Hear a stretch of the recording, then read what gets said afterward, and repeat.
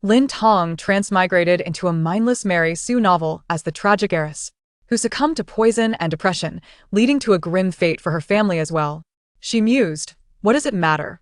You have your protagonist's halo, and I have my ability to reload that I in a reality show." The false heiress bribed the director to cheat at every turn.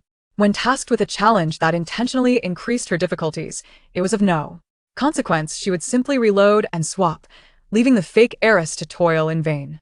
When the racehorses were dosed with laxatives, it was again inconsequential.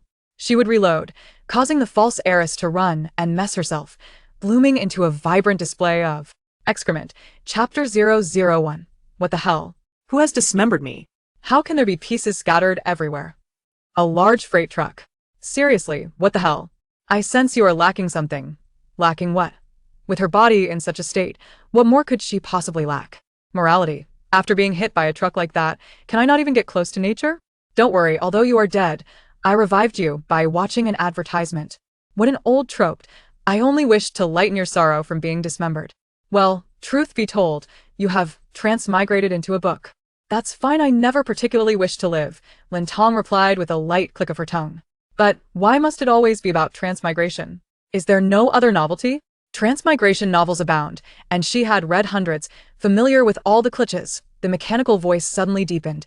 Transmigration is splendid. It allows those missed opportunities and misunderstandings in reality, those discontentments and imperfections, those internal struggles and anxieties, those desires unfulfilled, to be pacified within the pages of a book, dissipating your anger and pain, leading you to a serene and joyful conclusion. Transfer to a human operator. The transmigration trope has a wide audience and is relatively easy to write.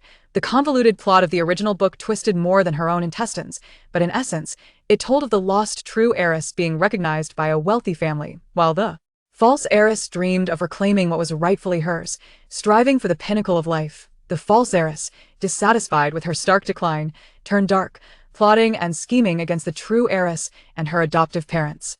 In the end, the true heiress succumbed to cancer and depression, while the Lin family fell apart, suffering illness, injury, and death. The false heiress, however, thrived in both career and love, becoming the ultimate winner in life. Lin Tong was the victimized true heiress. Lin Tong felt a surge of unbridled rage. Here she was, a model citizen laboring diligently at a job earning a meager salary of 3,800, while such vile individuals ascended to the heights of success. This is a work of pure creative freedom by the author, hence devoid of logic or moral distinctions, which has incited much resentment among readers. Your task is to rewrite the plot, ensuring that the wicked are punished and the virtuous thrive. You are currently experiencing cellular mutations and organ failures that I end the reality show. You have been framed by the false heiress and subjected to online harassment, leading to depression. You are likely to perish within a year. While modern medicine cannot cure you, fear not, for we at the Transmigration Bureau can alter your fate. If you can gather 1 billion happiness points within a year, you will be reborn. Lin Tong paused for 3 seconds, pointing at the downward arrow on the wall. You are this despicable S.O. Now I am to work for you, and on top of that, I must earn money for my treatment? I cannot manage this, find someone else. Evil capitalists, omnipresent throughout the universe. You are dead in your original world, not working means death. Yet, if you complete the tasks, you will become the true heiress of a wealthy family, possessing billions. What difference is there from a foolish ultimatum of 10,000 for a spoonful of dung? How much will you eat?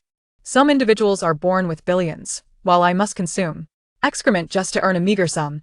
This wretched world makes my existence feel utterly pointless. Lin Tong, who was struck dead by a car on her way home from overtime, bore resentment that could rival 100 evil sword immortals. Anyway, I never particularly wish to live. If I die, so be it. The woman peacefully closed her eyes. Being human, one should be more optimistic. I desire euthanasia. Recalling the directive from her superior to send Lin Tong on a mission, the mechanical voice, with newfound resolve, declared, once you collect the billion happiness points, you will receive a clean, legal 10 billion as a reward. Additionally, I shall provide you with a free reload ability, along with an extra save slot. Surely that will suffice? A reload ability, you will soon discover its benefits. Do you have any life-enhancing substances? You know, the kind that gives one a boost when feeling down, allowing one to keep going for 3 days and nights? She truly needed something like that now. We are a legitimate company, you know? Alright, let me introduce myself. I am Lin Tong. Highly adaptable, a skilled communicator, bold yet meticulous, frank and straightforward in character, well-read and experienced, with a passion for literature and a refined taste for culinary delights.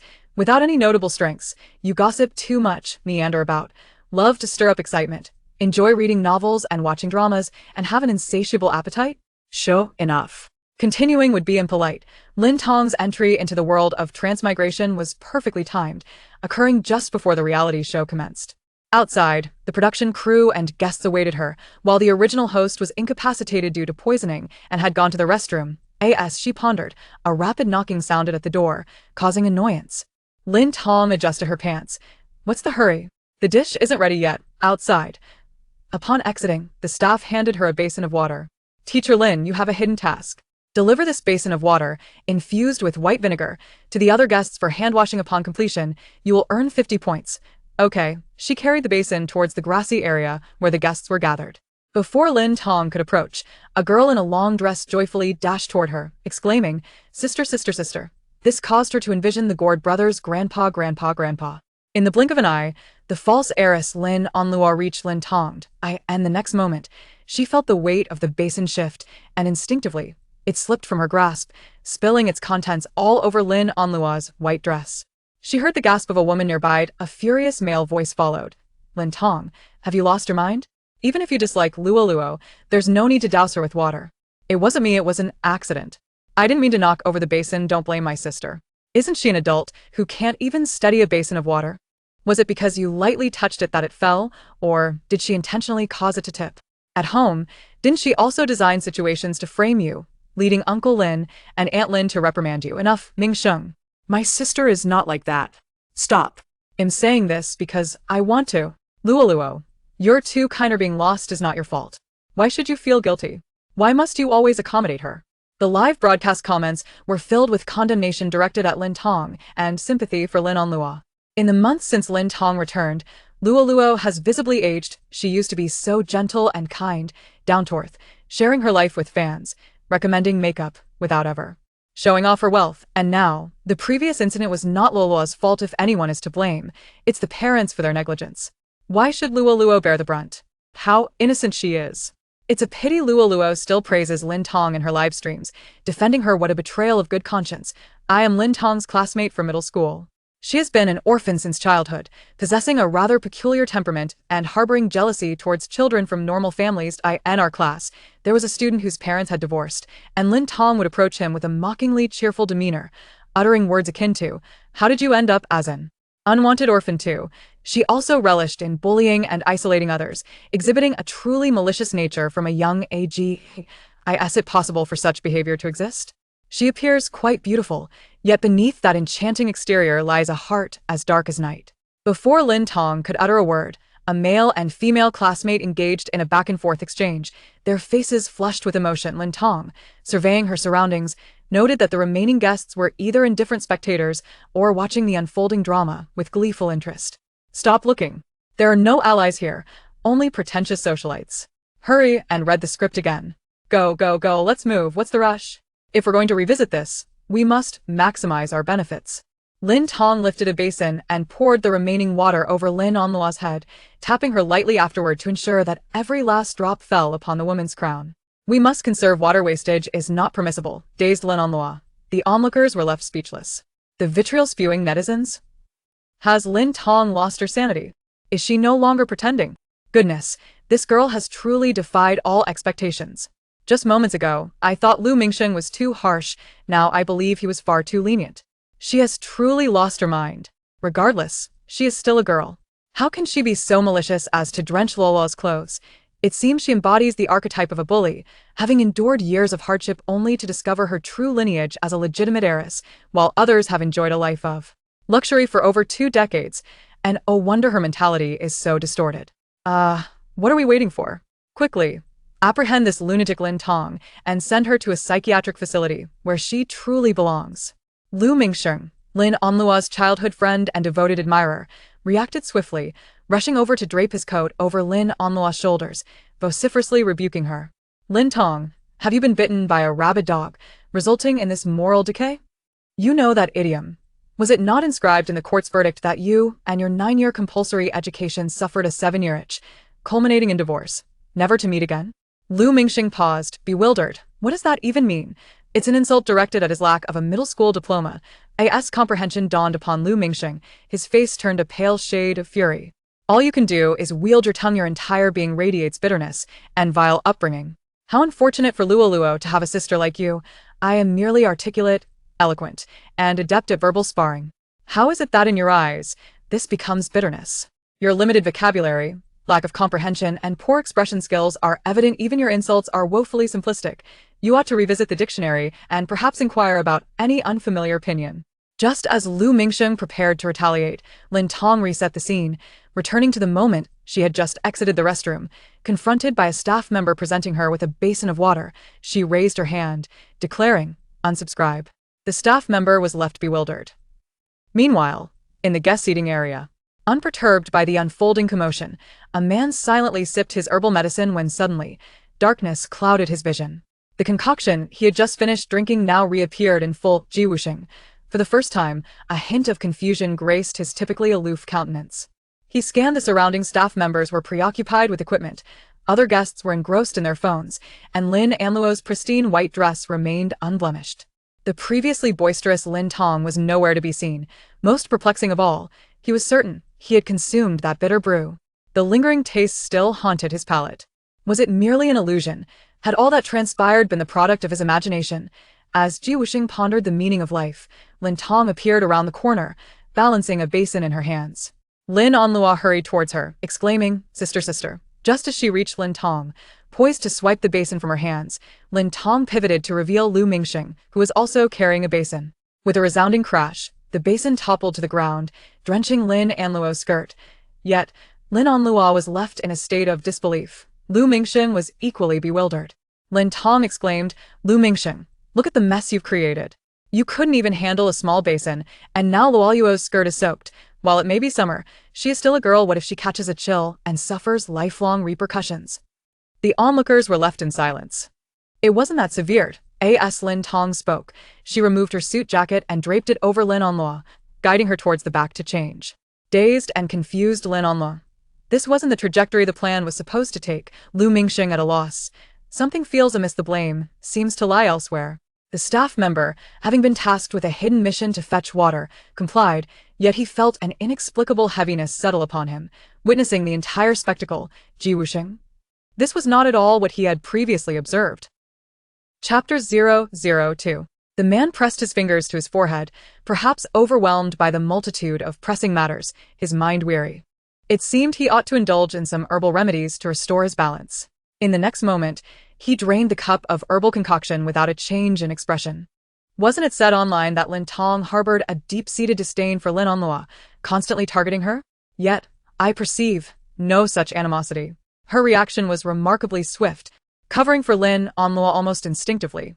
Is it possible that she is merely feigning indifference due to her tarnished reputation, attempting to redeem herself? The act of covering was instantaneous, a subconscious response. If she genuinely despised Lin Anluo, even if she were acting, her reaction would not have been so prompt unless she could deceive even herself, in which case her acting skills are truly extraordinary. I was Lin Tong's classmate in middle school. She is an orphan, which has twisted her psyche, yet she possesses remarkable acting abilities.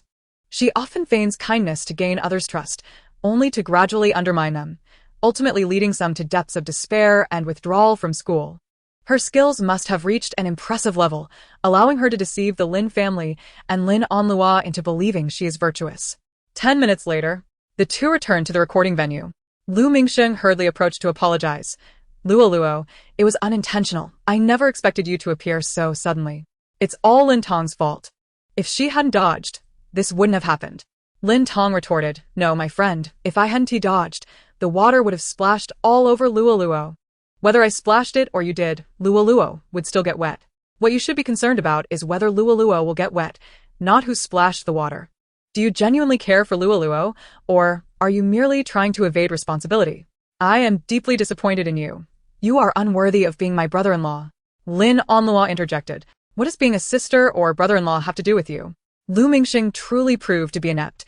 Even when he couldn't help, he still managed to create complications. Lin Tong found herself at a loss.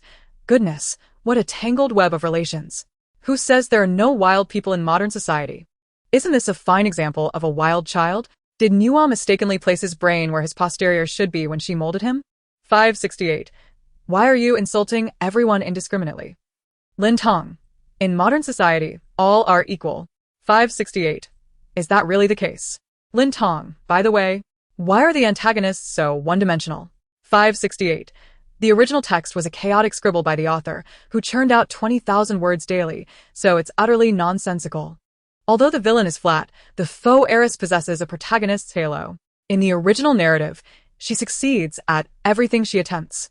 Thus, you must be vigilant and work hard, or you might easily fall into the faux heiress's trap and meet your demise. Lin Tong. In that case, she ought to dig a larger pit for me. At least 100 or 80 square meters. 568. Are they digging a grave for you? The title of this dating reality show is straightforward: Loves Among the Elite.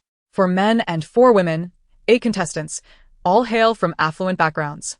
Having grown weary of ordinary dating shows, netizens are highly intrigued by the novelty of elite romance, and it has garnered immense attention since its announcement. 568.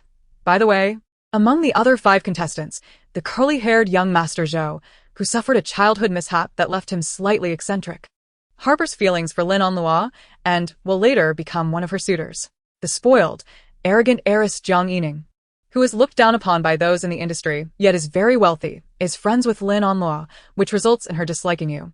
The cheerful, illegitimate son of a wealthy family, Luo Mingtian, is also her friend, and he happens to be the male lead in the original text. Thus, he stands as your adversary.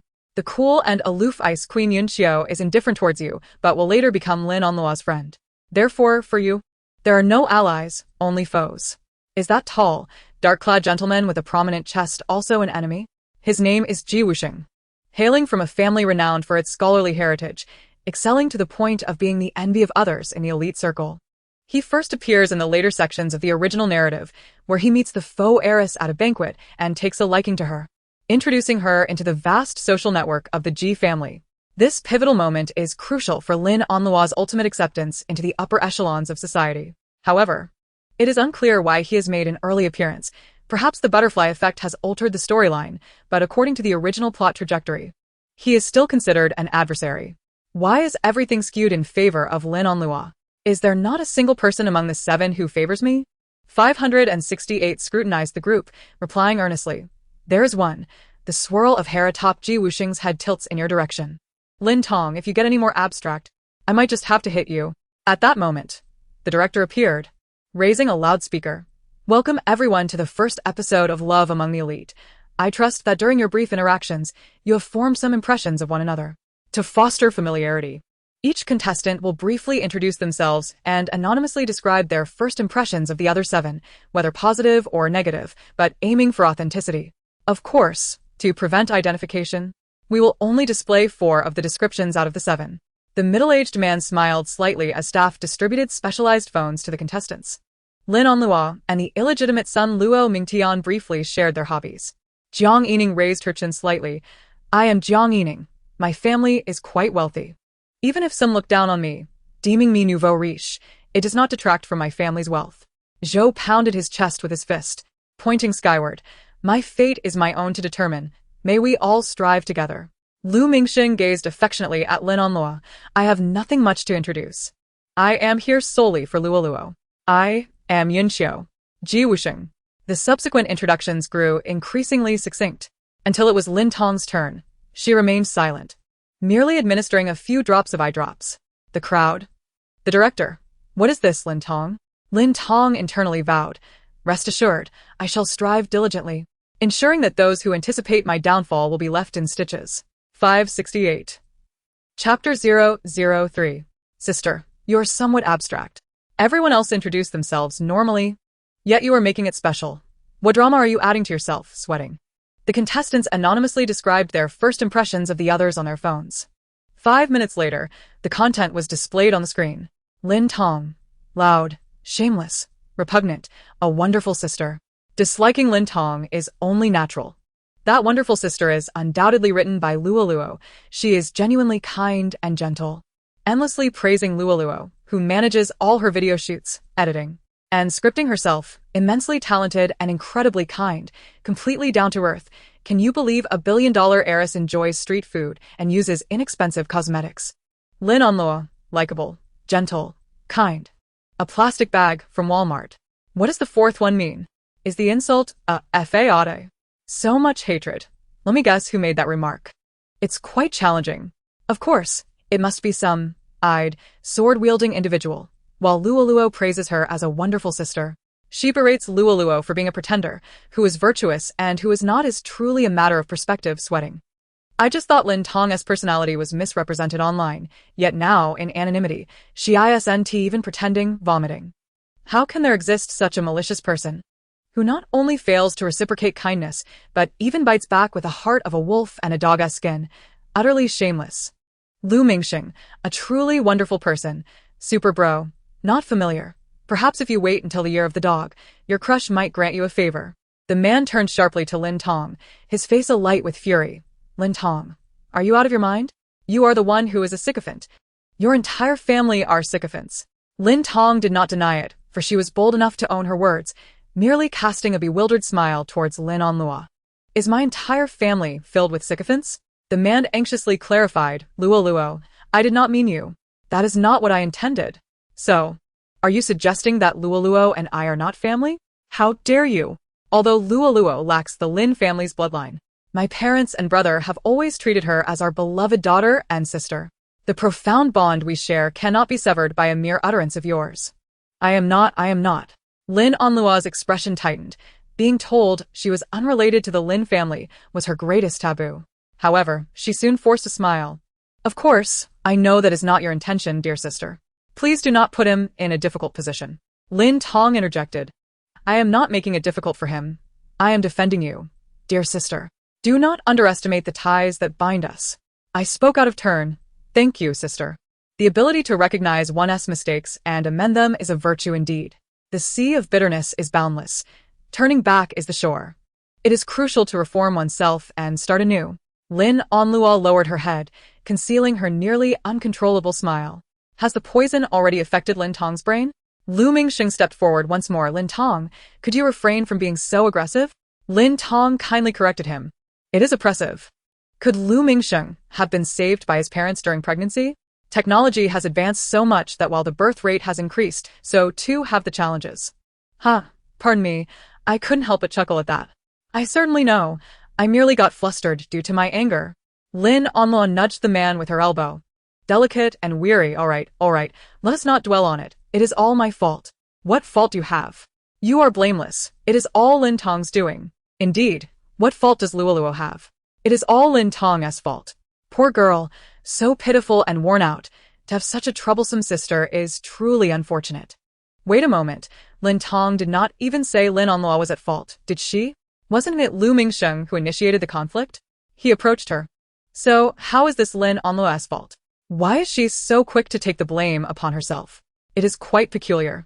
On the surface, it appears she is not targeting anyone, yet she continuously digs pits for Luoluo. Yun Xiao remained indifferent. She was unfamiliar with everyone. Although slightly cold, she perceived them as rather good individuals. It felt as though even the wind generated by their slaps bore a sweet fragrance. What is the fourth one, might I inquire? Yun Xiao expressionlessly read through the first three and frowned upon seeing the fourth. She cast a sidelong glance at Lin Tong and, without waiting for a response, withdrew her gaze with indifference. Is Lin Tong attempting to curry favor with Yun Xiao by writing in such a manner? After all, the other guests are all friends of Luoluo, and she seems to want to sway the neutral Yun Xiao to her side. Come on. Did you not see how Yun Xiao ignored her flattery? Wusheng, handsome and expressionless, thought. Isn't it just about having slightly better grades? Even the coldest person still has their weaknesses. Wusheng initially did not pay attention to the screen. But when he heard Lu Mingxing's laughter and Jiang Yining's joyous chuckle, he glanced up. The next moment, his sharp, icy gaze landed on Lin Tong. She spread her hands. The director said to strive for authenticity. I am merely speaking the truth. Perhaps my words are somewhat humorous and witty, employing rhetorical devices. I cannot help it. I am not like those who are overly aggressive. I've been reciting phonetics since childhood and frequently consult the Xinhua dictionary. Lu Mingxing retorted. Are you unwell? I already said that I misspoke in my anger. All right, understood. Pouty mouth brother. Ha ha, pouty mouth brother. No one is addressing it, although Lin Tong lacks decorum. Her descriptions are quite accurate. I believe she indeed reads the Xinhua dictionary often. Naming others with nicknames is quite impolite. Nevertheless, Lu Mingsheng was also insulting. It is a battle of wits between white phosphorus brother and verbal duelist. They are equally matched. Ji Wusheng did not respond to Lin Tong. He was not angered by her. Instead, he found her behavior somewhat childish and amusing. Lacking any real capability, she resorted to verbal attacks, merely seeking to gain a fleeting advantage. Still, Ji Wusheng is impressive. Ignoring Lin Tong is the greatest form of disdain, haha. Every creature has its nemesis. Someone will surely bring Lin Tong down. Let us see how she will dance. Jose laughed incessantly, seemingly unaware of whom he was attempting to seduce. He was unfamiliar and indifferent. Jiang Yining, the nouveau riche without depth. Unfamiliar. Often misunderstood, yet a good person. Speaking candidly, you are the one I envy most among all present. Luo Mingtian, the illegitimate child, should spare us the embarrassment. Unfamiliar. Indifferent. Is he naturally blessed with a smile? Next, each male guest received a red rose. The director instructed. Please present the red roses to the female guests you wish to team up with. The female guests may also choose to respond. I predict Luo will undoubtedly receive the most roses. Then I wager Lin Tong will certainly not receive any roses. Is there any need to guess? This is a foregone conclusion. No sooner had the words left his mouth than Luo Mingtian and Lu Mingsheng approached Lin Onlua, offering her the roses. Jose observed Lin Onlua, who had already been chosen by two others, and presented his rose to Jiang Yining. She placed her hands on her hips. Hey, what do you mean by this? You are settling for me, are you? Jose placed his finger to his lips. Show, you are not second-rate. It is just that the bond between us is not strong enough. Jiang Yining could not help but roll her eyes. Rumor has it that you tested your head's resilience as a child by getting it stuck in a door, leading to your current shortcomings. It appears the rumors are true. Jose lowered his head suddenly. Damn it, have I finally been discovered? Jiang Yining. Huh? Not really, buddy. The male guests remaining included Ji Wusheng, while the female guests left were Yunxiu and Lin Tong. Everyone was curious about whom Ji Wusheng would choose. Chapter 004. The tall man bent the rose and accurately tossed it into the nearby trash bin before walking toward Yunxiu, stopping a meter away. Appearing on the show was not his intention but a family obligation. He held no interest in these individuals. I knew it, haha. The class representative has arrived. Bending the rose signifies he does not wish to give it to anyone, yet if forced to choose between Yunxiu and Lin Tong, he still opts to team with Yunxiu. Suddenly, I feel that Yunxiu and Ji Wusheng might be quite compatible, a match of cold-faced beauty and status. I wonder who will break the ice first? There is something intriguing here, haha. I do not know if Ji Wusheng is interested in Yunxiu, but he certainly dislikes Lin Tong. Not one has chosen Lin Tong. Does she not feel embarrassed? I feel embarrassed for her. Lin Tong looked at Ji Wusheng, curiosity piqued. Why did you not choose me? You are like a clamorous summer cicada, noisy and grating, and I dislike talkative people. He satisfied her curiosity. Your words are truly unpleasant. I am tempted to remove your pants and use the elastic as a slingshot to smack your mouth. Ji Wusheng narrowed his eyes. If you had the ability to do so. The woman feigned a leap toward him, prompting the man to instinctively step back. On the surface, you appear aloof. But in reality, you are merely a stubborn pretender.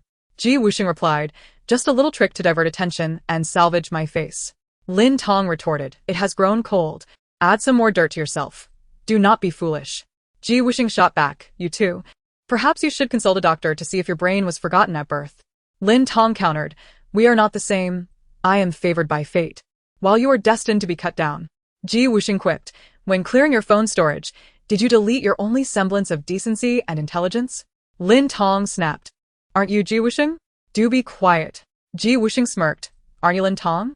Is your sight still intact? It feels as though these two could poison themselves just by licking their lips. Isn't it said that Ji Wusheng is quite aloof? He certainly does not seem that way now.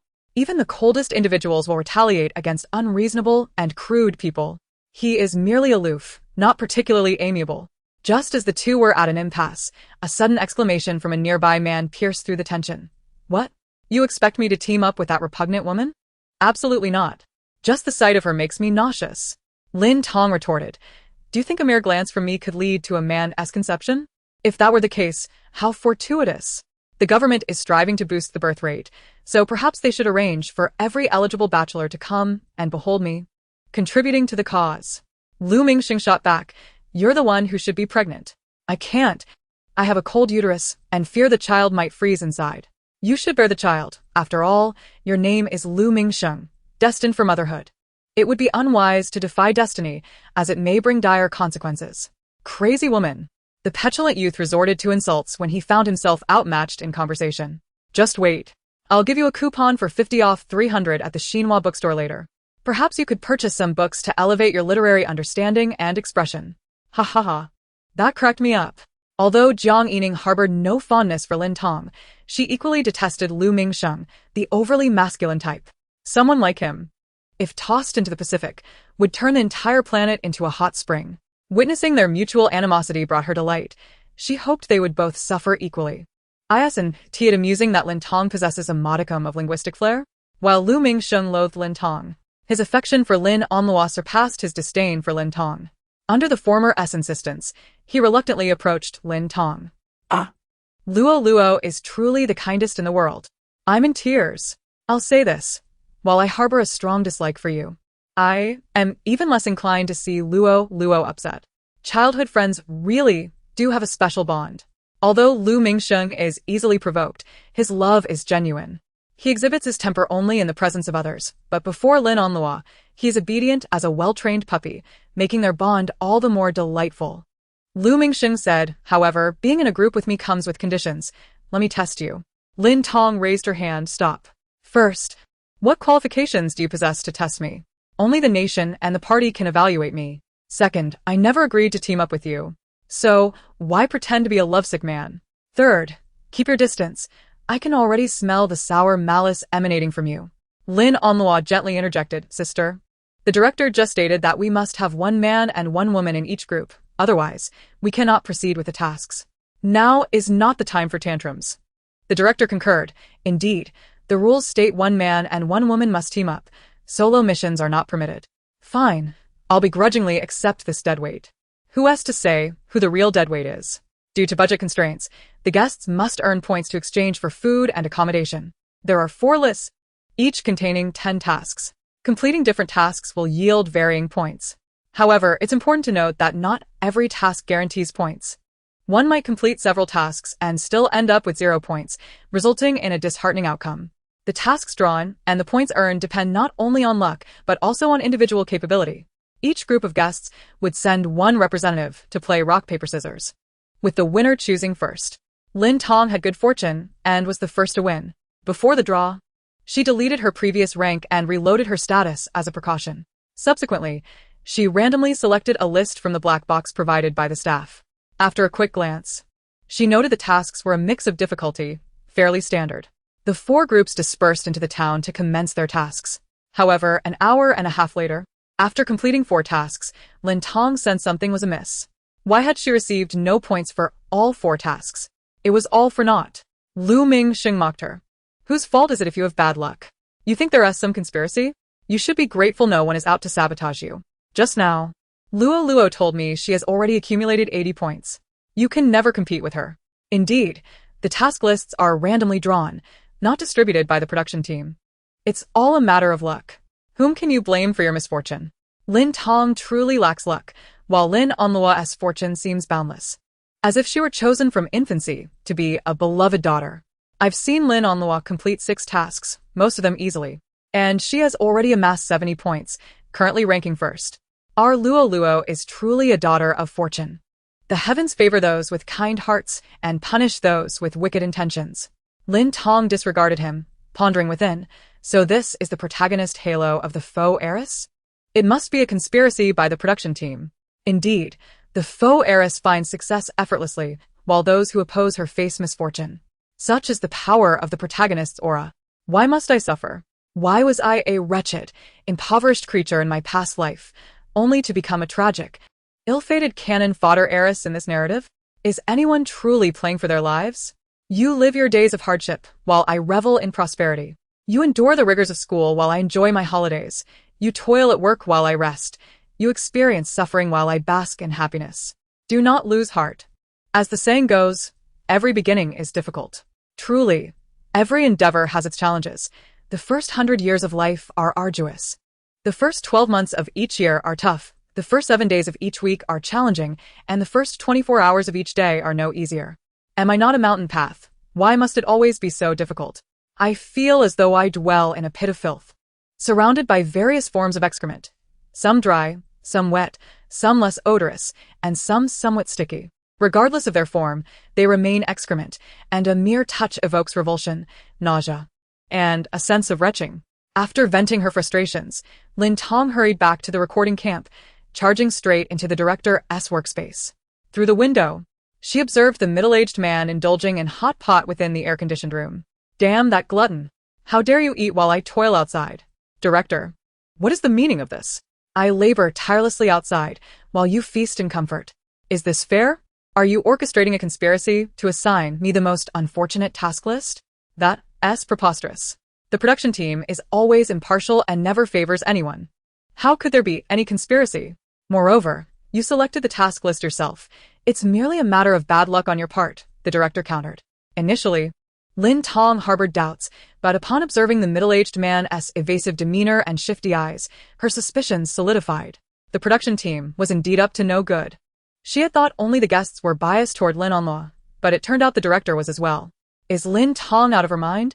Just because she drew a bad task, she questions the director? If you can't handle losing, don't play. You have no integrity. I am astounded. Blaming others for your misfortune is the epitome of shamelessness. Yet the director's shifty behavior is telling. Normally, if he were innocent, he would either calmly explain or express anger at the accusation. How can he be so evasive? The production team has no grudge against Lin Tong. Why would they harm her? Even if they disliked her, wouldn't that simply be her just desserts? Enough of this nonsense. You're old, and your rear is loose. Just look at you, thick around the waist. The belly protruded, as if it were the size of a roadside stone pillar, leading one to whimsically assume that a little Sun Wukong might leap forth, mistaking you for Zhu Beiji and delivering a playful blow, exclaiming, "Hey, dimwit, take that." Lin Tong, akin to a pea shooter operating at double speed, unleashed a rapid-fire barrage of words, leaving the director begging for mercy. Is it Zhu Beiji, who is pregnant with Sun Wukong? Stroking chin, is there a genius involved?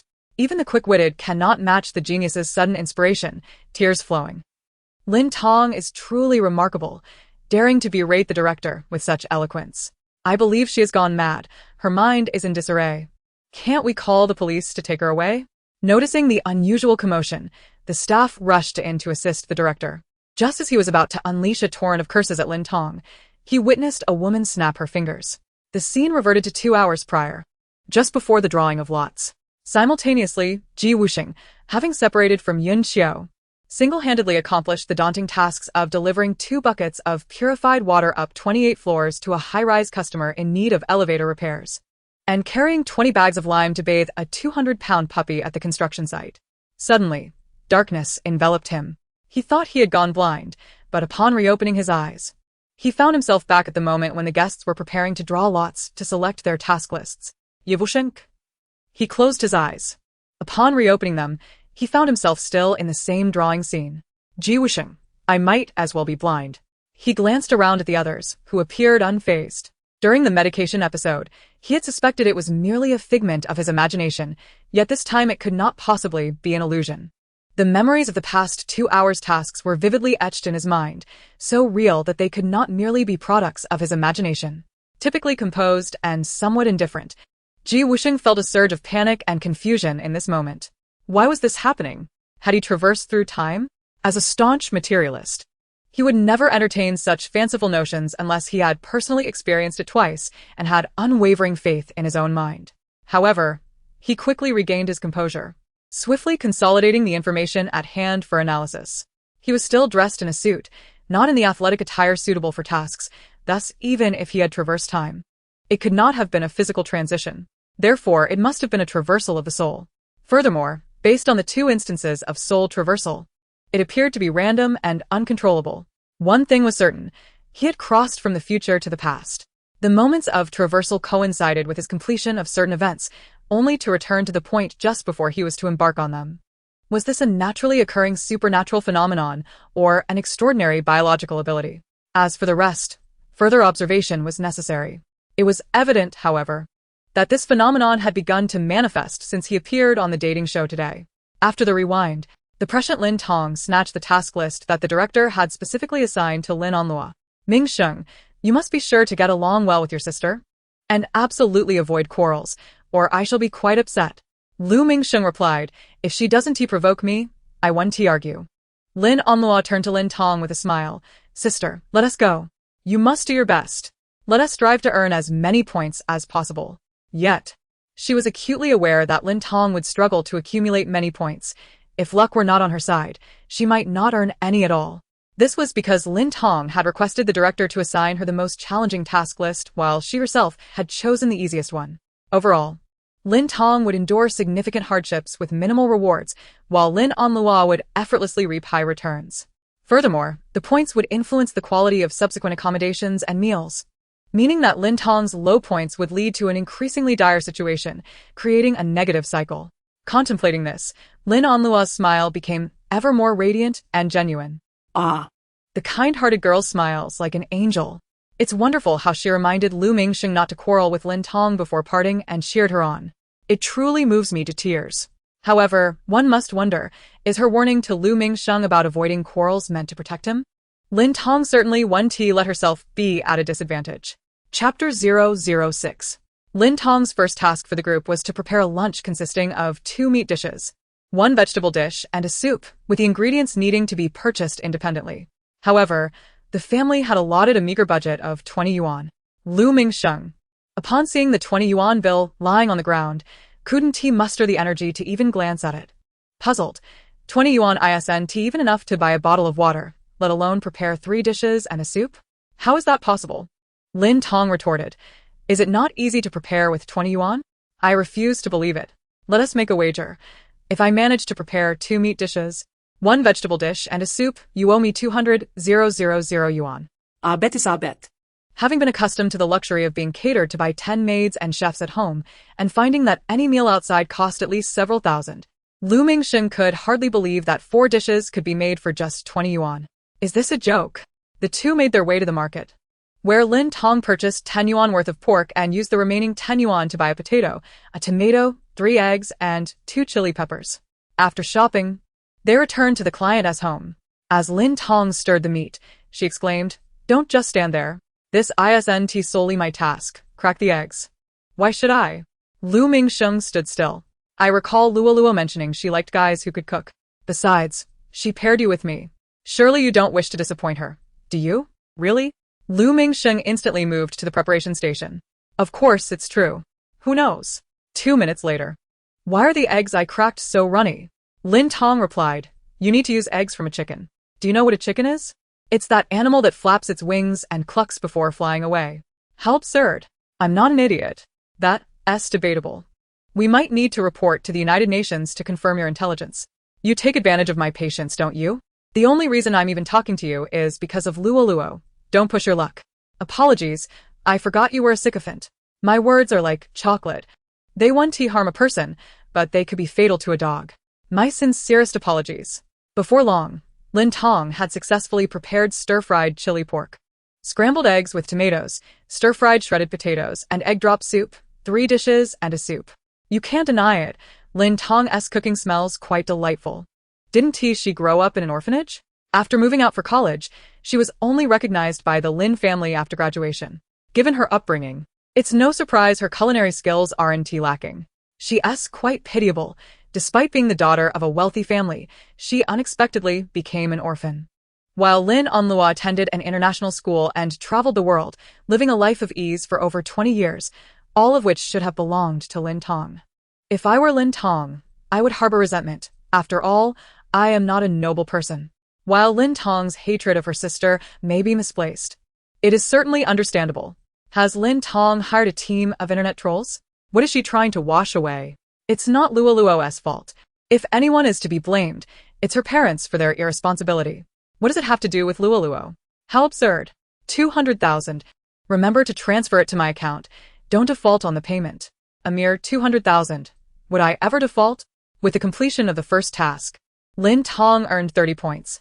The second task was to drive to the pet hospital and bring a cat home. Lin Tong asked, can you drive? I have 5 drivers. So you can't drive? Useless. You're the one who's useless. Why would I drive myself when I can just let a driver do it? Lin Tong retorted. Are you not going to do anything for this task? Lu Mingsheng, feeling irritable, replied, Stop complaining, I'll just give you 100,000. Such a chatterbox. Lin Tong responded, Please, what status do I hold now? We are peers in the same circle. You expect me to be your driver? 50,000. Deal. With a sneer, Lu Mingsheng glanced at Lin Tong's eager expression, unable to suppress a laugh. Growing up in a small place, even returning to the capital and the Lin family, she still exuded an air of poverty. Just 50,000, and she was so delighted? Clearly, she had never seen the world. On the way, Lin Tong chatted with 568. Do you know what the essence of driving is? Accelerating technological advancement for the convenience of human life? No, the essence of driving is surpassing others and being surpassed. I thought you were talking about driving in a literal sense. I am talking about driving. Look, I just overtook the car on my left, yet was overtaken by the one on my right. Despite her brief acquaintance with Lin Tong, she was not entirely innocent. Certain traits could be discerned at a glance. Upon entering the pet hospital, Lin Tong noticed a calligraphy piece hanging on the wall. She frowned in surprise. What does it say? The pet doctor slightly pursed his lips. Read from right to left. Oh, it's about human conduct. Instinctively following her heart upon seeing it, she forgot to start reading from the right. The pet doctor sighed. 568 exclaimed, See. Certain traits are evident at first glance. Just then, Lu Mingsheng, who had just returned from buying water, raised his voice. What does it say? The pet doctor gritted his teeth. It's about human conduct. Let us go home, shall we?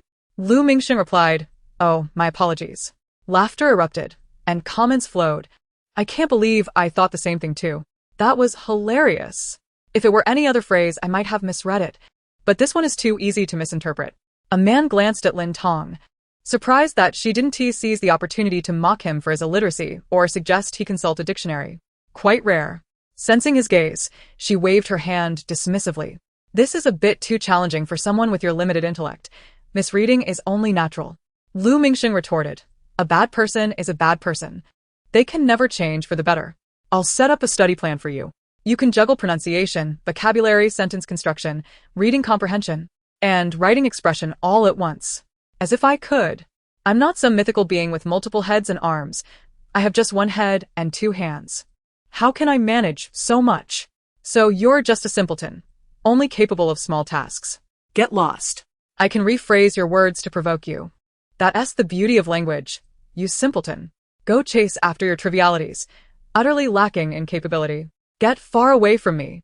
Chapter 007.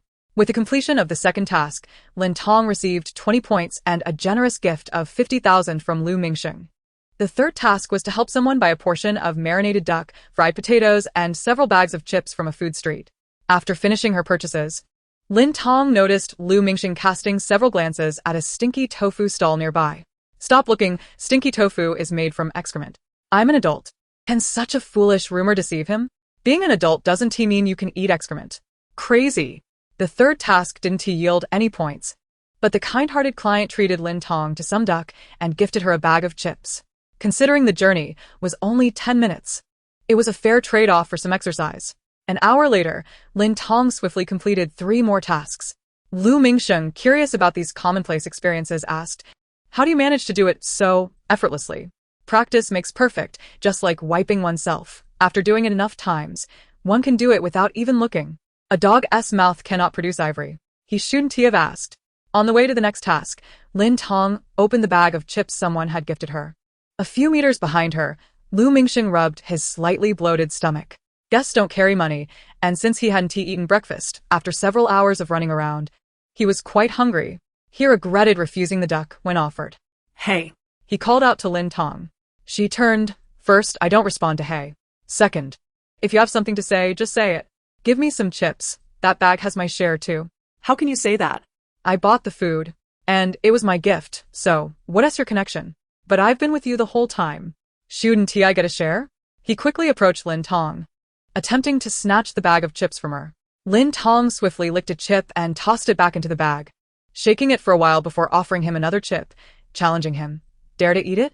The gamble was on Lu Mingsheng's courage. Would he eat the chip Lin Tong had licked? He hesitated for a few seconds before snatching the bag and the chip, licking it himself before quickly tossing it back into the bag. The entire action was fluid, and he kept his gaze fixed on Lin Tong. How about that? If I can't eat it, neither can you. Lin Tong chuckled, her laughter vibrant and infectious. Ha ha ha, I'm so thirsty from laughing. She laughed as if she were in a farmyard. Goose, goose, goose. Lu Mingsheng was perplexed. As she laughed, she opened the chip bag, shaking it slightly, revealing only one whole chip, while the rest were crushed crumbs. The chip she licked and the one he licked were the same. Lu Mingsheng dashed to a nearby trash can, choking Lin Tong, "You devil." He rolled his eyes, nearly fainting from anger. "Insane. You made me laugh for no reason. So inexplicably funny." Lu Mingsheng, "I'm not sorry. Lin Tong has gone too far, treating Lu Mingsheng like this. Some comments are too biased. While Lin Tong may not be the best, we must be fair. The chips rightfully belong to Lin Tong since she did all the work. Lu Mingsheng forcibly asking for them was wrong. Why hasn't anyone criticized him for lacking shame?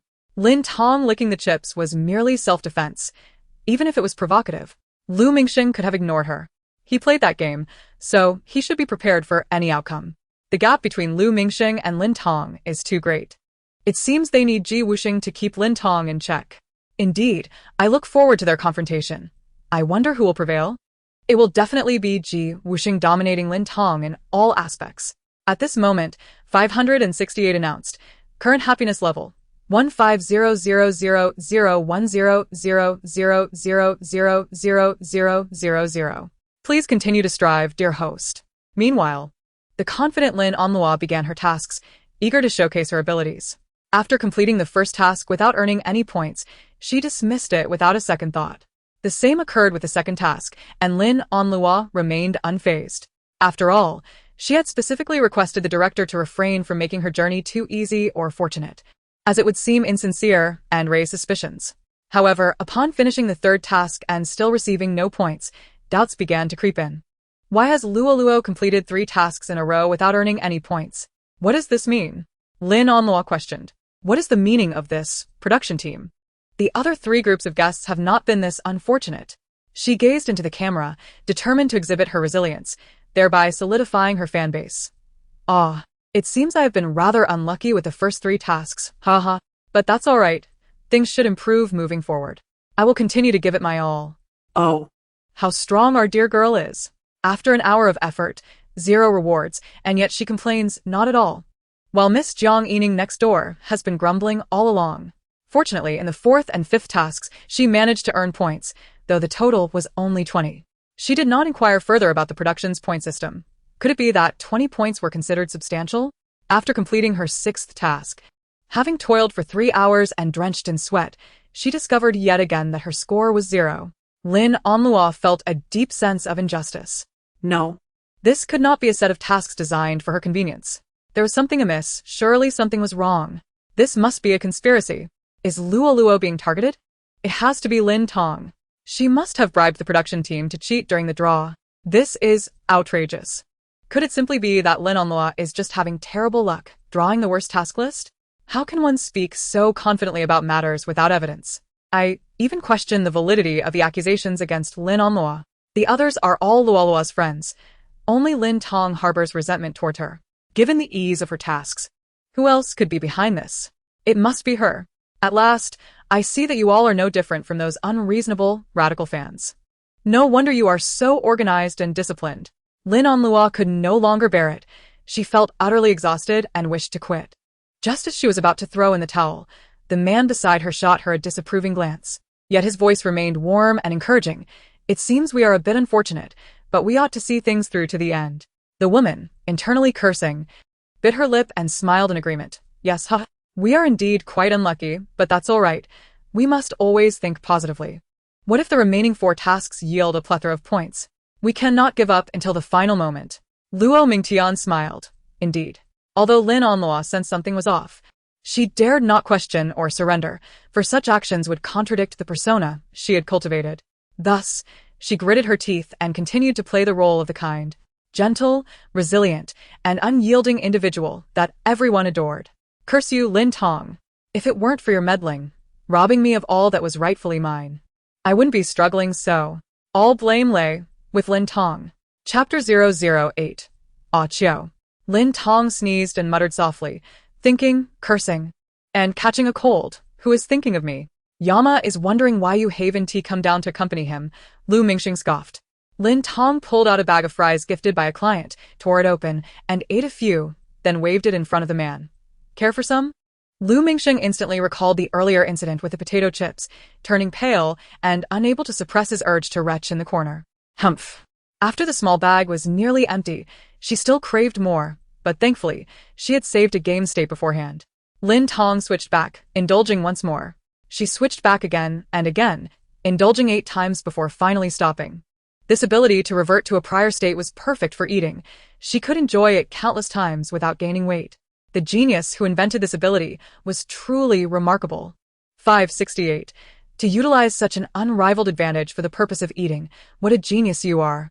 Several kilometers away, Wusheng, expressionless, had just finished feeding pigs for a family.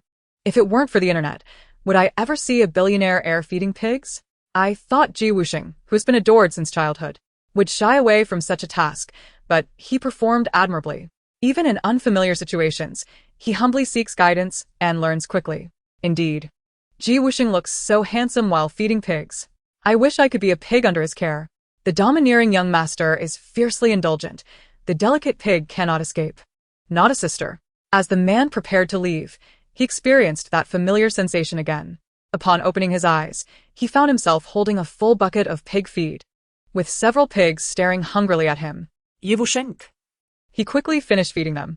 Just as he was about to step away, darkness enveloped him once more. The pigs stared at him. He fed them again, and again darkness returned. Demonstrating remarkable patience, he remained calm, continuing to feed the pigs until he had done so for the 8th time, caught in a peculiar time loop. After yet another round of feeding, he was met with darkness again. The pigs gazed at him expectantly. Wusheng smiled. The tall, well-proportioned man crossed his arms and stepped aside, resembling a male model. The air around Wusheng became tense. The pigs, having had their food bucket thrown down, dared not protest, huddling in silence. However, 5 minutes later, that familiar sensation did not return. After another 5 minutes, it vanished completely, as if it had never been there. Huh. Wusheng smirked slightly, yet his expression turned somber. The coldness in his eyes held a suppressed, enigmatic glint. Each time he traversed this peculiar realm, he felt himself ensnared by an unknown force, manipulated at will. He despised this feeling of losing control. He vowed to uncover its source. Watching Wusheng enter, abruptly throw down the bucket, stand silently for 10 minutes, then emit cold laughter, the audience wondered, what's wrong with this guy? His laughter gives me goosebumps. Perhaps he can't handle the arduous, grimy tasks today. After all, he has been a pampered heir all his life. The most hardship he's faced is drinking iced coffee. Isn't Wusheng known for his calm demeanor? He hardly seems composed now. Pigs, is no one going to feed me peanuts? Footsteps approached, revealing the client who saw pig feed scattered everywhere, Wusheng. He spoke through gritted teeth, my apologies. I will compensate for this. From this day forth, he would never again meet the pig's gaze. At 1 o'clock in the afternoon, all the guests returned to camp after completing their tasks. The first to arrive were Jiang Yining and Zhou Zhe, who had completed merely 7 tasks. Although their assignments were relatively easy, the points they earned were scant. Disillusioned by the disparity between effort and reward, Jiang Yining decided to return and rest. Following them were Wusheng and Yun Xiao, who had tackled 8 challenging tasks and accrued a greater sum of points. However, Wusheng encountered difficulties during the final stages, resulting in a loss while attempting to feed the pigs. The third pair to arrive, Lin Onlua and Luo Mingtian, appeared particularly disheveled. Their tasks were arduous, yielding minimal points. Nonetheless, they persevered until the end, completing all 10 tasks, yet their points were pitifully low, inciting complaints among fans in the live stream about unfairness. Lin Tong received a task list that was both the least challenging and the most rewarding, and logically, she should have returned to the camp much earlier. However, while the other pairs worked collaboratively, she was alone, which extended her time away, making her the last to return. Eager to see Lin Onlua, Lu Mingxing dashed to her side as soon as he alighted from the vehicle. The man excitedly inquired, Luo, how did it go? Did you earn a lot of points? In his mind, Lin Onlua had always been exceptionally fortunate. This was only natural, as fate tends to favor those who are kind, beautiful, diligent, and resilient. Hence, even participating in a program, he was convinced that Lin Onlua would, as always, shine brilliantly as the most fortunate star in the crowd. Overwhelmed by fatigue, hunger, and dissatisfaction, Lin Onlua was reluctant to respond to Lu Mingxing's question. Instead, she simply smiled at him, revealing a hint of grievance. "What's wrong?" Luo Mingtian sighed beside her. "We were rather unlucky and drew the most difficult and least rewarding task list. After toiling to complete 10 tasks, we only earned 40 points. How could this happen? Are we really that unfortunate?" he exclaimed.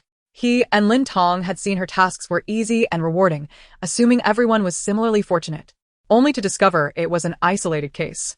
Why? It because the production team is rigged.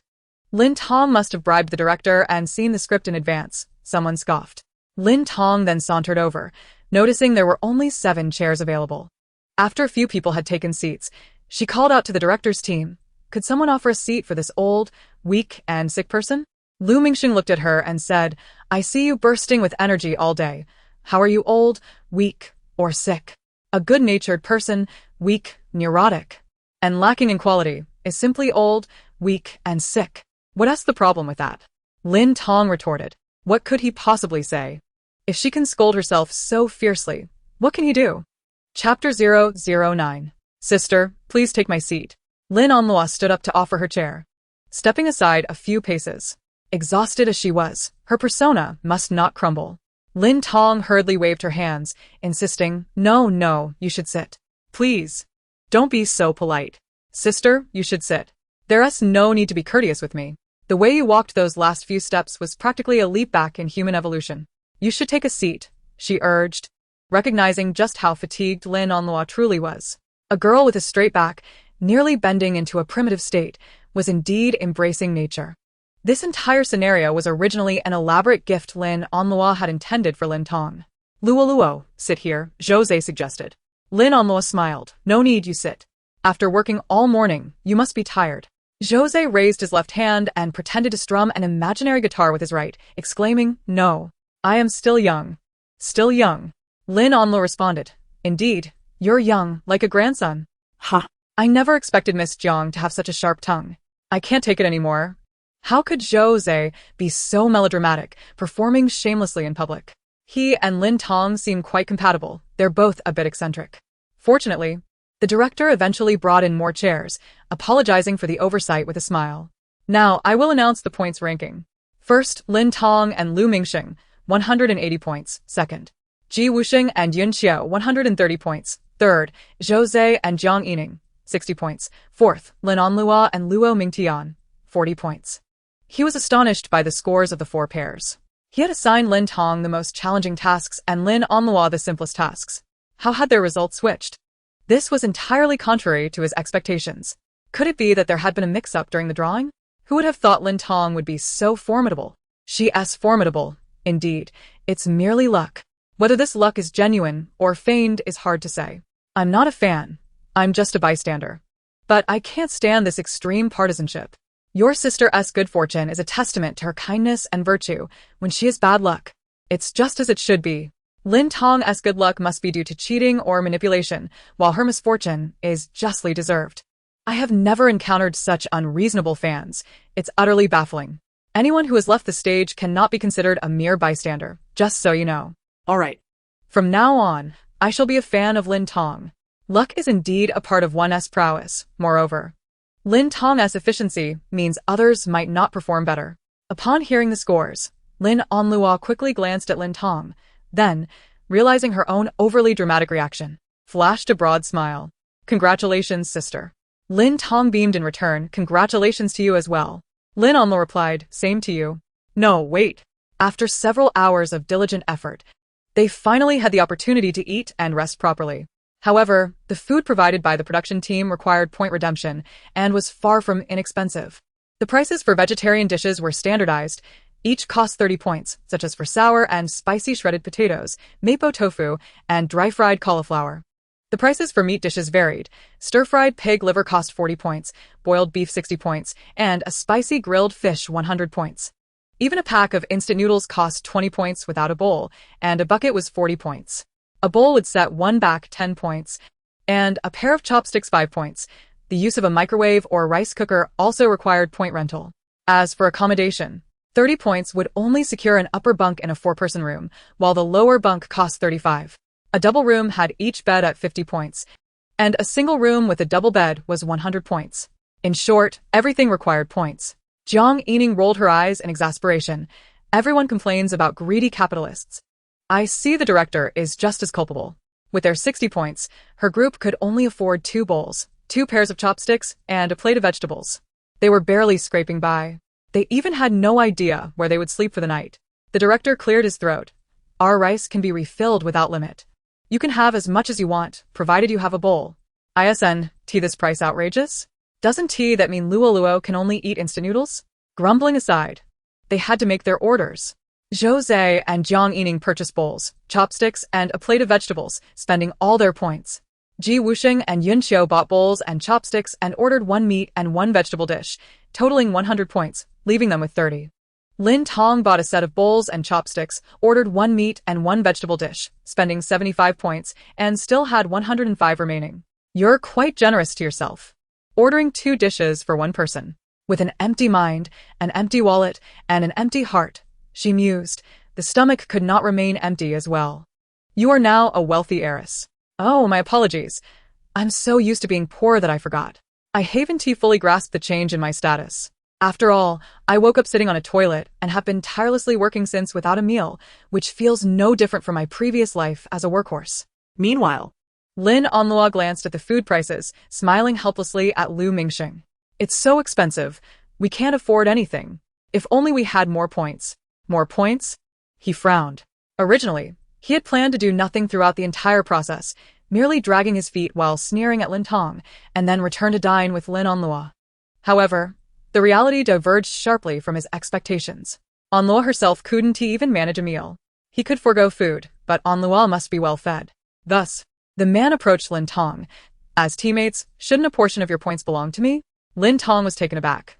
Buddy, why don't you think back a little? I completed all 10 tasks on my own. What's your connection to that? How dare you shamelessly ask to share my points?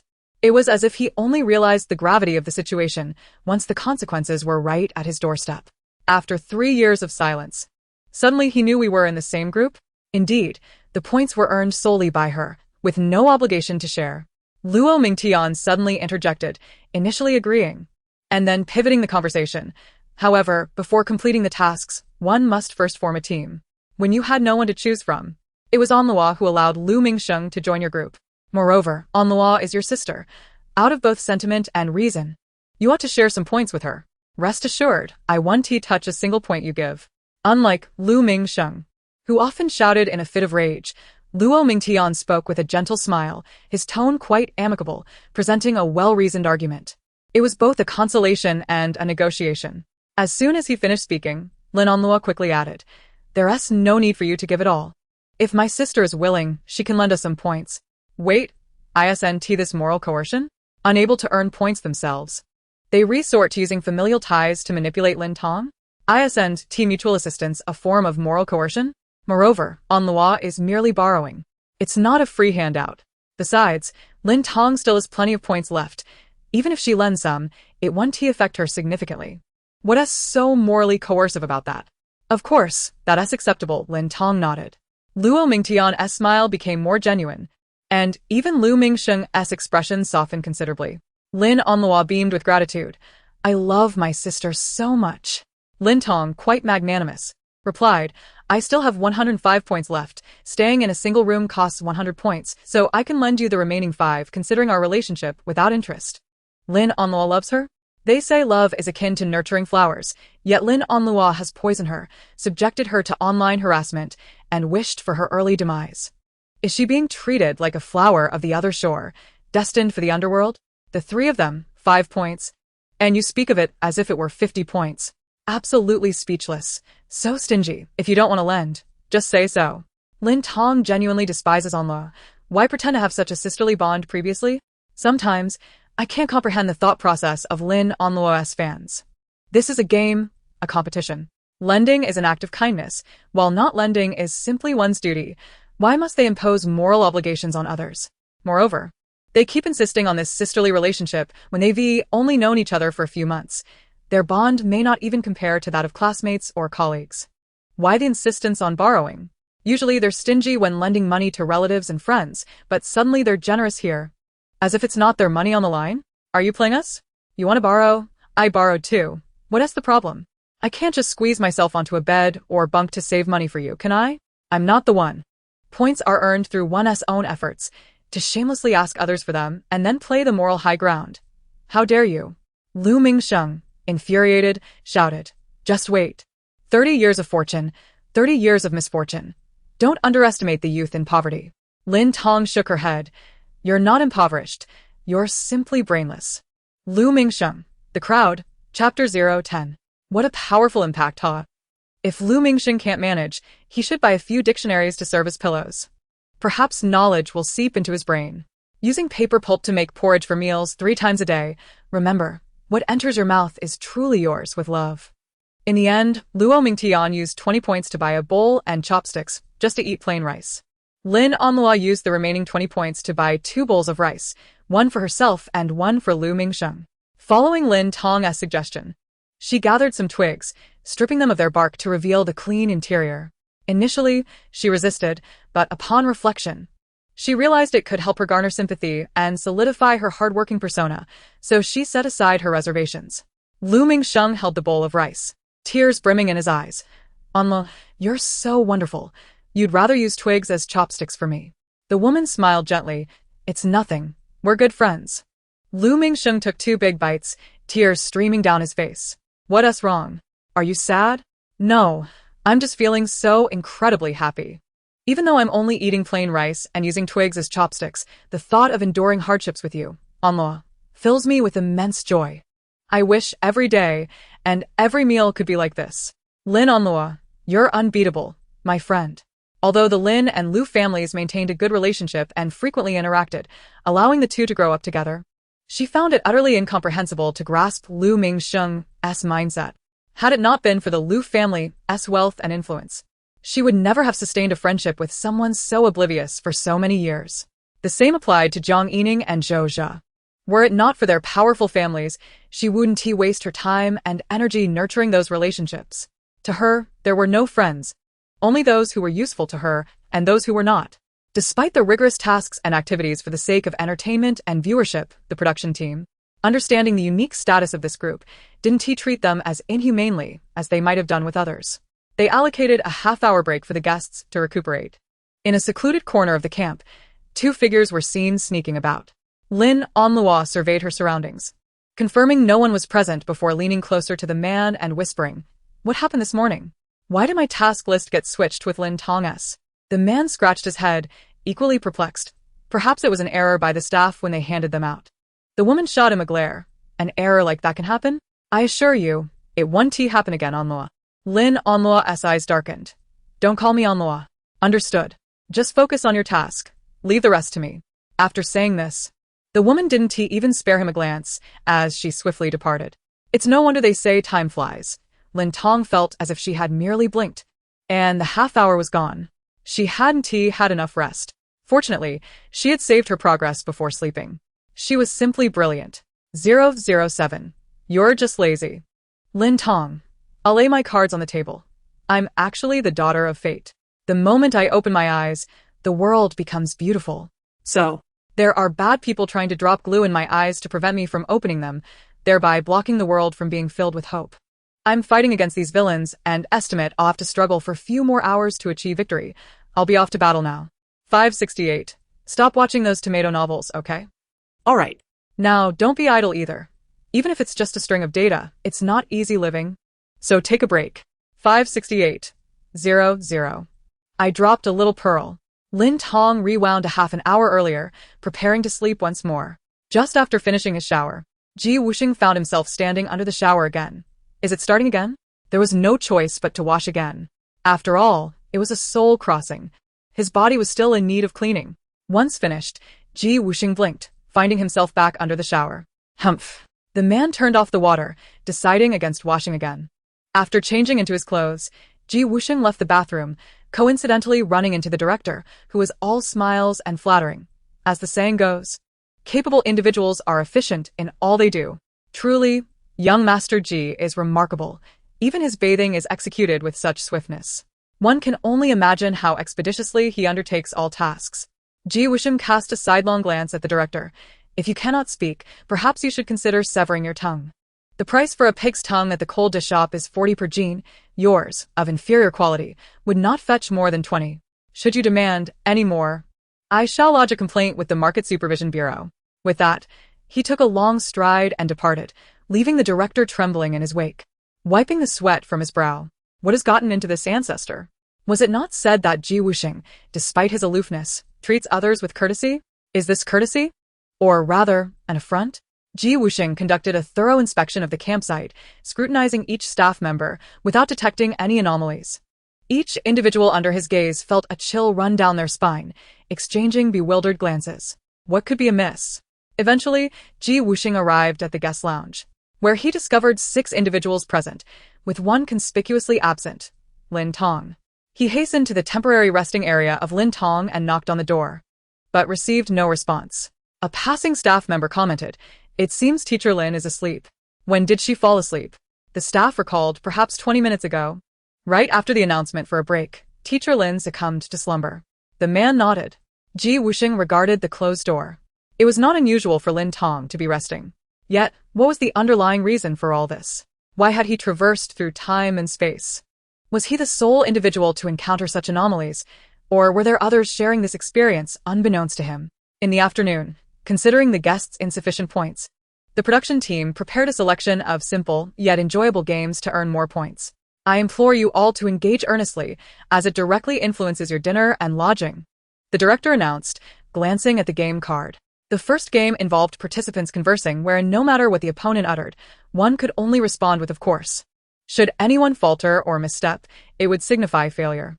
The groups remained as designated in the morning, with one representative from each team competing against the others, earning 30 points for each victory. The discord from lunchtime had transformed the relationship between Lin Tong and Lu Mingxing's group into a chasm. However, it mattered little. Lin Tong was more than capable of holding her own in verbal sparring. As for the man, he would merely hinder her swiftness in drawing her sword. In the first round, Lin Tong's group faced off against Lin Onlua's, while Jiang Yining's group confronted Ji Wusheng's. It seems both Ji Wusheng and Jiang Yining possess sharp tongues. It is difficult to predict the victor. Surely Ji Wusheng will prevail? Though he speaks little, his words pierce the heart. Jiang Yining is no slouch either. She often shares her indulgent lifestyle on social media, frequently facing accusations of flaunting wealth. Yet, she reciprocates these critiques with equal fervor. To be honest, I am more curious about the outcome between Lin Tong and Lin Onlua's group. I believe Lin Tong will win. After all, she lacks decorum, while Luo Luo is kind-hearted and gracious, unlikely to utter anything unkind. Indeed, when it comes to unpleasant remarks, Luo Luo cannot compete with Lin Tong. The representatives from both groups were as predicted. Lin Onlua smiled at Lin Tong, saying, "Sister, do show some mercy."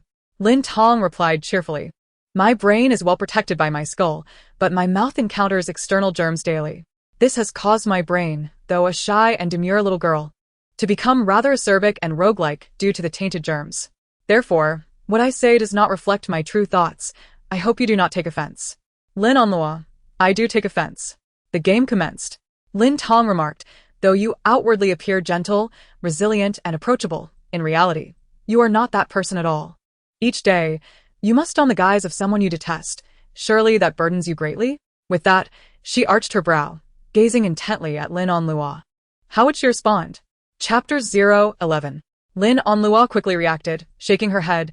"Sister, you are truly impressive. I concede defeat.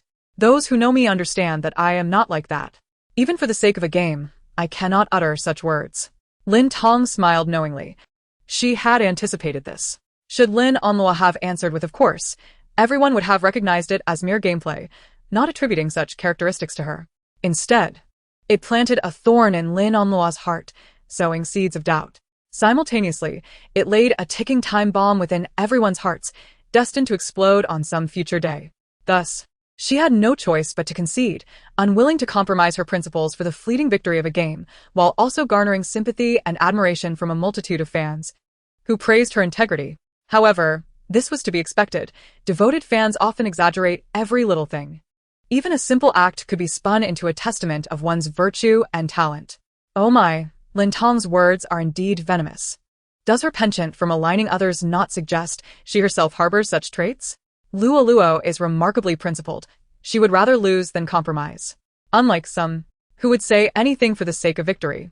Lin Tong can't handle the pressure. This game demands one to strike at the heart of the opponent. If she cannot withstand the heat, perhaps she should refrain from participating in reality shows and remain a cloud princess. One cannot lack decorum at home and expect others to maintain propriety. Surely, Lin Tong's fans must adhere to moral standards when defending her? Isn't this what we have learned from you? When faced with unreasonable double standards, one must retaliate with equal fervor. Had you not turned me into a Lin Tong supporter, I would have merely enjoyed the spectacle as an onlooker. As Lin Tong's segment concluded, so too did Ji Wusheng and Jiang Yining's round, as Ji Wusheng's words silenced Jiang Yining. Though you incessantly assert your identity as a nouveau riche, seemingly unbothered by external judgments, the more you emphasize your indifference, the more it reveals your deep-seated concern. You despise being labeled as such. And your facade of strength is but a fragile veneer. Jiang Yining's pride crumbled before him. Unable to withstand the blow, Zhou could no longer bear to witness his teammates' humiliation and rushed to Ji Wusheng's side, only to be met with a chilling glare that compelled him to retreat. He awkwardly draped an arm around Jiang Yining's shoulders. Don't be upset, I don't believe he speaks the truth. You are not a nouveau riche. Jiang Yining flung his arm away, retorting, Who is your brother? I am a sister. He is right, I do care. So what if I do? The fault lies not with you, but with those who judge you. Ji Wusheng cast a glance her way, his demeanor cool and detached. Jiang Yining glared back. Then why voice it?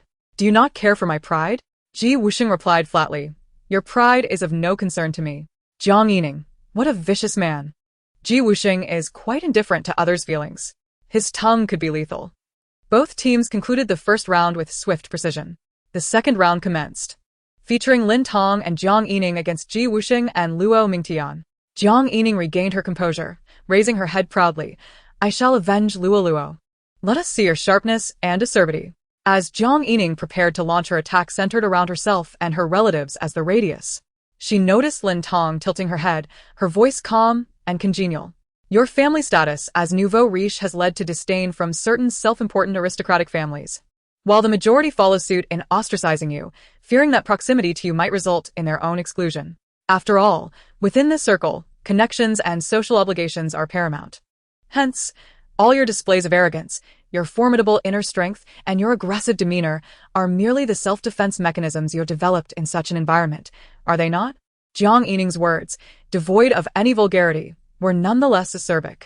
However, having undergone desensitization thanks to Ji Wusheng's prior remarks, the young lady momentarily froze before forcing a smile. Of course, she responded quickly. After being acknowledged by the Lin family and witnessing everything that was rightfully yours turn into Luo's, you must harbor a deep resentment towards her, plotting to ensnare her and trample her underfoot, correct? Jiang Yining's prowess in verbal confrontation was equally impressive. Just when everyone anticipated Lin Tong to refute this, she unexpectedly replied without hesitation, of course. This left Jiang Yining momentarily speechless. Meanwhile, Lin Tong's eyes widened slightly, her lips biting down, trembling softly. Ah, she finally admitted it. Lin Tong, that sharp-tongued and vicious woman. Poor Luo. I don't perceive Lin Tong as such. Rather, she exudes a sort of nonchalance as if to say, I am upright and principled, so whatever accusations you hurl at me, I remain unfazed. Have you ever killed anyone? Of course. I once killed 8. Do you think she truly is killed, or is she jesting? Lies cannot inflict harm. It is the truth that cuts like a knife. Jiang Yining pondered for a moment. Your efforts to showcase your existence on the program are aimed at trampling Luo beneath you, aren't they? Of course, Lin Tong affirmed. Jiang Yining was momentarily at a loss. Lin Tong continued, even while you strive to establish labels that suggest you are difficult to approach and interact with, deep down, you yearn for others to care for you, do you not? You act self-sufficient and indifferent, yet when others express concern, you shed tears, only to feign indifference and insist they leave you alone. A quintessential glass heart indeed. While everyone dismisses you, you too fail to rise to the occasion. Jiang Yining pressed her lips together. Don't we know each other? You come in here making baseless assumptions about me, thinking yourself a psychologist? Lin Tong merely replied with 3 words, "You lost." Jiang Yining was about to retort further when Zhou Zhe and Lin Onlua each grasped one of her arms. "A Ning. It's all right, I will always be by your side," Lin Onlua reassured her. Jiang Yining slept Jose's shoulder. "Go for it, bite her," Zhou Zhe proclaimed fiercely. "Watch me. I will make her weep and regret provoking us." Chapter 012. A man strode up to Lin Tong. "No offense, but please don't address me with that supermarket steel wool hairstyle and face resembling an 80-year-old heel. It makes me feel nauseous. You owe me an apology for the harm you've caused, especially since we had no grievances prior." Zhou Zhe quickly bowed. "I'm sorry." He returned to Jiang Yining's side, his eyes reddened, his spiky curls drooping as he looked at the two. "Lin Tong called my hair a steel wool ball and said my face is as wrinkled as an old man's heel. This was a hairstyle I spent $999 on to achieve pure and innocent curls, and I just had a $199 top-notch photon rejuvenation last week." Lin Onlua interjected. "You heard it. No need to repeat it, it only makes it worse." Jiang Yining admitted, albeit reluctantly, "Though I hate to concede, Lin Tong is indeed quite articulate." Lin Tong approached the man, offering a comforting pat on his shoulder. "All right, let those tears swirl in your eyes for a bit, but don't let them spill. It could lead to rust." Zhou Zhe protested. "You still haven't let him off the hook. Why are you still pursuing this? It's evident." Lin Tong, a slap from a woman, but for men it's 2. Lin Tong certainly possesses an eye for beauty, he mused. "Are you referring to her talent for identifying tearful steel wool balls and pouting fellows? Quite the nickname creator, aren't you?" Observing Zhou Zhe and Jiang Yining suffer under Lin Tong's sharp tongue, Lu Ming experienced a peculiar sense of equilibrium and pleasure within. In the second round, Lin Tong and Ji Wusheng emerged victorious once again. The third round featured Lin Tong and Ji Wusheng against Jiang Yining and Luo Mingtian. Given that Lin Tong and Ji Wusheng had already exchanged brief but intense banter earlier in the day and both were formidable opponents, anticipation for their clash was palpable. Apart from Ji Wusheng's fans, even others showed support for him. "I bet on Ji Wusheng to win. What's there to wager?" Ji Wusheng's rank is evidently superior to Lin Tong's. Their intellect and backgrounds are not on the same level. There's nothing to discuss. Victory shall favor the righteous. Ji Wusheng. Attack Lin Tong fiercely and drive her to madness. Just thinking about how Lin Tong will be rendered speechless soon makes me chuckle. Every bullet she fires will ultimately rebound upon her. Even if Ji Wusheng wins, that's his affair, not yours. It's amusing to see a crowd of sycophants deluding themselves. Enough of that.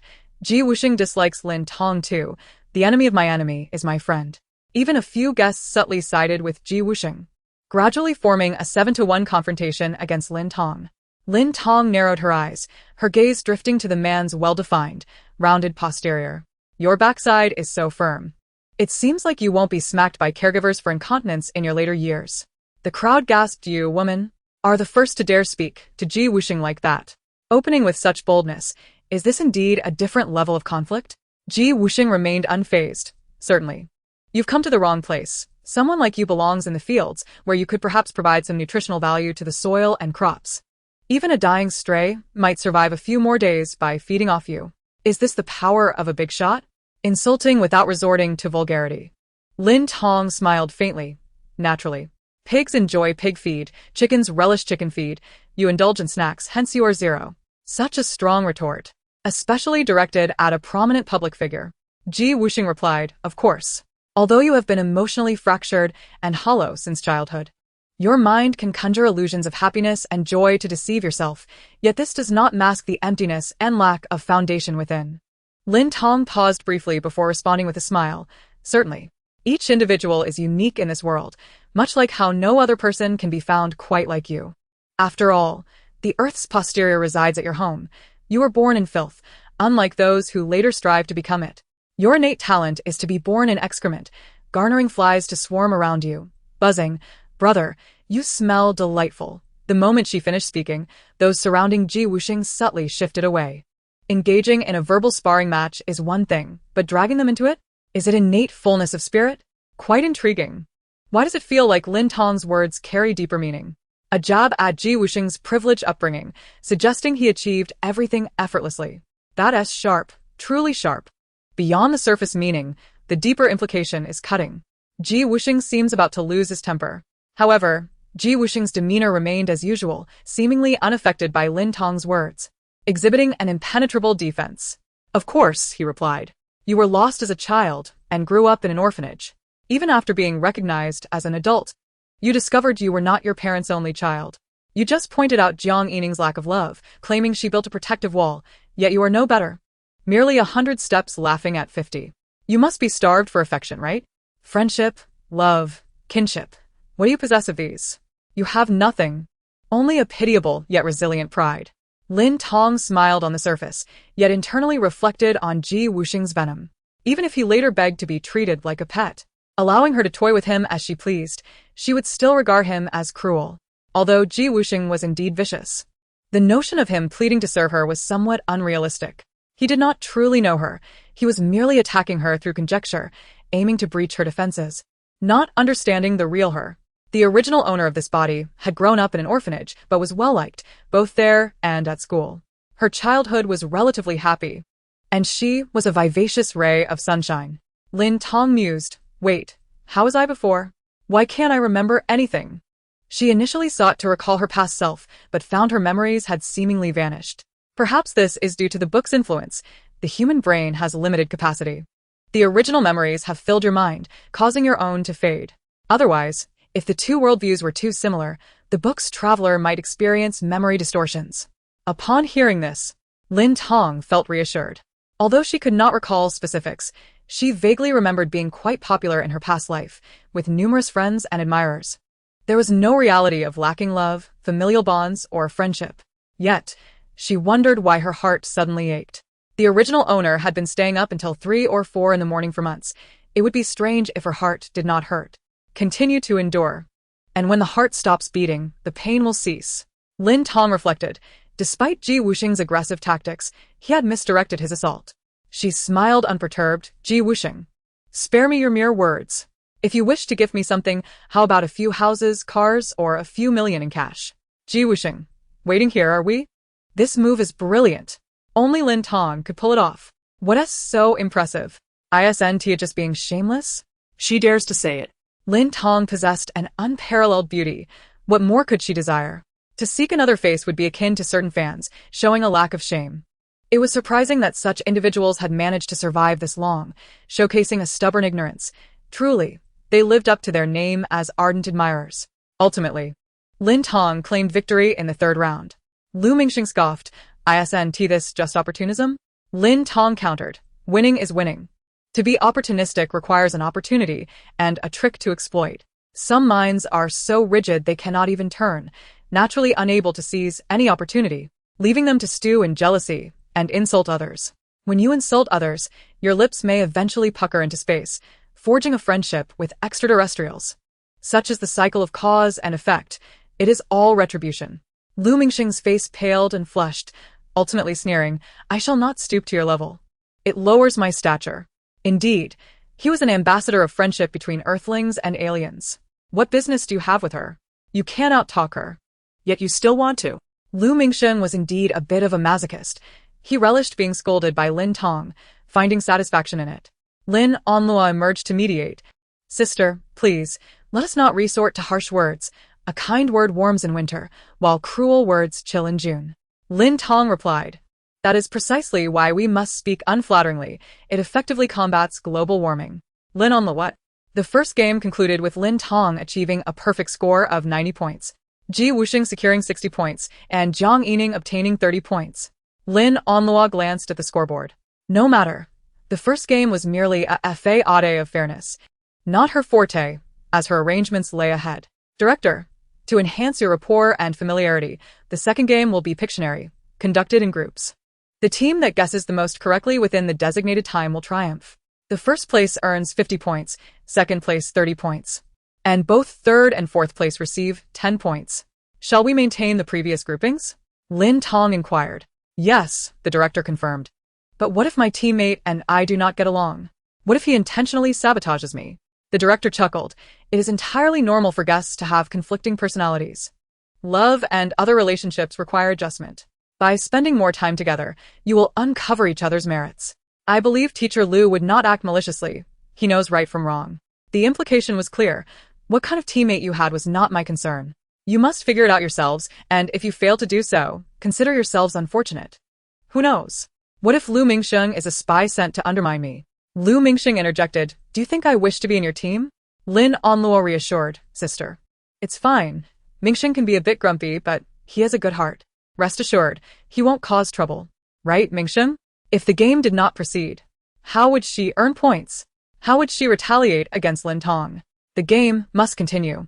Lu Mingsheng conceded, for Luo's sake, I won't cause any trouble. But don't blame me if our performance falters. After all, there is no harmony between us. Once again, it is commendable how Luo, despite having no points, still advocates for Lin Tong, who has amassed so many points. Regrettably, kind individuals often do not receive kindness in return. They are targeted and betrayed. Come now. Lin Tong earned every single one of her points through her own efforts. It is absurd to suggest that Lin Onlua is responsible for her success. Such a twisted narrative lacks shame. As the game commenced, the 4 groups of guests continued to select materials through a random draw. Lin Tong, leading the scoreboard, randomly picked the top book from the black box, followed by Yun Xiao and Jiang Yining, with Lin Onlua last. Upon obtaining her material, Lin Tong swiftly memorized all 10 words. Before the others could react, time rewound to the moment Lin Tong drew her slip. She reached into the black box, deftly feeling for the hidden latch, twisting the metallic clasp 90 degrees, which prompted a faint click.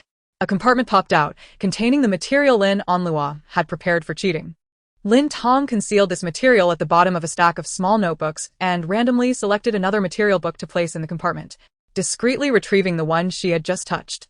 Her movements were swift and precise, taking only a minute or two. Emerging from the restroom, Wusheng found himself engulfed in darkness, only to open his eyes and discover he was back in the restroom, holding something heavy. Here we go again? He mused. This time, he chose to remain, for according to the patterns of the previous occurrences, this situation often repeated itself multiple times. Even if he moved, he would merely find himself caught in a loop. Yet, as minutes passed, the darkness did not return. Instead, he heard the staff's exclamations of, I'm sorry, as they hurriedly departed. Wusheng. When he confirmed that he would not return and was about to leave, the staff member who had just been outside the restroom approached with a bow, eagerly ingratiating himself. Teacher Ji, I understand. Men have desires. It's only natural. Rest assured. I will not speak a word of this. Wusheng was taken aback, momentarily stunned before comprehending the implications of the man's words. The man, frowning, replied, I did not. The staff member nodded repeatedly. Yes, if you say there is none, then there is none. But if there is nothing, why would someone stand in front of a urinal for several minutes? Were you fixing the plumbing? Wusheng remained unperturbed. He held no interest in such matters. Upon returning to the recording venue, the game commenced. The first duo was Lin Tong and Lu Mingsheng. Lin Onlu had repeatedly instructed, Mingsheng, you must embody the spirit of the game and play earnestly, no sulking allowed. Since you've asked, I shall reluctantly cooperate with that woman, hoping she possesses the wisdom not to hinder my progress. Lin Onlu glanced at Lin Tong and then at the others.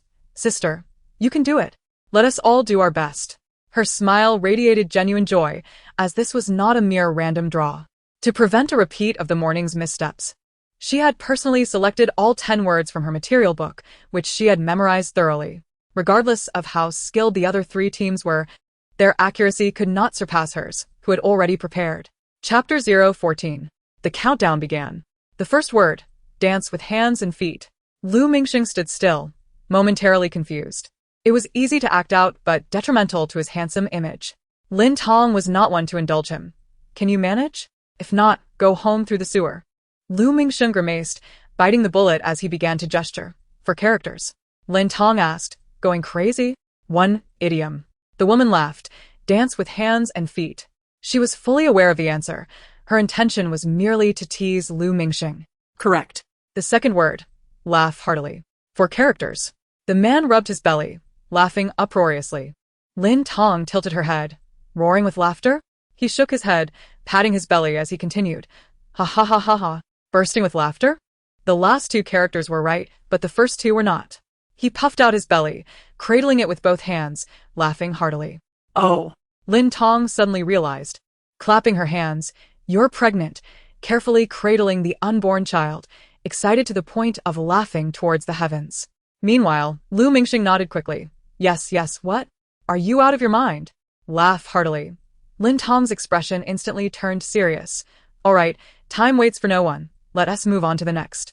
Lu Mingsheng, unable to vent his frustration, thought, it seems Lin Tong has already guessed it. She's just toying with Lu Mingsheng. After encountering several challenging words that were difficult to describe, Lu Mingsheng displayed a lackluster performance, merely gesturing absent-mindedly. After all, he could not let Lin Tong win the game. Even if the words were difficult and his teammate was unhelpful, Lin Tong still managed to guess all the words, successfully completing the task before the countdown expired. Lin Tong turned to Lu Mingsheng. You've lost your points. Had Lu Mingsheng played earnestly, she would have been prepared to share her points with him. But his nonchalance warranted no such consideration. If I lost them, so be it. I don't care about those points. I may lack points, but I want to allow Lin Tong's score to surpass on Lu's. Lin Tong actually got all of them right. How impressive. These words aren't difficult. Where's the impressiveness? The impressiveness lies at Xiaoying's house, laughs. The words aren't hard, but there's a time limit. Plus, encountering a deliberately unhelpful teammate like Lu Mingsheng, managing to pass all the words is already quite impressive. Wouldn't you agree? Who among you would dare to swear they could guess the answers based solely on Lu Mingsheng's descriptions? I could guess. What's it to you? If you can guess, consider yourself impressive. You should also go to Xiaoying's house. I haven't seen the rumors about Lin Tong online, but I watched the entire live broadcast. It seems Lin Tong is simply a bit too straightforward, unapologetically honest, quick-witted, and extraordinarily beautiful. Other than that, what's the problem? I didn't expect Lin Tong to have fans. Do you all have antisocial tendencies, always going against the crowd? We are merely neutral spectators enjoying the fun. Yet even fun lovers are human. If they lack conscience, what sort of beings are they? Lin Onlu gazed at Lin Tong, who had successfully completed all tasks, and felt a sudden pang of anxiety. How could this be? How could she achieve all of them? Though they were not particularly obscure words. Given Lu Mingsheng's vague gestures and descriptions, Lin Tong was able to finish within the allotted time. As someone who had grown up alongside Lu Mingsheng, she questioned if she could have accomplished the same. Could it be that Lin Tong had memorized the entire Xinhua dictionary since childhood? Had her rural school laid such a solid foundation? Perhaps it was just luck. Although Lu Mingsheng's gestures were abstract, Lin Tong's might have aligned perfectly. Moreover, even if Lin Tong completed all the tasks, it was only in the last few seconds. All she needed to do was be slightly faster than her. And she could win. Knowing the answers, she would undoubtedly be quicker. With this thought, Lin Onlu's anxious heart settled back into place. The second duo was Ji Wusheng and Yun Xiao, with Ji Wusheng gesturing while Yun Xiao guessed. The first word, dance upon hearing the rooster. Ji Wusheng, with a serious demeanor, explained, this idiom from ancient lore describes a spirit of striving upward and perseverance. The first character refers to the act of smelling with the nose. The second is a type of poultry, and the remaining two characters denote an action. From the moment Ji Wusheng spoke, it was clear he was well-versed in the Xinhua dictionary. His descriptions were far more accurate than Lu Mingsheng's vague ones. Lu Mingsheng wouldn't dare to compare himself to Ji Wusheng. They are like a regular undergraduate versus an Oxford or Cambridge student. Yun Xiao was momentarily taken aback. Observing this, Ji Wusheng opened his arms, gesturing in the air, slightly tilting his head, his alluring Adam's apple bobbing. GGD. Laughter erupted around him. How can such a handsome man maintain such a charming voice while remaining serious? To be fair, Ji Wusheng takes the game task seriously. He really knows how to let loose. I genuinely fear Ji Wusheng might just take off while flapping his arms and saying GGD. Laughs. Yun Xiao, dance upon hearing the rooster. Yes, next. Ji Wusheng was about to announce the next word when he realized he had returned to the moment he had opened his arms and tilted his head. He paused briefly but decided to finish the game. The man, GGD, Yun Xiao, dance upon hearing the rooster. Yes. In the blink of an eye, they returned to the previous moment. He Wusheng, no. What? Noticing the man raising his arms and tilting his head in silence, Yun Xiao inquired. Nothing, Ji Wusheng replied expressionlessly. GGD, Yun Xiao, dance upon hearing the rooster. Yes. In another blink, they returned once more. Ji Wusheng, he understood. They simply wanted to see him say GGD, right? He finally confirmed that this ability was not random but specifically targeted at him. Otherwise, why would it rewind only when he was mixing cement, feeding pigs, bathing, using the restroom, or saying GGD? The man's dark, enigmatic eyes scanned everyone present. He was now certain that this ability was orchestrated by someone at the recording site who was watching him. Everyone observed Wusheng, who was flailing his arms and tilting his head, inexplicably starting to look around. What is this guy doing? It was baffling. Meanwhile, Lin Tong, who had repeatedly enjoyed watching Wusheng say GGD, had a slight smile at the corner of her lips. 568. Hey. Lin Tong, first. Certainly. Here is the refined and improved translation of the provided text. 568. Well then, Master, is this how one utilizes the save file? Lin Tong. What did you just call me? 568. Master, of course. Lin Tong. How ambiguous. It feels as though our relationship has shifted. 568. Lin Tong. The last time I was called Master was on a massage chair in a mall, where it insisted I scan to pay for the massage, transforming our connection into one sustained by monetary exchange. 568. 6. Chapter 015. Although Wusheng began exhibiting a slight temper, the man, understanding the gravity of the situation, quickly regained his composure and continued with the task at hand. His gestures and descriptions were remarkably precise, and Yun Xiao, being astute, managed to answer 9 words correctly, despite the absence of any prior rapport between them. The third group, consisting of Jiang Yining and Zhou Zhe, were childhood friends. Naturally, Jiang Yining did not share this sentiment, as not everyone could claim the title of her friend. Conversely, Zhou Zhe held this belief, for his charm and extensive network made friends wherever he went. Relying on this tenuous familiarity and the combined intellect of Lu Mingsheng and Wusheng, they ultimately guessed 6 words correctly. Finally, it's Luoluo's turn. We've been waiting so long. Go, Luoluo. Overthrow Lin Tong's hegemony. Rest assured, in a test of synergy and intellect like this, Luoluo will surely claim first place. Being a distinguished graduate from a top Ivy League institution is no mere boast. Lu Mingsheng encouraged Luoluo. You can do it. Surpass Lin Tong.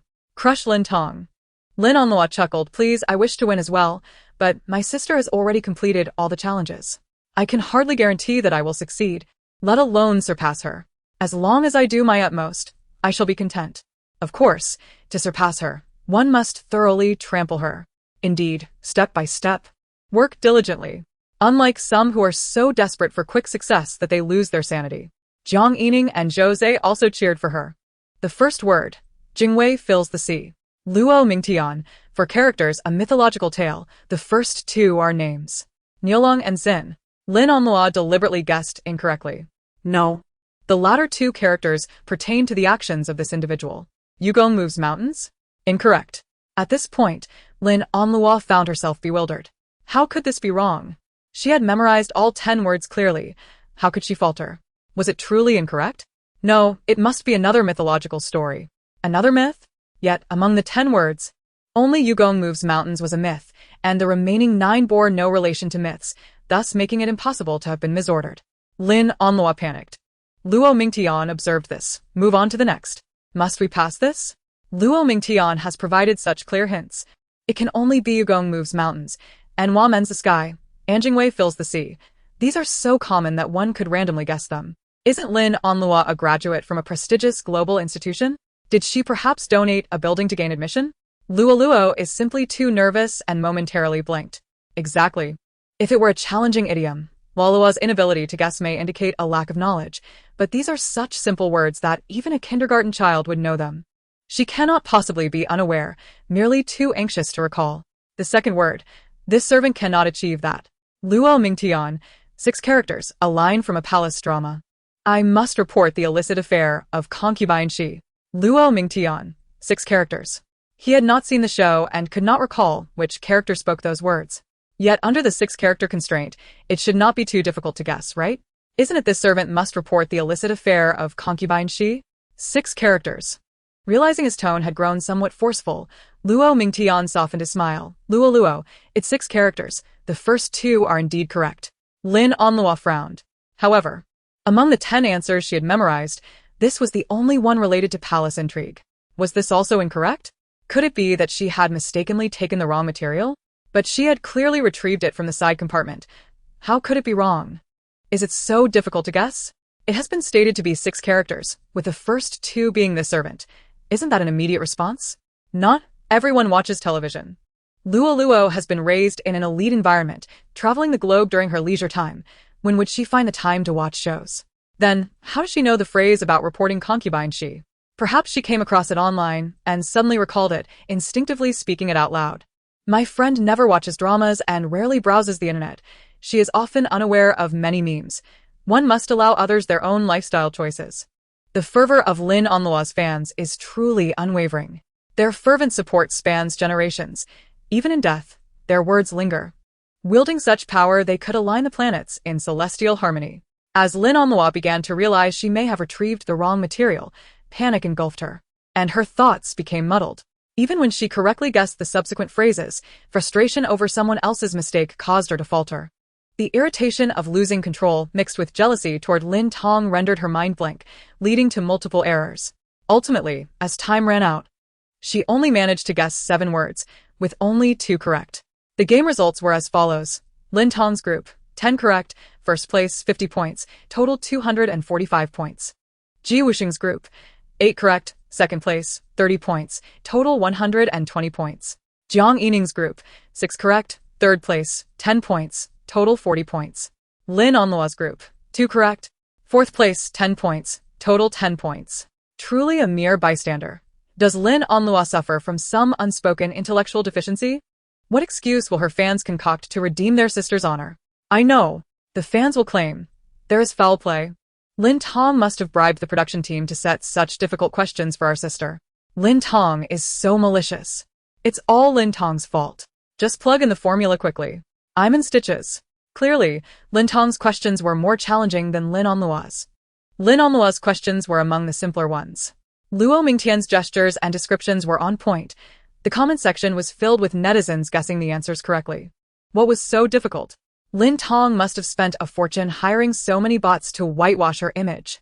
If the fans of Lin Tong have been stewing for ages only to come up with such a flimsy accusation, they might as well get some rest.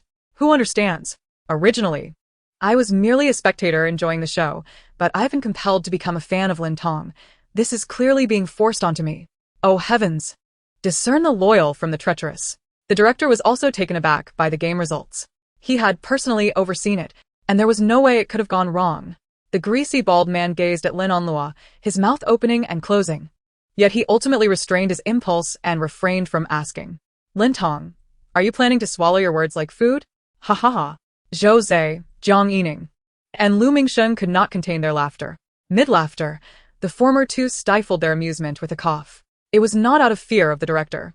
But as friends of Lin Tong and rivals of Lin Tong, they should not be laughing because of her. Lu Mingsheng, quick to react, exclaimed, haha, this isn't funny. The laughter shifted in an instant. Everyone, haha, I am truly astounded. Admit it, you are also entranced by Lin Tong. Zhou Zhe leaned closer and whispered, buddy. The transition was a bit too abrupt. You should have followed your laughter with a line like, look at these poor souls I've defeated. It would flow more smoothly. Lu Mingsheng gritted his teeth. Why didn't you say so earlier? I just thought of it. People are like this. During an argument, they may falter, but afterward, they think of the perfect retort. Jiang Yining quietly distanced herself from the two.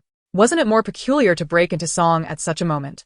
Zhou had suffered a head injury as a child, which could explain his eccentricities. But what of Lu Mingsheng? Were the two of them in league together? While others are a pair of outstanding talents, they are a duo of dissonance. Given that some guests have accrued insufficient points to fulfill the evening's dining and accommodation tasks, the production team has thoughtfully prepared point-blind boxes for everyone. These boxes contain varying amounts of points, 10, 30, and 50, where the higher the point value, the greater the potential worth of the contents. Yet, this is merely a possibility. It could just as easily contain refuse from the team's recent meal. It all hinges on luck. This segment was specifically designed for Lin Tong, allowing her to exchange small gains for the illusion of great fortune and to cultivate a coy persona for online marketing, thereby enhancing her popularity among the masses. However, who could have anticipated that upon her return after just one day, she would owe the production team 10 points? At present, only Lin Tong has sufficient points for both dining and lodging freedom, while even the second-ranked Wusheng and Yun Xiao can only afford a plate of vegetarian fare and a spot in a shared bunk. The remaining two groups face difficulties even securing meals, let alone lodging. If all else fails, a makeshift shelter under a bridge might have to suffice. Therefore, this blind box is indeed a pressing need for everyone. Lin Tong naturally wishes to purchase one. Today presents her final opportunity for redemption, provided she has points to spend. She gazes towards Lin Tong, who is intently shaping a straw into the form of a cobra. The sight of Lin Tong, seemingly indifferent to everything, exasperates her. Just wait. She approached with a beaming smile, intending to link arms with the woman, only for Lin Tong to pivot away, leaving Lin Onlua's hand to awkwardly return to her side. Sister, could you lend us some points? I won't lend, but I can sell them. You may purchase them with money. How much? 20,000 per point. So cheap. I'll take 100 points. Before Lin Onlua could finish her sentence, Lu Mingsheng exclaimed excitedly. Lin Onlua, at last. She comprehended the meaning of a pig teammate. 100 points equate to 2 million, and 2 million, is that inexpensive? Is this the world of the wealthy? Has Lin Tong lost her mind? She is not short on money. Why sell them at such a high price? A mere gesture would suffice. Who would complain about having too much money? She earned those points through her own efforts and is selling them on her own terms. Why does it concern you? Haven't you noticed how delighted Lu Mingsheng is? Perhaps Lin Tong is willing to sell him points, enabling him to eat, and he would even express gratitude. All right, I will sell you 100. Thank you. That heartfelt thank you from Lu Mingsheng was sincere. Money is abundant for him, but he lacks points, making the exchange quite advantageous. Lin Tong, having come from the countryside, is merely acting on her newfound awareness of wealth. She turned to Lin Onlo. What about you? Would you like to buy? How many? As a gesture of our relationship, I'll give you a discount. The original price is 20,000 per point.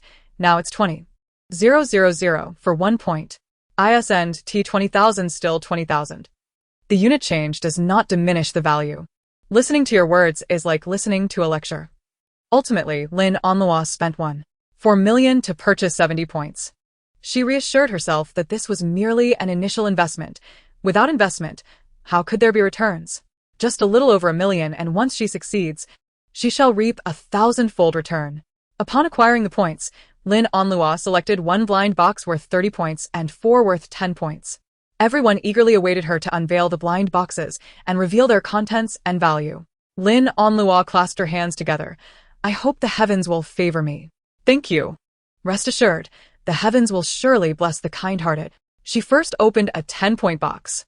A packet of wet wipes. Sigh. Lin Onlua exhaled. Lu Mingsheng comforted her. It's all right, you have plenty more. Surely, you will hit the jackpot. If not, you still have me. It's no problem. All right. Lin Onlua proceeded to open 2 more 10-point boxes, a lavish meal valued at 100,000, and a night in a single room with a king-sized bed. Yay. Lin Onlua leapt with joy, high-fiving those nearby. Oh my, how fortunate. Jiang Yining remarked. This makes dining and lodging a breeze for you, doesn't it? You need not worry at all. Lolo is amazing. Finally, the hard times are over, crying. This is how it should be. The heavens must reward the gentle and kind-hearted, not some others. Lin Onlua then opened the final 2 blind boxes, a night-s accommodation in a double room and a points transfer card. A small line at the bottom read, using this card, you may designate any individual's points to be fully transferred to your account, valid for 72 hours. Clutching the card tightly, those around her remained oblivious to its contents. Lin Onlua quickly stowed the card away, flashing a playful smile. It's a secret. Surely it's something good, haha. Next, Lu Mingsheng expended his 100 points to purchase 4 blind boxes, winning a sumptuous meal of 3 meat and 3 vegetable dishes, a night-s accommodation in a 4-person room, a mute card, and a box of laxatives. The mute card's specific function is to designate any individual to remain silent for 1 hour, valid for 72 hours. This is immensely beneficial for Lu Mingsheng. If he could silence Lin Tong for just an hour, he could extend his life by a year. He even felt that spending 2 million was worth it. Observing the high value of the blind boxes, Jiang Yining and Zhou Zhe also purchased 4 10-point boxes, ultimately revealing a night-s accommodation in a double room, a meal of 2 meat and 1 vegetable dish, a pack of tissues, and a roll of garbage bags. Well, at least it was a worthwhile expenditure. Wusheng opened a box containing a night in a single room with a king-sized bed, a meal of 1 meat and no vegetables, a breakfast worth 10 yuan, a teammate swap card, an empty blind box, and a trash blind box. Meanwhile, Yun Xiu unveiled a night-s accommodation in a double room, a meal of 1 meat and 1 vegetable dish, a pack of wet wipes, a bucket of instant noodles, and 2 empty blind boxes. It seems these blind boxes are specifically designed to assist the guests. Otherwise, based on their initial points, these three groups would not even afford a meal, let alone find a place to sleep. Lin Tong's painstaking efforts throughout the day were rendered moot as the production team's blind box allowed the other guests to benefit. Who is truly being accused of favoritism here? Is she not the one being targeted? How unfortunate that no matter how capable one is, it cannot compete with the malice of the production team. Aren't blind boxes based on luck? Lin Tong could have won too. No one prevented her from buying. If she had the ability, why not have good fortune as well? Then there would be no complaints. After observing the other three groups choose their blind boxes, Lin Tong leisurely yawned and stood up. Returning to the moment Lin Onlua asked her for points, the woman smiled at her. Sister, could you lend us some points? Lin Tong replied with a smile. No. Lin Onlua. How infuriating. Lin Tong approached the pile of blind boxes, spending 240 points to select all the boxes she had just noted, totaling about 15 or 16. With this selection, she monopolized the blind boxes, leaving only 3 or 4 behind. The crowd. Isn't she being too extravagant? Now that's a bold move. Even buying blind boxes like this. Earning points through hard work should be spent this way. That's the thrill. Don't pop the champagne just yet. Didn't you hear the director say there might be garbage and empty boxes inside? If you choose so many, don't come crying if they're all trash, laughs while covering mouth. Lin Onlua, seeing Lin Tong take away the boxes she intended to choose, hurriedly remarked, Sister, you've spent all your points. What if the blind boxes are subpar? You should select a few and save some points for safety. I prefer the thrill of unboxing mystery boxes. Even if they contain nothing of value, I accept it. Lin Tong smiled as she prepared to open these boxes. Sister, what's wrong? She turned to the woman who suddenly blocked her path, raising an eyebrow. What? Do you think I've taken all the good boxes, leaving you with none? If you want to choose, you must have points to do so. No, I'm just worried that the mystery boxes might be a trick from the production team. I fear you might fall into their trap and end up spending all your points without gaining anything. Lin Onlu avoided Lin Tong's piercing gaze, lowering her head slightly. What harm could the production team do to me? The beneficiary of my insurance isn't even the director. By the way, your nose is showing. Lin Onlu, lost in thought, suddenly looked up. What? I mean, you have a booger. Although it wasn't the best outcome, she felt a sense of relief. Lin Tong bypassed the woman and swiftly began to unwrap the mystery boxes. A bucket of instant noodles, a hearty meal of 2 meat dishes and 1 vegetable, a night in a double room, a night in a single room with a large bed. After unboxing 4, each was worth more than expected. If these items were to be redeemed with points, they would cost over 300 points. Lin Tong had already recouped her investment and even profited. Wow, this is incredible. Satisfaction is the only word. I'll say it just once. Perhaps only these 4 are good. There's still over 10 left, likely filled with empty boxes or junk. However, Lin Tong did not hesitate and continued to unwrap more. She unboxed another 4. A teammate change card. A night in a single room with a large bed. A lavish meal worth 1,000 yuan. A night in a 4-person room. The onlookers' hearts raced. How can all the boxes be good? What about that card? It must be something valuable. The production team charges 40 to 50 points for a meat dish. That lavish meal must cost hundreds or even thousands of points, not to mention 2 accommodations and an invaluable card. This is a tremendous profit. Incredible. Incredible. Satisfaction is the only word. I'll say it again. Where are Lin Onlu's diehard fans? Why aren't they speaking up? Isn't it just a matter of good luck? What else there to brag about? This isn't merely luck. Lin Tong is exceptional. She's almost cleared the shelves. It has nothing to do with luck. It's pure skill. Why can't they acknowledge her prowess? Lin Tong proceeded to unwrap the remaining 8 boxes. A points transfer card.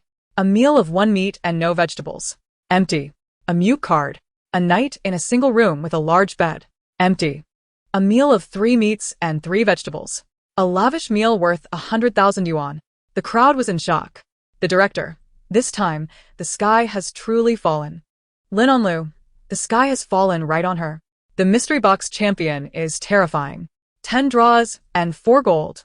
The mystery box is guaranteed to yield favorites. Satisfaction is the only word. I still want to say it many times. Critics, speak up. I'll voice for the critics. It's definitely a conspiracy. Does Lin Tong not think she has gone too far? She's taken almost all the good boxes, leaving no chance for anyone else. Meanwhile, Lu Mingxing empathized with the comments. Lin Tong, don't you think you're being excessive? You've taken all the mystery boxes, leaving no opportunity for us. What do you mean by leaving no room for you? Your mouth isn to your rear. You can't blow the whistle from it, otherwise, my hand-slapping speed might surpass that of the Harmony train. Thank you, translator. Make it simpler, get lost. That's very Lin Tong. Lu Mingxing didn't understand, but sensed it wasn't a good remark. Lin Tong, you're quite arrogant.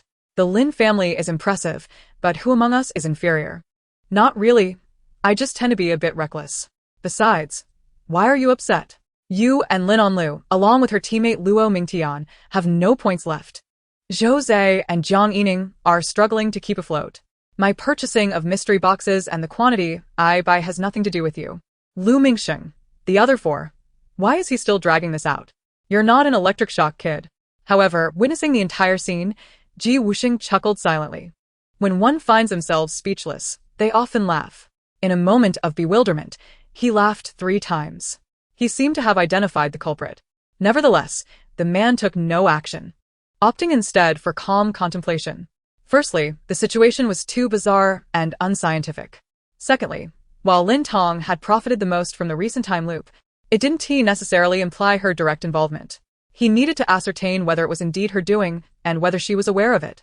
Was she acting passively or actively? What was the mechanism and principle behind this ability? Did she know that, apart from herself, he too would be influenced by the time loop? As a composed and meticulous individual, Wusheng decided against alarming the situation, choosing instead to observe quietly. There were still 3 or 4 mystery boxes worth 10 points left on the table, all purchased by Jiang Yining. She unwrapped one. A bottle of lubricant, a pack of wet wipes, a pack of tissues, and a piece of trash. Jiang Yining, she shouldn't have held onto false hopes, expecting to find something good after the storm. That is Lin Tong.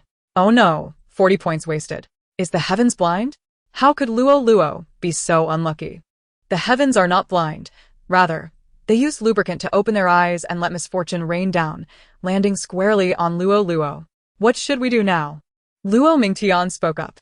He was quite pleased that Jiang Yining had spent her points, as he and Wusheng each had 60 points, sufficient for a meal and accommodation.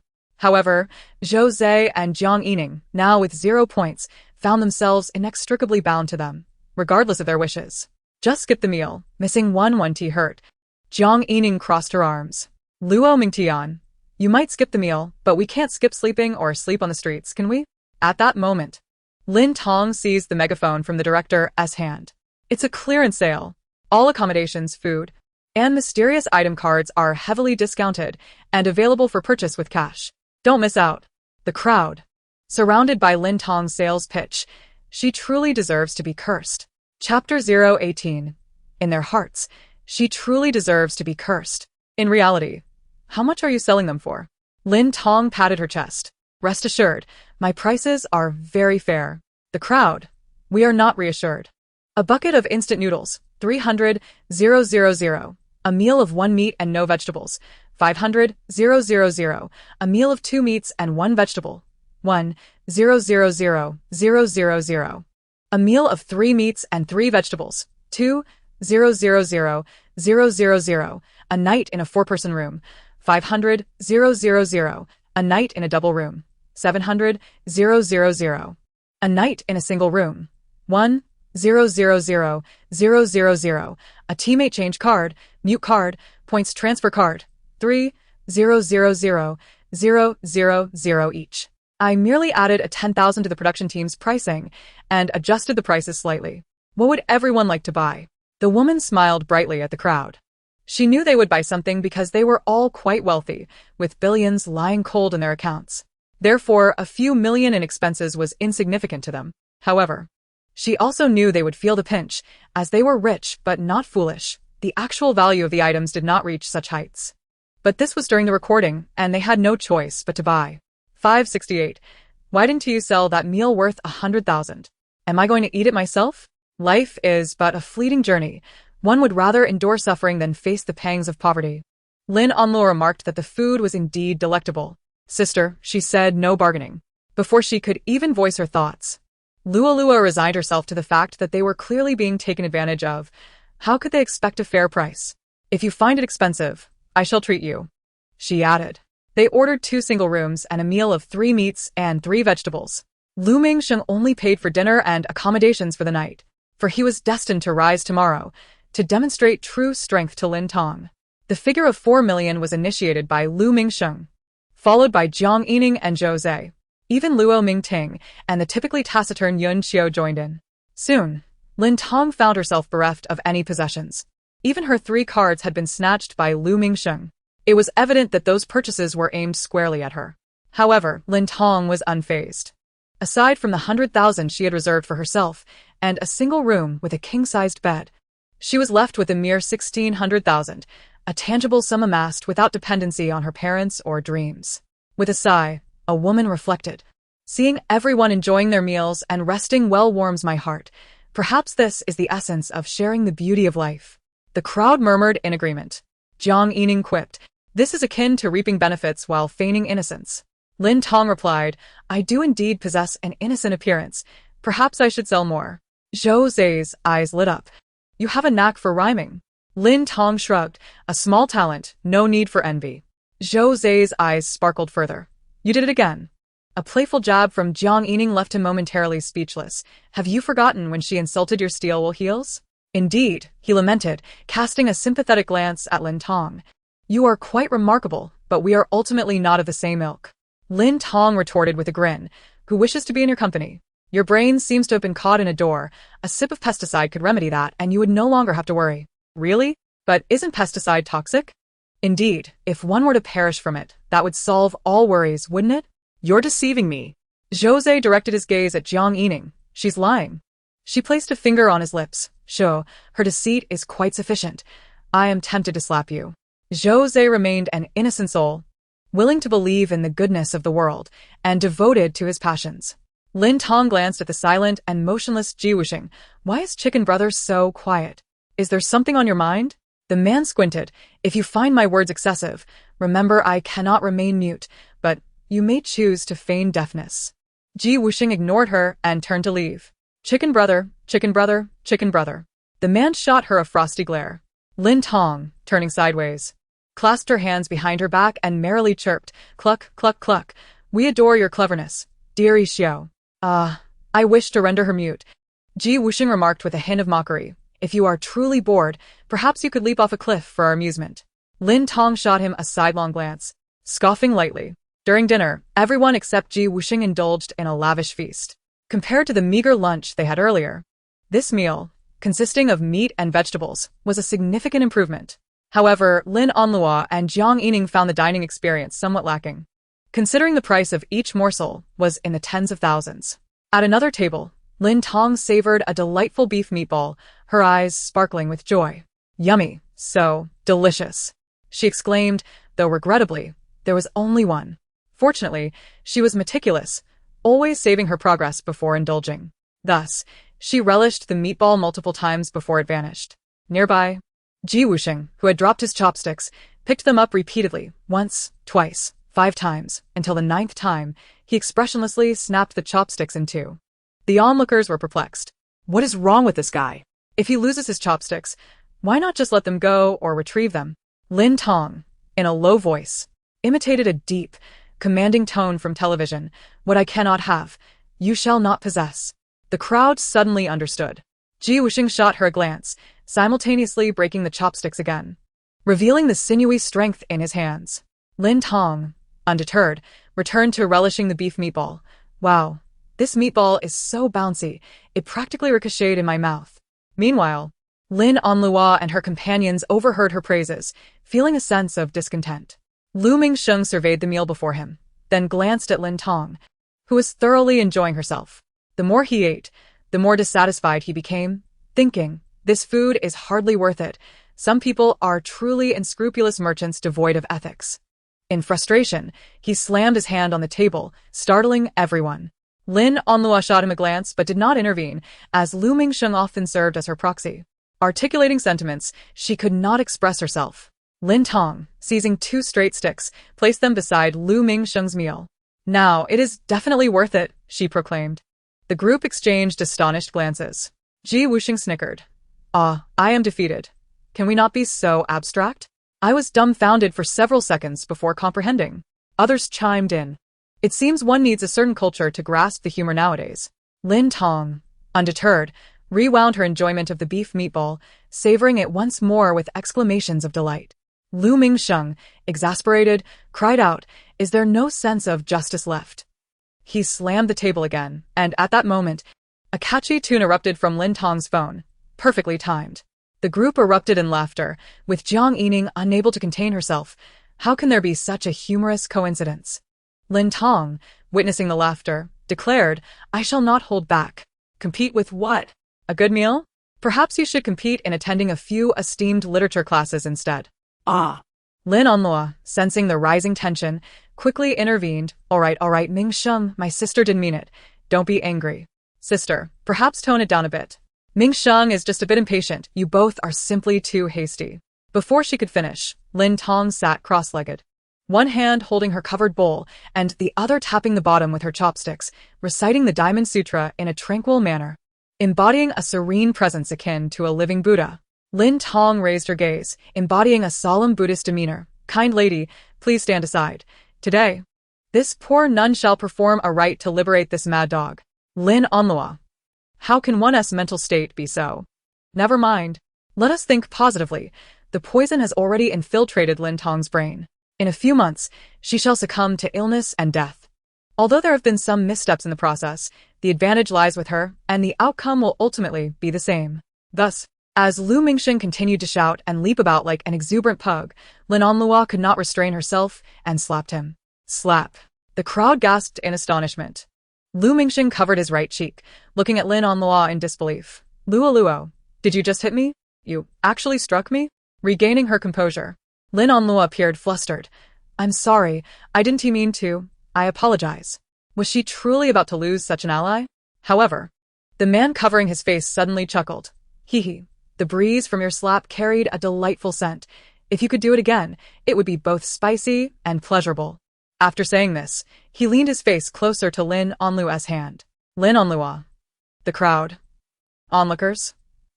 Lin Onlua turned to Lin Tong. Perhaps you should perform the rite on him after all. Chapter 19. After dinner, the director requested each guest to write down their preferred and least preferred types, enabling everyone to understand one another better.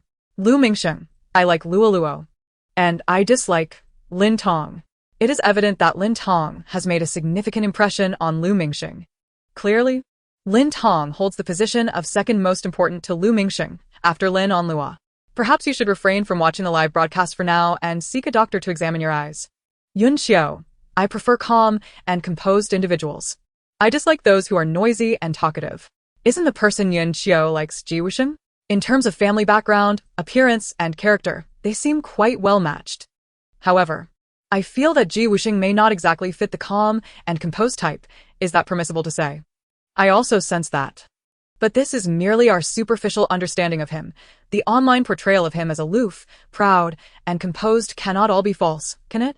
It is unclear whether the type Yun Xiao favors is Ji Wusheng, but it is certain that she does not seem to favor Lin Tong. She interacts with others to varying degrees, yet keeps her distance from Lin Tong. Lin Onlua, I don't dislike anyone. Everyone is quite nice. Oh, Luo. The kind angel. Even after others have treated her poorly, she still chooses to treat others kindly. Luo Mingtian. I like lively, cheerful, witty, and humorous people. I don't have a type I dislike. I feel that everyone possesses their own merits. My fondness for Luo Mingtian is increasing. I heard that due to his illegitimate status, he is often suppressed and looked down upon in the Luo family and the social circle. Yet he can still maintain such a disposition, which is truly admirable. Surely, his preferred type isn't Lin Tong, right? How could that be? Such a broad category. Doesn't Jiang Yining fit the bill as well? Please don't attribute all the good qualities to Lin Tong. Jose. I like those who understand me. I dislike those who do not understand me. Understand? I do not understand. I do not understand. I do not understand. Jiang Yining. I like those who are stronger than me. I detest those who are inferior. The indication is quite clear, laughs. Indeed. After a day of interaction, it appears that everyone still dislikes Lin Tong. Ji Wusheng. I dislike those who are noisy, verbose, overly active, and malicious. That sounds very much like Lin Tong. Ha! How has Lin Tong become universally disliked? One day away from the dating show, and upon returning, everyone detests her. Who said that? I quite like Lin Tong, playfully. So, do I, grinning. Lin Tong. I dislike pretentious individuals, those with unpleasant speech, those with phoenix eyes, and those clad entirely in black. The indications are also very clear. You might as well just name Wusheng. Wusheng suddenly spoke up. I am 188 centimeters tall, have an 8-pack, and possess considerable wealth. Lin Tong added on the board. I dislike those who are 188 centimeters tall, those with an 8-pack, and those with substantial wealth. However, as she wrote the last line, she erased all 3 additional points. Never mind, such matters cannot be concealed from one's conscience. She does like him. The rest could be negotiable. But these 3 points were truths she could not deny. Wusheng scoffed. How easily one capitulates to the art of face-changing of the enemy. Never mind, a practitioner in the face-changing industry. Wusheng has always been a very meticulous individual. She is in a frenzy. He is amused. What a delightful collision. If you've bumped your head, perhaps seek emergency care to avoid becoming foolish. I want to concern myself with the previous incidents. After all, freedom is freedom. But this is genuinely bordering on a cult. Luo Mingtian suddenly turned to Lin Tong, his eyes filled with mirth. May I call you Xiao Tong? No. The smile on the man's face faltered slightly. Then how should I address you? Call me Tong, Granny. Haha, I am merely joking. Lin Tong laughed. And Luo Mingtian joined in. Call me Tong, Great-Grandma. Haha, I am just jesting. Lin Tong laughed again, while Luo Mingtian found it difficult to continue smiling. Just call me Lin Tong. All right, Lin Tong. The man's smile returned. What do you enjoy doing in your spare time? I wish to know more about you. As he spoke, the gazes of those around flitted back and forth between the two. Luo Mingtian's intentions were quite evident. He was interested in Lin Tong. Yet hadn't he chosen Lin Onlua earlier that day? The crowd's gaze darted rapidly among the three, akin to a hurried click that accidentally hopped from music to Taobao and then to a mini-program game. Skitsk. Could there be a love triangle among the affluent that we are unaware of? Lin Tong smacked her lips. I usually enjoy sleeping. What hobbies can an ordinary, hard-pressed individual have? Other than ensuring basic sustenance, I relish a bit of risky humor and a good sleep. I like sleeping during school, and I still like it now that I'm working. I've nearly formed a double helix structure with sleep, intertwining endlessly across the horizon. I mean when I'm awake. I dislike being awake. I just enjoy sleeping. Luo Mingtian was at a loss for words, opting instead to smile. Wusheng, what about when you're half awake? Lin Tong ignored him, yawned, and patted her backside as she returned to her room. Wusheng, he. When you throw a joke and the other party outright ignores you. Now I truly believe in the rumored composure of Wusheng, as in such circumstances. One would either feel awkward or, like Lu Mingsheng, become red with anger. Yet he managed to remain unfazed, laughs. Well, this is delightful. I already disliked him. Now I dislike him even more. Nighttime. After Lin Tong had finished her bath and was preparing for bed, a sudden knock echoed at her door. Who is it? Sister, it's me, Luo. What's the matter? I wish to have a chat with you. Lin Tong opened the door, leaning against the doorframe. Let us talk here. Aren't you going to invite me in to sit? No, I have someone in my room. 568. I wasn't aware of that. Lin Tong. Are the people inside not human? 568. Sister, you truly have a knack for humor. Lin Onlua glanced at the empty room and then scrutinized Lin Tong closely, taking in every detail. Lin Tong yawned, appearing utterly languid. Stop staring. No matter how long you look, you'll never be as beautiful as your sister. Lin Onlua stifled her urge to roll her eyes, cautiously probing. It's nothing. I just feel that you've changed a bit, as if you've become a different person. Although Lin Tong had always been lively and cheerful, she had never been this aggressively assertive before. Lin Onlua began to wonder if she too had awakened. However, at that moment, Lin Tong suddenly tilted her head and began to sing in her ear. Life is like a merciless chisel, altering our appearances. Must we wither before we bloom? I once had dreams. Lin Onlua. Understood. It is not merely awakening, but rather a state of mental intoxication. After all, one should be cautious and wise when truly awakened, rather than exhibiting a mindset akin to being poisoned by mushrooms. After repeated confirmations, Lin Onlua finally felt at ease. Sister, get some rest. I will head back now. The woman's voice carried a hint of lightness and joy. Lin Tong, unusually, put down her phone at the odd hour of 1 in the morning. Why aren't you staying up? Aren't you afraid of death?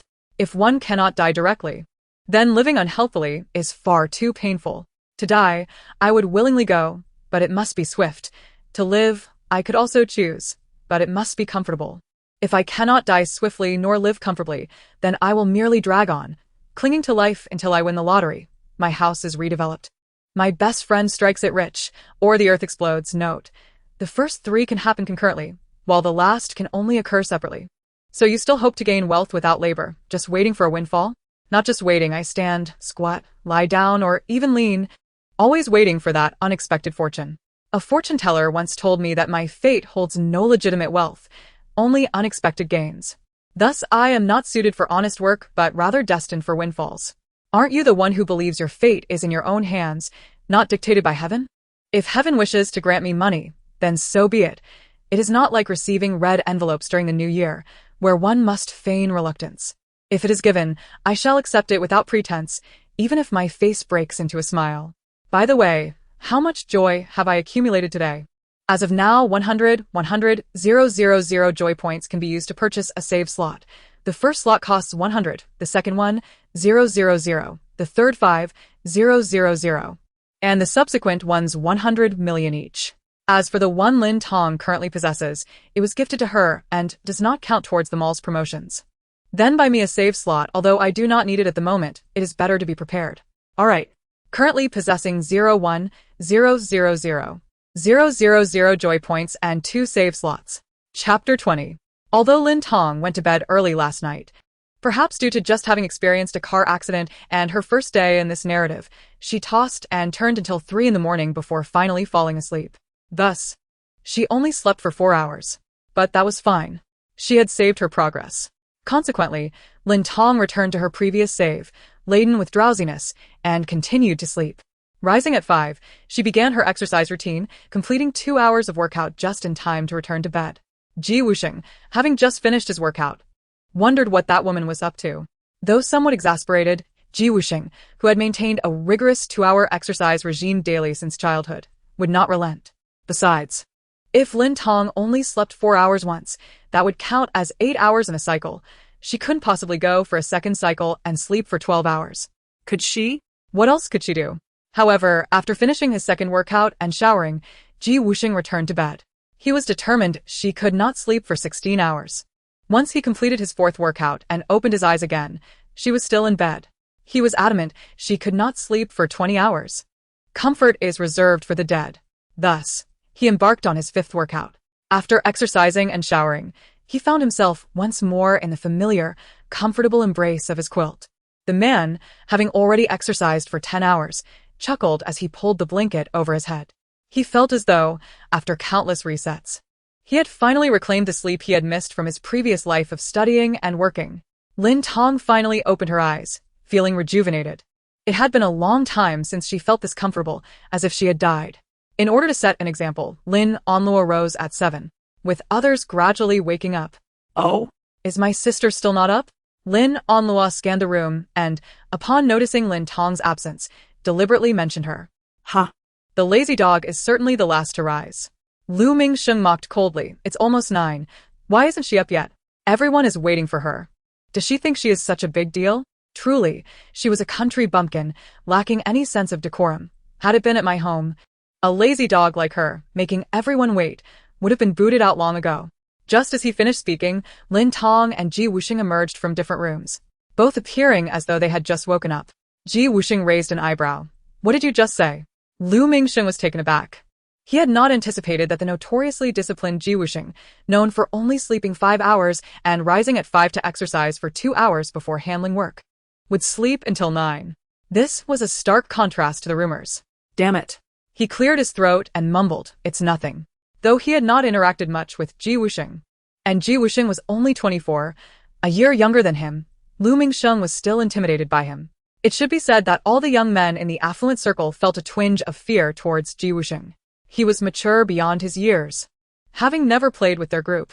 If only you had even 1/5 of Wusheng's excellence, was a phrase he had heard since childhood, ingrained in his very being. Thus, although people feared him, they aspired to become like him, or even surpass him. Lu Mingsheng, my cursed mouth. Isn't Ji Wusheng the epitome of self-discipline? How did he sleep until 9? The rumors cannot be trusted. My mother is a maid from the Ji family, and she often uses Ji Wusheng's unwavering 5:30 a.m. gym sessions as an example to urge me to rise early and study, so it should be true. I just don't know why he didn't today. Perhaps it was inconvenient due to filming. Breakfast also required points to purchase.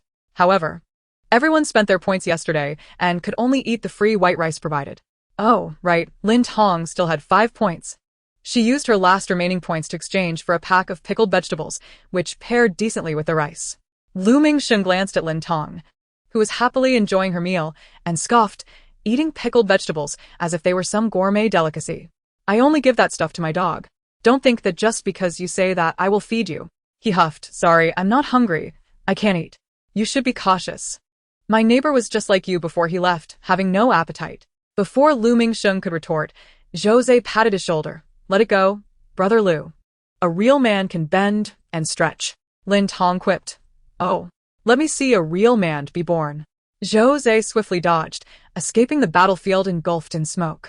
Lu Mingsheng, witnessing this, exclaimed, so ungrateful. Jose blinked. Let it go, Brother Lu. She genuinely might chase after you. He was merely one of the rusted steel balls in a 3-ball set. Lu Mingsheng gritted his teeth. Just wait. One day, he would make Lin Tong kneel and plead for mercy before him. Useless. This young lady is here.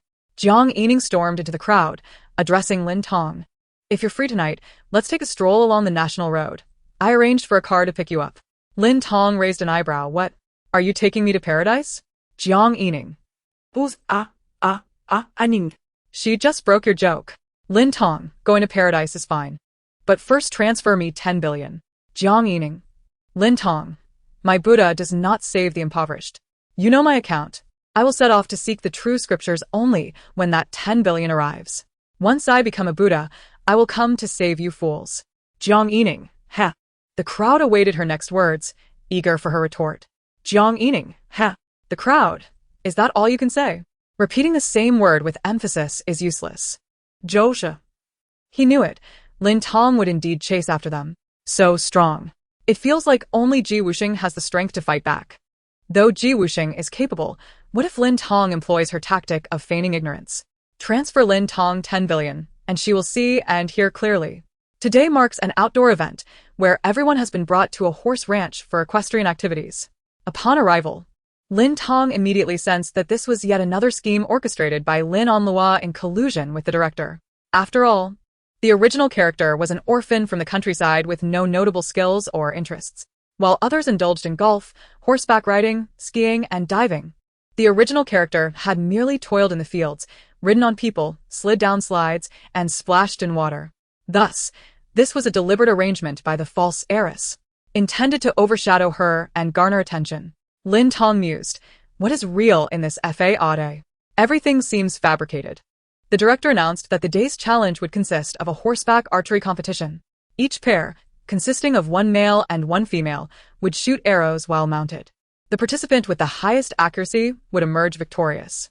However, recognizing that some guests might lack experience with horses or archery, the production team allocated 2 hours for practice. Mastery of these skills typically requires extensive training, and even those with natural talent would struggle to do more than merely trot on horseback in such a short time, let alone excel at archery from the saddle. Lin Onlua, having studied equestrianism and archery from a young age, possessed a solid foundation despite her lack of recent practice. She was confident in her ability to outshine Lin Tong and the others, having already prepared promotional materials and arranged for a photographer to capture her glory post-competition. This time, she was determined to win. Following the director's announcement, Lu Ming and several others eagerly anticipated the event. For them, equestrianism was akin to a childhood pastime, something they had engaged with from an early age. Archery, while not universally practiced among children, was familiar enough to them through activities like bowling, golf, and even overseas shooting excursions. They felt a certain camaraderie in their shared experiences. Isn't this horseback riding and archery specifically designed to target Lin Tong? All the other young masters and ladies have been involved with these activities since childhood, while she appears to have a completely blank slate, one remarked. Not just Lin Tong. Even Luo Mingtian has only recently been recognized by his affluent family. This variety show cannot cater to every guest's background, and accommodating the majority is already commendable, another countered. Does Lin Tong really believe she is being singled out? While she is articulate and decisive, mastering horseback riding and archery is a considerable challenge that cannot be accomplished in a short period, someone pointed out. If she loses, she loses. Others can accept defeat. Can she not? If she cannot handle the pressure, she shouldn't participate in a variety show. No one has compelled her to join. She seeks fame and profit while aspiring to win, but such opportunities are not easily come by. The anticipation for Lin Onlua's performance was palpable. Lu Ming, with a look of arrogance, declared to Lin Tong, "Today, you shall witness the true essence of competition and sportsmanship." This is not a realm where clever words can secure victory. Lin Tong furrowed her brow, perplexed by his logic. Was it not expected that a seasoned participant would triumph over a novice? The group began to form pairs, with the twist being that the females would select the males. Upon receiving a rose, Lin Onlua promptly placed it before Ji Wusheng, smiling gently. "I have won an international gold medal in equestrian competitions during middle school. While I may be a bit out of practice now, my foundation remains strong. Together, we would make a formidable team." While Luo Mingtian had only recently taken up riding, Lu Ming had been riding since childhood, albeit inconsistently. Though he could easily defeat Lin Tong, Lin Onlua desired nothing less than to completely overshadow her, not merely to win. With Ji Wusheng's extensive accolades in both equestrianism and archery, he was her first choice. Who would have thought Lin Onlua has won awards? That's truly impressive. This combination is exhilarating. Yet, before she could finish her thought, Ji Wusheng had discarded the rose into the trash with precision. Lin Onlua's smile faltered, replaced by a look of bewilderment and innocence. "May I ask why? Could you provide me with an explanation?" Ji Wusheng coldly replied, "I dislike green tea." Taken aback, Lin Onlua stammered, "I don't understand why you would say that. Perhaps there are rumors that led you to this conclusion, but I believe there must be some misunderstanding. It is better to form opinions based on personal interactions rather than hearsay." Ji Wusheng responded, "This is the conclusion I have drawn after meeting you." Lowering her gaze, Lin Onlua appeared despondent. "Perhaps my actions have given you the wrong impression, and I truly apologize. If given the chance, I hope you would reconsider after getting to know me better." With a hint of impatience in his eyes, Ji Wusheng retorted, "Are you going to continue feigning innocence? Leave me be." His irritation was palpable. He had no interest in her theatrics. Lin Onlua was incredulous. How can this man be so impervious to reason? His words are so harsh. Does he not possess any sense of decorum? What happened to the notion of gentlemanly elegance? Witnessing the disdain directed at his ideal woman, Lu Ming could no longer remain silent. "Ji Wusheng, you get lost," Ji Wusheng interrupted. "How can you treat her like this?" Lu Ming exclaimed, outraged. Jiang Yining nudged Zhou Zhe, whispering, "Go on." Zhou Zhe shot her a look. "Why don't you go?" "I may be foolish, but I'm not naive." Jiang Yining quipped, "I thought you were."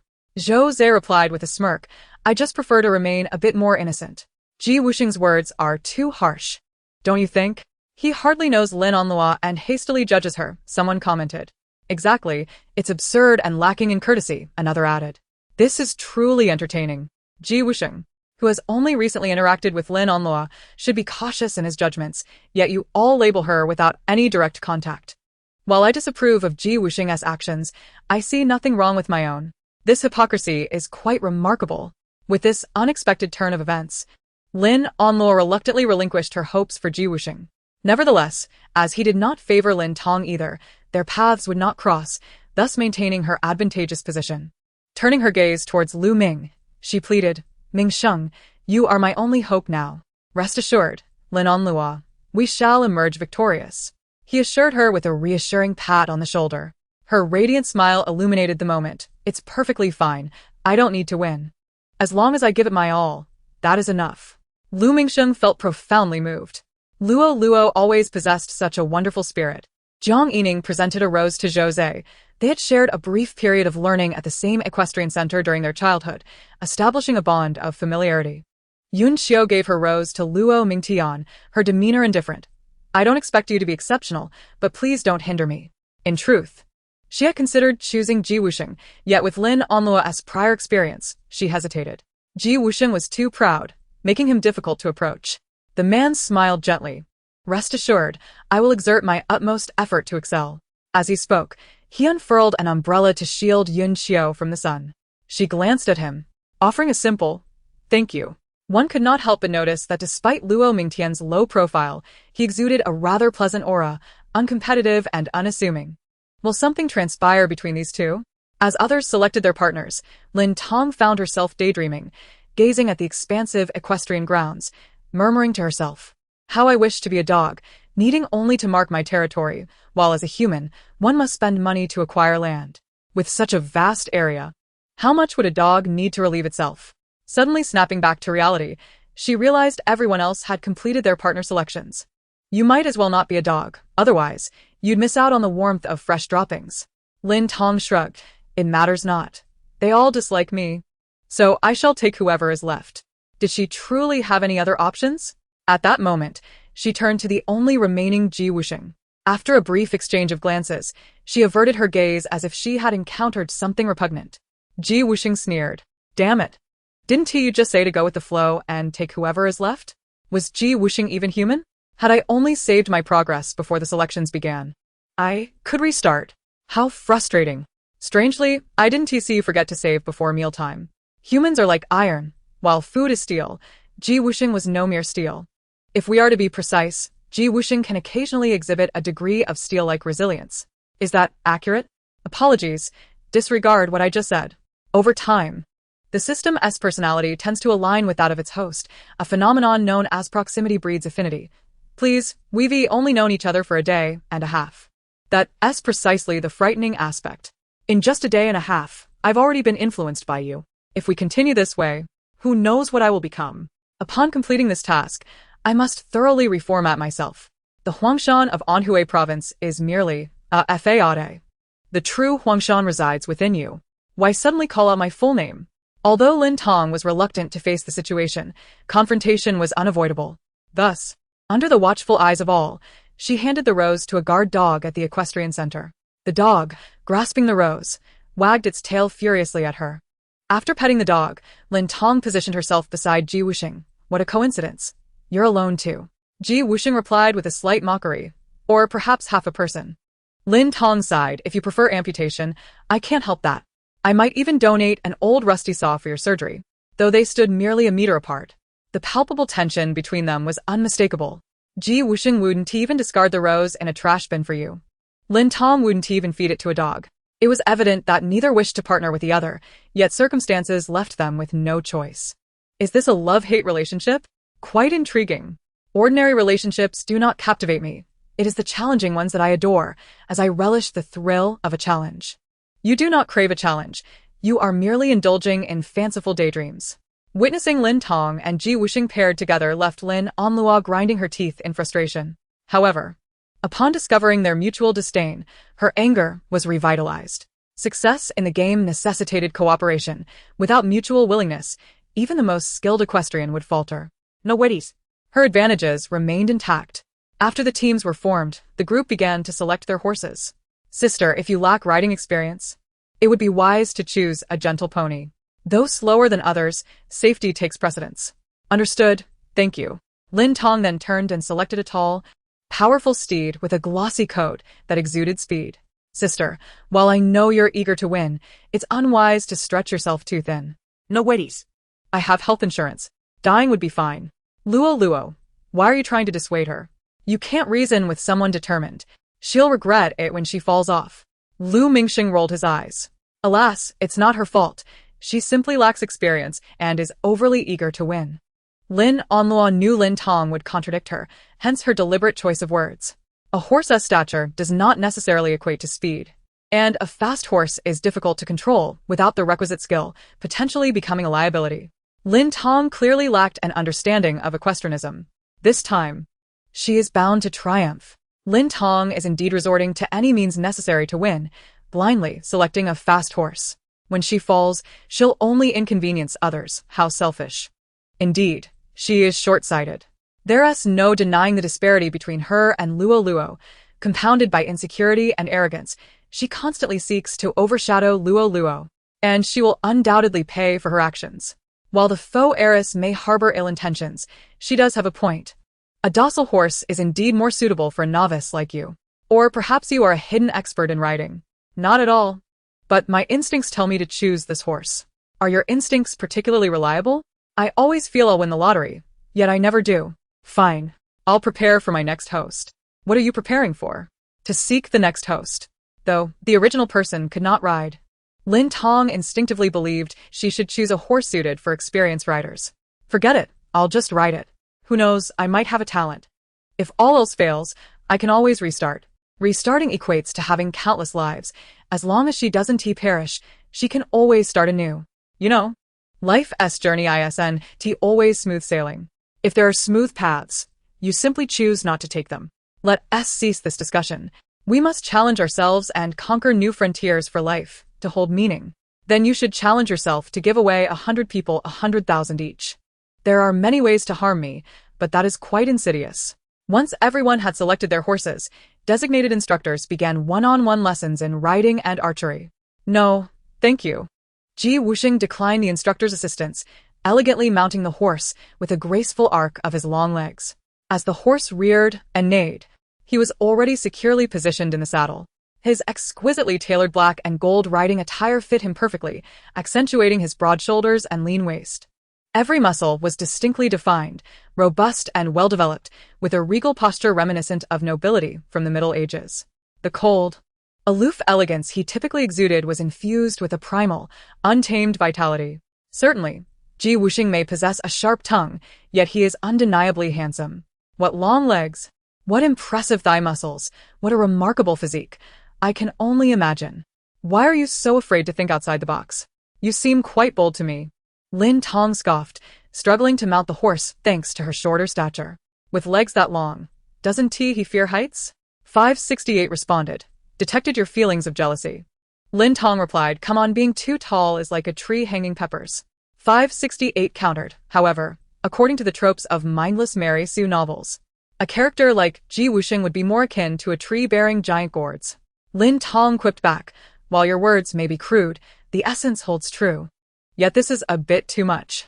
As she spoke, Lin Tong swiftly mounted the horse without assistance, her movements fluid and graceful, entirely devoid of a novice's clumsiness. She wore a black vest with red trim, less ostentatious than Lin Onlua and Jiang Yining's flamboyant attire, yet far more vibrant than the pure white of Yun Xiu's. Although Lin Tong wasn't particularly tall, her proportions were exceptional. Her petite head and long legs made her 168 centimeters height appear nearly equivalent to Yun Xiu's 173 centimeters. Her long legs were elegantly encased in riding pants and boots, almost achieving perfection. Her thick, flowing hair was swept up high, and her features, bathed in sunlight, radiated exquisite beauty. Her perfectly shaped peach blossom eyes were slightly upturned, exuding a languid allure that was both captivating and carefree. Lin Tong may have a sharp tongue, but she is undeniably beautiful. How can you like both of them? It's a monogamous society. What matters most is that Wusheng, Lin Tong, and I lead a good life together. Wusheng and Yun Xiu, who needed no lessons, galloped ahead, prompting Lu Mingxing to follow suit without a hint of reluctance. Next came Jiang Yining, Zhou Zhe, and Luo Mingtian. They occasionally rode, quickly regaining their riding rhythm. Meanwhile, Lin Onlua looked at Lin Tong with concern. Sister, do you need my help? No, you should focus on your own tasks, Lin Tong replied. I'll head off first. Thus, Lin Tong was left alone. While everyone else is racing ahead, Lin Tong is still struggling. It will be challenging to catch up in just 2 hours, especially with archery to consider. First and foremost, one must grip the reins firmly. This is crucial for controlling the horse and steering. The back should not hunch, the legs must be snug against the horse's belly, and the feet should be firmly planted in the stirrups. Yes, the body shouldn't be too rigid. It should rise and fall in rhythm with the horse's gallop. When the horse accelerates, the body should lean forward to lower the center of gravity, and when braking, lean back while tightening the reins. With the instructor's demonstration and explanations, Lin Tong quickly grasped the essentials. In just 5 minutes, she was able to trot on the horse. 10 minutes later, she had completely left her instructor behind and was racing ahead. The instructor, perplexed yet impressed, mused, "Are you certain this is her first time riding? Her mounting technique and speed suggest she is no novice. Is she perhaps a prodigy? Impossible. Welfare institutions and public schools don't teach horseback riding." After starting college, she worked part-time for living expenses and received financial aid. There was no opportunity for her to travel or ride. She certainly wouldn't have taken equestrian lessons at a riding school. As the others debated, Lin Tong had already been riding for a while, her speed steadily increasing to a level almost on par with the more experienced Lin Onluo and Jiang Yining. Case closed. She is indeed extraordinarily gifted. This is hilarious. The naysayers just mocked Lin Tong for her riding skills, yet she proved to be exceptionally talented, taking off right after mounting. Riding fast doesn't equate to good horsemanship. Besides, there's archery to consider. The faster you ride, the harder it is to shoot. It's best to remain silent, lest Lin Tong falls and loses face after boasting so high. 568 noted. Aren't you supposed to be a novice? Lin Tong replied, I'm not sure. The instructor just shared some tips, and I thought I'd give it a try. To my surprise, it feels quite simple. I can speed up or slow down at will. Perhaps in my past life, I was a celestial charioteer, master of the heavenly steeds. She had initially saved her progress, ready to start over if she couldn't master riding within 2 hours, but soon realized it was unnecessary. Riding felt as effortless as a children's ride outside a supermarket. Simple and enjoyable. I wonder how my sister is faring. Horseback riding is certainly not something one can learn casually, Lin Onluo mused, her expression one of concern. Lu Mingxing interjected, Why do you care? That's her consequence. Just then, a gust of wind swept past them. Instinctively, they looked ahead. Lu Mingxing exclaimed, Whoa! Who rides so fast? Is that Yun Xiao? No, she has short hair, that figure is. Lin Tong, Lin Onluo. Witnessing her sister galloping ahead with remarkable speed, hastened to catch up, only to find that no matter how fast she rode, she could never close the gap, always remaining a dozen meters behind. Sister? She shouted in disbelief. Why are you calling me? Lin Tong responded nonchalantly. Sister? Is that really you? Is your horse out of control? Do you need our help? Lin Tong ignored her, nudging the horse's belly with her legs and accelerating further ahead, demonstrating that her horse was indeed under control. Lin Onluo was left dumbfounded. Wasn't she supposed to be a novice? This is impossible, I've done my research. And Lin Tong has never ridden before. How could she be this fast? Lu Mingxin was equally astonished, realizing Lin Tong was riding better and faster than he, despite having invested millions into his equestrian training. Is it true, Luoluo? Lin Tong has never ridden before? Absolutely not. Lu Mingxin felt utterly defeated. It was one thing for Ji Wusheng to ride faster than him, but how could Lin Tong, a complete novice, surpass him? What had his 2 decades of investment amounted to? Don't worry, riding fast doesn't mean skilled horsemanship. Mastery is not solely about speed. Control is far more important. Besides, the horse she chose is a purebred Akeltech, superior to ours, so her speed is to be expected. In essence, speed does not equate to skill. And it is likely the horse's prowess rather than Lin Tong's abilities at play. Indeed, in this regard, he could not possibly be inferior to Lin Tong. Soon, Lin Tong surpassed Jiang Yining and Zhou Zhe, followed by Luo Mingtian and Yun Xiao. The 3 groups she passed were left in astonishment. Weren't we told Lin Tong had never ridden a horse? This certainly doesn't appear to be the case. Thus, everyone chased after her, unwilling to be outdone by Lin Tong, lest they lose face as seasoned riders who had trained since childhood. Before long, Lin Tong caught up with Ji Wusheng, who, upon hearing the thundering hooves beside him, initially assumed it was Yun Xiao. However, upon turning, he discovered it was Lin Tong. Ji Wusheng raised an eyebrow, assessing Lin Tong's riding posture and concluding that she was far from a novice. In fact, her skills were quite impressive. He had expected she might utilize her time loop ability for repeated practice. He quickened his pace, and Lin Tong matched his speed. They both rode Akeltech horses, traditionally known as the heavenly blood horses, with little variation between them. Their speed relied solely on the rider's skills. The 2 raced neck and neck, each momentarily overtaking the other, relishing the competition without clear victor. However, speed on a straight path does not signify true speed. It is in the curves where real skill is tested. As they approached the edge of the riding arena, Ji Wusheng pulled on the reins, causing his horse to rear and whinny, turning sharply to navigate the bend. Yet Lin Tong remained hot on his heels. A certain Rui dashed ahead while a certain Shui closely pursued, entwining him like a constrictor snake that refused to release its grip. He fled, she chased, rendering him unable to take flight. Behind them trailed a few hundred meters away a group of spectators.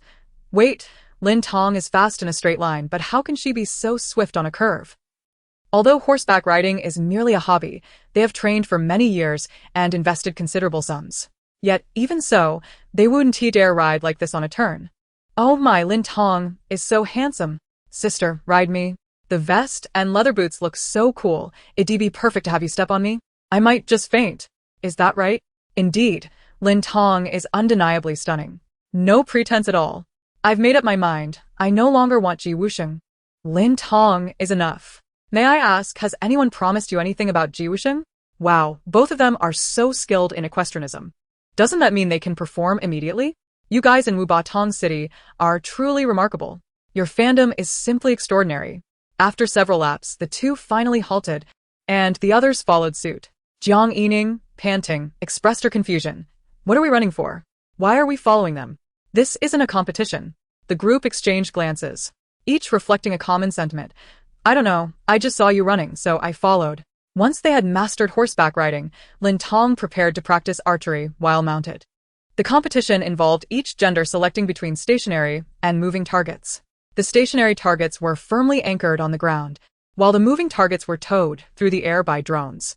Both the inner and outer rings were equipped with stationary and moving targets, meaning that to strike their own targets, the competitors would either complete the inner ring before tackling the outer, or alternate between the two, with the victor being the one who hits the most rings within the allotted time.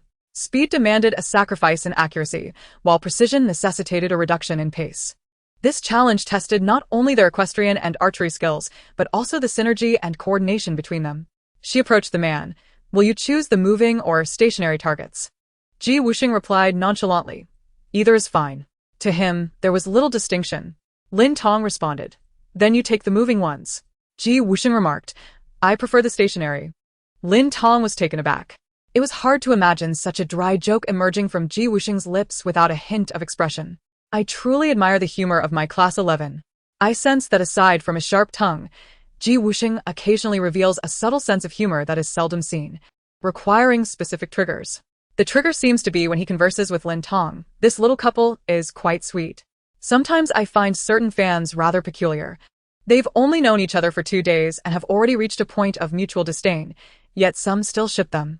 It's precisely the love that emerges from a fierce rivalry that is most delightful. Don't worry, we'll find sweetness even in the cracks. Don't hold me back. I aim to win. Lin Tong cast a glance at the indifferent man. She was indifferent to his attitude towards her, however. His seriousness towards the game mattered greatly, as it impacted her own interests. Ji Wusheng replied, this statement applies to you as well. I detest foolishness. The 4 groups of participants began their practice in mounted archery. Lin Tong first navigated the inner ring, controlling her speed for optimal shooting, scoring around 4 to 5 rings. After completing the inner circuit, she swapped with Ji Wusheng and started on the outer ring. The targets in the outer ring were spaced differently, and the riding speed varied, requiring rapid adjustments. This placed high demands on equestrian skills. However, Lin Tong adapted swiftly, wasting no time, and as she found her rhythm, her scores improved from 4 to 5 rings to 5 to 6. Upon completing both circuits, she discovered that Ji Wusheng had also finished, but his score was slightly higher, achieving 8 rings, all on the more challenging moving targets. Have you practiced before? She inquired. The man nodded. I learned when I was young. Oh. This is my first time.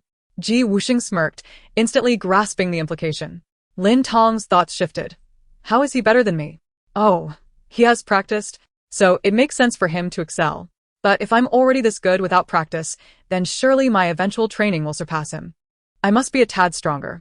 After a brief rest, they attempted cross-running. Although they hit more targets in the cross-run, it took longer, making solo runs more efficient overall. Following their practice, they separated, one to the left and one to the right, distancing themselves considerably. TSK, right after practice, they distanced themselves, completely avoiding each other. How are the fans supposed to ship them? This is called King's Knot meeting. Though physically apart, their hearts are closer. Jiang Yining, who had observed the entire process, questioned, is that Lin Tong truly a first-time archer? Why is she better than those of us who have been training since childhood? Zhou Zhe replied, perhaps I didn't take it seriously when I was young. I was just showing off. Jiang Yining retorted, but that still doesn't explain how a novice can surpass us. Zhou Zhe mused, maybe she is just a prodigy. Lin Qingyan is similarly gifted, excelling at everything, much like Ji Wusheng. She is Lin Qingyan's sister, so it's normal for her to possess talent. Jiang Yining scoffed. Talent is the most annoying. With Ji Wusheng already being a prodigy in our circle, if another Lin Tong emerges, it will be even more vexing. Encountering such prodigies makes it feel futile to strive for improvement. Effort is defined on page 246 of the Xinhua dictionary as making every effort possible. Lin Tong cheerfully interjected. I just made that up. Isn't it easy to come up with something like that? Meanwhile, Lin Onluo was also closely watching Lin Tong. Seeing her run so swiftly and shoot so accurately, Lin Onluo felt her teeth grind once more. Ji Wusheng's performance was within her expectations, but Lin Tong's was surprisingly impressive. Even she could only manage 3 to 4 rings in her shooting, and she could never complete all the targets within the designated time. Just Lin Tong alone could outscore her and Lu Ming, not to mention Ji Wusheng. How could they possibly compete? This was unacceptable. Her meticulously crafted plans must not be disrupted. There had to be another way. Chapter 23. After all 4 groups of participants completed their practice, they returned indoors to rest. After all, horseback riding is quite taxing on the body, and maintaining optimal condition necessitates a break before the competition. Upon entering the indoor space, Lin Tong, parched, grabbed a thermos provided by the production team, swiftly unscrewing the lid to take a sip. She was pleasantly surprised. Huh? How is there milk tea in this thermos? Is the production team so kind? The others responded. Everyone picked up their thermoses, took a sip, and found it was just plain water. What's going on? How did 1 cup of milk tea end up among 7 cups of water? Could this be a special surprise segment from the production team? Whoever accidentally picked it would keep it. That would be quite the treat. Lin Tong took another sip, savoring it. This is coconut milk tea, with full sugar, ice-free. And with coconut jelly. It's delicious. The staff member responsible for serving the thermoses discreetly glanced at Ji Wusheng, his expression a blend of fear, guilt, and a hint of, this has nothing to do with me. He had quietly filled the thermos with milk tea as per young Master Ji's instructions. But he hadn't anticipated Lin Tong's speed and accuracy in selecting it. Ji Wusheng cast a sidelong glance at Lin Tong, who was blissfully enjoying her milk tea and chewing on the coconut jelly. He pressed his lips together. It's fine. Given her penchant for indulgence, she will undoubtedly take another round. As Lin Tong prepared to loop again, Ji Wusheng anticipated her move and seized the milk tea ahead of her. He fixed his gaze on Lin Tong, poised to snatch the beverage the moment she reversed time. However, minutes passed after she finished drinking, and there was no sign of a reset. Ji Wusheng, brimming with readiness, raised an eyebrow and inquired, Finished already? Lin Tong, taken aback, replied, Oh, what's wrong? Do you want some? Ji Wusheng turned away, dismissing her with, I have no interest in such things. Lin Tong, perplexed, countered, Then why do you ask? Ji Wusheng remained silent, but, after a moment, couldn't resist asking, Don't you want to drink it again? Lin Tong smacked her lips, seemingly savoring the memory. Then shook her head, Not really. The man gritted his teeth, Why not? It's too sweet. I usually prefer it with 3 or 5% sugar. Ji Wusheng scoffed inwardly, believing full sugar was the most delightful. What? Are you so curious because you want to drink it? Lin Tong gazed at him with keen interest. With an impassive expression, Ji Wusheng reiterated, I am not interested in such things. Oh, Lin Tong thought. He definitely wants it. He just doesn't want anyone to know he enjoys milk tea. A thought struck her. She had a small piece of leverage over Ji Wusheng. Though trivial, it was endearing nonetheless. After a brief respite, the group ventured outdoors to prepare for the competition. Lu Mingsheng had initially crafted fierce words, but upon witnessing Lin Tong's impressive performance during practice, he found himself choked with his own thoughts, his face nearly flushed. Lin Tong shot him a glance, teasing, You're blushing like a pig ready for the pot. You're the pig. Just wait, I'll definitely win. Young man, there's a distinction between dreams and delusions. I understand you missed my graceful display during practice. So, I want to hold it against you. Watch closely as I crush you, moi. With a playful flourish, she blew him a kiss. Lu Mingsheng could only stammer in response. Nearby, Lin Onlu's lips curled into a slight smile. This was promising. The more ostentatious Lin Tong was before the match, the harder her eventual fall would be. Lin Tong is too arrogant. She has the strength. Confidence is just that, confidence. What's wrong with that?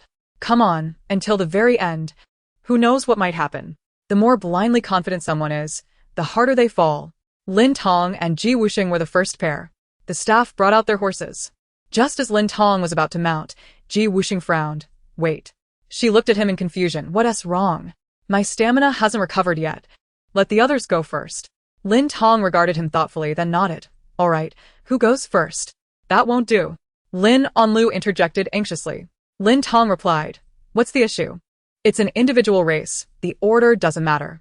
Lin Onlu forced a smile. I just think the first group has less pressure. The later groups will feel it more. So the sooner you run, the better. I'm looking out for you. Then you can go first. Before Lin Onlu could respond, Lin Tong's horse suddenly neighed and bolted, passing Lin Onlu and leaving behind a splash of manure. As the horse galloped, it spread the mess, adorning the ground and splattering Lin Onlu. Ah! She shrieked, stumbling back only to step into another pile, creating a vivid display of dung on the ground. Unfortunately, the mess landed on Lu Mingxing, who began to stomp in disbelief. Ah! Lin Tong clapped. Wonderful. Truly remarkable. Thank you, Lin Onlu and Lu Mingxing, for your splendid performance in this dung ballet. This dance conveys that even amidst the dirtiest and most challenging circumstances, we must strive to rise and bloom in our own lives. Laughter erupted from Zhou Zhe and Jiang Yining, who quickly stifled their giggles. Yun Xiu quietly stepped back, while Luo Mingtian pressed his lips together. Ji Wusheng's lips curled into the faintest of smiles. The audience's reactions varied, but online viewers were unified. Help. How can someone be so unlucky? Haha. Ah! I can't take it anymore. I'm laughing to the point of tears. 2 people stepping in horse manure? Hilarious. Lin Tong's witty remarks. A comedic masterpiece. Do you all lack empathy? Seeing others in distress without concern and relishing in it? Laughter echoed through the comments, drowning out any criticism directed at Lin Onlu. Was it funny? Absolutely. Lin Tong leaned in toward Ji Wusheng and whispered, thank you. She recognized that he had sensed the horse's erratic behavior and found an excuse to delay her turn. Otherwise, she would have faced a chaotic ride. Wusheng sidestepped. His expression neutral. I merely wish to avoid being dragged down. It's unrelated to you. In the next moment, darkness enveloped him. And time reverted to when everyone had just completed their practice and re-entered the building. At this juncture, a staff member approached with a tray of thermos cups. Lin Tong was the first to reach out, but as her hand brushed against a cup disguised as a thermos filled with milk tea, she inadvertently grabbed another containing ice water. Ji Wusheng quickly seized the milk tea thermos from her grasp. Despite Lin Tong's somewhat wicked nature, a trace of conscience lingered. He opened the cup and took a sip. Full sugar is indeed sweet. Half an hour later, they returned to the outdoor arena. As Lin Tong and Ji Wusheng prepared for their turn, the man glanced at the well-conditioned horse, this time remaining silent. Go for it, sister. Lin Onlu encouraged with a smile. Lin Tong turned and beamed. I'll do my best. For reasons unknown, Lin Onlu's heart raced at Lin Tong's radiant smile, an unsettling premonition creeping in. Yet, this time, she had personally administered the laxative in Lin Tong's horse's feed, ensuring no mistakes would occur. No matter.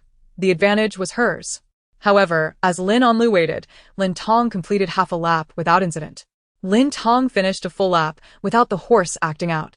When Lin Tong returned, the horse remained calm and even affectionately nudged her, recognizing her equestrian prowess.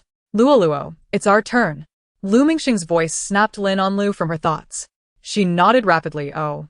All right, coming right away. Don't worry, Luo, I will give it my all. Lu Mingxing cheered. Lin Onlu smiled. Good. Before they set off, she heard Lin Tong's encouraging voice behind her. Luo, go for it. The others rallied behind her with cheers. Luo, go for it. Some individuals are simply gifted. It's a talent bestowed upon them by fate. We ordinary folk, who must rely on diligence and hard work, cannot compete. Just doing our best is commendable enough. As the new year approaches, I envision you all dipping dumplings in sauce. However, not all vinegar is created equal. Dipping them in poor quality would be a complete waste. Please, let us not squander food, shall we? With great anticipation, Lin Onlua and Lu Mingxing set forth. Under the watchful eyes of the crowd, Lin Onlua's horse suddenly began to misbehave. Thump, thump, thump. Anus, who's there? Excrement. It's me, flatulence. The naive Anus believed the excrement's deceit, leading to a release akin to an arrow shot. Though the upper side could not continue firing, it was of little consequence, for the lower side's release counted just the same. Lin Onlua, overwhelmed by the stench, shrieked, desperate to halt the horse. But it galloped on as if it had consumed a hefty dose of energy gum, unable to be restrained. Lu Mingxing, attempting to pursue, realized he could not catch up, as his horse had no inclination towards such indulgence. Wherever Lin Onlua's horse ran, it embraced the decadence of waste and the deluge of urine. Excrement. Hey, hey, hey. Let us shower, friend. Lin Tong couldn't help but exclaim. Ah, the sister is so kind, showering the fallen angels with dung, leaving a trail of manure as gifts. Ha ha ha, look at this bunch, utterly defeated by me. Zhou, who had laughed instinctively, quickly felt the awkwardness envelop the entire scene as he fell silent. Apologies, but Lin Tong truly struck his funny bone. Give him another chance, next time. He would not laugh. Amen. It was evident that humor had the upper hand. Ha ha, Lin Onlua is pitiful, yet it is undeniably amusing. Do you not have hearts? Not only do you disregard others' misfortunes, but you also find humor in their plight? Consequently, the barrage of comments grew louder with laughter. Such is the nature of netizens. Rebellious at heart. Wusheng cast a sidelong glance at Lin Tong. An eye for an eye? Not a bad strategy. Only when the horse had settled down did it finally come to a halt. Whether it was the horse's swaying or the overwhelming stench that disoriented Lin Onlua upon dismounting, she began to retch. The horse beside her, in disdain, moved away. Lin Onlua's eyes widened. What is this? A reversal of fate. I am truly impressed. The horse demonstrated quite the sentience. Upon Lin Onlua's return, Lu Mingsheng and the others attempted to assist her, only to retreat silently, overwhelmed by the odor of manure clinging to her. Lin Onlua, what on earth happened? Why did Lin Tong's horse remain steadfast while mine went wild? I distinctly added the laxative to Lin Tong's horse's feed. Forget it. She needed to wash up and change clothes. She could no longer tolerate the foul smell. She felt herself losing her sanity. Despite the mishap, Lin Onlua, aside from feeling dizzy and nauseated, suffered no significant consequences, and thus the competition continued. An hour later, Yun Xiao and Jiang Yining completed their rounds. Lin Onlua returned after freshening up. She intended to check the surveillance footage, but remembered she had arranged for it to be turned off to avoid detection while administering the laxative. Consequently, no evidence was captured. She then inquired with the staff at the feed station, only to discover that Lin Tong's steed had pushed her horse aside during feeding, forcing Lin Onlua's horse to consume from the spot originally designated for Lin Tong's horse. Thus, the two horses had inadvertently swapped their feed. Lin Onlua, is there equine bullying as well? Lin Tong's horse, like hers, is domineering and unreasonable. How infuriating! The final scores were announced. Lin Tong and Wusheng, 456 rings, 160 points. Yun Xiao and Luo Mingting, 367 rings, 130 points. Jiang Yining and Zhou, 335 rings, 100 points.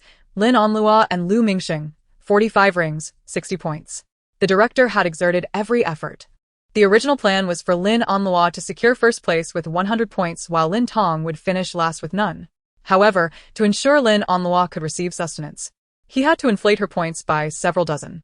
Although this indirectly benefited Lin Tong, granting her additional points, there was little he could do about it. Why are Lin Onlua and Lu Mingsheng's score so low? Are they afraid of heights? Covering mouth, laughing. Lu Mingsheng patted Lin Onlua's shoulder. It's all right, Luo. I possess a point transfer card. I shall promptly transfer Lin Tong's points. He had purchased the card for 3 million, saving it for such crucial moments. Chapter 24. The man immediately proposed to utilize the point transfer card, only to be informed that Lin Tong's account held 0 points. Lu Mingsheng what? He soon noticed Wusheng exchanging 160 points for a meal of 2 meats and 2 vegetables. Lin Tong sat beside him, relishing her meal. Boiled beef is tender and delicious. Wusheng, could you refrain from making those peculiar sounds? Lu Mingsheng, she is undoubtedly doing this intentionally. How can these two, who are seemingly at odds, sit together for a meal? In the end, Lu Mingsheng and Lin Onlua opted for a plate of vegetables and 2 bowls of instant noodles. The vegetable portion was insufficient for both, but instant noodles would at least satiate their hunger. At that moment, they could not afford to be picky about taste. Lin Tong, you should eat well. Lu Mingsheng scoffed. What are you going to buy for us? Don't choose the old pickled cabbage flavor. Go for the chicken and mushroom flavor. It's more nutritious. If all else fails, just stuff your stomach to alleviate your hunger. Perhaps that will help. The man retorted. Are you a fly? Why are you always hovering around us? Flies typically gravitate towards excrement. If I were a fly, then you would be. Enough of that. It is well known that when Lin Tong speaks, it is like a melody. While eating, Lin Tong pounded her leg. Whether it was the frequency of her movements or not, the man who had been quietly and elegantly dining, raised an eyebrow. What's wrong? Is your leg hurting? Leg pain is normal. After a prolonged absence from writing, sudden vigorous activity can lead to soreness. Why has the atmosphere between these two suddenly become harmonious? It seems they are no longer at each other's throats. How terrifying upon reflection. Such a little glutton. Lin Tong sighed. Perhaps my innate aloofness has led to arthritis. Wusheng subtly mocked. Leg pain is normal. You are the one who is not normal. Suddenly, Lin Tong reached for the last piece of sweet and sour pork. The man, equally quick, caught her chopsticks. That was my order. Lin Tong remained silent, determined to snatch the pork. It's the piece you love. Amidst their tug-of-war, the last piece of sweet and sour pork ultimately fell to the ground. Neither was able to enjoy it. Wusheng cast a dark glance at Lin Tong. The woman, bowl in hand, stood up. Let's not discuss this now. The cockroaches in the wall are waiting for me to feed them. The man stared intently at her. Swear to the god of wealth that you are indeed going to feed cockroaches now. Lin Tong. What a venomous Wusheng. Among the few I care about, the god of wealth is the only one. After a brief pause, she turned with a smile. Just kidding. It is well known that before undertaking tasks or gaming, Lin Tong may neglect to save her progress, but before sleeping or eating, she always makes sure to save. Thus, in the next moment, with a snap of her fingers, Lin Tong found herself back at the dining table. Wusheng. Feeling frustrated, but knowing that expressing it would make him look foolish, could only suppress his feelings. The man chewed his food with a mocking sneer, gnashing his teeth as if the morsels in his mouth were Lin Tong, whom he savagely bit down upon. Lin Tong quipped, Is there something wrong with your teeth? Why do you struggle so much to eat a bit of meat? Why do you care? He shot back. I merely intended to convey that our Lin family owns a dental clinic. If you require assistance, you may use my name for a discount. I wish to kiss you, he added. The room fell into an abrupt silence, with ears pricking up around them. Wusheng interjected, My hand wishes to kiss you. Lin Tong retorted, My shoe sole is longing for you. That startled me. I thought in the afternoon, everyone returned to the camp. Lin Tong, on her way back, had also gathered some wild herbs. Lu Mingxing seized the opportunity to vent his frustrations, exclaiming, TSK, TSK, TSK. Some people never change their rural habits, even when recognized again. What do you plan to do with those weeds you've collected? Of course, I gathered them for your benefit. After all, once you have them, you won't be the most useless thing here. At least those weeds can be used for cooking. Can you do the same? I certainly can, Lu Mingxing boasted. I am a feast for the eyes. Suddenly, Lin Tong leaned in close to the man, rolling her eyes back and breaking into a terrifying grin as she coldly remarked, I am stoking the boiler at the crematorium. How well would you like it done? Startled, the man jumped back as if he were a frightened toad. Ha ha ha. Lu Mingxing exclaimed, Ah. That wicked Lin Tong. Zhou, who had been observing quietly, was starstruck. How impressive. She rhymed again.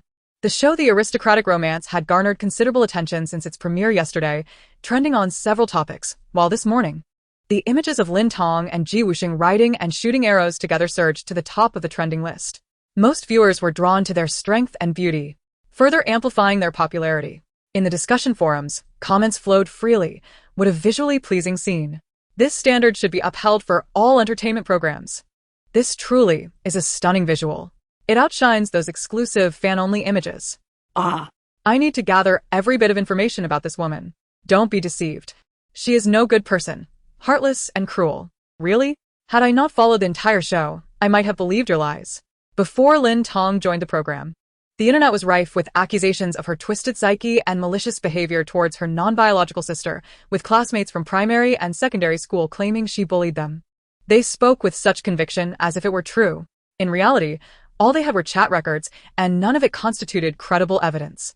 I could claim to be Lin Tong's classmate from elementary through university, and I can attest to her kindness and generosity. Are those just chat records? I could fabricate a plethora of them. Lin Onlua is undoubtedly a green tea bitch. I understand her because I am one too. Isn't Lin Tong's disrespectful behavior on the show visible for all to see? Sometimes I genuinely wonder if you all are selectively blind. You can't see anything when others attack Lin Tong, but suddenly regain your sight when she retaliates. Lin Tong is truly a miracle. She can make men see her and even restore sight to the blind. Lin Tong must be working hard to hire publicists to clean up her image. When you can't win an argument, you just accuse others of being hired guns. That's all you can do, a bunch of people covering their eyes and ears. relying on mental victories. Amidst the escalating arguments and onlookers enjoying the spectacle, another trending topic related to Lin Tong unexpectedly landed at the second spot, subtly overtaking the trending topics for Lin Tong and Wusheng. Compared to Lin Tong and even Wusheng, the internet celebrity Lin Tong, with over 10 million followers, had a greater reputation online. People were astonished to see this trending topic and were eager to uncover the details. Upon clicking the link, they found a video showcasing a woman riding a horse while it galloped along, leaving a trail of excrement in its wake. The comments section erupted with laughter. However, under the guidance of Lin Tong's fans, amidst the laughter, sentiments of pity also emerged. In a secluded corner of the camp during the break, Lin Tong, visibly impatient, asked, "What is it?" The director exclaimed, "You topped the trending list. Lin Tong is in second place, overshadowed by you." Lin Tong, surprised, responded, "Really? Let me see." She took the director's phone and looked down. The trending topic showed her riding while the horse galloped, with the top comments filled with laughter. Lin Tong's face turned pale with anger, and after holding it in, she finally couldn't contain herself, yelling, "Croak." Her fury caused a slight accent to slip through. Nearby, Lin Tong remarked, "Who is that croaking like a toad?" Lin Tong bit her lip tightly. She wished Lin Tong dead. Chapter 25. Wusheng anticipated that Lin Tong would employ her ability during the afternoon break, possibly looping multiple times.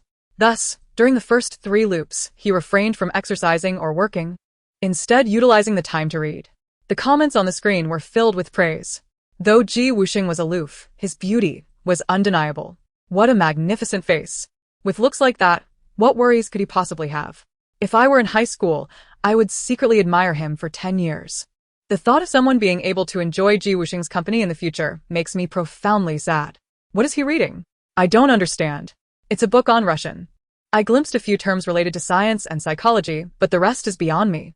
Indeed, Wusheng was engrossed in modern scientific literature, aiming to solidify his materialist worldview.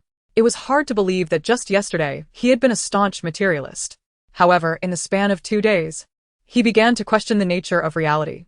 Why did Lin Tong possess such an ability?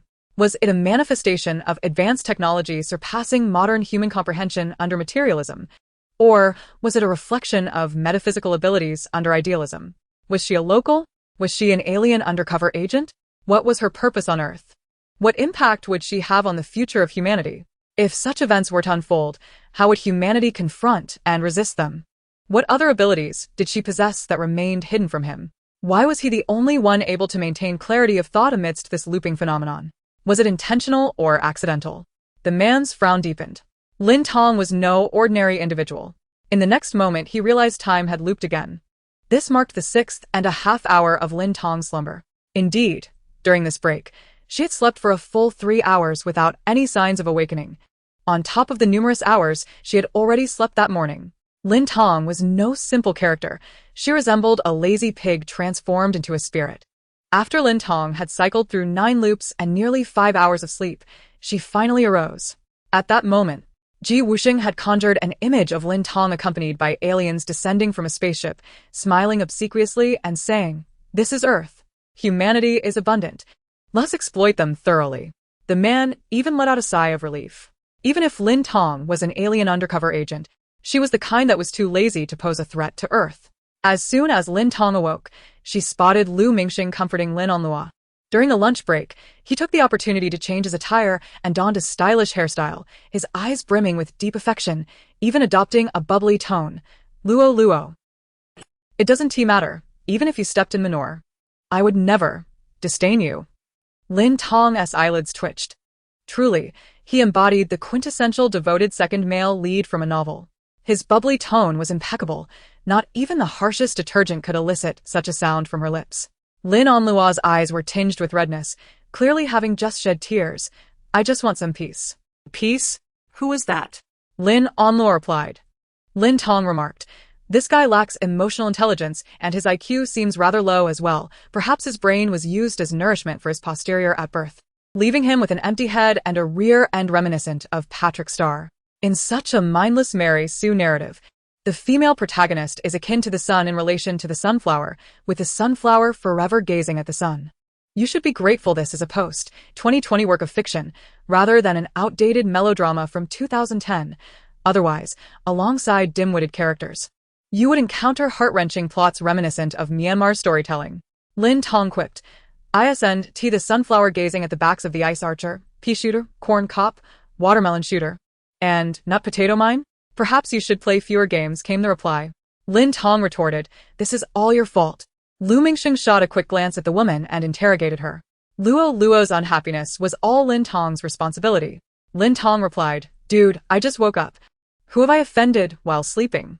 Why is this being pinned on me? I am not one of the Yunnan 18 oddities.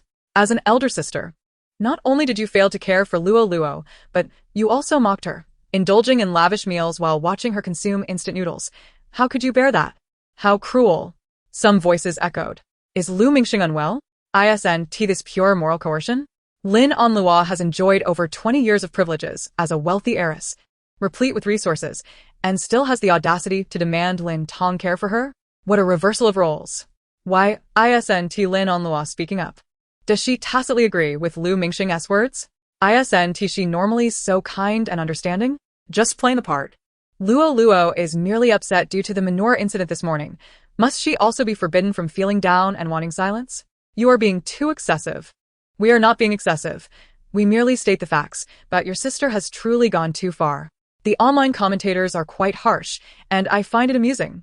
Lin Tong brought a glass of water to Lin Onlua. After crying for so long, you should hydrate. The latter looked genuinely surprised. Thank you. Only after drinking can your tears flow longer. Lu Mingxing gritted his teeth. Lin Tong, do you even possess a heart? Indeed.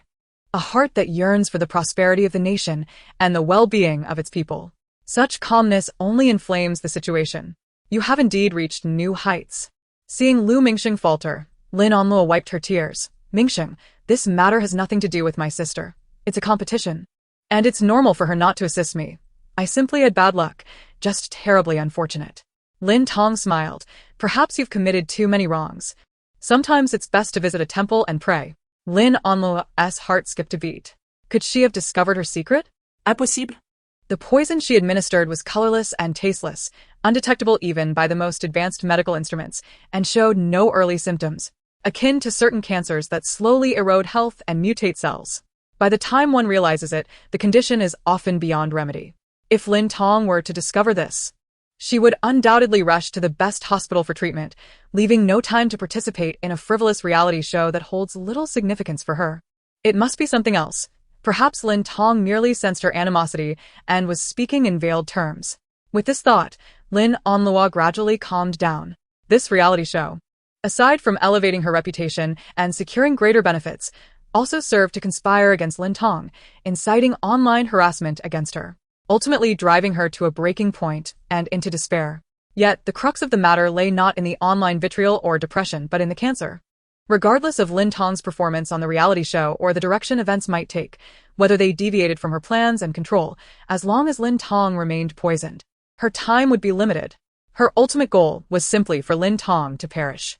Lin Onlua felt reassured once more. The advantage still lay with her.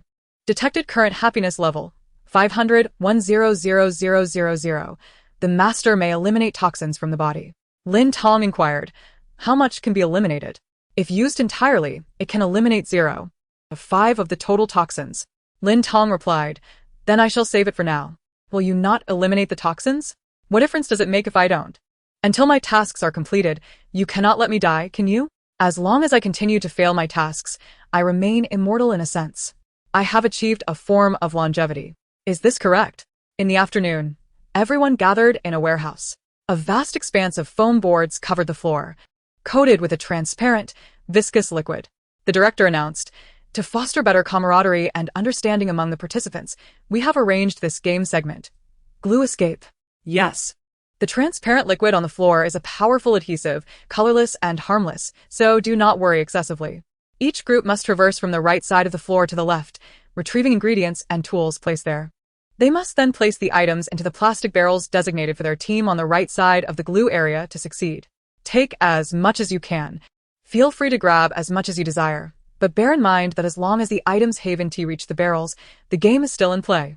Once the game rules were announced, 8 different species of protective suits appeared before the participants. Cow, horse, sheep, pig, fly, cockroach, mosquito, and rat. Each suit varied in size and shape, with different contact areas. To save time on the glue mats, the optimal choice would be suits with smaller contact areas, namely those of the cockroach, fly, mosquito, and rat. However, these protective suits were strikingly realistic, even tailored to fit closely. Wearing them made one feel as though they were the very embodiment of a cockroach, fly, mosquito, or rat, complete with a human face, ugly and bizarre. We'll choose the mosquito and the fly. Lin Tong was the first to raise her hand. Jiang Yining looked at her, astonished. Luo, are you really going to choose that? It's hideous. She replied with a smile. It's fine. It's just a game. Of course. She found them both ugly and repulsive. But these two suits were coated with a special non-stick material that would reduce the adhesive stickiness, making them an invaluable asset in the glue battle. To defeat Lin Tong, she was willing to take the plunge. Wow, Luo really has no reservations. Lin Tong remarked.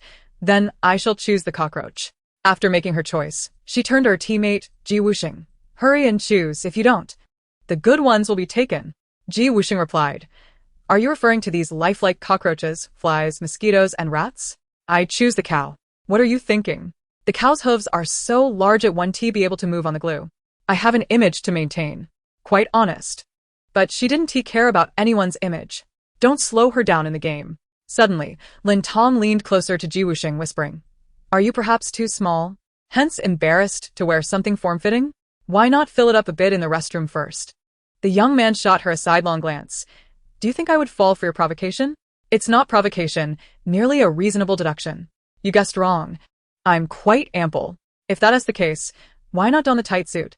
You wear form-fitting attire for swimming and diving, don't you? Quickly choose the mouse. Quickly choose the mouse. Lin Tong was akin to the monk Tang Sung reciting his incantations. When swimming or diving, the absence of hundreds of thousands of spectators rendered the experience insufficiently grand. Wusheng smirked coldly. Wear it if you must. Lin Tong promptly declared. He chooses the mouse. The surrounding individuals were bewildered. What are these two babbling about? What had Lin Tong said to prompt Wusheng to reconsider? What shameful secret could not be spoken aloud?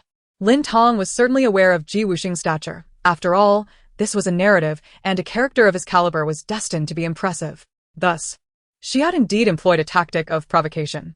The advantage lay in Wusheng's awareness of her strategy, yet he still had to feign compliance. Zhou Zhe and Jiang Yining, who had never held a job, were the first to take on the roles of beasts of burden. Luo Mingtian smiled gently. Then I shall choose the pig. He willingly left the sheep for Yun Xiao, who nodded coolly in response. Thank you. Luo Mingtian's smile widened. It's no trouble. Serving the ladies is my duty. Yun Xiao shot him a glance, choosing silence. Although Lin Tong and Lu Mingsheng were the first to enter the changing room, Lin Tong emerged the quickest. From afar, a gigantic cockroach with a human face scuttled towards them, startling the director, crew, and audience alike. Lin Tong blew a kiss towards the camera. Your cockroach has arrived. The crowd exclaimed, Don't come here.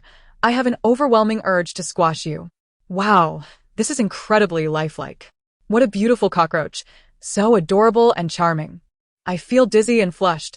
I think I might be in love. Humans shouldn't feel this way. Is there a cockroach in the eyes of the beloved? I heard there's a group that even wrote a song for cockroaches, something like The Temptation of the Cockroach. Soon, Wusheng, Lin Tong, and Lu Mingsheng had all changed and emerged. The cockroach, mouse, fly, and mosquito stood together, and 5 words floated from the sky. Eliminate the 4 pests. Ha ha ha. The combination of an ugly creature's body with a handsome human face truly creates a bizarre comedic effect. If you don't look over there, you'll regret it. Challenge failed. They seem to be thriving. Who will ultimately claim Wusheng? I've been staring for ages and still can't see Wusheng's face. He must be quite the lecher. Is this the comment section? Lin Tong and Lu Mingsheng immediately regretted their choices upon donning their costumes. Yet with their grounded personas established, they could only muster the courage to step out. Consequently, both remained unusually quiet. When the other 4 emerged and saw the 4 pests before them, they couldn't help but laugh out loud.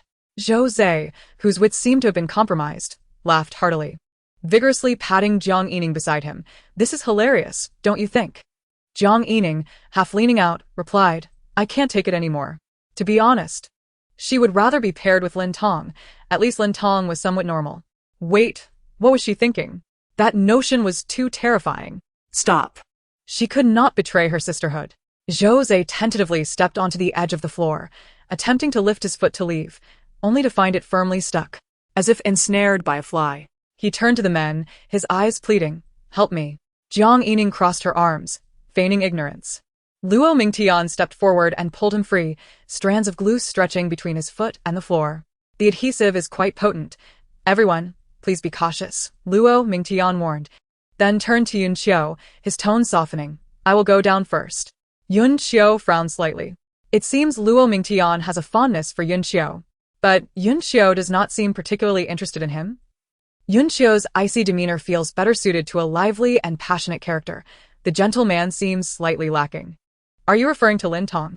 This is quite peculiar." The foam mat was a sprawling 10 meters wide and 15 meters long, every inch coated with a powerful adhesive, rendering any clever attempts to find a dry spot futile. The group had to either endure or devise a clever workaround. Jose retreated, took a running start, and leapt, landing 2 meters away.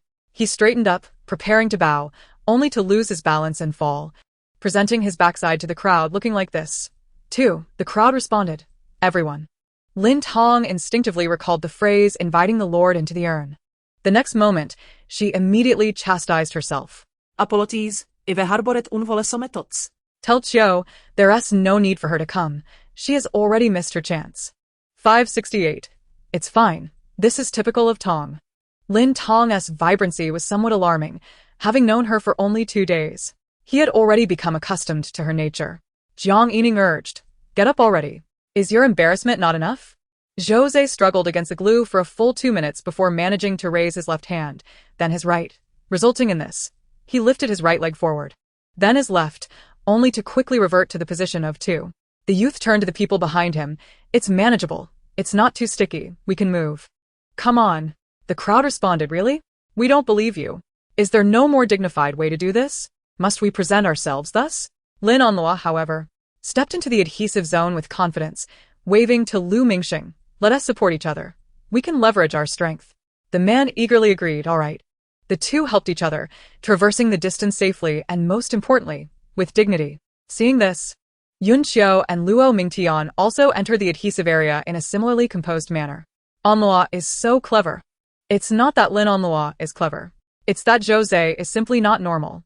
Jiang Yining approached Jose, attempting to pull him up, but found him immovable. The two stood and crouched, resembling a scene of dog walking. Meanwhile, Lin Tong and Ji Wusheng were still in discussion. Lin Tong asked, "Are you strong?" "How? Ask your upper body strength. Can you lift me?" Ji Wusheng replied, "MHM. Have you ever played Plants vs. Zombies? How about you toss me like the giant zombie throwing a child?" He chuckled in disbelief. "Do you think this is shot put? You might as well turn into gas. I could just blow you over." Lin Tong glanced at the man's shapely rear. "Your backside must have quite the strength." "Ha ha ha, you two are insane." While everyone else has set off, these two are still engaging in a comedic duet. Is this the professionalism of veteran artists? Tears of joy. "How about this? You carry me normally, and when we're within the last 2 or 3 meters, you toss me out." The man remained silent, his narrow phoenix eyes gazing at Lin Tong, as if assessing her sanity. "Or perhaps I could ride on your shoulders, and you could follow behind the others. I could then climb onto them, toppling them one by one until I carve out my own space." Ji Wusheng remained silent for 3 seconds. "You are truly suited to be a cockroach. You both prefer the shadows and crawling." "Flattery. I'm not complimenting you." "Flattery. Change the subject." "Flattery indeed." "Oh, come on, just give it a try. If it fails, it's no matter. After all, I can always reset." The other party rejected her proposal, hurling a bomb of sarcasm at her. "On what grounds? And with what identity do you presume to think you deserve for me to carry you? Or even agree to you riding on my head?" Lin Tong was momentarily taken aback. "As a cockroach? Can you please stop playing the fool? Why do you insult Jose?" As she crawled forward with great difficulty, the scene unfolded. "Who called me?" Ji Wusheng, disinterested, turned and stepped into the adhesive zone. Earlier, she had helped him purchase groceries with her points. And now he had agreed to don this ridiculous outfit solely because she had relinquished her cup of milk tea. However, enough was enough. Ji Wusheng departed, not glancing back. Oh no, negotiations failed. Lin Onlua has already moved 6 or 7 meters ahead. Why hasn't he Lin Tong set off yet? Is she not aiming to win? She probably feels she cannot win and would face a humiliating defeat, so she has given up to avoid embarrassment. Luo is truly impressive, advancing the fastest.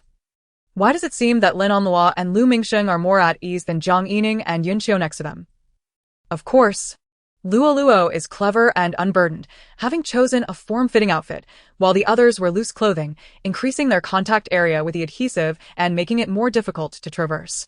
Choosing elegance naturally sacrifices efficiency. Is that not fair?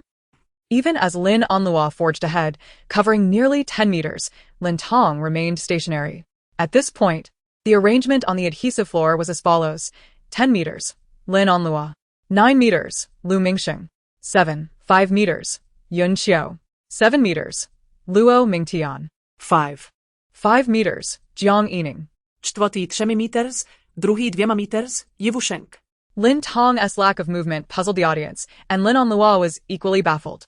Perhaps she had given up, deeming victory unattainable. TSK, Lin Tong, look at you now. Ha ha ha. Yet she feigned concern. Sister, why aren't you setting off? Hurry. Don't give up. With a long run-up, Lin Tong leapt and clung to Ji Wusheng, her feet landing on his. Had he not possessed sufficient core strength, she could have toppled him. Nevertheless, faced with her sudden momentum, Ji Wusheng staggered before regaining his balance. He looked at the woman who had unexpectedly leaped onto him. Before Ji Wusheng could utter a word, Lin Tong used his feet as a springboard to bounce forward, landing on Tu's foot, her hands resting on his back. Zhou Zhe instinctively prepared to shout, but Lin Tong swiftly stuffed a paper ball into his mouth. Zhou Zhe. Unfortunately, Lin Tong did not linger long. A minute later, she steadied herself and leaped onto Jiang Yining's foot, embracing her. The unsuspecting woman collapsed, transforming into a version of Zhou Zhe. Thankfully, the ground was cushioned with foam, so the fall was painless. Another paper ball was quickly stuffed into her mouth. Jiang Yining clearly adored nature. Ugh, ugh, ugh. Lin Tong swiftly hopped onto Luo Mingtian and then onto Yun Xiu. These four, clad in loose outfits rather than form-fitting gear, provided Lin Tong ample opportunity to showcase her agility. Ultimately, she landed on Lu Mingsheng, decisively stepping on his foot. As the man yelled in surprise, Lin Tong deftly tore off the long cockroach antennae from her head and stuffed them into his mouth. Instantly mute, Lu Mingsheng's eyes widened. Hearing the commotion behind her, Lin Onluo turned, eyes wide with shock, as a gigantic cockroach flew towards her. Ah! She attempted to evade, but her feet were stuck, leaving her nowhere to escape. With her eyes shut tight, she instinctively sat down. Alas, yet another youthful, resilient figure met an unfortunate fate.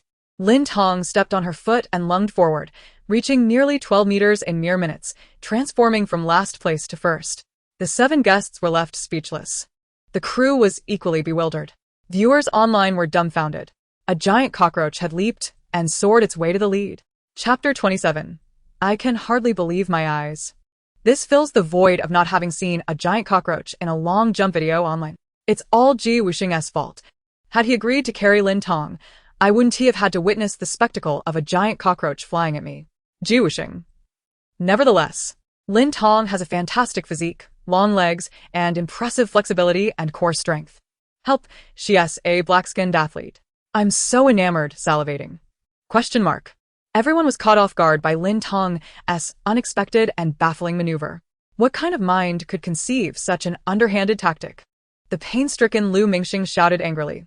Lin Tong, what are you doing? Have you lost your mind? Are we just stepping stones for you? Indeed. Sister, this is a bit excessive. I can no longer favor you. She would not allow Lin Tong to effortlessly dismantle her meticulously crafted plan. What's excessive about this?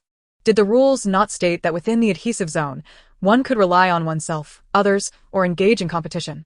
I have not violated any rules. You cannot blame me for being clever and resourceful simply because your mind is as dull as a zombie from 82, unable to devise a strategy. What on earth is happening in this world, allowing the inferior to drive out the superior, letting fools take over?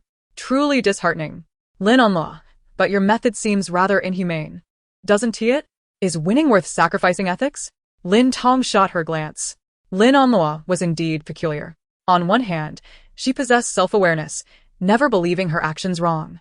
On the other, she could accurately describe her own character. Does no one notice that whenever Lin Tong is about to win, Lin Onluo appears to criticize this or that, under various pretexts, simply to prevent Lin Tong from succeeding? While it's natural to dislike losing if you wish to win, Do so openly and fairly. Why resort to such tricks?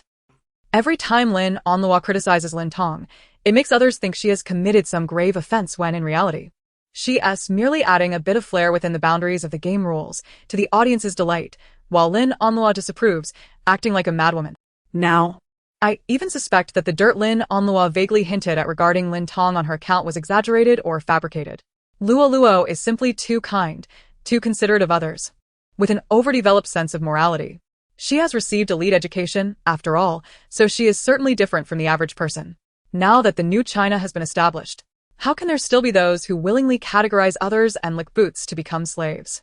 Sweating, Lin Tong turned to the director, her gaze piercing. Director, may I ask if there was anything wrong with my approach? The director, who happened to be in a corner, wiping sweat from his bald head as he removed his wig, responded. Why ask now? Turns out the director is bald, ha ha ha. The glaring spotlight reflects off his head. Though internally inclined to side with Lin Onlua, he had to maintain appearances, ensuring no one noticed anything amiss. The man forced a smile that was more painful than tears. No problem at all. He lowered his head, trying to avoid Lin Onlua's murderous glare. The program highly encourages all participants to employ their creativity and inspiration during activities and games, fostering interesting interactions and discussions. Please also learn from teacher Lin Tong. Lin Onlua gritted her teeth, but under the watchful eyes of the crowd, she could say nothing further. Otherwise, her persona would crumble. Lin Tong pursed her lips and continued to stride forward. Although Lin Onlua's protective suit is coated with a special layer that reduces resistance, allowing her to move more nimbly than others, Lin Tong outpaced her by over 1 meter and nearly 2. Furthermore, Lin Tong soared through the air, barely touching any glue, and encountered minimal resistance beneath her feet. In no time, Lin Tong arrived at the edge of the glue zone first, effortlessly gathering all the ingredients and tools. Lu Mingsheng reassured himself. It's fine. With so many items, how much can she carry alone? We're almost there. Just as he finished speaking, Lin Tong slightly unzipped the back of her protective suit and pulled out a sack of twin pig feed. She shook it and grinned at them with a mischievous smirk. The crowd gasped, what a wicked and malevolent smile. In this vast sea of people, their encounter with Lin Tong felt like poetic justice. Wusheng raised an eyebrow. He had suspected why Lin Tong had taken a few minutes to change outfits earlier. I am truly amazed. How can a person be so clever? What a nimble mind. Unlike me, the most agile part of my body is just my skin tears. That may not be entirely true. I don't believe you Haven Tea experience moments of wanting to pull but couldn't tea, or wanting to hold back but failed to do so. Lin Tong directly gathered all the ingredients and tools into the sack she carried. Apologies. She wished to leave some for everyone, but tonight, she craved a hot pot. Hence, she had to take it all. Fortunately, having grown up in the countryside and worked as a campus runner for extra income during university, her physical fitness was commendable. A mere 80 or 90 pounds was manageable. Had it been Lin Tong herself, this lazy creature would collapse upon returning home every day, suffering from fatigue, back pain, leg cramps, and a state of subhealth. Alive but not thriving, struggling to lift anything without risking a back injury. As Lin Tong turned, she found herself facing 6 major factions swarming around the bright summit. On her left stood Lin Onlua and Lu Mingsheng, on her right were Yun Xiao and Luo Mingtian, and directly in front of her were 22 others. Yet, retreat was not an option. She could only move forward. Lu Mingsheng laughed heartily. Run? Aren't you the one who can run fast? Why not show us how you fly? Lin Onlua pursed her lips. It's not right for you to take everything. At least leave us a bit. Luo Mingtian suggested. Why don't we divide the items? This way, everyone can eat without fighting or going hungry. It's a win-win. Isn't it? Yun Xiao raised her gaze. I only want a box of self-heating rice. 2. You've taken everything. What else left for me to eat? 2. I gave you the freedom to overheat. I suggest the 2 of you, lying down, find a way to stand up first. I suspect they actually enjoy this. Both are potential, stroking chin. Lin Tong and Zhou Zhe exchanged glances. The young man's eyes sparkled. You think my singing is good too? Pull up your pants, your backside is showing. The young man instinctively reached down to pull them up, but his hands were sticky with glue. So he could only wiggle his rear. Jigo, could you give me a hand? The ever-serious Ji Wusheng was left speechless. She's deceiving you. How wonderful. At least the young man's virtue remains intact. Ecstatic, Jose wiggled his rear again to express his joy. Ji Wusheng closed his eyes. How I wished to blast him away with a cannon. all to blame Lin Tong for being too dazzling, causing me to underestimate Zhou Zai's antics. Just as everyone closed in on Lin Tong, she raised the sack and hurled it forward with all her might. The crowd instinctively dodged. The sack was caught securely by Ji Wusheng a few meters away, who swiftly tossed it into a plastic barrel 2 meters away. The entire sequence was seamless and remarkably fluid. Lin Tong raised an eyebrow. She had initially intended to throw the sack in front of Ji Wusheng, allowing him to carry it into the barrel, but she anticipated that he would catch it barehanded. She glanced at Ji Wusheng's well-defined muscle lines, accentuated by his tight-fitting outfit. There was indeed something to admire. In just 2 or 3 minutes from Lin Tong throwing the sack to it landing in the barrel, the other guests had no time to react, helplessly watching as Lin Tong and Ji Wusheng carried away all the goods. An act of robbery. Lin Tong actually managed to throw it several meters away, and Ji Wusheng caught it without letting it touch the ground. While I can lift and carry, there is a significant difference between tossing it several meters and catching it midair. Both possess astonishing strength. If these two were to get up, wouldn't the bed collapse? Heart. What? Lu Mingsheng lamented dramatically. Lin Tong, I hate you. I will always hate you. I will hate you for the rest of my life. Lin Tong smirked. Perhaps you should visit a dermatologist. Persistent itchiness isn't a trivial matter. Did Lu Mingsheng eat too many beans as a child, becoming so inclined to provoke others? An hour later, all the guests, cleaned up, reappeared before everyone. Except for Lin Tong, the others bore grim expressions. They were facing another night without food. The others fared better, having at least enjoyed a hearty lunch. But Lu Mingsheng and Lin Onlua had not eaten enough, and with the afternoon's exertion, they would surely be left starving if they didn't eat dinner. Consequently, Lin Onlua urged the director to add another game segment. The director announced, due to the previous game, some groups were too skilled, leaving others without ingredients for dinner. To ensure the guests' basic needs are met, the production team is granting one final opportunity. There are 3 questions for each group to answer, and the answers will be voted on by the live audience. The group with the highest votes will win. Winning earns 100 points. On the surface, it appears to be a question and answer session, but in reality, it's a competition of popularity among the groups. Thus, even if you answer correctly, if the audience doesn't vote for you, you still lose. Jiang Yining breathed a sigh of relief. Now, this is more reasonable. People are like iron. Food is steel. And even a young lady must eat. If it weren't for her father insisting she participate to make friends, threatening to cut off her allowance otherwise, she wouldn't endure this torment of a program. Lin Onlua smirked. While she couldn't match Lin Tong in wit and cunning, she could certainly outshine her in popularity. The advantage remained with her. This time, she was determined to win. The first question: who proposed the public notice in the image? Boltzmann, Richard Feynman, Karabi, Dirac, Pleasant Goat. Lin Tong looked at Ji Wusheng. You take this one, you know it. English isn't my strong suit. Ji Wusheng. The crowd. Guests, please complete your answers within 2 minutes. 2 minutes later. Lin Onlua's group, Yun Qiu's group, Jiang Yining's group, Lin Tong's group. All eyes turned to Lin Tong. Seriously, sister, while this question indeed poses some difficulty and random guessing is understandable, isn't guessing Pleasant Goat a bit excessive? Isn't that an obvious filler answer? Everyone then turned to Ji Wusheng, their gazes seemingly questioning. Aren't you going to manage her? Letting her choose Pleasant Goat? Ji Wusheng smirked. I stated that the answer is Richard Feynman. She insisted it should be Pleasant Goat. When I asked why, she replied that the intelligence of goats is unimaginable. The crowd. So you're letting her run wild like this? Ji Wusheng. I believe she is correct. The crowd. Oh, so it's a case of 2 peas in a pod. Lin Onlua was speechless. She was becoming increasingly convinced that toxins had thoroughly infiltrated Lin Tong's brain. This time, she would win effortlessly. 3 minutes later, the voting results were announced. Lin Tong's group, 566377. Lin Onlua's group, 245621. Jiang Yining's group, 173738. Yun Qiu's group, 137744. Is there a problem with this voting? Isn't it evident that Luoluo answered correctly? There must be foul play. Correct answers do not necessarily imply audience support. Who is Richard Feynman? I am unfamiliar. I believe it was proposed by the character Pleasant Goat. I concur with Lin Tong. The intelligence of the sheep is astonishing. And it is no surprise that it could formulate such a theory playfully. Lin Onlua, upon seeing the voting results, furrowed her brow. Could it not be Richard Feynman? This is utterly absurd. The director wiped his brow. The majority of netizens support the notion that Pleasant Goat proposed this formula. He is powerless. It is all live voting online, and he cannot manipulate the process. Lin Onlua, are these netizens unwell? Their choices are chaotic.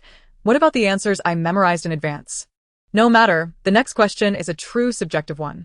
With her numerous fans and good rapport, a mere influx of supporters could elevate her to first place. The second question is, why do two people, clearly in love, often fail to end up together? Please provide your answers. Upon hearing this question, Lu Mingsheng immediately gazed at Lin Onlua with deep affection. Rest assured, Lolo, we will undoubtedly be together. Nothing can impede us. Your yearning for freedom, your boundless journey, your heart remains unburdened. Jiang Yining hurriedly covered Zhou's mouth. Are you out of your mind? Xiuya is married. Zhou, woe is me. Alas. His passion for singing is deeply ingrained.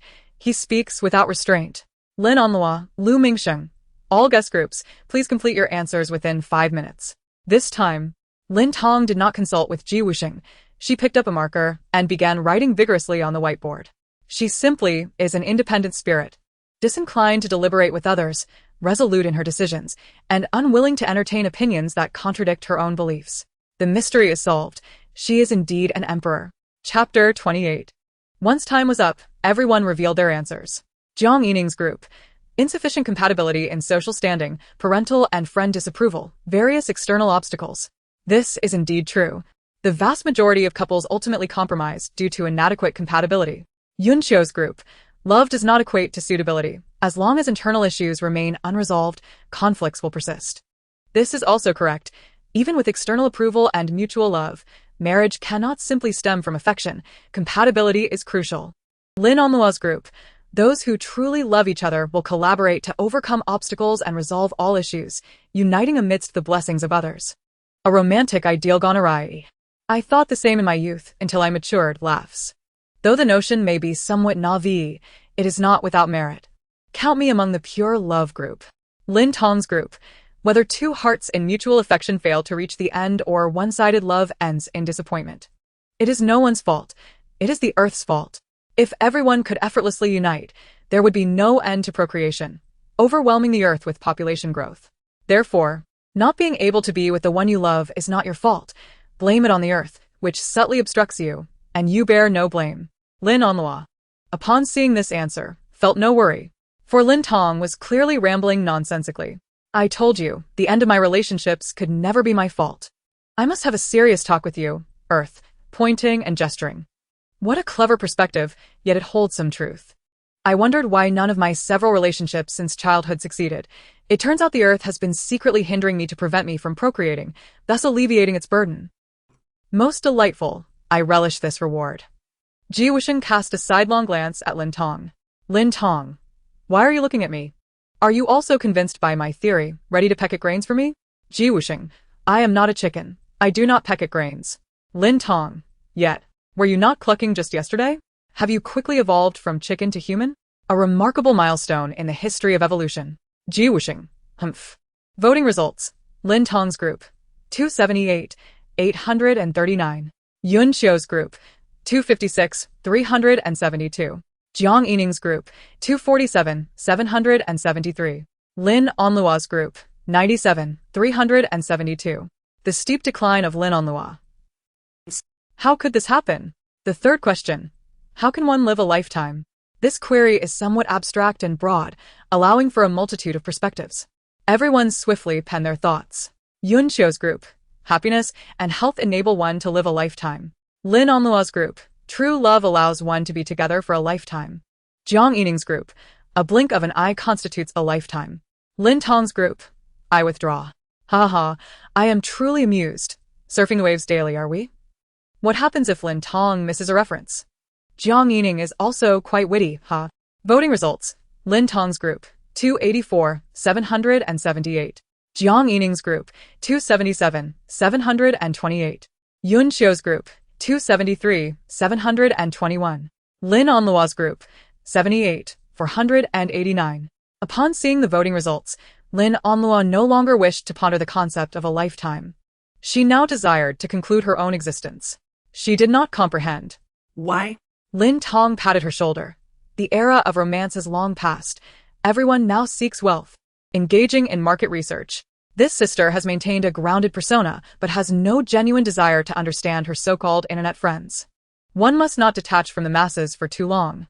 Lin Onlua. Meanwhile, a few meters away, Zhou tilted his head slightly, his eyes wide and ears perked, resembling an evil gardenia in a certain animated expression. Who is rhyming? Reluctantly, the director announced the results. Lin Tong's group, 300 points. Lin Onlua clenched her fists. Those are her points. Director. Lin Tong and Lu Mingxing spoke simultaneously. The two exchanged a glance, realizing each other's intentions. Lin Tong swiftly rushed forward to cover the man's mouth. All 300 points from our group must be transferred to Ji Wusheng's account. Lu Mingxing, preparing to use the points transfer card. He opened his mouth to fiercely bite Lin Tong's palm. However, she withdrew just in time, causing him to inadvertently bite down on his own lower teeth. Truly a gritting of teeth. Lin Tong is quite infuriating. Once the variety show recording concludes, he will certainly have his revenge. For Lolo, he is willing to go all out. Director, I wish to transfer Ji Wusheng's points. Before he could finish, a crumpled apple was precisely placed in the man's mouth. It gradually expanded, filling his mouth completely. Before he could ensure Lin Tong receives her due, he himself has already had his fill. Truly a glutton. Lin Tong whistled at Ji Wusheng. Not bad, your throw was quite accurate. Ji Wusheng cast a glance at her. He was indifferent to her, but he could not allow his interests to be infringed upon. Although the 300 points, if distributed fairly, were unrelated to him, Lin Tong's transfer of points to his account had already implicated him, signifying a need for his assistance. Thus, he naturally expected compensation. After all, he never engages in ventures without reward. While Lu Mingxing struggled to extract the fruit from his mouth, Ji Wusheng quickly purchased 2 large double rooms and used the remaining 100 points to acquire a meat dish and 2 vegetable dishes. A large room constituted his compensation. Lin Tong approached Jiang Yining and Yun Xiao with a friendly smile. Sweet and sour pork ribs for 200, 000. Bok choy and lettuce each for 100, 000. Would any of you fine gentlemen and ladies care to purchase? The 4 of them. What a schemer. How can one be so astute in business? The woman smiled and enticingly suggested, Today I am in a good mood. My prices are significantly lower than yesterday. Such a great bargain. Are you sure you do not want any? A mere 100, 000. Before Jiang Yining could utter a word, the usually quiet Yun Xiao swiftly declared, I want sweet and sour pork tenderloin. Jiang Yining was taken aback. Despite her meticulous vigilance, she had not anticipated this. Ultimately, she settled for a plate of vegetarian dishes. Zhou hastily added, Then I shall have a vegetarian dish as well. Meanwhile, Luo Mingtian, still hesitating, found himself too slow to choose. Garlic. It's all quite challenging. The man maintained a fade of a smile, saying, Then I will have a breeze from the northwest. Another 40 was added to the tally. Lin Tong's current total reached 1710, primarily sourced from the purchases made by Lu Mingxing. After all, in the original variety show, he was the foremost aggressor who aided Lin Onlua in isolating and humiliating the original character. As the saying goes, what goes around comes around. It is all karma. During the afternoon glue battle, Lin Tong not only collected various vegetables, fruits, meats, and rice, but also garnered instant noodles, ham sausages, and self-heating rice, alongside tools such as pots, pans, and an induction cooker. After splitting the spoils with Ji Wusheng, Lin Tong was left with enough ingredients to last her 3 days. However, she has always been one to seize the moment. Thus, at dinner, while the others either had nothing to eat or settled for meager fare, Lin Tong prepared a hot pot. Jiang Yining and Zhou silently positioned themselves a meter or 2 away from Lin Tong, each taking a chopstick full of greens and rice rolls, then closing their eyes, desperately inhaling the aromatic fragrance of the hot pot, as if trying to convince their brains that they were not consuming bland greens, but rather the delectable spicy hot pot. Is Lin Tong being selfish by indulging herself without offering food to Luo? After all, they are sisters. They are not blood-related and have only known each other for a few months. Luo fan, please refrain from moral coercion. I notice you often exaggerate your words, calling each other sisters every day, as if Lin Tong is devoid of affection, when in reality, they are just acquaintances. Lin Tong caught a glimpse of the 2 nearby who were yearning for a taste, smiled, and offered them a large platter of mixed meat and vegetables. Here you go. How much is it? No charge. Jiang Yining, puzzled, responded, "You would be so kind?" Lin Tong replied, "I fear that if you consume too many greens, you might moo and turn into cows that will charge at me." The two of them shrugged off their concerns. "Let us eat first. Who says Lin Tong is selfish? Isn't this quite generous?" Hot, hot. Lin Tong gasped, her mouth slightly ajar, rapidly exhaling, her tongue darting about. Perhaps the commotion was too loud. As Ji Wusheng glanced over, "If it's too hot, just spit it out." But Lin Tong did not. Instead, she chewed the meat again with delight. Ji Wusheng observed her enjoyment, when suddenly, the artistic light above flickered unexpectedly, plunging the area into darkness as a cascade of dark brown items fell. Upon seeing the centipedes and spiders suddenly appear in the pot and on the table, and even on her person, she emitted her first scream of her life. Awe. Chapter 029. Everyone turned toward the source of the sound, only to discover that it was Lin Tong making the noise. "What is happening? What is going on? Ah. What are those pitch-black things? They appear to be bugs, spiders, cockroaches, centipedes. Oh, how disgusting. I feel like my eyes are going to go blind." That startled me. "It's all right. It seems they are merely fake plastic bugs and not real ones. Regardless of whether they are real or fake, this is terrifying. Why would fake bugs drop from the ceiling during dinner? This is utterly absurd. It must be a prank from the production team. Why did they choose to drop them on Lin Tong and not on anyone else? It's hard not to suspect the production team is targeting her intentionally. Does Lin Tong hold any particular reason for the production team to target her? Of course, Lin Tong is exceptional, having dominated from the start of the show, leading to envy from others. Is being exceptional a reason to fear bugs? What connection exists between being impressive and fearing bugs? I don't understand. The comment section erupted in chatter, and the other guests were drawn to Lin Tong as well. Lu Mingsheng, speechless, remarked, "I thought it was something serious. But it's just a pile of fake bugs for a prank. What is there to be afraid of? Was it necessary to scream so loudly? Are you alright, sister? Do you need anything?" Lin Onlua approached with a face full of concern, secretly delighted to witness Lin Tong's moment of dismay. Finally, she too had a chance to see Lin Tong in a predicament. Ha ha ha. Lin Tong gazed mournfully at her hot pot now sullied by plastic bugs. In that moment, she resembled a wilted mango pit, drained by life. The sudden appearance of the bugs had indeed startled her, but it was merely a fleeting moment. More prominently, she regretted the loss of her hard-earned, fragrant hot pot. How infuriating! A moment of hope turned into a pitfall. Activate the massage therapist identity. You all go. Lin Tong rewound time, returning to the first save point before the equestrian competition when she was resting and drinking milk tea. After avoiding the milk tea, she abruptly splashed a cup of ice water onto Lu Mingsheng. The man, drenched and shivering from the sudden icy torrent, exclaimed, "What are you doing, Lin Tong? Why are you splashing me with water? Sister, what are you?" Before she could finish, Lin Onlua too was caught off guard by a similar refreshing chill. In the next moment, Lin Tong raised Lin Onlua's hand. "Never mind, I cannot reward Lu Mingsheng." She quickly put it down, seizing the opportunity while the man was still wiping his face to deliver a sharp slap to Lin Onlua. Afterward, Lin Tong darted away like a nimble spirit, leaving no time for retaliation. Lin Onlua, Lu Mingsheng, Lin Tong, Luo. The bewildered man, his mind racing, was torn between pursuing the eccentric Lin Tong or comforting his goddess, swaying back and forth. This is street dance. Armed with 2 cups of ice water, Lin Tong burst into the next room, snatched the director's wig, and doused his bald head with ice water, hoping to see some brain flowers bloom in the barren land. "You little slap." The director, stunned by the slipper, covered his painfully hot face, squinting as he experienced the peak of bewilderment in his life. The director was flabbergasted. The guests were bewildered. The audience was astonished. Only one person remained unfazed, Ji Wusheng. He understood Lin Tong's intentions and motivations. Yet, none of this concerned him. He merely needed to sit back and enjoy the spectacle.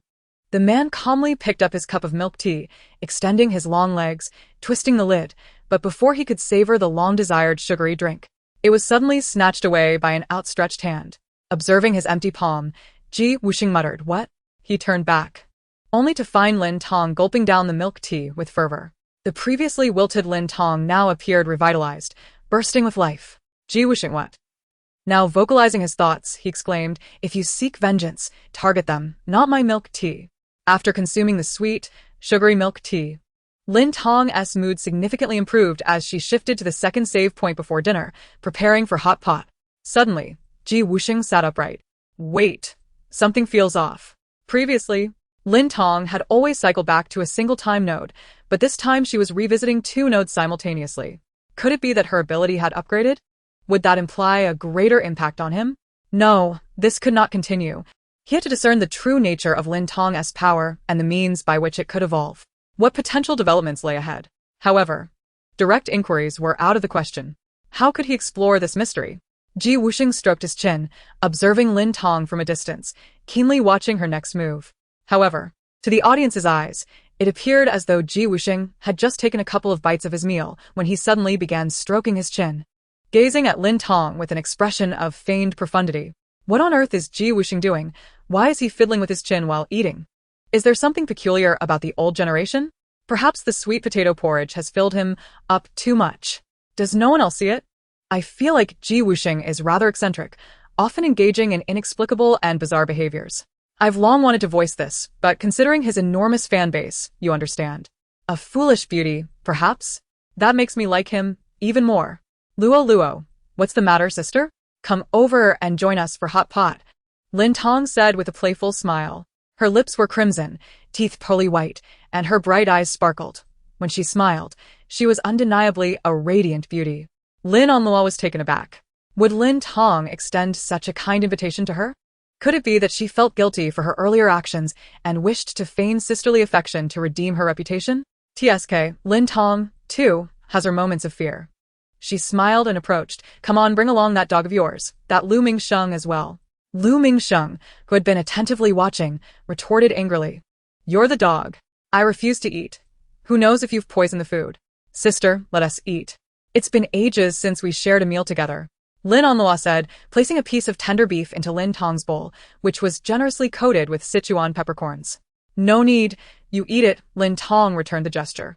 In an instant, Lin Onluo's eyes brimmed with tears. Sister, are you still holding a grudge against me? I didn't mean to usurp your identity. As she spoke, the beef was swiftly inserted into her mouth, and the burst of peppercorns made her facial features contort in a chaotic expression of anguish. This piece of beef was one she had offered to Lin Tong, and she could not reveal any sign of distress. Glug, glug. Lu Mingsheng slapped his flat stomach. What is all this noise about? Mingsheng, you should join us as well. In the midst of conversation, Lin Onluo hurriedly spat out the peppercorns from her mouth, desperately gulping down water.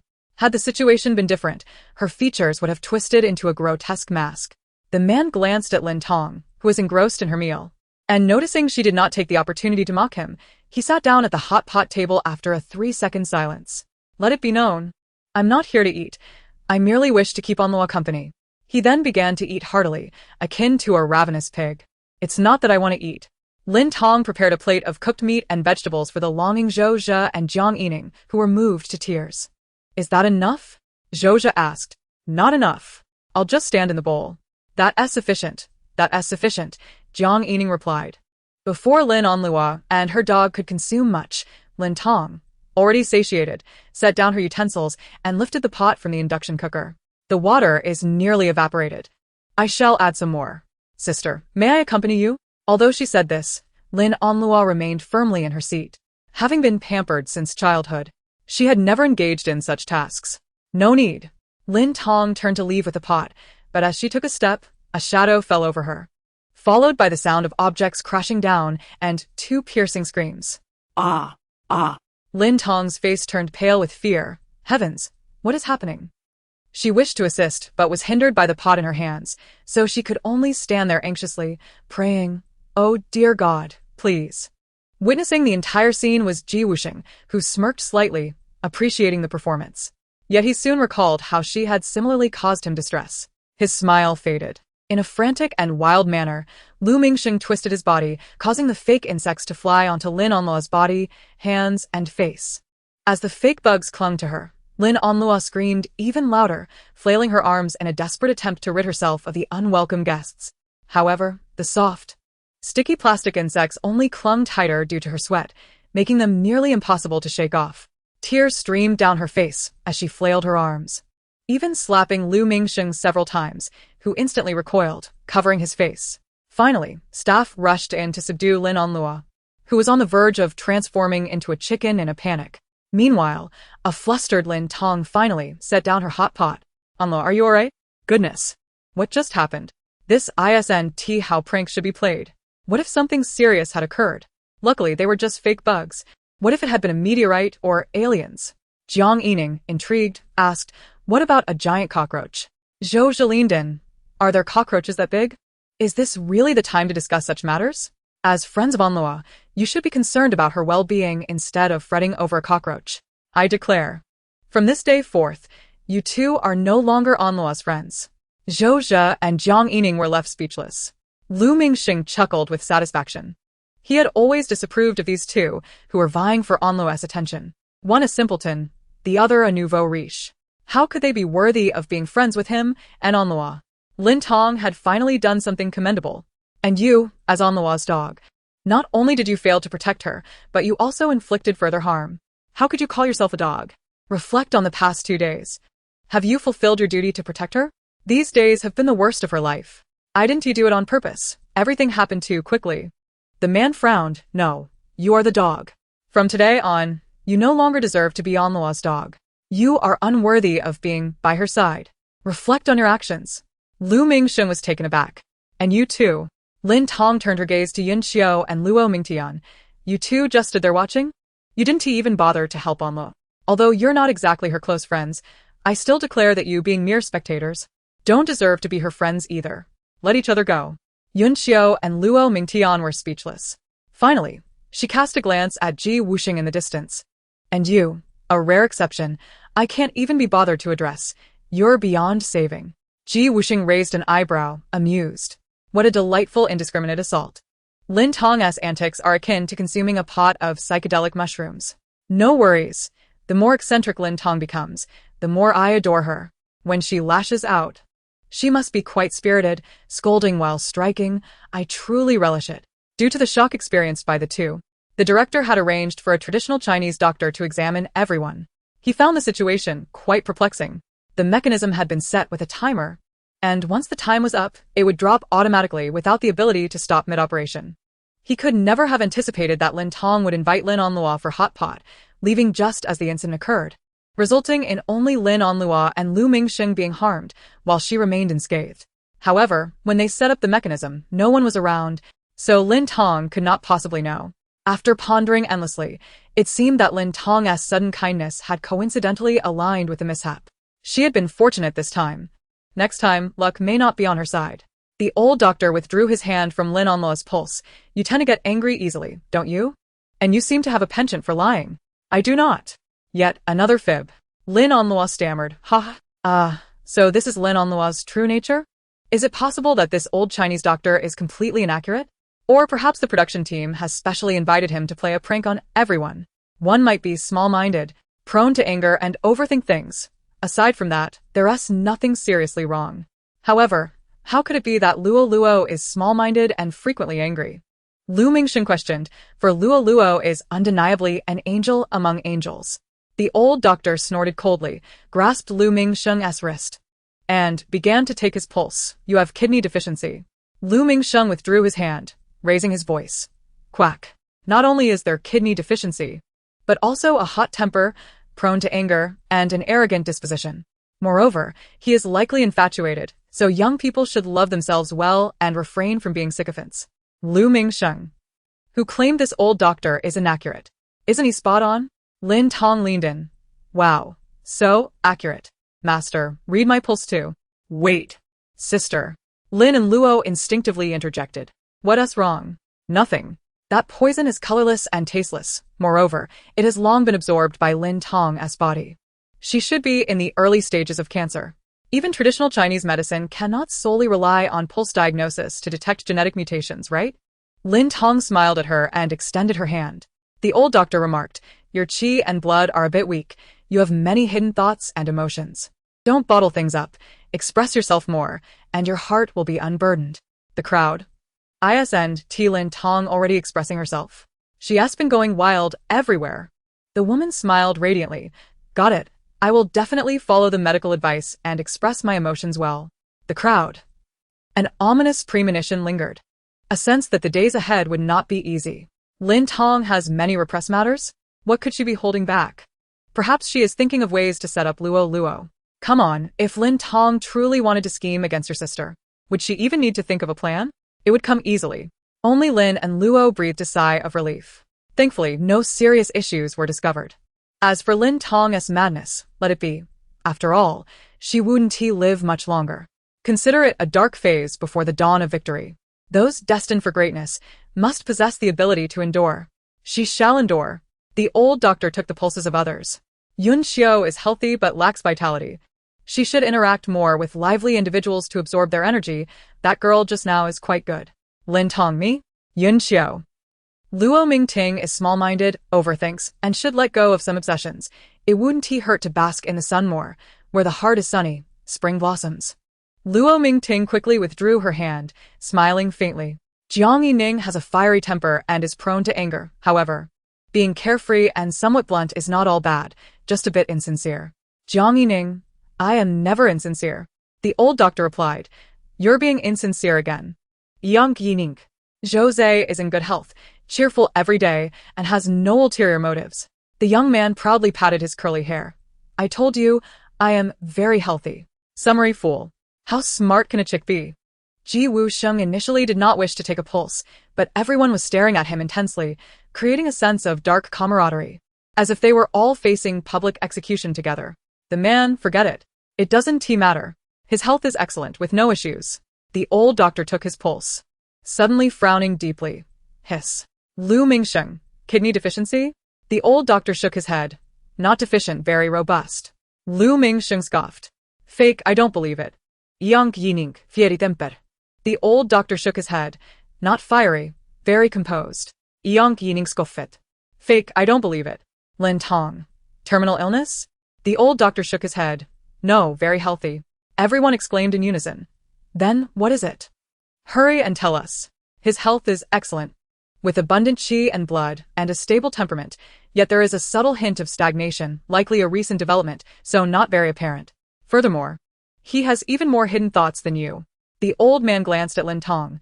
You two are quite compatible. You can scheme against each other. Evenly matched. No one at a disadvantage. If it were anyone else, they likely wouldn't be compatible. Lin Tong, you think this is a game where you match up? Humph. Who would want to match with him? Wusheng. You think this is a game where you match up?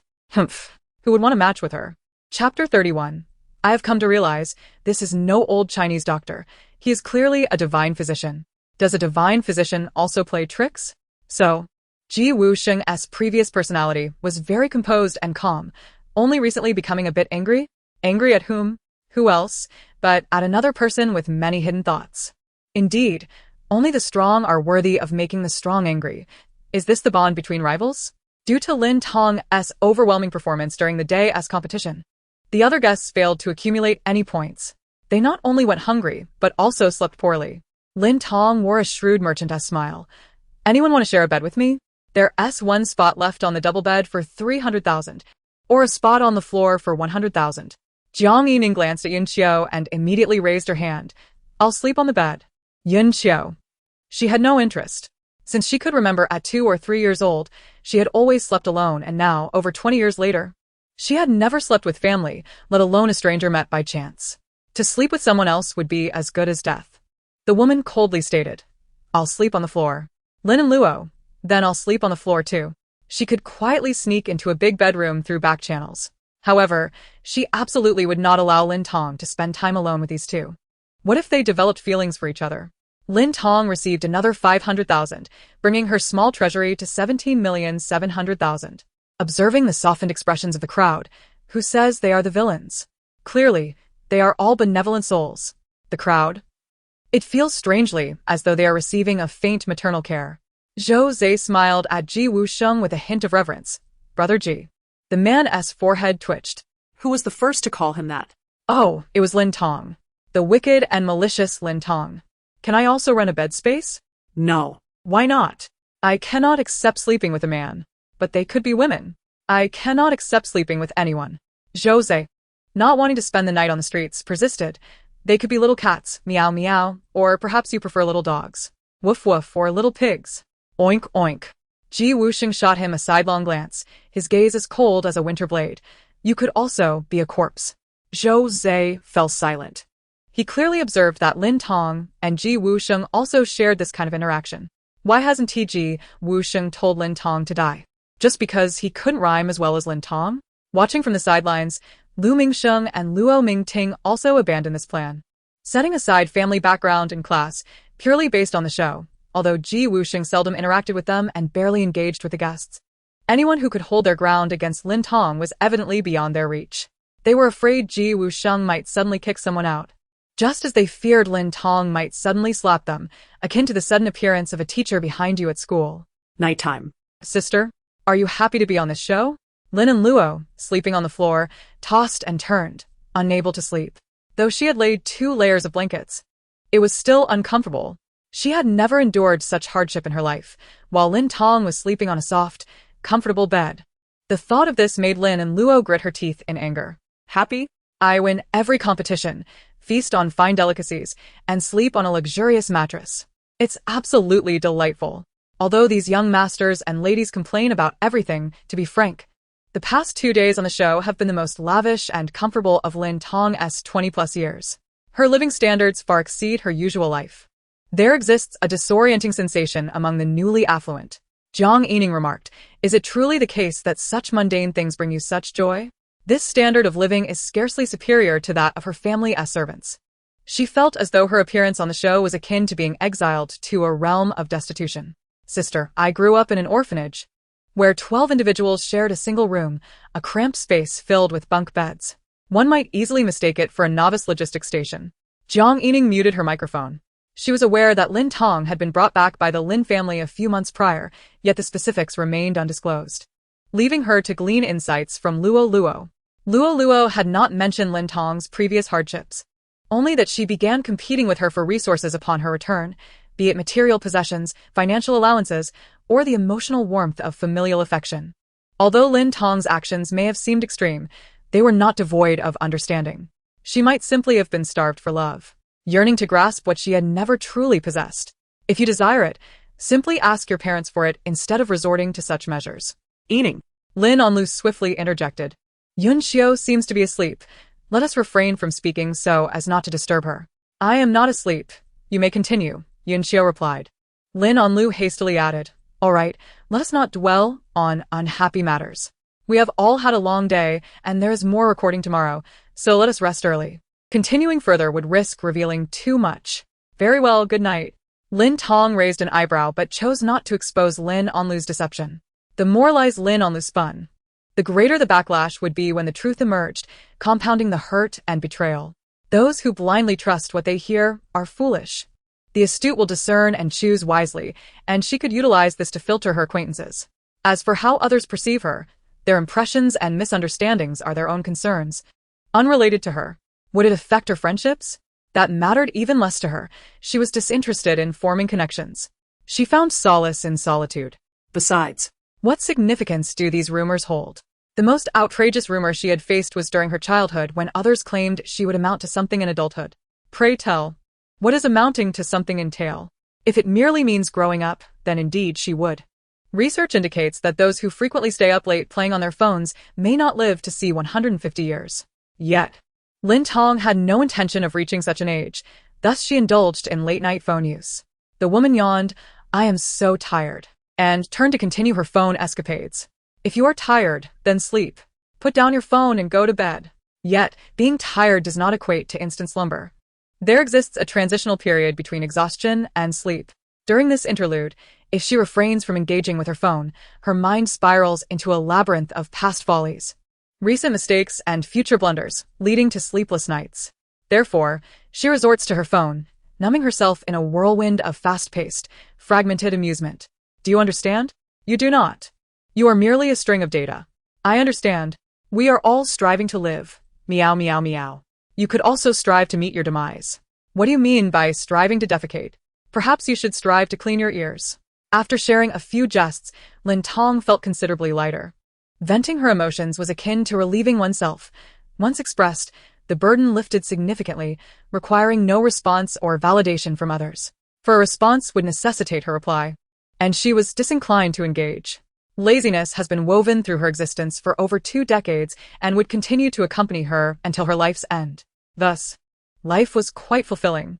The following day, Wusheng learned from the previous day's lesson and refrained from early morning exercises. Engaging in physical activity would only lead to an endless cycle of lethargy due to Lin Tong's influence. By the time the guests were to rise at 8 o'clock, Wusheng remained in bed, awaiting Lin Tong's return. At 8:30, instead of the anticipated temporal loop, he was met with a knock at the door from the production team.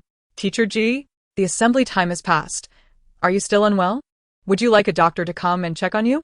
Wusheng inquired. "What is happening? Has Lin Tong not experienced the loop? Isn't she the one who adores sleeping? Does she not sleep for hours like a koala upon lying down?"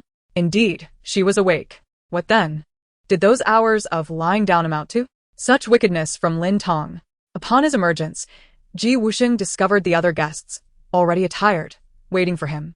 All eyes were drawn to this legendary figure, reputed to rise at 5 o'clock since middle school, a paragon of discipline and success. Jiang Yining whispered, "I told you." Rumors cannot be trusted. Wusheng, having risen later than her, could not be more indolent.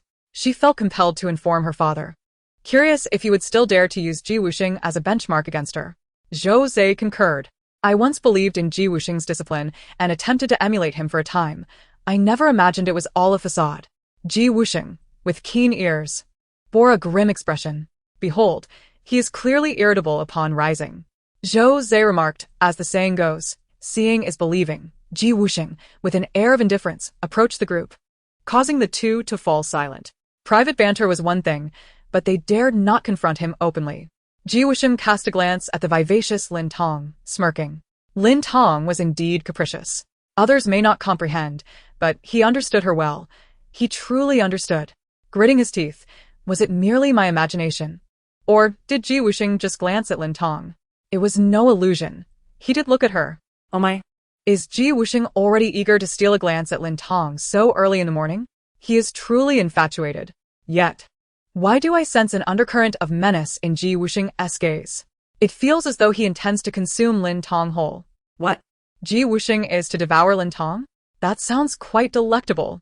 I suspect her fandom operates on an entirely different wavelength. Today marked a collective activity day, with the production team providing complimentary breakfast. Following their meal, everyone ventured to a large amusement park. The director announced, "Thank you for your hard work over the past few days. Today, we have reserved the amusement park exclusively for you to enjoy."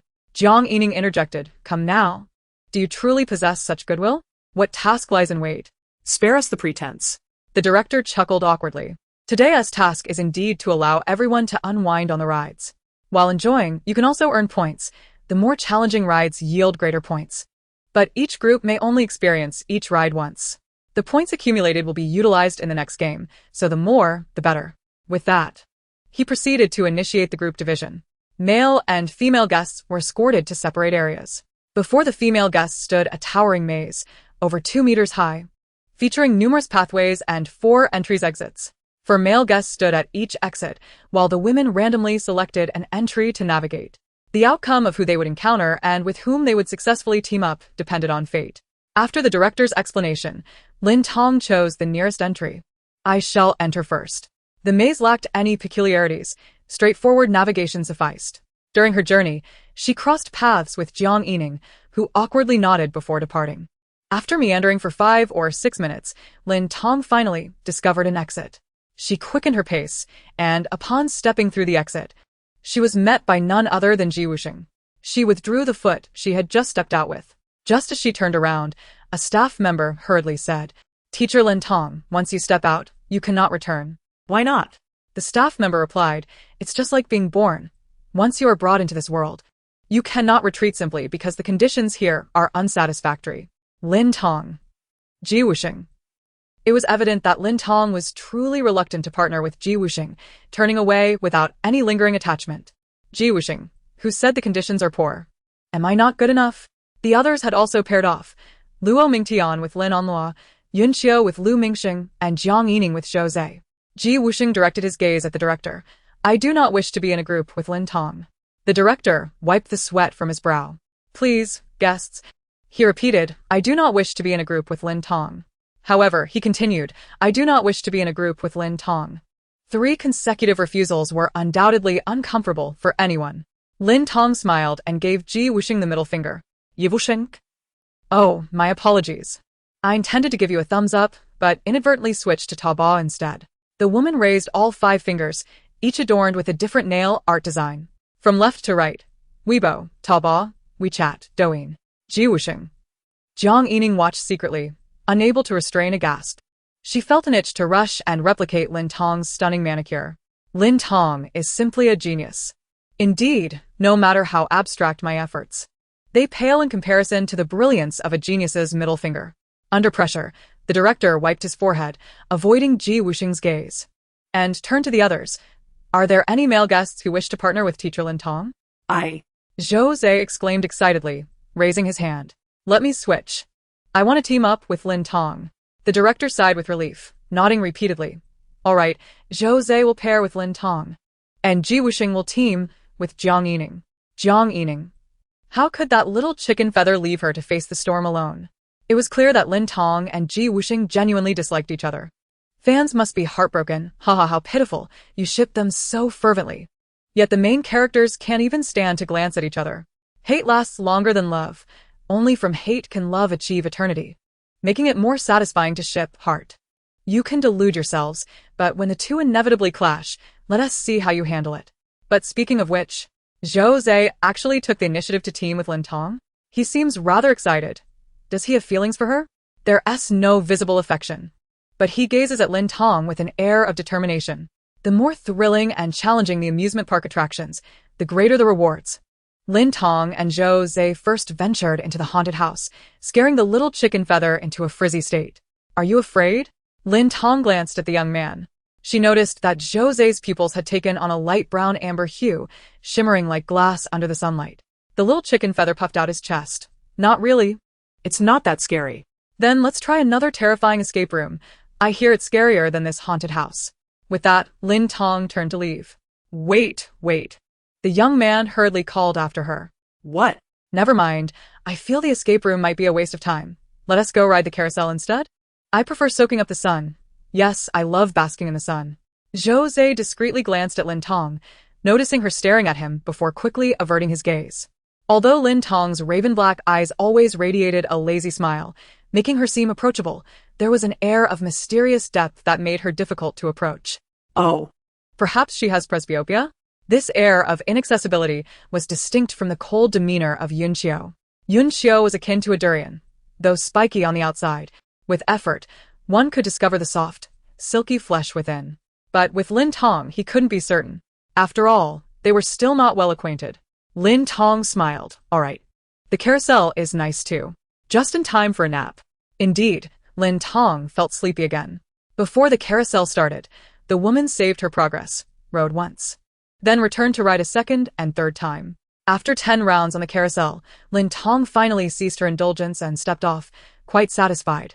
Meanwhile, Ji Wusheng, on the giant swing, had his eyes tightly shut, his complexion pale. He wished for death. For the first time in 24 years, he contemplated such a notion. Apart from his fondness for sweets, there was something else no one knew about Ji Wusheng. He harbored a profound fear of heights. No one knew that when he first stood on the transparent glass balcony of the company's 108th floor, his legs trembled uncontrollably. However, Ji Wusheng did not permit himself to show weakness. He bungee jumped from a 2,000-meter cliff, skied wild snow at an altitude of 4,000 meters on the Alps, daring to leap off cliffs with merely 2 boards beneath his feet, and parachuted from 50-100 meters countless times, even earning a certificate. He underwent desensitization training, and his fear of heights eventually dissipated. Yet, this giant swing was not merely high, it was dizzyingly high and swaying. The first time he rode it, he felt fine, but unexpectedly, he found it impossible to disembark. He was trapped in a time loop, riding the giant swing repeatedly. By the 6th ride, he felt his stomach churning. The time loop did not affect his body. Thus, discomfort and pain targeted his spirit and soul. Yet, the wounds inflicted on the spirit were far more severe. After what felt like an eternity, Ji Wusheng opened his eyes, realizing he was still on the swing, and promptly closed them again. The man felt as though he were dead. Only when the swing finally halted and he stepped onto solid ground did he feel as if he had been reborn. Clinging tightly to the railing beside him, the veins on the back of his hands were clearly visible. The next moment, Wusheng stumbled a few steps before collapsing to the ground. The world spun around him. And just before closing his eyes, his sole thought was, Lin Tong, even as a ghost, I won't spare you. Chapter 33. The nearby Jiang Yining was utterly stunned. Didn't he say he could handle it? Why did he faint after getting off? She jumped back, hands raised. You all saw it. He fell on his own. It has nothing to do with me. Jiang Yining, please, heavens, distinguish loyalty from treachery. Seriously, how could one ride the swing once and end up like this? Haha. Wusheng, are you alright? Suddenly, the pale-faced Wusheng exuded a kind of fragile allure, more enticing than when he wore his cold expression. That's quite alluring, dear girl. Fortunately, Wusheng merely collapsed, not fainted. After resting on the ground without any dignity for a while, the man stood up. Dusting himself off, he resumed his previous demeanor of cold elegance, his expression so calm as if nothing had transpired. Perhaps, in the distant future, he would forget the dizzying sensation that had emanated from the depths of his soul on this day, but he would never forget Lin Tong. Never, ever. This wicked sorceress, with her extraordinary abilities. He could not allow Lin Tong to continue this cycle indefinitely. Otherwise, one day, she might just play him to his demise. Wusheng spent 10 minutes finally locating the exhilarated Lin Tong. The tall, strikingly handsome man approached her, lowering his gaze. I wish to partner with you. He intended to keep her under observation. Huh. What? A shocking twist? Didn't he just refused to team up with Lin Tong? Why has he come scurrying back after a short while? Did you drop your ID card playing card-size king? I am aware that Wusheng is ill, afflicted with a condition that renders him unable to survive without Lin Tong, who serves as his antidote. He has become utterly reliant on her. Lin Tong, bewildered. Questions. Is there something wrong with you? One moment you want to be in the same group with me, and the next you don't. Am I merely a colorful drink that is freely distributed? The woman raises her left hand, extending her middle finger towards him. Apologies. But it seems I've unintentionally found myself on Pinduoduo. Wusheng falls silent. Noticing his reticence, Lin Tong turns away. I truly do not have the luxury of time to indulge in your antics. Wusheng, inexplicably affected, muses. Shouldn't that be my sentiment? He genuinely lacks the time to engage in frivolous behavior with her. 500,000, and you want me to be in your group? Do you take me for a fool? 1 million. Do you think I am destitute? 2 million. I am not a woman easily swayed by money. 5 million. Do not attempt to diminish my noble character with financial taunts. 10 million. Deal. He acquiesces with remarkable swiftness, without an ounce of hesitation. Wusheng scoffs at the notion of noble character, deeming money beneath him. Unbelievable. The news spreads that Wusheng has lavishly spent 10 million merely to be with Lin Tong. He adores her. My heart is overwhelmed. You young lovers are truly something. Is it just me, or does Wusheng's gaze toward Lin Tong lack any affection, even appearing somewhat frigid? It certainly does not resemble the look one gives to someone they are fond of. I recognize that expression when I wish to eliminate someone I detest but cannot. From a psychological perspective and through their subtle expressions, it becomes evident that neither harbors fondness for the other. There is not a shred of affection. Yet Wusheng's extravagant spending to team up with her is perplexing, as one would typically wish to distance themselves from someone they dislike. Perhaps it is more plausible that Wusheng's intention is to approach Lin Tong with the aim of covertly undermining her. The audience in their live stream is divided into 3 factions: those who believe in their love-hate dynamic, those who think they mutually disdain one another, and the indifferent onlookers simply here for the entertainment. The proportions stand at 2, 5, 3. Jiang Yining is naturally pleased with this development. Although Zhou may be mentally unstable, Wusheng's presence is overwhelmingly oppressive. He not only feigns silence but also occasionally collapses to feign injury. Regardless of their wealth, Zhang's family cannot afford to compensate the Ji family. Has no one consulted me? Zhou quietly interjects from the corner. He does not wish to part ways with Lin Tong, as her rhythmic speech captivates him, and he feels he could learn much in her company. Wusheng turns his head to glare at him, his piercing gaze laden with unspoken threats, causing Zhou's breath to momentarily falter. The young man smiles slightly. I was merely suggesting you two should team up. On the surface, there is lightheartedness, but secretly, there is malice in his intentions. Ultimately, Lin Tong and Ji Wusheng find themselves together again, proceeding to enjoy various amusement park attractions. Naturally, Ji Wusheng puts a stop to the more dizzying rides, such as the freefall tower, roller coasters, and pirate ships. Are you afraid of heights? Not at all. Oh, so you are afraid of heights. I possess a skydiving certification. You are merely being obstinate. I have skied down mountains at several thousand meters. Still being obstinate. Your defiance incites a surge of frustration within me. Is that a jab at my abdomen? 3 hours later, all guests are summoned to the Grand Plaza. Lin Onlua is taken aback upon seeing Lin Tong and Ji Wusheng walking side by side. Wasn't Ji Wusheng supposed to despise Lin Tong? How is it that they are together now? Although she has no intention of pursuing Ji Wusheng, knowing it would be futile, she cannot permit Lin Tong to draw so near to him. Their mutual disdain is precisely what Lin Onlua desires to witness. Feigning curiosity, she approaches and asks, "Sister, weren't you partnered with Zhou Zhe? What happened?" Oh, Ji Wusheng regretted his decision, realizing that losing such an exceptional teammate as me would be a tremendous loss. In a fit of desperation, he sought me out, offering 10 million to team up with him. Without me, he believes he would perish. I felt it was my moral duty to save a life. Thus I graciously agreed. Lin Tong replies nonchalantly. Lin Onlua scoffs. I believe you not. Perhaps you should apply a touch of lip balm. The 502 brand would suit you well. Sister, you are quite the joker. How could Mr. G possibly spend 10 million just to team up with you? How laughable. Upon hearing Lin Tong's exaggerated claims, Lin Onlua realizes she is fabricating stories, possibly to save face. That part is indeed true, Ji Wusheng affirms with a nod. Lin Onlua's smile abruptly freezes on her face. When it comes to her, it is an insult. Yet with Lin Tong, it is a generous gift of 10 million? Is she out of her mind? Suppressing her urge to curse, Lin Onlua grits her teeth, forcing a smile. Congratulations to you, sister. Both are, without a doubt, lunatics. One openly eccentric, the other insidiously so, especially Ji Wusheng, who is infinitely more cunning. All amusement park attractions are open to everyone without special restrictions, leading to a rare instance where all 4 teams receive approximately equal points, each hovering around 200. Unlike the previous days, where Lin Tong dominated with overwhelming victories. All teams, please write a random number on the whiteboard. The crowd is puzzled. What does this mean? Is this number significant? Are there restrictions? Is it related to the upcoming game?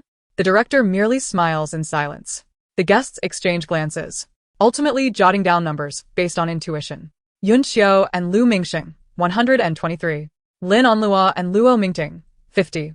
Zhou Zhe and Jiang Yining, 666. Lin Tong and Ji Wusheng, 20. Excellent. The numbers written will represent the distance that team members must maintain on the flying chessboard, measured in centimeters. As the director's words conclude, staff members with ribbons and scissors approach to prepare to bind the guests together. Wait a moment. What? I did not comprehend. Lin Tong interjects sharply. What do you mean by maintaining a distance of 20 centimeters? It is not that Lin Tong is unable to comprehend. Rather, her mind races ahead of the situation. The director nods. Precisely.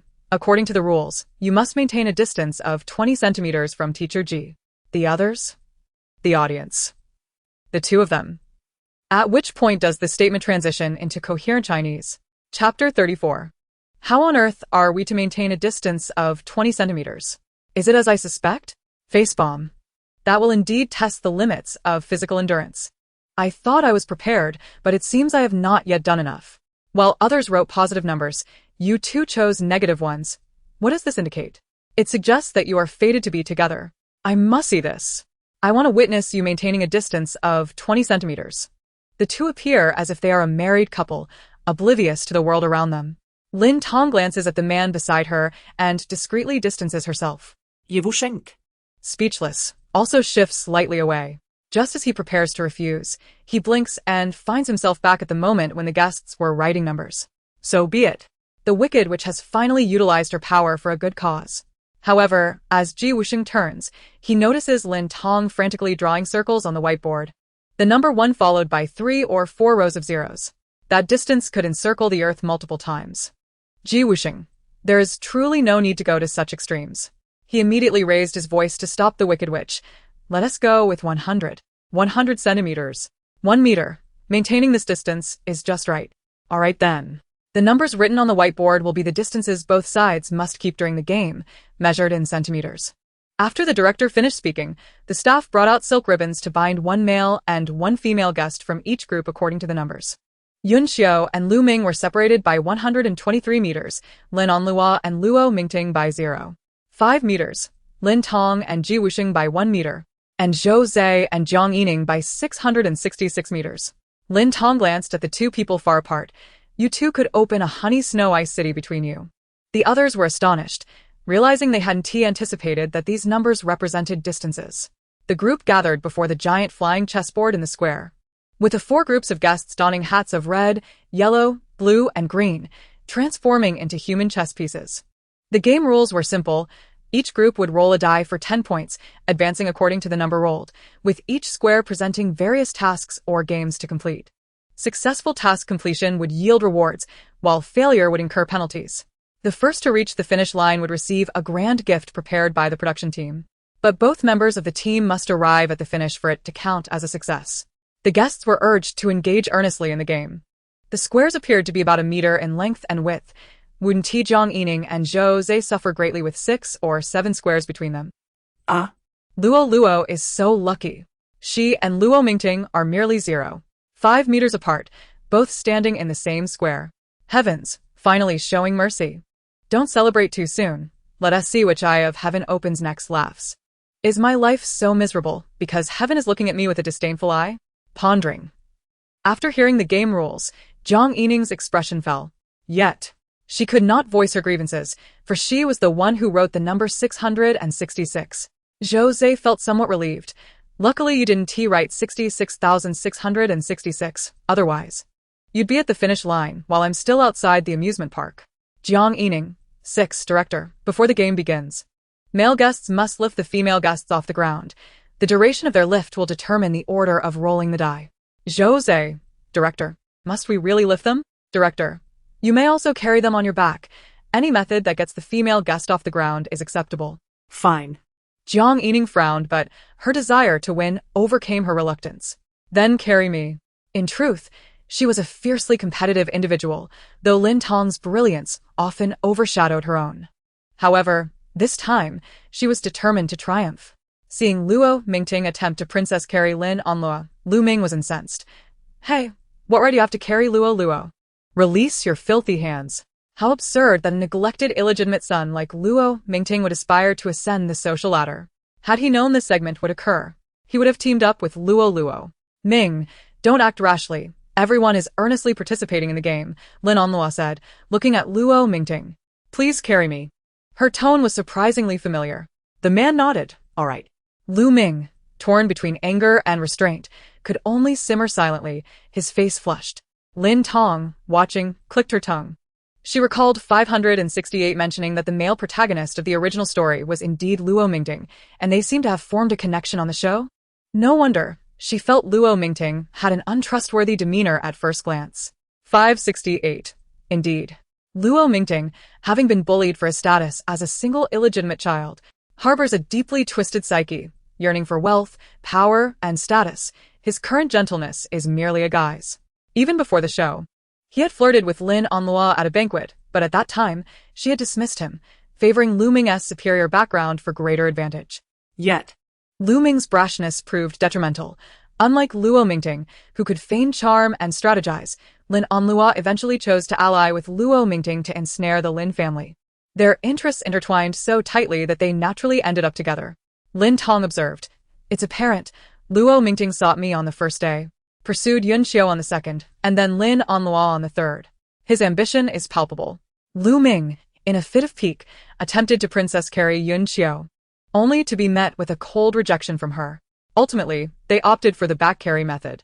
The first 3 groups chose to carry each other on their backs, and everyone assumed Lin Tong and Ji Wusheng would do the same. However, that was not the case. Lin Tong discreetly stepped onto Ji Wusheng's front foot. Yi Wusheng? Realizing this position was too intimate, she stepped back, using Ji Wusheng as a pillar, leaping onto him sideways, her legs wrapping around his thigh, arms encircling his shoulders. Yi Wusheng? Finding this position tiring, she dismounted, circling the man as she pondered how best to mount him. In the end, she found the task daunting. Ji Wusheng. Did you mistake me for a pole for pole dancing? Chapter 35. Lin Tong. Can you lift me? Ji Wusheng. Do you think you are Zhao Fian? Then you should carry me. No.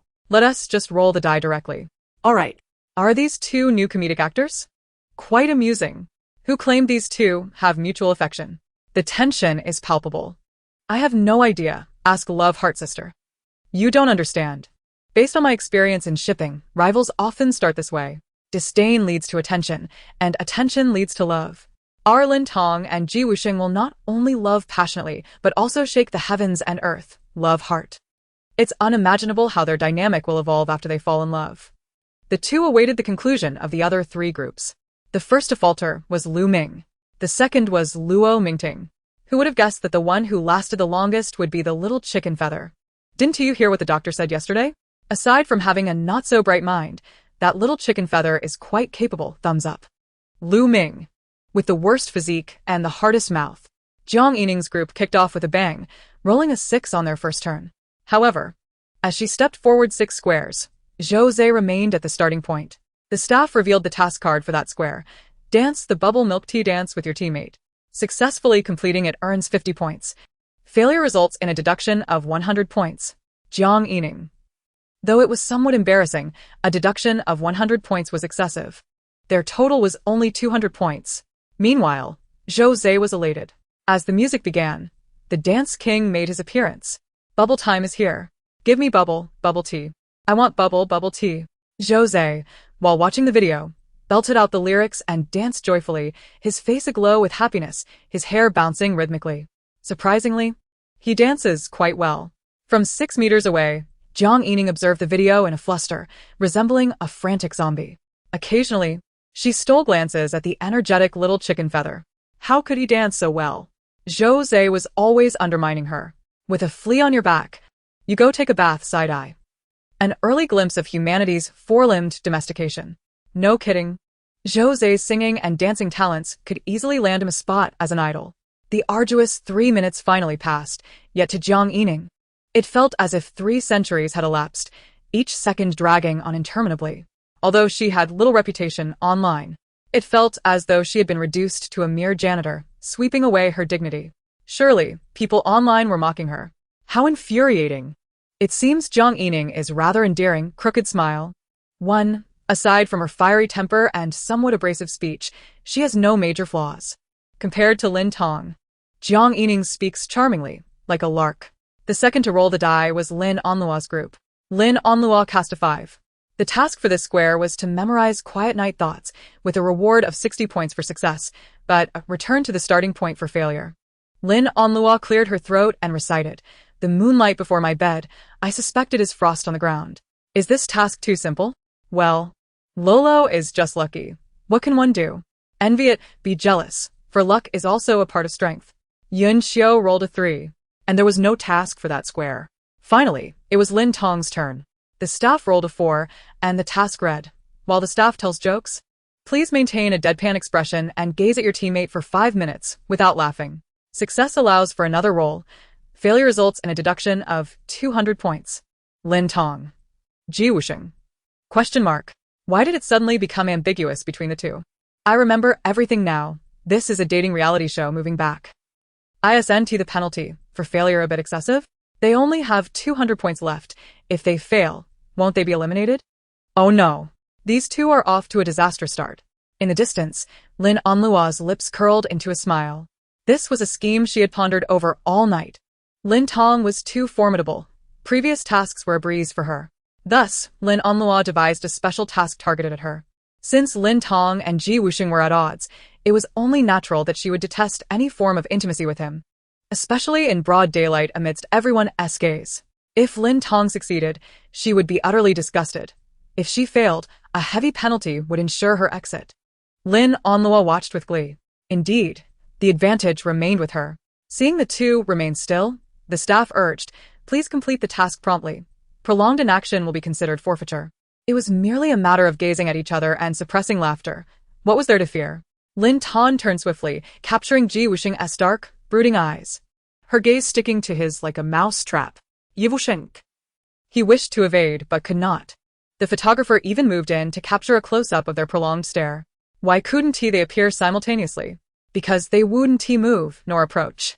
Ji Wusheng maintained an impassive expression. Lin Tong silently pouted. The antonym of the weak is the glorious victor, just as the antonym of Bloody Mary is pure shintung. Ji Wusheng remained expressionless. Lin Tong pressed her lips together.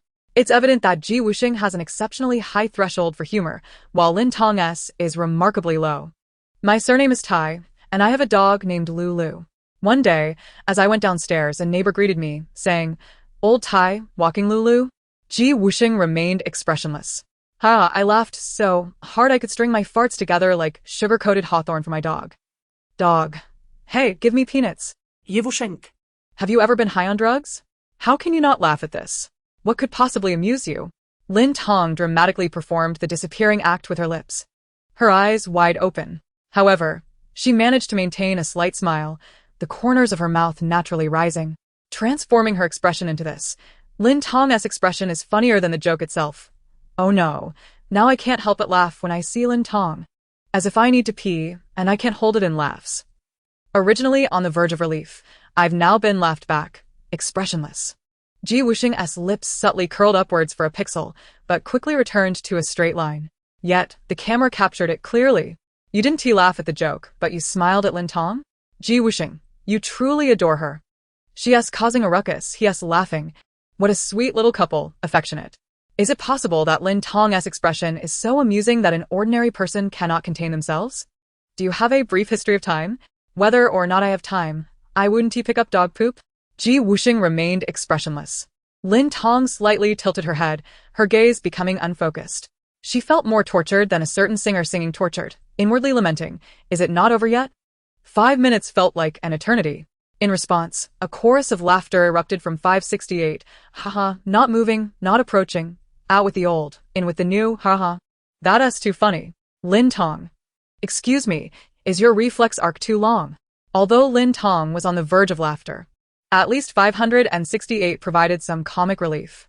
With what did Enwa patch the sky? With a forcibly twisted melon, because a forcibly twisted melon patches the sky. Ji Wusheng still bore his poker face. Lin Tong continued with her crooked smile. The interminable 5 minutes finally came to an end. As the countdown concluded, Lin Tong burst into laughter, immersing everyone in her contagious mirth. Goose, goose, goose, goose, honk, honk, honk, honk, honk, honk, goose, goose, goose, goose. Ji Wusheng cast her a glance, his brows slightly furrowing, his pressed lips curling for a few seconds, only to revert to his expressionless, aloof demeanor when he raised his gaze again. This time, his change of expression was swift, evading the camera's capture. How can human laughter be so varied and delightful? Then it must be quite delicious. I thought the second-hand phone I bought online had been switched to a rural channel, laughs. Over 10 meters away. Jose looked around in confusion, wondering, where did that duck sound come from? Jiang Yining. This perfectly avoids the answer. Unable to take it any longer. May I ask if being attacked by a teammate's innocent demeanor counts as work-related injury? Chapter 36. Lin Onloa, seeing the two succeed, took a deep breath. No worries. The real show was just beginning.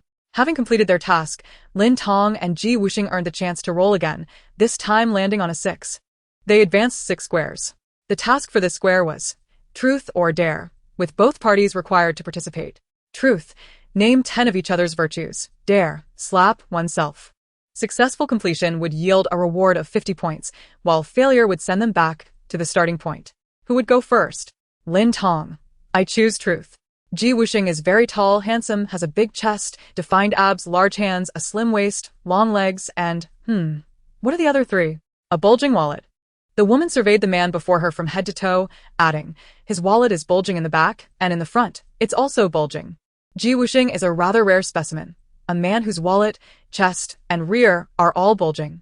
Throughout, Lin Tong's expression and tone remained perfectly normal, even innocent, as if she were merely stating her observations. The staff member. Ji Wusheng took a deep breath. He endured. Indeed, visible advantages. You have a keen eye. The staff turned to Ji Wusheng, but before he could speak, the man raised his hand and slapped himself without hesitation. The staff. For some reason, it felt like both were acting a bit irrationally. One was dynamic, the other static. If that hand were to slap me, I can't even imagine how exhilarating it would be. You wear clothes on top and bottom, so I guess you must be right?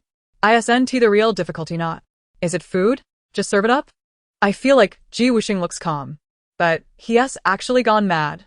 If the teammate is Lin Tong, going mad is quite normal. Wusheng would rather slap himself in public without regard for his image than praise Lin Tong. It's clear he harbors some resentment. Thumbs up. Regardless, the task was completed. The two earned 50 points. It was Zhou Zhe and Jiang Yining's turn to roll the dice again, and yet another 6. These two must be entangled with 6s. The task for this square: slap each other once. Josha? Is this task even appropriate? Jiang Yining. Wonderful. I have finally welcomed a blissful life. Jiang Yining rushed forward and slapped Zhou Zhe, intending to do it gently, but having never struck anyone before. She miscalculated her strength and ended up hitting him a tad too hard. Zhou Zhe, whose face was askew from the blow, widened his eyes and retaliated without restraint. Jiang Yining exclaimed, "How could you hit so hard? I didn't hit you that hard. It's not fair." The young lady retaliated with another slap. The little chick retaliated as well, asserting that their combined slaps had already surpassed her initial strike, claiming it was unfair. "You've gone overboard too, it's not fair." The young lady struck again. "You've exceeded your limits, it's not fair." The little chick countered. "Unfair." Another slap ensued. "Unfair." And yet another. The two exchanged blows, each refusing to allow the other to gain an advantage until they had inflicted equal amounts of pain. The spectators were bewildered. "Aren't you two supposed to be friends? What kind of absurdity is this? I thought this program would be a silent duet with Lin Tong and Wusheng, but it turned into a wild spectacle. How splendid. Truly splendid. In this era of the internet, where else could I witness the scions of wealthy families slapping each other?" Lin Tong, envious, glared at Wusheng, feeling a twinge of frustration. Why hadn't she drawn this task? She could have made him kneel and proclaim her as empress for eternity. Even Wusheng, usually calm and composed, felt a flicker of yearning. Why hadn't he drawn this task? He could have transformed her delicate face into a swollen, cherubic visage. Ultimately, Lin Tong shouted, "Hey, enough already. Don't use this task as an excuse to reward yourselves." Thus concluded the slapstick performance. The staff nearby exchanged terrified glances, as if to convey, "Sister, I suddenly understand you. It takes courage to deal with such manic guests." Yun Xiu's group also rolled a 6, with the task being for the male guest to carry the female guest and spin 10 times within a grid. Success would grant another roll, while failure would send them back to the starting point. Lu Mingxing carried Yun Xiu, but as they spun, they drifted further from their original position. Lin Tong had no doubt that if they added a pair of propellers to Lu Mingxing's head, they would take off buzzing into the sky. Despite completing 10 spins, they strayed from the designated area, resulting in failure and a return to the starting point. These two are truly unfortunate, a 1 square meter grid. Anyone would end up outside after 10 spins. Lin Onlua's group also rolled a 6. Why do we always roll a 6? Because the dice have something to say. You humans are truly adept at playing. The next task required the male guest to blindfold the female guest and feed her something, with correct guesses earning 50 points and wrong ones resulting in immobility for a turn. Standing behind Lin Onlua, Luo Mingtian accepted the mincemeat handed to him by the staff, scooping a spoonful to feed Lin Onlua. However, due to the blind spot, he inadvertently placed the meat beneath her nose, just as she inhaled. Coughing violently, Lin Onlua expelled the meat from her nostrils. One must learn to balance things. One cannot favor the mouth over the nose. They are neighbors, after all. If the mouth enjoys delicacies while the nose only endures the bitter winds, it will eventually rebel. Lin Tong sighed, shaking her head. Out of the hospital. Exactly. Supporting the main package. I wish I could crack open Lin Tong's mind to see what it contains. Perhaps a middle finger inscribed with confidential, keep out. That sounds very much like Lin Tong. Wusheng remarked, and what gourmet delights have you fed your nose? I take it everywhere to savor the sea, the snow-capped mountains, the forests, the plains, and all things. Wusheng responded. Did you swear to the god of wealth that you speak the truth? To smell the stench of my worn socks, the spoilage of yesterday's leftovers, the odor of forgotten laundry, to detect who is secretly eating instant noodles in class, or to sense the unwelcome gas on the subway, or to identify who hasn't tea-bathed for 3 days in the office. Wusheng's expression was one of disbelief. Chapter 37. That sounds like a full life. Monitoring me? I have some connections in the capital, she smiled.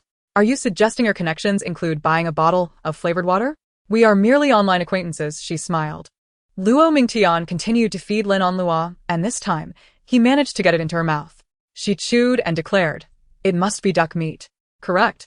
Earning 50 points. Now it was Lin Tong and Ji Wusheng's turn. How will this duet unfold? Why don't you two slap each other too? No, no, no. This duet is different. It's about self-inflicted slaps, not allowing others to gain any advantage. Is Big Sister Little Chick the duo name for Zhou Zhe and Jiang Yining? It certainly balances both sides. This time, the staff rolled a 1 for the pair. The task required both guests to eat a chocolate stick together without using their hands or feet. Lin Tong and Ji Wusheng exchanged glances, both perplexed. This task seems rather intimate, doesn't it? For these two, it's practically an impossible mission, akin to disqualifying them outright. What is wrong with sharing a chocolate stick? Many shows have such segments. It's merely bad luck if you draw it. The restriction on hands and feet seems rather targeted at Lin Tong.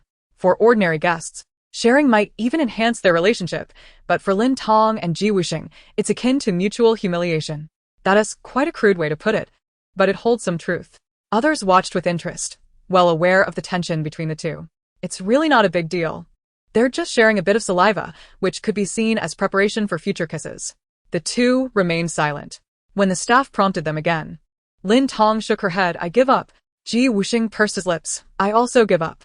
The staff replied, "If you both forfeit, your points will be entirely cleared, and you'll return to the starting point, effectively disqualifying you without any rewards. Please reconsider. Going hungry for a meal is manageable. Sharing a chocolate stick face-to-face would likely cause me to be repulsed for days," Lin Tong thought. Ji Wusheng added, "I don't need to eat. Just hearing about it makes me want to vomit." Lin Tong scoffed. "It's amusing how neither of you wants to be at a disadvantage, isn't it? Remember, love often feels like a loss, not a disadvantage. I've checked, my zodiac sign tends to favor losing. Then it must be quite enjoyable." Lin Tong, determined to win at all costs, would rather forfeit than share a chocolate stick with Ji Wusheng, clearly indicating her disdain. The two voluntarily forfeited, their points cleared, and they were disqualified. Among all present, the one most pleased was undoubtedly Lin Onlua. At long last, she finally awaited this day. What delightful news! The heavens have opened their eyes. Lin Onlua, the world is now hers to command. Ha ha ha ha. The two eliminated contestants sat nearby, resting while observing the remaining 3 pairs of guests continue to play. As they watched, Lin Tong, who had tea-napped, stifled a yawn, her face betraying her weariness. However, the program was still in session, and she could not afford to succumb to slumber. Indeed, Lin Tong still possessed a sense of responsibility. By chance, she accidentally knocked over the tissue box on the table. As she prepared to bend down to retrieve it, hoping for a brief moment to rest her eyes, she discovered that Ji Wusheng had taken the initiative to pick it up. Lin Tong. Fortunately, she had just saved her progress. It is well known that before sleeping and before meals, these are crucial moments for Lin Tong to save her progress. She restored her progress and knocked over the tissue box again, quickly bending down to pick it up, yet she was still not as swift as Ji Wusheng. Just as she bent down, he had already retrieved it. Lin Tong. Once more, she restored her progress. Almost instantaneously, she bent down to retrieve it. But for some unknown reason, despite her speed, Ji Wusheng was even faster. He kindly helped her again, leaving her no opportunity to sneak a moment of rest. Lin Tong. What is it with this person's incessant meddling? Thankfully, she hadn't encountered him on the recycling track. Otherwise, she would return empty-handed every day. She lifted her gaze, staring intently at Ji Wusheng. The man appeared slightly surprised, his expression utterly innocent. "What's wrong?" "I merely wish to assist you. I don't need your help. I have hands and feet. I can manage on my own." This time, she did not restore her progress. Instead, Lin Tong tossed the tissue box back to the ground, bending down to retrieve it while simultaneously closing her eyes for a quick rest, resetting her progress every minute. After 10 cycles of this, Lin Tong finally ceased. 568. Can't you just sleep for 10 minutes and then return to your saved progress? Though you might be scolded during that time, restoring progress would erase everything. Why take such a convoluted route? Lin Tong fell silent. You make a valid point, but have you ever been in class? When the teacher is watching, and you're fighting off sleep, the only option is to steal a few minutes of rest through subtle movements. Generally, when people feel drowsy in class or at work, they dare only to sneak in a quick nap, rather than outright lying on the desk. This habit of stealthily resting has persisted from Lin Tong's student days to the present, ingrained so deeply that it is hard to change in a short time. 568. Well, you humans have it tough.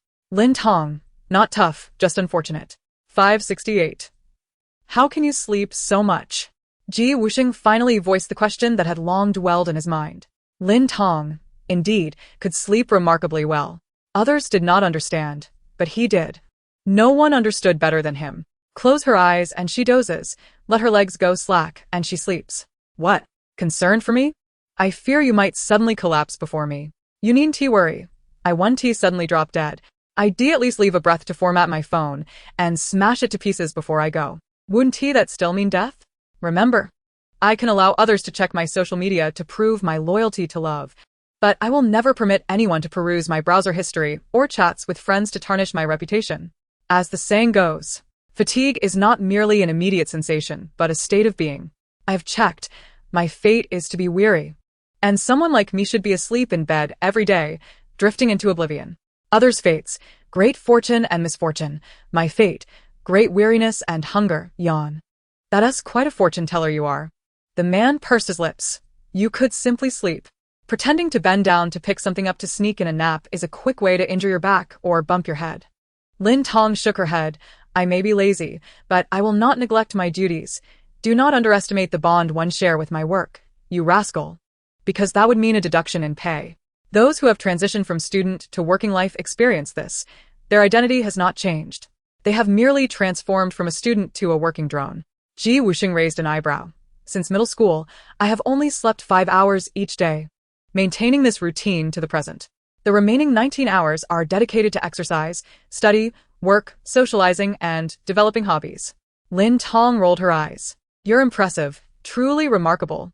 You are merely a charming character in a mindless story, while she is a living, breathing tragic figure in the real world. The persona of a fictional character is crafted to be as dazzling as possible. Yet she cannot voice this. There is no need for understanding. I squat to relieve myself. You stand to relieve yourself. We are inherently different in our positions. Moreover, you slept until 8 or 9 the past 2 days. The self-disciplined young Master Ji has somehow been undisciplined during these few days of filming. Wusheng. He scoffed. It's all your fault, wicked witch. There is a reason for everything. I will return to my normal routine henceforth. I will absolutely not let Lin Tong influence me again. For over 20 years, Wusheng has led a life meticulously planned, with everything under his control. He detests the sense of chaos that Lin Tong brings into his life. Lin Tong pouted, choosing not to respond. It mattered little to her whether he slept or how long he slept. If he were to collapse, it would not concern her. Well, perhaps it would. If he did, she could at least enjoy a lavish meal as a consolation. This was Wusheng's sole contribution to her. I realize now why I like Lin Tong. While other guests may also act erratically, they always maintain a distance. Whereas only Lin Tong allows me to truly empathize with her. She is a good child emerging from the masses, laughs. Those who understand are moved to tears. The final game results naturally revealed that Lin Onluo's team, who encountered no obstacles, emerged victorious. The second place went to the duo of Sister Xia Jiji and Sister Daiji, finishing 4 to 5 minutes behind Lin Onluo and Luo Mingting. The game of Ludo has concluded. Congratulations to Lin Onluo and Luo Mingting for winning the championship. They shall also receive a luxurious dinner valued at 100,000 yuan, a night stay in a villa, and a super gift package worth 10 million yuan. The director beamed with joy, resembling a middle-aged version of a pig with an oily face. At last, Lin Onluo, who could finally hold her head high, stood straight as a rod. For any straighter would lead to an anterior pelvic tilt. Her eyes sparkled. Thank you, everyone. Each of you is incredibly talented and hardworking. I merely had the good fortune to win. The director chuckled. No need for modesty. Luck is also a form of skill. Luo is the best. Luo has finally won. The heavens have finally opened their eyes, returning things to their rightful course. It is precisely because the process was particularly arduous that the result feels all the more hard-earned. Go Luo. Crush someone. I'm dying of laughter. Celebrating is fine, but can we not exaggerate so much? How is the process particularly arduous? Was it difficult for her to be illuminated by the moonlight before her bed? Was it challenging to feed her duck meat and have her guess? Was it tough for her to sing a simple pop song and score no less than 80? Was it difficult for Princess Luo Mingding to hold her for 5 minutes? You Luo fans truly have a penchant for exaggeration, whether praising Lin Onlua or scolding Lin Tong. It's always over the top. As soon as Lin Onlua received her reward, she eagerly approached Lin Tong with a beaming smile. Sister, look, I've won. You'll congratulate me. Won to you? Her tone carried a hint of caution. Poor Luo, winning yet unable to rejoice, must tread carefully to appease Lin Tong. Fearing her wrath. Though the brain and intestines may be quite similar, you cannot stuff excrement into your brain, can you? Lin Tong said nothing and made no move. Yet you all conjured up so much inferences. That's impressive. Congratulations, congratulations. Lin Tong smiled brightly, showing no trace of sadness or anger. It is truly unfortunate that if my sister had not proactively withdrawn, the championship would undoubtedly have been hers, for she is undeniably remarkable. I genuinely wish that the title belonged to her. Lin Onlu sighed and shook her head. Luo is so understanding and empathetic, yet she is constantly misunderstood in this dark world. Lin Onlu embodies the essence of a white lotus and green tea, and I understand, for I am the same. Really? You genuinely hope that I become the champion? Lin Tong raised an eyebrow. The woman nodded enthusiastically. Of course. All right then, you said it. Lin Tong's smile brightened, akin to a cunning fox preparing to play mischief. Lin Onlu suddenly felt a chill. What did her words imply? Was it a sign that she was about to unleash her wicked powers? Wusheng mused from a distance. In the next moment, Lin Tong reverted to the initial save point, that is, when the task of sharing a chocolate bar with Wusheng was first introduced. Since Lin Onlu desired her victory so fervently, as an elder sister, how could she not fulfill her younger sister's modest wish? Wusheng gazed at the woman who had suddenly appeared before him, perplexed. Shouldn't she have returned to the game's very beginning, starting over anew? Rolling the dice to avoid these inexplicable intimate tasks. Why return to this moment? Even here, they were still required to share the same chocolate bar. He found himself baffled. The entity 568 shared his confusion. Why didn't he revert to the game's starting point and choose the hat color Lin Onlu wore along with the corresponding simple route? My first save was from the morning, the second save was from a distance where I refused to eat the chocolate bar. So I deleted the first save and stored it here. Then, as I bent down to pick something up, I deleted the second save and stored it here as well. Thus, my first save consists of the chocolate bar task, and the second save pertains to the moment of bending down to feign sleep. In summary, we cannot go back. 568 responded. If you slept a little less, you would have more options. If you provided me with more save slots, I would also have more choices. 568 replied. Do you not understand? While others are like ding-dong cat, you seem like a dim-witted cat. Did you comprehend that? 568 remained silent. Regardless, Lin Tong would take full responsibility for her choices. After all, it is merely about sharing a chocolate bar. If she were to bite through the chocolate bar prematurely, Wusheng would have to savor her saliva. Though somewhat disgusting, the disgust does not belong to her, but rather to Wusheng. She would relish in the thought of grossing him out. Please complete the task promptly, esteemed guests, the staff reminded the two, who had remained silent for quite some time. Rest assured, given the mutual disdain these two harbor for one another, it is impossible for them to succeed. Lin Tong's entrepreneurial endeavor is doomed to fail before it even begins, ha. Why are you so certain they cannot succeed? What if they manage to complete it? There is no what if. It feels as though one must have consumed too many mushrooms to think these two would undertake such an intimate task. Even if Lin Tong is willing, Wusheng would never agree. Thus, I have never understood how fans come to ship these two. If they truly ended up together, I would eat the feces of my 3 Labradors. Regardless, I will take a screenshot first. Chapter 038. Unlike last time, Lin Tong accepted the chocolate bar handed to her by the staff, biting into one end. She leaned towards Wusheng, her body tilting forward like a soldier in attention. However, she leaned too forcefully, her forehead colliding with the man's chin, and the chocolate bar unintentionally jabbed into his Adam's apple. The man, injured on both his chin and throat, instinctively recoiled, causing Lin Tong, who had leaned on him, to stumble forward. As he stepped back, she naturally slipped downwards. Initially, her head was pressed against his chin, then against his chest, and subsequently against his abdomen. Just as her head was about to slide further down, a strong pair of hands swiftly caught her. You two are exhibiting a hint of ambiguity, akin to a married couple.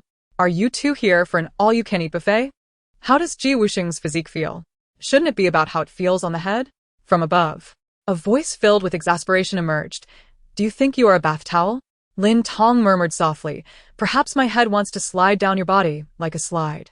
She raised her voice. While I may have faltered in my balance, you were not without fault when you stepped back, were you? Victim blaming. I just wish to express that our eldest brother does not mock our second brother. 50 steps do not ridicule 100. Half a pound does not scorn 8 ounces. My math is sound, right? Quite foolish, indeed. Lin Tong remarked, unable to comprehend. Meow meow meow. The dragon slayer ultimately becomes the dragon. Wusheng questioned, how can someone feign ignorance so blatantly when faced with an unanswerable question? 568 peeked out. It seems this tactic of feigning ignorance works wonders. Meow meow meow. After the brief interlude, the task continued. Lin Tong bit into another chocolate bar, tilting her head to look at Wusheng. At this moment, the distance between them was 30 centimeters, while the chocolate bar measured merely 10 centimeters in length. Wusheng remarked, your eye-rolling expression resembles that of a dead fish.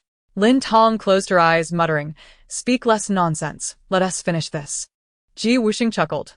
Why should I assist you in biting? From the beginning, you have never asked for my opinion, but have taken matters into your own hands. Before he could finish, Lin Tong positioned the chocolate bar at her lips for easier conversation, her bright eyes locking onto his. Regardless of whether you wish to win or not, I do. You were the one who offered me 10 million and begged to be my teammate. If you do not want to engage with me, you may certainly distance yourself. Since you have chosen to partner with me, you ought to cooperate to complete various tasks and games, rather than being ambivalent. Did you understand? Also, you act so pretentiously. Do you think you are a shipping container? Is there a vast amount of stagnant blood in your brain that would cause a thrombosis even if a whole clan of mosquitoes drained it dry? Before she could finish, Lin Tong suddenly felt darkness envelop her vision as the handsome face loomed larger. The chocolate bar was bitten through at the 13th section, leaving her with 23. It was left with the lighthearted command, eat. The bar had been bitten through, not broken, signifying that the other end had been tasted by Wusheng, and she was required to consume the end that had been moistened by his saliva. Lin Tong's eyes widened in shock. You actually ambushed me, disregarding the rules. She even suspected that the man had deliberately spoken those words to lower her guard. How infuriating! The woman reset the game, reverting back to before the chocolate bar task.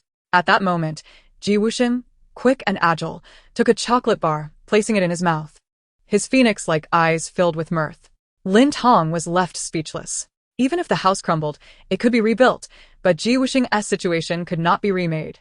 I never expected Wusheng would take the initiative. And with a smile, you should indulge her. It's killing me. You two little lovebirds are truly something else. Came the exasperated response. Yet Lin Tong still resolved to take a gamble. She did not rise on her toes but demanded the man to bend down. It's too high for me to reach. You must lean down. Wusheng remained still. Lin Tong also stood her ground. The two found themselves at an impasse.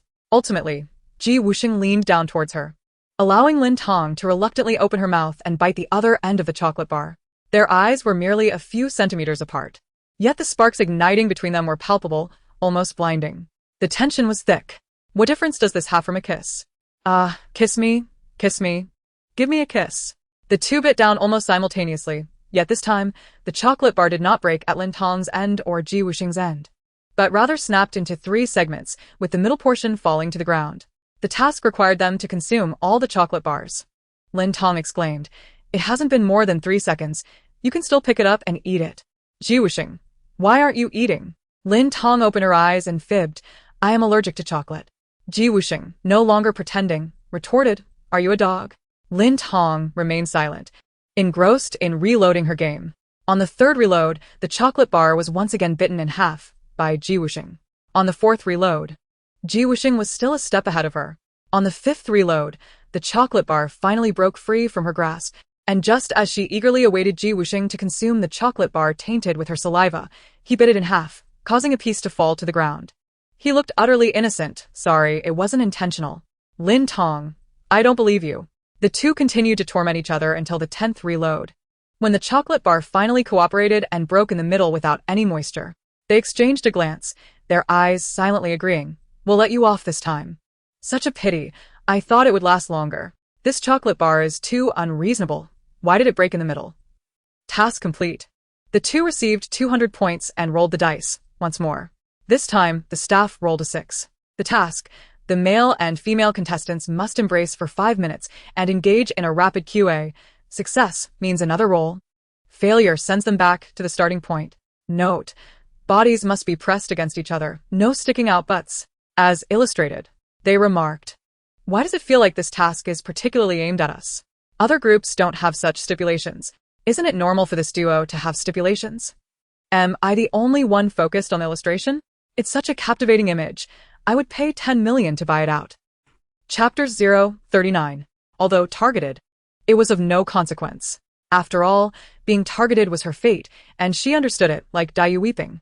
Lin Tong was just about to reach out to embrace Wusheng when he preemptively raised his hands to stop her.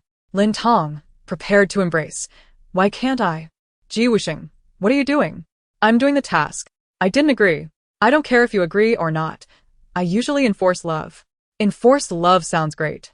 I've been wanting to force him for ages. Lin Tong raised her hand again, but Wusheng continued to evade. "Hey, there's something up there." She attempted to distract him and took the opportunity to wrap around him like a snake. However, he remained unfazed, watching her with a wary expression. She blurted out, "Your shoelace is untied." He didn't even look. "I'm wearing dress shoes." "Your pants zipper is undone." "I'm wearing sweatpants." "Your shirt buttons are undone." "I'm in a short-sleeve shirt." "Your wig has fallen off." "You mean the director, right?" The middle-aged balding man behind the monitor. "Let me hug you. I'm not interested, so don't worry. Even if you love me to death, I wouldn't let you hug me. I need to complete the task. You can't even fly." Wusheng, don't be a prick. Who's really being a prick here? Such a task might be acceptable for those with weak boundaries, but not for him. This was a matter of principle. He was a person of strong principles. Lin Tong ceased her chatter and launched a surprise attack. She attempted to embrace him, but he dodged. She exerted force to wrap around him, yet Wusheng's strength surpassed hers, rendering her unable to compel him. "Are you two playing whack-a-mole? This duo is too entertaining." Applause. A sharp clap suddenly echoed, and Wusheng felt a fleeting cool touch on his cheek, which swiftly transformed into a mild burning sensation, along with a faint scent of jasmine. The man, his head slightly tilted, stood frozen in place, a blush visibly spreading across his fair face. "Are you annoying? Next time, don't come and drag me down as an uncooperative teammate." "What the heck? Wait, did Lin Tong just slap Wusheng? How ambiguous you two are." "How is a slap ambiguous? Just a moment ago, Zhou Zhe and Jiang Yining slapped each other too, and nobody called them ambiguous. Because the dynamic between those two and Lin Tong lightly slapping Wusheng is entirely different. Do you understand? If it were Zhou Zhe and Jiang Yining, the moment Lin Tong slapped him, Wusheng would have retaliated, but he didn't. He just stood there in disbelief, which marks the significant difference between the two groups. Will such light slaps happen in bed? If Lin Tong slapped me? Before Wusheng could react, Lin Tong reloaded. Back to the moment the hugging task was announced.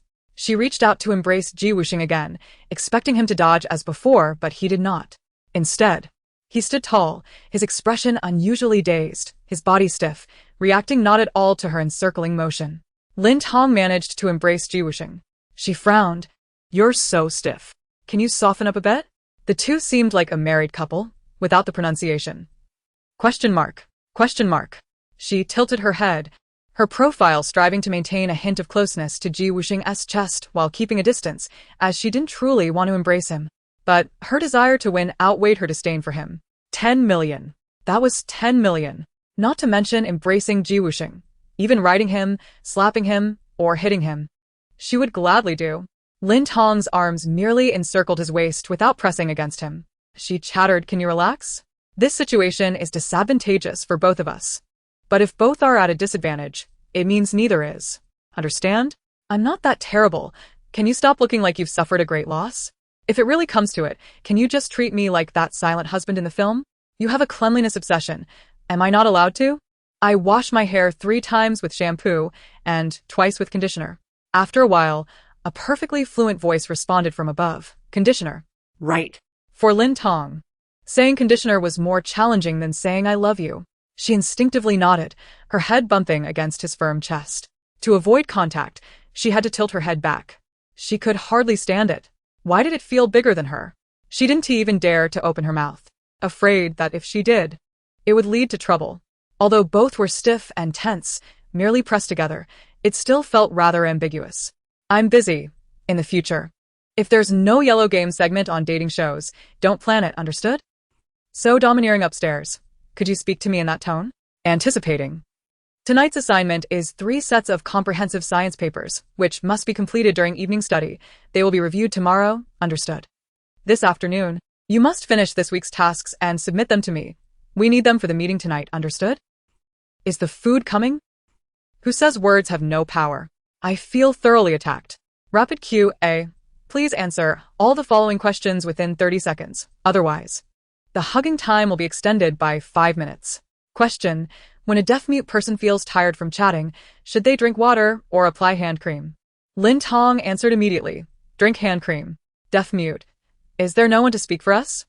Question. With bamboo staffs and straw sandals, who fears? What's the next line? Lin Tong. I fear. Since you fear, I fear too. Question. Why is the exam content so minimal, yet the material to learn so extensive? Lin Tong. A piece of toilet paper may only have a practical portion of 1/10, but would you dare to use just that 1/10 on your behind? The questioner's rapid-fire tone noticeably paused. Is that correct? As Lin Tong spoke rapidly, her breath cascaded in warm puffs against the man's chest, creating a damp, heated sensation. Even through the fabric, he furrowed his brow and instinctively arched his back to avoid contact, utterly detesting this feeling of being touched and tainted. The minutes stretched like years for Wusheng, his brow knitted tightly, eyes shut, lips pressed together, and his body tense from top to bottom. He breathed so softly, as if fearing that even a breath might brush against Lin Tong, resembling a person in a vegetative state. The most notable sensations were the faint warmth lingering on his right cheek and the almost imperceptible scent of jasmine emanating from his nose.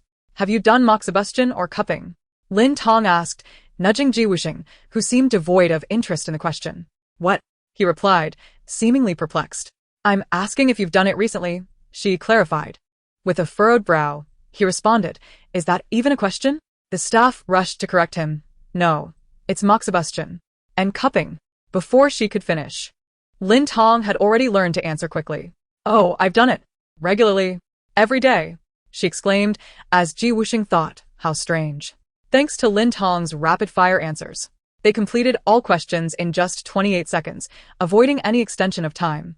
As soon as time was called, Lin Tong released the man and shot out like a firework, quickly patting her body from head to toe, as if she had been soiled by something unsavory. Wusheng scoffed. He had said nothing, yet she seemed to be the one repulsed. They continued to roll the dice, and the subsequent tasks grew increasingly intimate. Strangely, Wusheng did not resist, but instead cooperated like a rag doll, allowing Lin Tong to manipulate him at will. The guests were taken aback. The production team was astonished. The audience was bewildered. Was this really Wusheng? How could he, who had just shown such resistance, now appear so docile? It was terrifying. It was bizarre. It was absurd. Has Wusheng been enchanted? Why is he not resisting? Is he truly following Lin Tong's commands?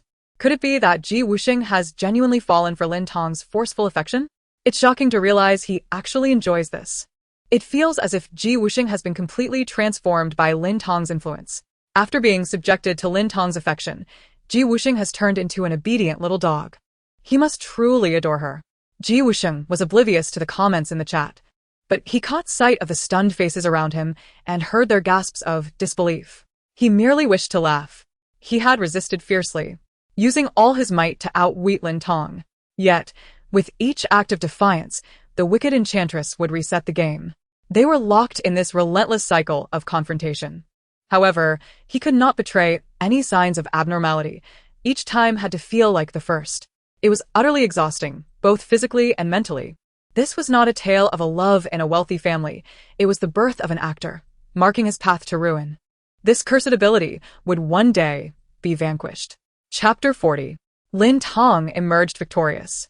With little effort, but at Wusheng's expense, she claimed her win. Though the director was reluctant, he had to maintain fairness in front of millions of viewers across multiple live streams. Finally, the bald-headed host managed to smile. Let's congratulate Lin Tong and Wusheng for securing first place, along with a surprise gift package for this competition, a night in a villa, valid for tonight, a lavish dinner worth 100,000 yuan, valid today, and a prize of 10 million yuan. This prize was originally intended by the Liu family as a gift for Lin Onlua, but it had unexpectedly fallen into Lin Tong's hands. She had just secured 10 million yuan. How infuriating! Lin Onlua was perplexed. She had not anticipated that Lin Tong and Ji Wusheng would collaborate instead of compete against each other, leading to Lin Tong's victory. It was indeed unexpected. Yet, Lin Onlua felt something was amiss, as if the victory should rightfully belong to her. It felt as though her championship and the fruits of her labor had been handed to Lin Tong. Who was the culprit? If she discovered their identity, she would ensure they faced dire consequences. Why do you look unhappy, Wan Wan? Is it because I won first place? Lin Tong's inquiry pierced Lin Onlua's thoughts. The woman quickly lifted her head, smiling. How could that be? I'm thrilled that my sister won first place. Lin Tong sighed. When I drew the task to share a chocolate stick with Ji Wusheng, I almost gave up and exited. But then I remembered you once told me to always aim for first place, so I persevered. Lin Onlua pondered. Did I ever say such a thing? Her memory was hazy. After all, she was adept at saying whatever suited the moment. Could it be that Lin Tong had persisted and fought for the first place because of her past empty words? Lin Onlua wished she could sew her mouth shut. So, Lin Tong was determined not to disappoint Lin Onlua's expectations, striving in the show without leaving any room for others. It turns out she didn't want to betray anyone's faith in her. How infuriating it is that she remained silent while allowing everyone to misunderstand and criticize her. She truly gets to me. Observing Lin Onlua's increasingly grim expression behind her forced smile, Lin Tong left, satisfied. She was the slothful, greedy one. She was the vengeful spirit. Yes, it was her and only her, our little Lin Tong. The business vehicle carrying the guests made its way from the amusement park to their lodging for the night. Due to the Friday evening rush hour, they were caught in a bottleneck, surrounded by throngs of people. The congestion intensified Ji Wusheng's irritation. Why are there so many people in this world? Can a few of them just disappear? Lin Tong quipped, back in the day. People would procreate without a second thought, so of course, there are many. The crowd reacted. That was blunt but somewhat accurate. In times like this, the advantages of taking the subway or bus become apparent. When I was considering whether to buy a Porsche or a Ferrari, I ultimately opted for public transport. After all, being human means enjoying the hustle and bustle. I won't buy one if you don't. If none of you are buying, then I won't either. Bored in the car, Lin Tong yawned. Upon hearing the yawn, Ji Wusheng, seated diagonally behind her, became alert. Fortunately, she was merely yawning and had no intention of dozing off. While appearing to be lost in thought, Lin Tong was actually chatting with 568. She gazed out at the pedestrians. I told you going to school or work is beneficial. Everyone leaves home with solemn faces, but returns beaming. More education and employment surely enhance people's happiness. 568 responded, forget the past. Just kidding. I won't forget the path I took to get here, meow. It suspected Lin Tong was intentionally trying to annoy it, meow. What about that couple? They were kissing in the street, while the crowd behind them was rolling their eyes in exasperation. One should arrange an elongated toilet stall for couples who indulge in public displays of affection, allowing them to share their bodily functions together, and perhaps after several such experiences, one could question the depth of their love. What a diabolical scheme. One must wonder what these seemingly devoted individuals truly cherish in their relationships. Is there truly such fervent affection among them? The thought alone is exhausting. For Lin Tong, familial ties, friendships, and romantic love are all rather superfluous. She finds it immensely challenging to develop profound emotional connections with others. Friends are of little consequence. She welcomes their presence, but does not cling to their departure. Capable of mingling within a crowd or relishing solitude alike. Consider your feelings towards the god of wealth. Do you not simply welcome their presence but would not mourn their absence? Money grants me freedom and joy. It never inflicts harm upon me, yet people can betray and abandon. Currency remains still, quiet, while humans possess independent thoughts and are uncontrollable. The two should not be conflated. What are humans, to presume they can engage with the essence of earthly vitality? I find that hard to believe. One can only hope that the charming and witty Master Jianghua will come to love you instead. Do you consider yourself merely a collection of data, immune to accusations of harassment? You, who are impervious to reason, repel anyone who seeks to approach you. What can you possibly gain? Even the wind that passes by seems to avoid you. After a brief, idle chatter, the vehicle moved only a few meters. How much longer must we wait? Lu Mingxin clicked his tongue in displeasure, feeling both hungry and fatigued, eager to finish dinner and rest. The staff announced, Dear teachers, we are still caught in traffic and it may take another 40 minutes to return to the accommodation. However, it is only a 15-minute walk. Would you prefer to remain in the vehicle or walk back? Let's go. I feel as though I might turn into a puddle if I sit any longer. Lin Tong was the first to rise and exit the vehicle. Seeing this, Lin Onlua had no choice but to follow, thinking a stroll would be pleasant. Reluctant to walk, Lu Mingxing nonetheless hurried after them. The remaining individuals, seeing this, decided to disembark as well. Lin Tong led the way, but suddenly, without warning, she picked up her pace and began to run. The others were taken aback. What is she running towards? As Lin Tong sprinted, the guests followed suit, and her increasingly swift pace and alert demeanor caught their attention. Witnessing such a serious expression on Lin Tong's face was rare enough to raise alarms, prompting everyone to quicken their steps.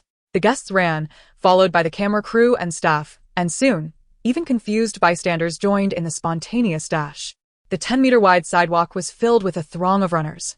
Nearby, a tourist uncle, holding his phone aloft, recorded the scene and remarked, "Look at this. The capital is indeed different. People jog home from work. How competitive. What on earth is she running from? Surely she hasn't seen a ghost? At this pace, she should switch to the highway and compete as a semi-trailer."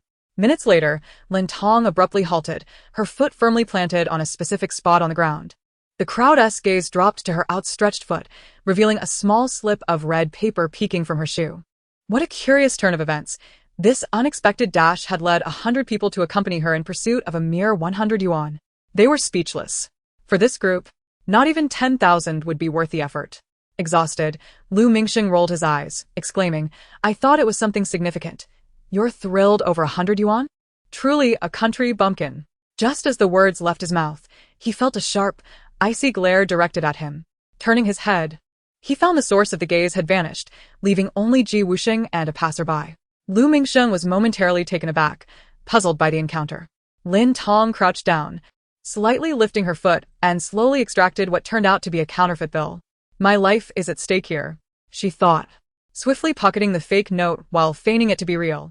With both hands in her pockets, she hummed a cheerful tune as she sauntered forward, thinking today was a fortuitous day as her desires seemed to manifest effortlessly. Wusheng caught a glimpse of her counterfeit bill and scoffed. Even the wicked which has her day. Indeed, today was a splendid day. Although they had earned points in the morning, their afternoon game had depleted most of them, leaving only Lin Tong and Wusheng with sufficient points to cover accommodation costs. Consequently, the remaining 6 were still without dinner plans. In unison, their gazes began to search for Lin Tong, the cunning merchant. Where has she gone? The next moment, Lin Tong emerged, dragging a storage box and beaming brightly. "Here I am. Lin Tong's little shop is now open. What would you like to purchase? Feel free to choose." Their astonished expressions reflected how she had anticipated their needs even before they could voice them. Such is the peril of monopolistic practices. It was rare to witness such genuine joy on Lin Tong's face. Her eyes seemed to penetrate through their very beings, envisioning their true forms as currency. Despite their discomfort, they felt compelled to engage with her, as Lin Tong's offerings were far more appealing than Wusheng's, who possessed ample wealth and required no money. They could choose to go without food, but when faced with the option of spending a little for a hearty meal versus enduring hunger, the choice was clear. Meanwhile, Lu Mingxing, having spent millions on Lin Tong, incessantly reminded himself that he was merely showing charity to this pitiful country girl. Lin Tong remained blissfully unaware of his thoughts, and even if she did, she would not be angered. Instead, she would raise her bowl and plead, "Please, kind sir, bestow upon this humble country bumpkin another 1,000,000. Who would turn away from wealth?" She only sought to live well. Once all items were sold, Lin Tong had amassed another 100,000. Of course, due to the guests being broke and lacking phones, the transactions were merely recorded and would be settled post-filming. Thus, Lin Tong remained a presumptive millionaire. She sighed. "If only my Alipay and WeChat could generate money, I wouldn't need to earn it myself." Lin Onlua's feelings were complex. She had initially invited Lin Tong to serve as a contrasting subject to her own online bullying, which had led to her depression. Yet, Lin Tong not only escaped the bullying, but was also profiting handsomely from the show. Doubts began to creep in regarding her decision. Nevertheless, Lin Onlua quickly regained her confidence. She was the protagonist of this tale, the darling of this world. Regardless of Lin Tong's current acclaim, she would ultimately meet a tragic end, reduced to dust and bones. Let Lin Tong bask in her moment of admiration. After all, the higher one is lifted, the harder they fall. And experiencing brilliance only to die in solitude is often more painful than fading away unnoticed. Alas, in this world, each person's fate has long been predetermined. One must accept their destiny. During dinner, Lin Tong was led by staff to a small garden to indulge in her lavish 10,000 yuan feast. Upon seeing the exquisitely arranged candlelit dinner amidst the rose bushes, she mused, "Why all this fuss? It's just a meal." This elaborate setup surely cannot be included in the 10,000 yuan budget. Staff, not here, these are additional expenses. That's fine. The girl is quite genuine, indeed a gluttonous one. Lin Tong, if you dare to expend my 99,900 yuan budget for the lavish meal on decorations, you will be finished. Husky refers to a person. As Lin Tong approached, she suddenly froze in place. She was bewildered. Why is Ji Wusheng here too? Because this is a reward you and teacher Ji won simultaneously. Of course, it's a candlelit dinner for both of you. Lin Tong turned and walked away. Upon catching a glimpse of the woman's retreating figure, Ji Wusheng frowned. How could she be here? But in the next moment, he understood the program's intention. The man chuckled. The production team must be out of their minds to arrange for the two of them to have a candlelit dinner together. However, in an instant, Ji Wusheng, now back in the room, realized Lin Tong had used that ability again. What was she planning? Reverting to the moment of selling food, Lin Tong silently retracted the self-heating hot pot meant for Zhou Zhe. Zhou Ze's eyes widened, gripping the hot pot tightly. How can you take back a hot pot that has already been sold? Didn't I win a 10,000 yuan meal this afternoon?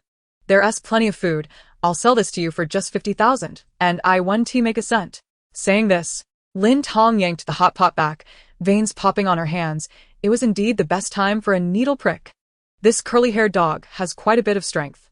The youth was ecstatic. Really? Of course, it's true. Jiang Yining, keeping an eye on them, burst out. I want to buy. I'll raise the price. I'll offer 100,000. Lin Tong shook her head. No, I'm only selling to Zhou Zhe. Jiang Yining put her hands on her hips, angrily questioning. Why? Zhou Zhe was overjoyed. Why are you suddenly so nice to me? Because I like your hairstyle. It reminds me of the kind-hearted aunt I often met in the garden. You've got her charm. Which garden? The tumbleweed garden. She glanced at Jiang Yining. If you dye your hair like his, I could sell it to you at a discount. Jiang Yining shook her head repeatedly. Never mind. I'm not that hungry anyway. Zhou Zhe was deeply moved. Boo-hoo, Lin Tong. You're so kind. I used to believe the rumors that you were a bad person. I'm truly a worthless being. Who would have thought you're such a good person, boo-hoo? After saying this, he smugly winked at Jiang Yining, asserting that someone must appreciate his innocent and charming curly hair. Jiang Yining rolled her eyes and left, not bothering to see him. Lin Tong merely smiled in silence. Today she was a good person, but tomorrow was uncertain. Now she was kind, but later could be different. 5 minutes later, Zhou Zhe, brought to the small garden, admired the red and white roses along the way, the elegant piano music, and the ambient lighting, nodding in approval. Truly deserving of a grand meal, the decorations are exceptional. This 50,000 is well spent. Soon, he noticed the handsome man sitting opposite him at the table. José smell of rose? Lin Tong hadn't informed him that the 10,000 yuan meal was a candlelit dinner. Moreover, it was a candlelit dinner with Ji Wusheng. That wicked Lin Tong. I hate you. You are no longer a good person. I will draw 10 circles to curse you. When Ji Wusheng saw Zhou Zhe approaching, he was amused. He slightly lifted his eyelids. How much did she sell this dinner to you for? 50,000. Ji Wusheng laughed again. Outside. Countless people spent millions, or even tens of millions just to dine with him, hoping to connect with the Ji family. Lin Tong, on the other hand, casually sold it for 50,000. Today was indeed a wonderful day. Splendid. Exceedingly splendid. Ki. Inside, Lin Tong sneezed. Lu Mingxing seized the opportunity to coldly mock. What's wrong? Feeling guilty for doing something wrong? You understand nothing. 1 thinks, 2 scolds, 3 catch a cold. 2 hits mean scolding. 1 hit means someone misses me. Lu Mingxing. Ah, Chio. She sneezed again. The man, delighted. Haha, that's 2 now. Someone is scolding you, right? You understand nothing. Now there are 2 people missing me. Ridiculous talk exceeds culture. If you lack culture, refrain from speaking. Lu Mingxing. The man nearly lost his temper. He squeezed the ketchup in his hand forcefully and quickly, accidentally splattering some on Lin Tong's cheek. Lu Mingshen Fei Gen Shop, I'm sorry, I didn't mean to. You want to be angry, right? Truly, dogs learn from their masters well. How could I? I'm grateful you did it. Now I don't have to do it myself. Lin Tong swiftly grabbed a French fry and smeared it across her face, creating a horrifying clown-like grin. Lunging at Lu Mingsheng with a wide smile. Hee hee. Caught off guard, Lu Mingsheng yelped, nearly jumping out of his skin. Ha ha ha ha ha ha, and you still want to attack me? Go practice for a few more years. Lin Tong licked the ketchup from her lips, stuffed a French fry into her mouth, chewed it thoroughly, and with a slight smile in her eyes. Tastes good. Lu Mingsheng. Crazy. Lin Tong is a madwoman. She is absolutely a lunatic. He shouted in frustration. Lin Tong is a madwoman. The people around looked at him calmly. He reiterated to everyone, Lin Tong is a madwoman. But no one paid him any mind. Eventually, Jiang Yining, with benevolence, remarked, Isn't it obvious that Lin Tong is a madwoman? You didn't just realize that. Did you? If you really just discovered it, why not go get an IQ test? Lu Mingsheng. Lunatic, all lunatics. He sought help from Lin Onla, Luoluo. Lin Tong is a madwoman. They are all mad. Lin Onlua pushed away his gripping hand. Mingsheng, your temper is too explosive. Don't speak of your sister, and everyone that way. Lu Mingsheng. Though surrounded by people, Lu Mingsheng felt like an isolated island. An island in a mental hospital. And all around him were lunatics. Chapter 42. Upon discovering that Ji Wusheng was dining with Zhou Zhe, Jiang Yining instantly understood why Lin Tong had refused to sell it to her. Unexpectedly, she was quite nice. Jiang Yining casually approached Lin Tong, gazed up at the sky, and murmured, Thank you. Although you were a bit harsh, a tad domineering, somewhat rude, I actually think you're quite a decent person. What? Lin Tong raised her eyes. I said, Thank you. Oh, no need to thank me. Jiang Yining moved closer to Lin Tong, sitting on the sofa beside her. I feel you're quite cheerful. Unlike the dark and sinister woman depicted in rumors. Focused on her mobile game, Lin Tong blurted out. That's false. I'm actually a dark, creeping cockroach. My cheerfulness is merely a fade. In private, I'm as gloomy as if I had swine fever. Jiang Yining. Why do you always speak with barbs? Because I am a rose, thorny among stem, prickly among thorns. Oh dear, the poor girl was inadvertently pricked by Lin Tong. That was indeed quite careless.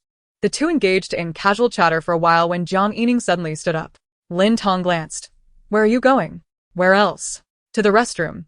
I haven't gone today. Then your backside is a bit protective of food lately. Go ahead. If you can't go, call me. Can you teach me how to produce that color, slightly yellow, mildly fragrant, without any odd smells, in large amounts yet not blocking, moist but not overly wet, slightly firm yet easy to break, dream-like stool? Wait, are you serious? I may be a bit far from divinity, but I'm quite distant from humanity. As Jiang Yining turned, she unexpectedly saw Ji Wusheng approaching, with Zhou Zhe lurking a few meters behind. Jiang Yining. She swiftly bypassed Ji Wusheng and approached Zhou Zhe. Her curiosity piqued. What happened? Zhou Zhe replied, I don't know. Ji Wusheng asked Lin Tong how much she sold the dinner seats for, then headed this way. I assume she's searching for Lin Tong. Jiang Yining, too excited to even visit the restroom, remained with Zhou Zhe, eagerly awaiting the unfolding drama. Ji Wusheng strode confidently to the sofa beside Lin Tong and sat down, his long legs slightly bent. The man remained silent, absorbed in his game. Lin Tong, without lifting her head, remarked, You're back so soon? Is your backside still guarding its treasures? Unwilling to share? She suggested, if all else fails. Perhaps a bit of laxative would coax the truth out of it. Ji Wusheng responded, What are you babbling about? Jiang Yining interjected, Could you at least lift your head? A lively exchange ensued, with Jiang Yining humorously recounting how she was turned over by a caregiver while she cried and sent messages. Reflecting on her current state, that surely warranted a hospital stay. Ji Wusheng, lips pressed together, stated, I am Ji Wusheng. Lin Tong glanced at him. Oh, is your backside guarding its treasures too? Ignoring her comment, Ji Wusheng pulled out his phone. Shall we play together? Lin Tong, surprised, asked, Can you keep up? He showed her his impressive game stats, and her eyes sparkled. Master, please guide me. Thus, the two inexplicably began to play, creating a surprisingly harmonious atmosphere. Meanwhile, the guests and audience, who had come to witness the spectacle, were bewildered. Wait, isn't it customary for them to argue? Jiang Yining noted. How did I lose track of the plot? Just moments ago at the candlelit dinner, Ji Wusheng's expression was grim as he rushed to find Lin Tong. I thought he sought revenge. A warm scene unfolded, reminiscent of a couple who, after a daytime quarrel, sought to mend their relationship in the evening. So sweet, someone mused. Is sister love bound to some kind of ship system? This is uncanny. Lin Tong, though a gaming novice, was determined to improve. She hoped Ji Wusheng would carry her to victory due to his high rank and impressive records. However, they suffered 5 consecutive losses, further tarnishing her already dismal performance. Ji Wusheng, Lin Tong exclaimed, her frustration boiling over. Weren't you supposed to help me? Why did you throw me into the pit? This guy must be doing this on purpose. With an innocent expression, Ji Wusheng replied, Sorry, I'm just not on my game today. Lin Tong shot him a glare, preparing to reset her game. Unfortunately, she had not saved her progress, and the last checkpoint was when the guests were selling food. Resolute, she pressed on, and as Ji Wusheng anticipated, she activated her ability, returning to the familiar indoor setting. The time had not yet arrived for the candlelit dinner, and Lin Tong was in the courtyard selling food. Just as she was about to sell the dinner seats to Zhou Zhe, a deep, melodious horn interrupted her. All food and supplies are free. Everyone turned to see Ji Wusheng, who had laid out an even greater array of supplies than Lin Tong. And, most importantly, it was all free. Despite his aloof demeanor, this display was clearly a direct challenge to Lin Tong. Zhou Zhe, quick to react, dropped his food and rushed towards Ji Wusheng, eager to claim the free offerings. Jiang Yining followed suit, and soon, the other 4 guests joined in. Lin Tong's little shop transformed from bustling to deserted in an instant. What's happening? This is not how it was supposed to unfold. Lin Tong lamented. Though she understood that each reset might lead to different developments, the magnitude of this change was astonishing. It was as if Ji Wusheng had shifted from a state of discontent to suddenly declaring his independence. Finally, someone has broken Lin Tong's monopoly. Ji Wusheng's strategy is ruthless, striking at her financial lifeline. What a relief. Ji Wusheng is the best.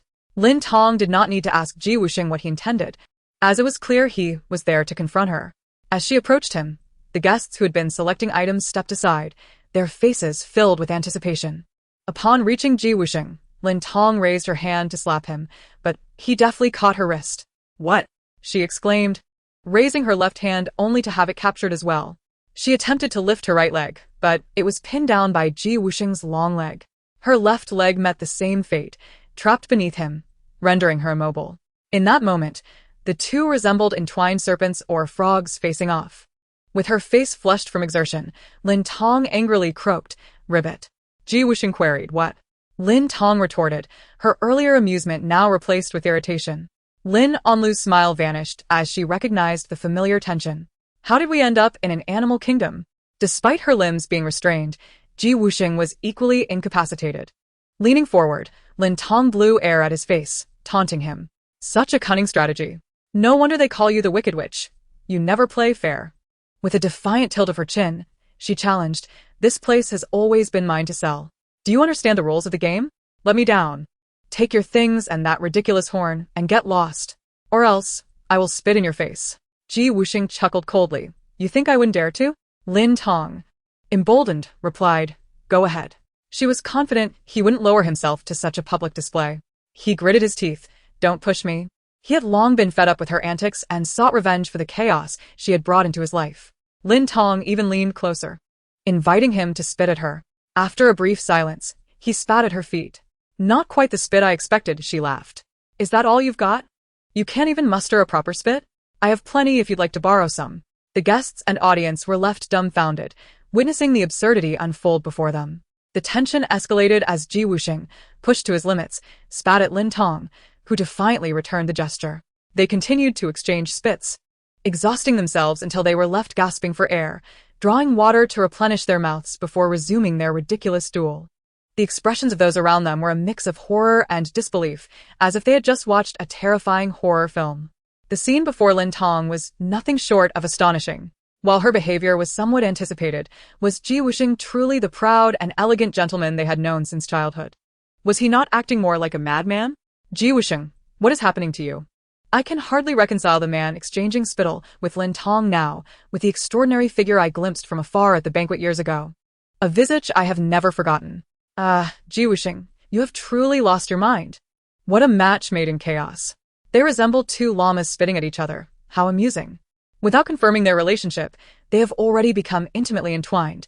Such young lovers are undeniably sweet. Moments later, their mouths finally dried out. Lin Tong gasped, "Stop, let's take a break." Ji Wusheng complied.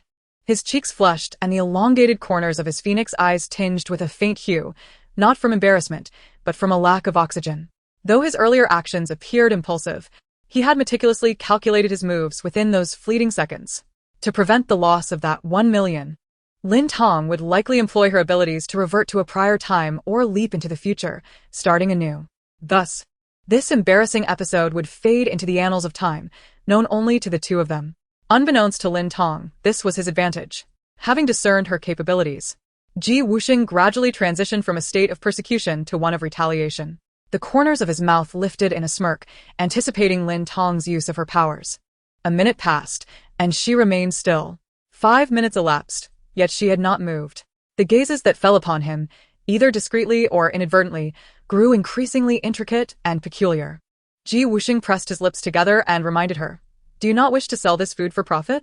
If you do, you ought to cycle through time quickly. Either revert to the past or return to a previous moment. Just ensure that everyone forgets this chapter." "Oh, I no longer want it. Since you are so generous in giving it away, how could I let your goodwill go to waste?" "I'll keep the food for myself," she replied, hands raised in innocence. Initially, she had intended to revert time. After all, that was 1 million at stake that Ji Wusheng should not ruin for her. However, she had not anticipated that this stubborn man would engage in this spitting contest with her. The damage to his reputation far exceeded that amount. Missing out on 1 million was inconsequential. The food remained in her possession, and if not sold today, it could be sold tomorrow. The true loss lay with Ji Wusheng. By giving away the food and leaving an indelible mark on the internet, he could potentially suffer losses in the stock market amounting to billions. The more Lin Tong contemplated this, the broader her smile grew, unstoppable like a flood. This was not her fault, after all. If Ji Wusheng was unwilling, who could compel him? Right? She sighed theatrically, circling around him. Ji Wusheng interjected, "Lin Tong, I understand your delight, but please refrain from smiling so widely. It would be a tremendous loss to humanity if such a beautiful face were to smile too much." It was the first time I had seen Ji Wusheng display anger and annoyance. So amusing. This is the fate of opposing Lin Tong. How delightful it is for the fans. It is well known that Lin Tong loves wealth. Yet her willingness to let Ji Wusheng forego money signifies that he is more important to her than riches. Enough of that. My father is about to deliver my mother. I must go see whether it is a boy or a girl. Lin Tong waved goodbye to Ji Wusheng. Carrying her storage box indoors, Ji Wusheng mused. He had overestimated Lin Tong's desire for money and underestimated her disdain for him. As for his reputation, he truly did not care. Upon entering the room, José gave her a thumbs up. "You are truly remarkable. This is the first time I have witnessed Ji Wusheng lose his mind. How splendid." Lin Tong humbly replied, "I am indeed formidable. Not only can I drive Ji Wusheng to madness, but I can also turn you into a little cat, incessantly meowing." Gołże retorted, "Hektarów." "You mean an old cat." The entire evening passed without Ji Wusheng's appearance. Lin Tong delighted in the solitude, savoring a candlelight dinner worth 100,000 prepared by the production team. Expensive things truly have their worth. Delicious indeed. She had predicted that today would be a fortuitous day, and her thoughts had come to fruition. Later that evening, after freshening up, Lin Tong received a new task from the production team. Each male guest was to be asked a question, and their responses would be recorded. The question was to be drawn randomly. Lin Tong drew the question, "What color is your underwear?" She thought, "Is this appropriate? Will they not accuse me of sexual harassment for this?" The staff emphasized, guests must ask the exact question they draw, no more, no less. They watched her intently, awaiting her message. Lin Tong first sent it to José, then quickly copied it to Lu Mingxin, Luo Mingtian, and Ji Wusheng. José was the first to respond. Crying steel wool. Crying steel wool. Since this is my zodiac year, of course, it is red. What else wrong? Do you want a link? This brand has excellent fabric and styles. The women's line is beautiful too. I've worn it since childhood. Crying steel wool. I mean, I've worn their underwear since childhood, not the women's line. Crying steel wool, if you want to buy. I can offer a 10 discount, making it only 4,000 per piece. Lin Tong. Sharing type. Superstitious type. Crying steel wool. What is superstitious about it? You must wear red in your zodiac year. The second response came from Luo Mingtian. Fake smiling guy. Is this another task from the production team? Gentle smile. Fake smiling guy. Although it is somewhat private, I am willing to share to assist you in completing your task. Fake smiling guy. It is black. Fake smiling guy. Is there any other question? I can answer anything for you, Rose. Lin Tong. Air conditioning type. Fake smiling guy. What is air conditioning type? Is your air conditioning broken? I can fix it. Do you need me to take a look? The third response was from Wusheng. Superman. Voice message 60. Superman. Voice message 60. Superman. The other party has refused your video invitation. Lin Tong. Irritable type. Live broadcast type. Superman, come out. I want your life. Lin Tong. On-site dull type. Law-breaking type. Begging type. Superman, get lost. Lin Tong. On the first day in the palace, I would be thrown into the well type. Superman. The fourth response was from Wusheng, who sent only one message. Cold-faced stubborn guy. Lin Tong. Evasive type. Questioning type. Cold-faced stubborn guy. I don't wear underwear. Lin Tong. Perverted exhibitionist type, so small it doesn't need a pouch type.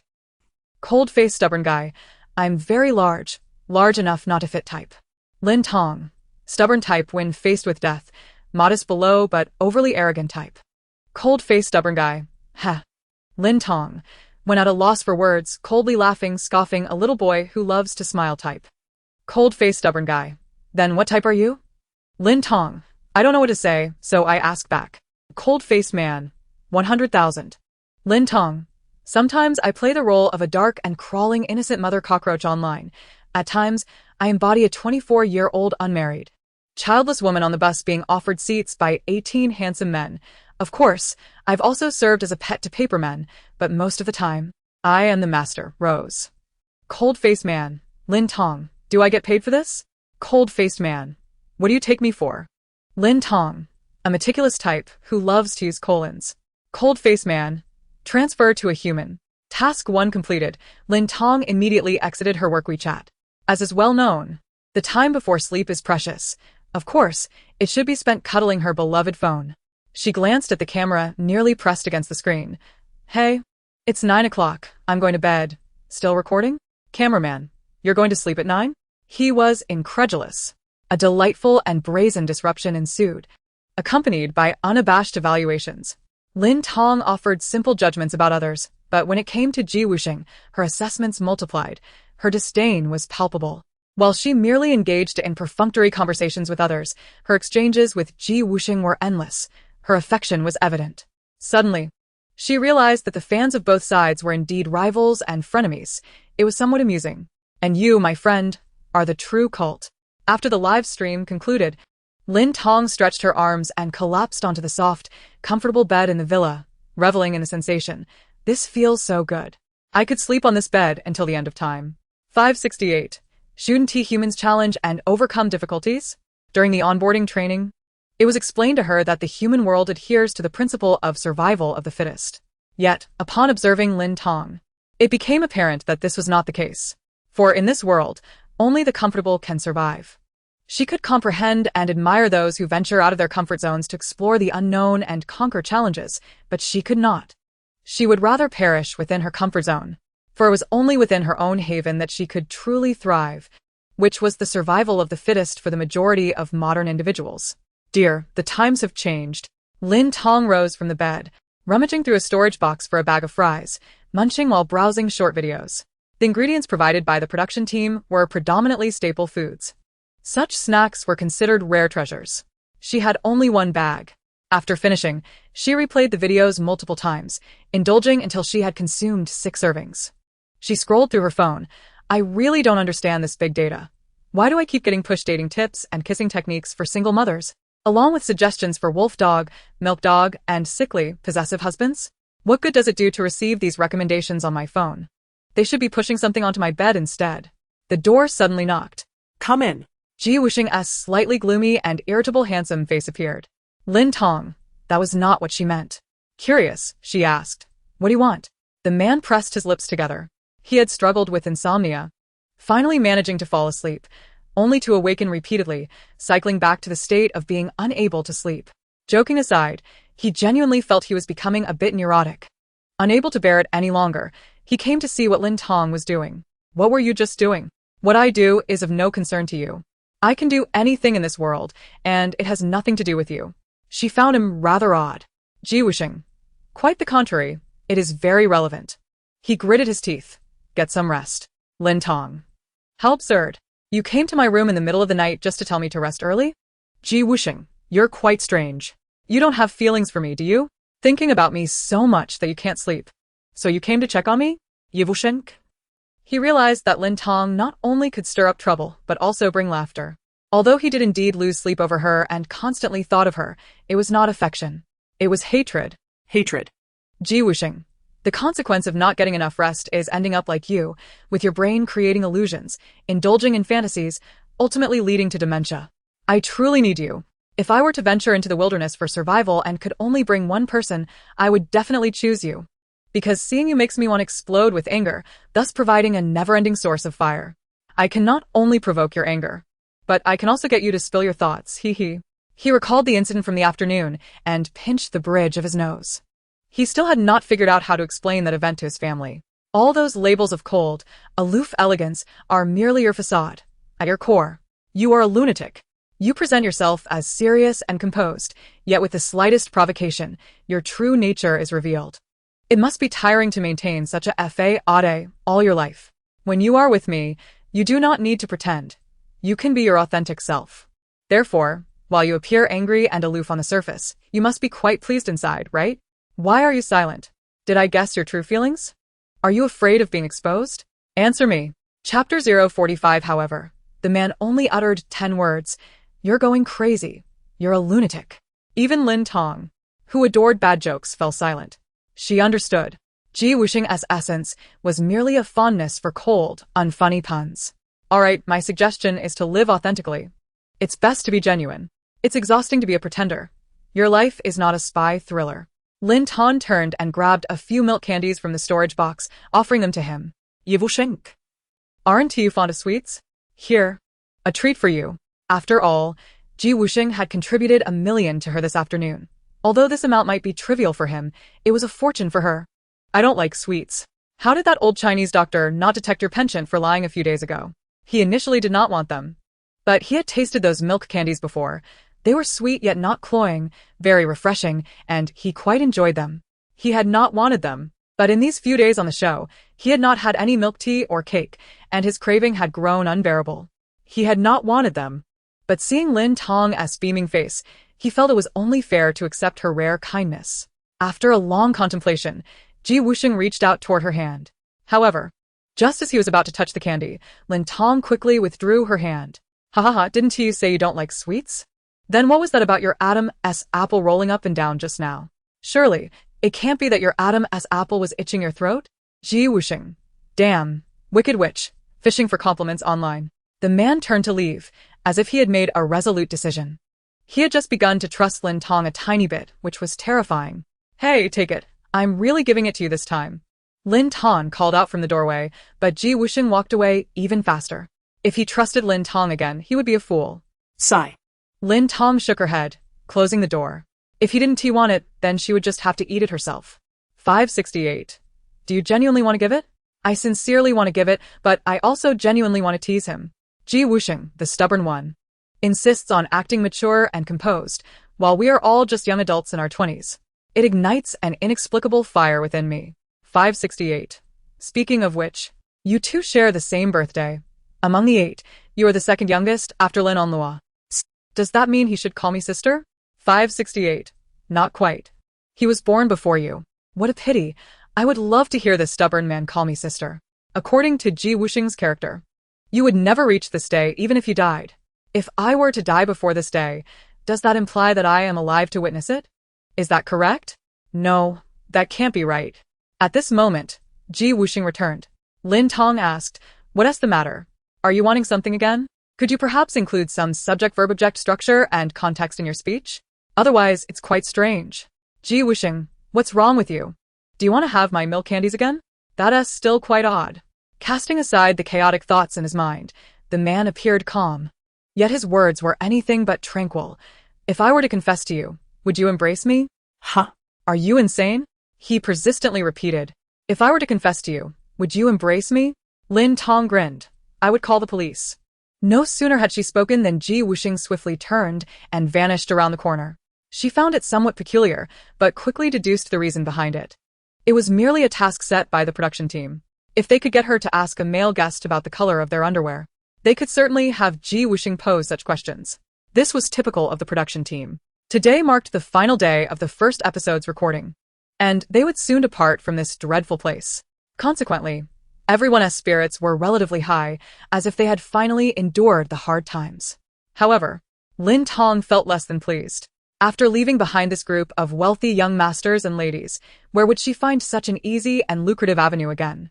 Generally, such methods were documented in the criminal code. But she was a law-abiding citizen.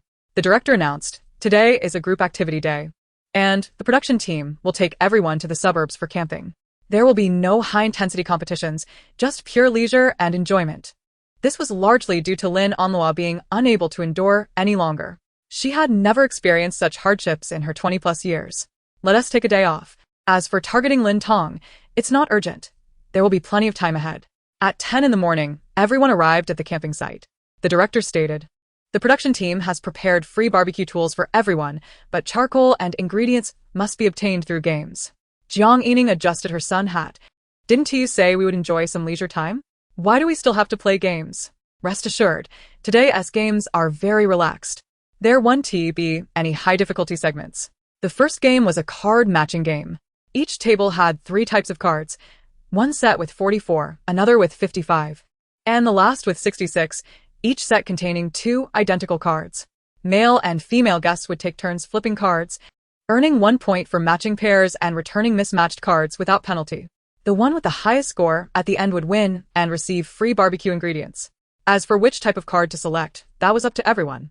Upon hearing the director's explanation, the guests finally relaxed. Compared to the tasks from the previous days, this game was indeed much simpler, merely testing memory. However, Lin Tong furrowed her brows. Testing memory? That was her downfall. She was the type to need to read her train seat number 5 or 6 times, so her memory was not promising. The notion that a fish's memory lasts only 7 seconds was a myth. For her, it was a reality. As for the groupings, they remained as configured the previous day. Lin Tong turned to Wusheng and proposed, "We should lay a solid foundation. Let us start with the 44 cards.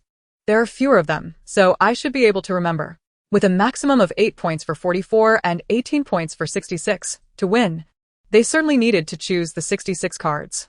Don't worry, I know you want to win, and I won't hold you back. I'll cooperate 100%. The man smirked, his attitude quite agreeable.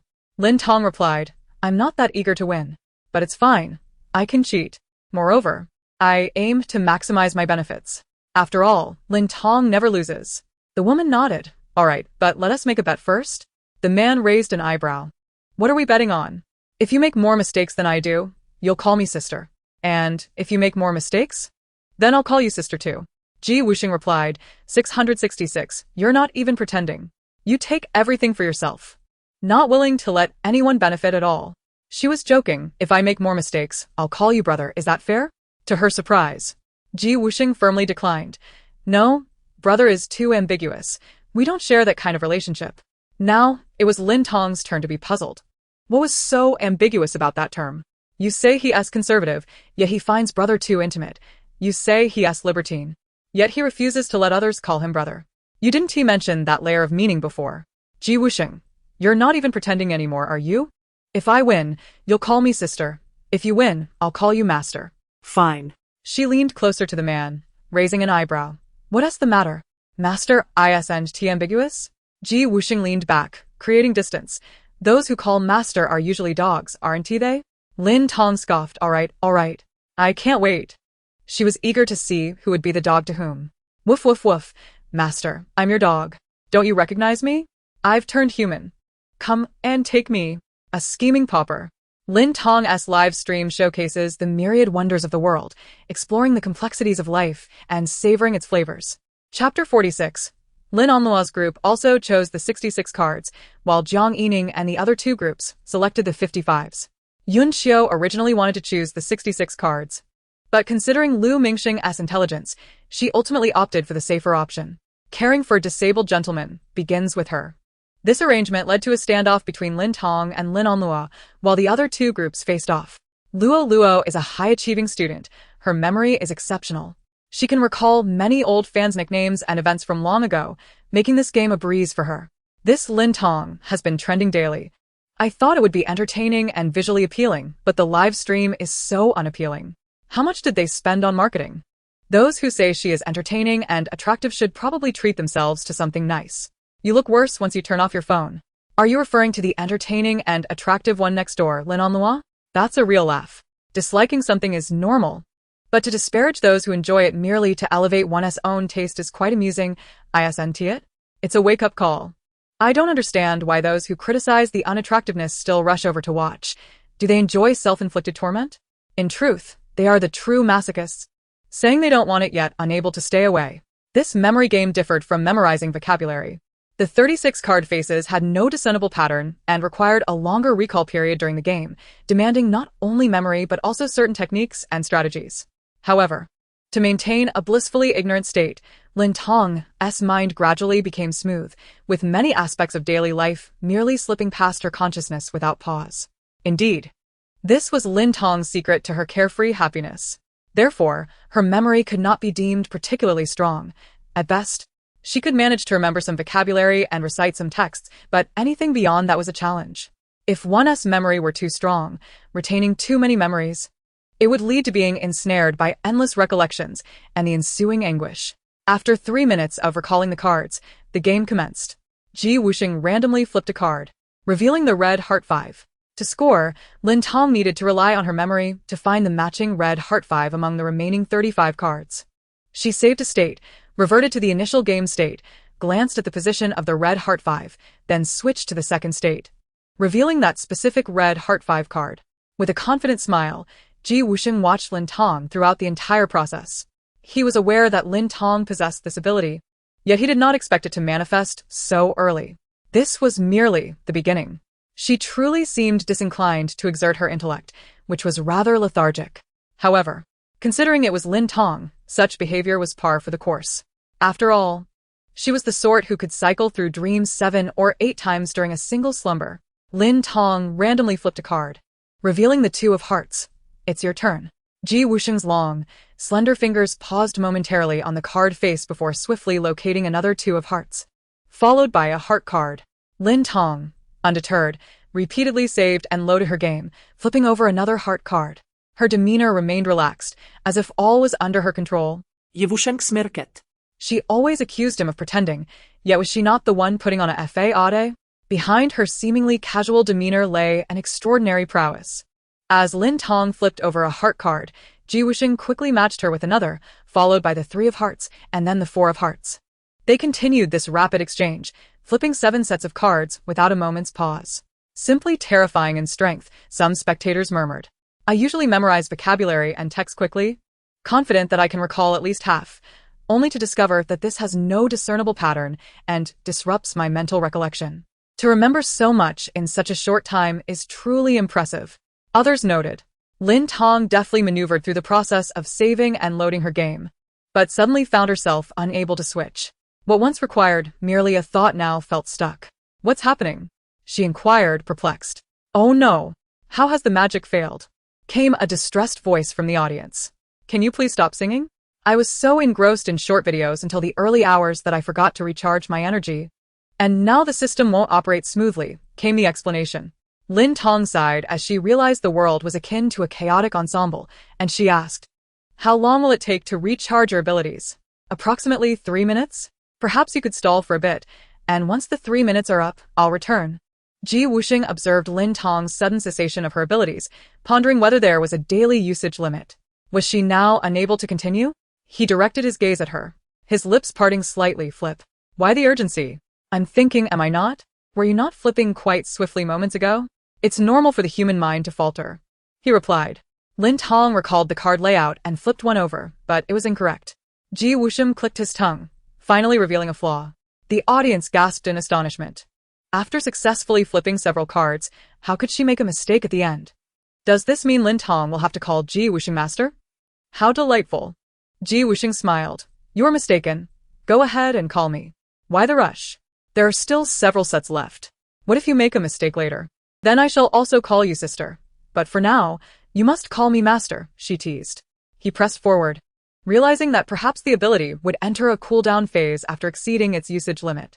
Yet, once the cooldown expired, it could be employed again. Lin Tong was evidently stalling for time, waiting for the cooldown to end. Noticing her silence, Wusheng employed his charming voice to chant quickly, "Call master, call master, call master." All right.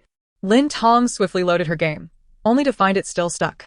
She switched between save states multiple times and suddenly, the interface erupted with countless pop-ups, transforming Wusheng's chant into an endless repetition of master. Lin Tong exclaimed, "What sorcery is this?" The word master echoed for a full minute, bringing her immense delight. She finally understood the ancient saying about music sounding like celestial melodies. If only she could record this moment. At last, the glitch ceased, and the game returned to normal. Sighing. Lin Tong reviewed the card layout before returning to the moment before the glitch, accurately flipping the card she needed. She flipped a card and looked at Wusheng. "Your turn." Wusheng remarked, "What a cunning Lin Tong, how nefarious her ability is. But it matters not. She remains unaware of my knowledge, allowing me to feign ignorance." The two swiftly completed all card flips within 5 minutes, achieving a perfect score without error. Faced with a tie, Lin Tong turned to Wusheng. "Do you truly believe this is a tie?" The question lingered in Wusheng's throat, but was swallowed back. "Let us discuss it later," he suggested. Lin Tong nodded. "All right, but one day, you shall call me sister." He shot her a sidelong glance, his expression cold. "You really do enjoy daydreaming.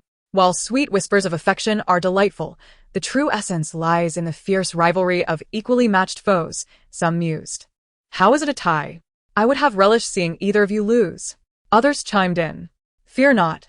You shall call out in bed, whispers or shouts." Came the playful banter. Unbeknownst to all, in her quest to outshine Lin Tong, Lin Onlua had stayed up late the previous night, memorizing the card layouts until dawn. To ensure no repeats of past mistakes, she rose again at 6 this morning, investing 5 or 6 hours in preparation, her mind now adeptly familiar with the cards. She even practiced several rounds with the director, winning each effortlessly. Yet Lin Tong proved to be even quicker. What then?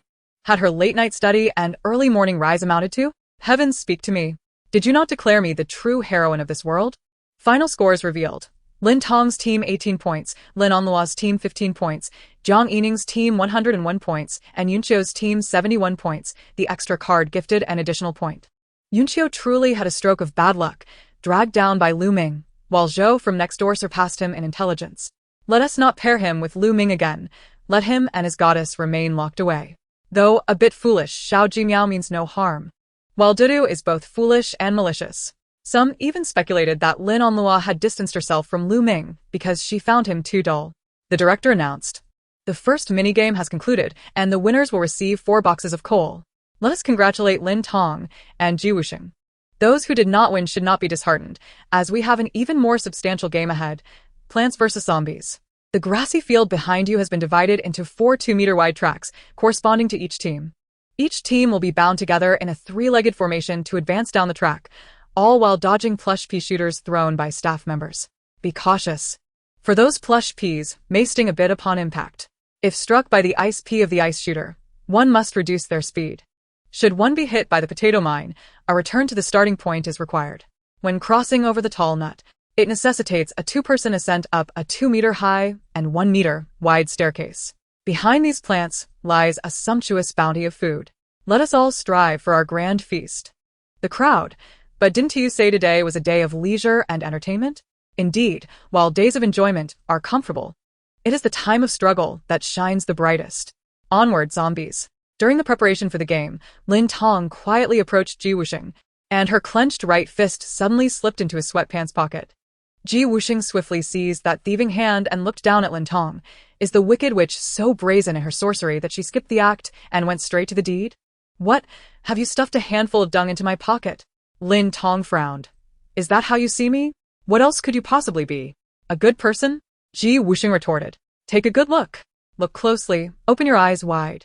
Wusheng shot her a sidelong glance, using his fingers to pry open the pocket, revealing it filled to the brim with milk candies, one by one. The man pursed his lips.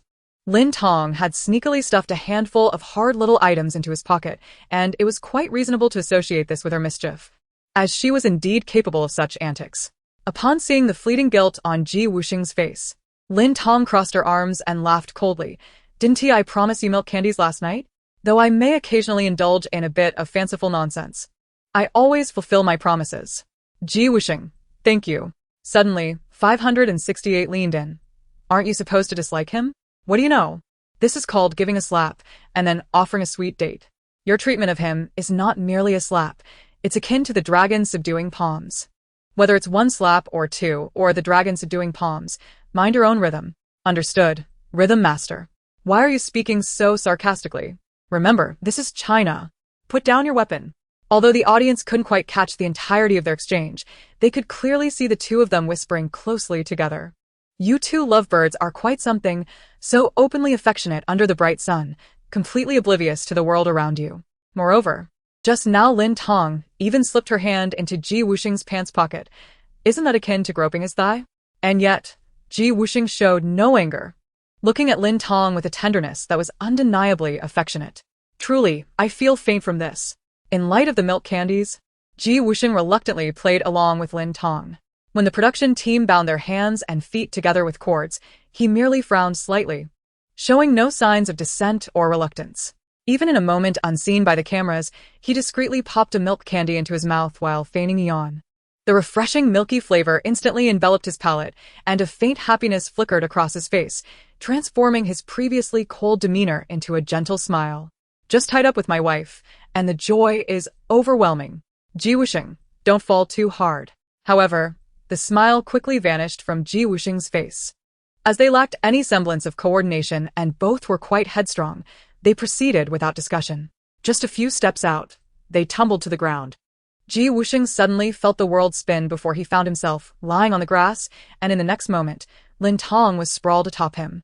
The woman's hard crown struck the man's prominent nose, causing Ji Wusheng's eyes to redden, tears welling instantly. His narrow, deep-set eyes, usually cold and distant, now glistened with a depth of emotion. He tilted his head back, the veins on his neck more pronounced, swallowing hard. Ugh. A muffled groan escaped Lin Tong as well. He chuckled. You hit me and are now on top of me. What are you complaining about? Lin Tong, equally perplexed, replied, When I fell, my face landed directly on your chest. I nearly suffocated. Your grandfather's lover attempted to murder me, and I said nothing. Yet you're the one getting upset? Ji Wusheng grit his teeth. Keep your voice down. Is this dignified? Are we to commence with the earth as our bed and the sky as our covering? Ji Wusheng. With his reddened eyes, looks rather pleased. Chapter 048. Hearing the commotion, Lin Onlu glanced towards Lin Tong with joy yet concern. Sister, are you all right? Yun Xiao and Lu Mingxing paused to observe. Lu Mingxing quipped. Oh, Lin Tong has something she is not good at? I thought you could do everything. Zhou Zhe initially intended to turn and join the commotion, but, without notice, he kept walking, while Jiang Yining advanced simultaneously. In the next moment, both found themselves kneeling on the ground. It's evident you both truly enjoy this position. Upon standing, Jiang Yining shouted, Zhou Zhe, are you insane? Could you not say something before stopping? Zhou Zhe scratched his head. Sorry, I forgot. I thought you had stopped to watch too. It's human nature to gather and watch the spectacle. Do you think I'm like you, always eager to join the fray? Jiang Yining stood with her hands on her hips, glaring angrily, but her gaze was drawn to the sight of Lin Tong atop Ji Wusheng on the grass. As the woman's voice dwindled, her focus sharpened on the two of them. This spectacle was simply too compelling to ignore. She gasped, Wow. Aren't these two typically at odds? What position is this, exactly? Zhou Zhe turned. Huh? What did you say? Nothing, you carry on. Jiang Yining shook her head vigorously. Some thoughts are best left unspoken, as they lack dignity. I heard that. Laughing, I heard it too. Smirking, I never expected you to be this kind of person. Jiang Yining. Hard eyes, struggling to rise from Ji Wusheng's body, Lin Tong reached out to him. But he ignored her offer of help, easily propelling himself upright with his own strength and core. Ji Wusheng certainly has strong core strength. I understand what you're trying to convey. Lin Tong initially planned to reset the game, but their utter lack of coordination meant that even if she tried 1,000 times, they would still fall along the way. Thus, she resolved to continue playing. intending to adapt to Ji Wusheng's rhythm before resetting, planning to seize victory and astonish everyone. She truly was a benevolent soul, willing to adapt to Ji Wusheng. Suddenly, Ji Wusheng noticed the hint of red in Lin Tong's eyes and furrowed his brow, speaking in a somewhat awkward tone. "What's the matter? Did you hurt yourself in the fall?" This was the first time he had seen Lin Tong's eyes brimming with tears. Ah? "No, not at all. I was merely moved by my own spirit of selfless love." "Well, let us continue." Ji Wusheng swiftly retrieved a milk candy from his pocket, pretending to yawn while discreetly popping it into his mouth. The action was seamless, as if he had practiced it 1,000 times. Lin Tong observed this with a knowing smile. "You don't steal candies like this every time, do you?" He shot her a glance. "Does it concern you?" Lin Tong lightly scoffed. Mature, composed, aloof, elegant, proud, and intelligent yet sneaking milk candies.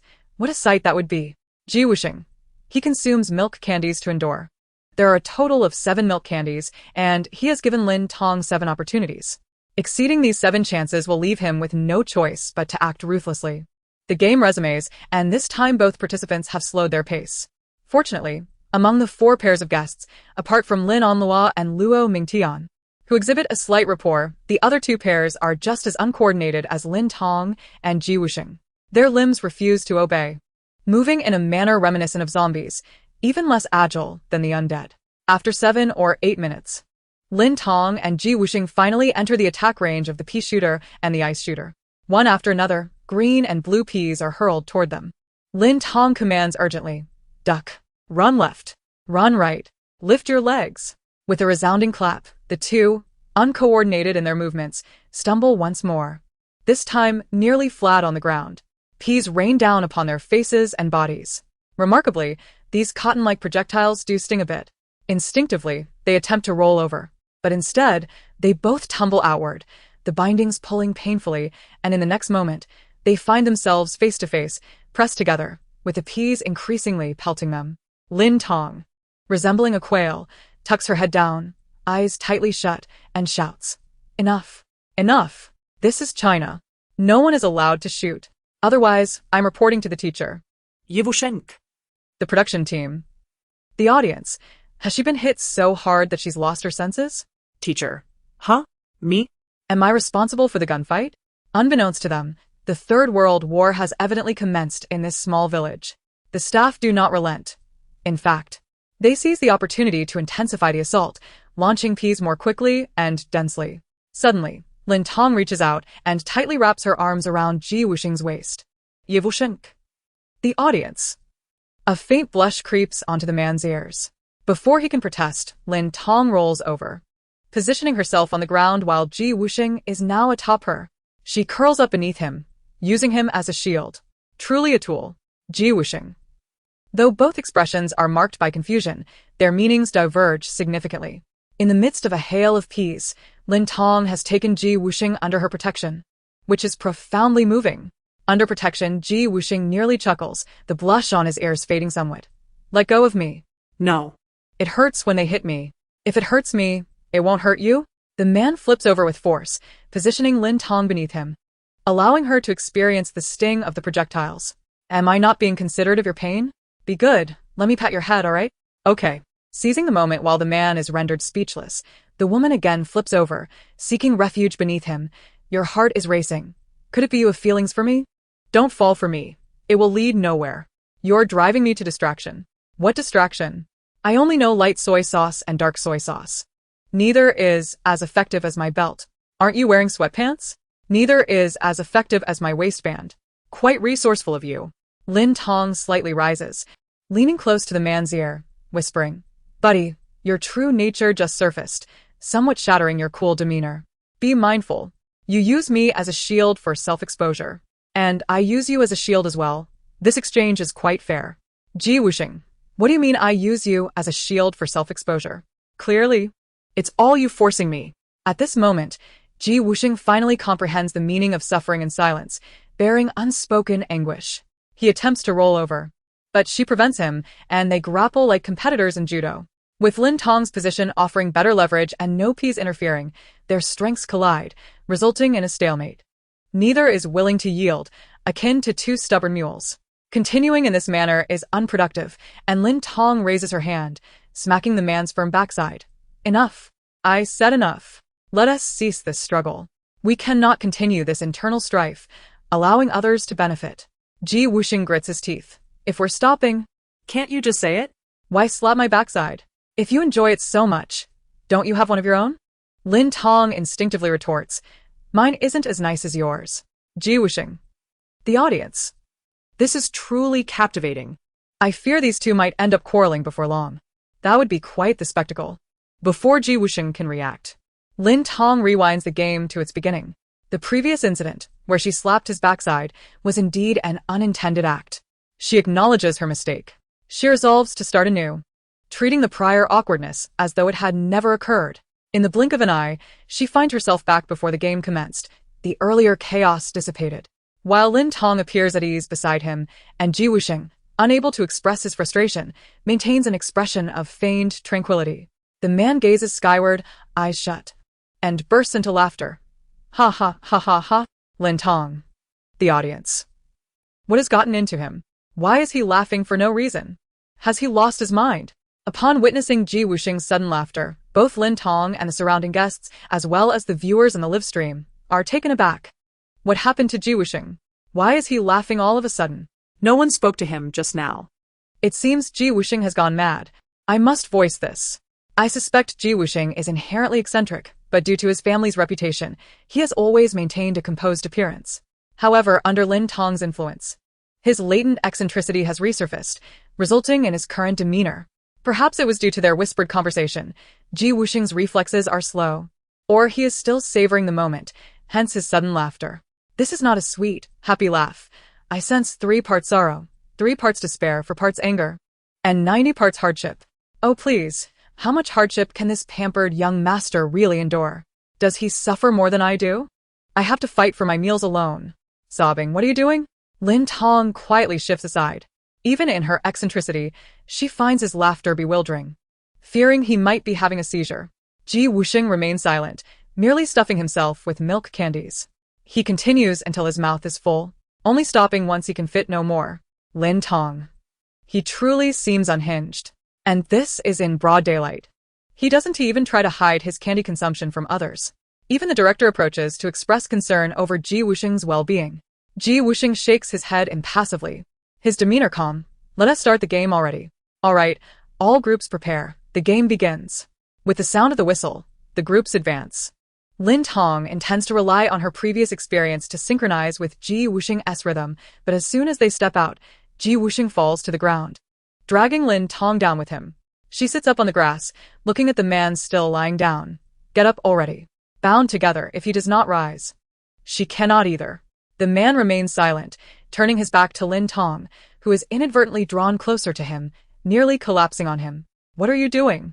Are you planning to sleep where you fell? Wusheng replies slowly, I am tired. A weariness that encompasses both body and spirit, a fatigue that no one else comprehends. A weariness akin to suffering in silence. You're exhausted already? We've barely begun. She leans in close to his ear, whispering, Didn't I just give you candy? You need to behave. Am I your dog? Could you provide me with some food, and in return, I shall wag my tail and heed your every word? If you wish to assume that role, it is not entirely out of the question. However, do not be so presumptuous. To be my companion, one must meet certain criteria. Individuals like you, filled with defiance and disobedience, are unworthy of such a position. Now that life has improved, it seems you are indulging in fanciful dreams. Lin Tong. All right. Let us not be angry anymore. I have upgraded your membership to zebra crossing. Now you can cross the street even at red lights. Ji Wusheng. I have scheduled your self-surrender at the police station. You should head over there immediately. Lin Tong. You have provoked me. I am of noble mixed heritage. All men and women are my kin. Just wait. If you anger me, you have offended the entire world. Ji Wusheng. Are you number one? Lin Tong chuckles, hee. Ji Wusheng. He stuffed another milk candy into his mouth for sustenance and endured once more. What are they whispering about? It's unclear. But the atmosphere between the two is undeniably intimate. Are you two as inseparable as flour and water? Regardless of what Lin Tong said, Ji Wusheng remained still, prompting Lin Tong to lie down as well. After walking a few meters, Lin Onlua turned back to check on Lin Tong, only to discover the two of them lying right where they started. Ji Wusheng remained motionless, akin to a slumbering husband in a film, unaffected by any commotion. Meanwhile, Lin Tong reclined on the ground, resting her head on her hand, swinging her legs leisurely, humming a little tune. Curiously, she listened closely. The pure-hearted cockroach has come to your home tonight. Lin Onlua, it's better not to listen. She must be ill. It seems these two have fallen into conflict once again, thus dragging each other down in a bitter rivalry. This was all part of her plan. What about the unexpected occurrences from a few days ago? They were mere trifles. Let them continue to entangle one another. Excellent, please maintain this course. What is causing such joy? Luo Mingting noticed her excitement and inquired. The woman cast him a glance, prompting him to curiously sneak a peek at Lin Tong and Ji Wusheng's position. His expression shifting to one of surprise, a smile gradually spreading in his eyes. Can you please stop singing? Wusheng frowned. Lin Tong was merely 20 centimeters away, singing the same few lines repeatedly, all about cockroaches. He felt as though cockroaches were invading his ears. The woman ignored him and continued her song. Ji Wusheng popped another milk candy into his mouth, enduring once more. For some reason, Lin Tong and Ji Wusheng give me a sense of being prickly yet chaotic. Each with their distinct flavors, seemingly incompatible, yet they harmoniously coexist. Isn't this the bond between rivals? Don't you understand? In the neighboring group, the guests are embroiled in a battle of wits with plants, while these two have simply chosen to lounge and relax. It seems they are quite comfortable in their own way. I believe if neither party concedes, they could remain here indefinitely. Lin Tong, you're lying on me. And I've had to get up 6 times this morning, even slapping myself out of frustration. Ji Wusheng, that foot of yours has been rubbing dirt from my pants. Do you think I haven't noticed? Lin Tong, my apologies. I thought you wouldn't feel it. I didn't realize you were so sensitive. Ji Wusheng, is sorry your catchphrase? You've said it often, yet your actions tell a different story. Lin Tong, I apologize. Ji Wusheng, you can never wake someone pretending to sleep, just as you can never attack the feigned innocence of Lin Tong, who is truly pretending. Is this a challenge to suppress laughter? Then I've lost. Is this a challenge to hold one's bladder? Then I've leaked. This world is a vast entanglement. I am entangled with Lin Tong and Ji Wusheng, even with the audience in the live stream. That is quite insightful. It is human nature, expected, reasonable, and justifiable. We are here now.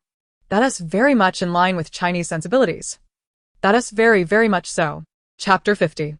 The two remained on the ground for a full 10 minutes, while the other 3 groups of guests endured relentless volleys from the plants. Meanwhile, Zhou Zhe and Jiang Yining began to quarrel, pelting each other with peas. The staff were left dumbfounded. Their pea assaults had inadvertently become a source of energy for both.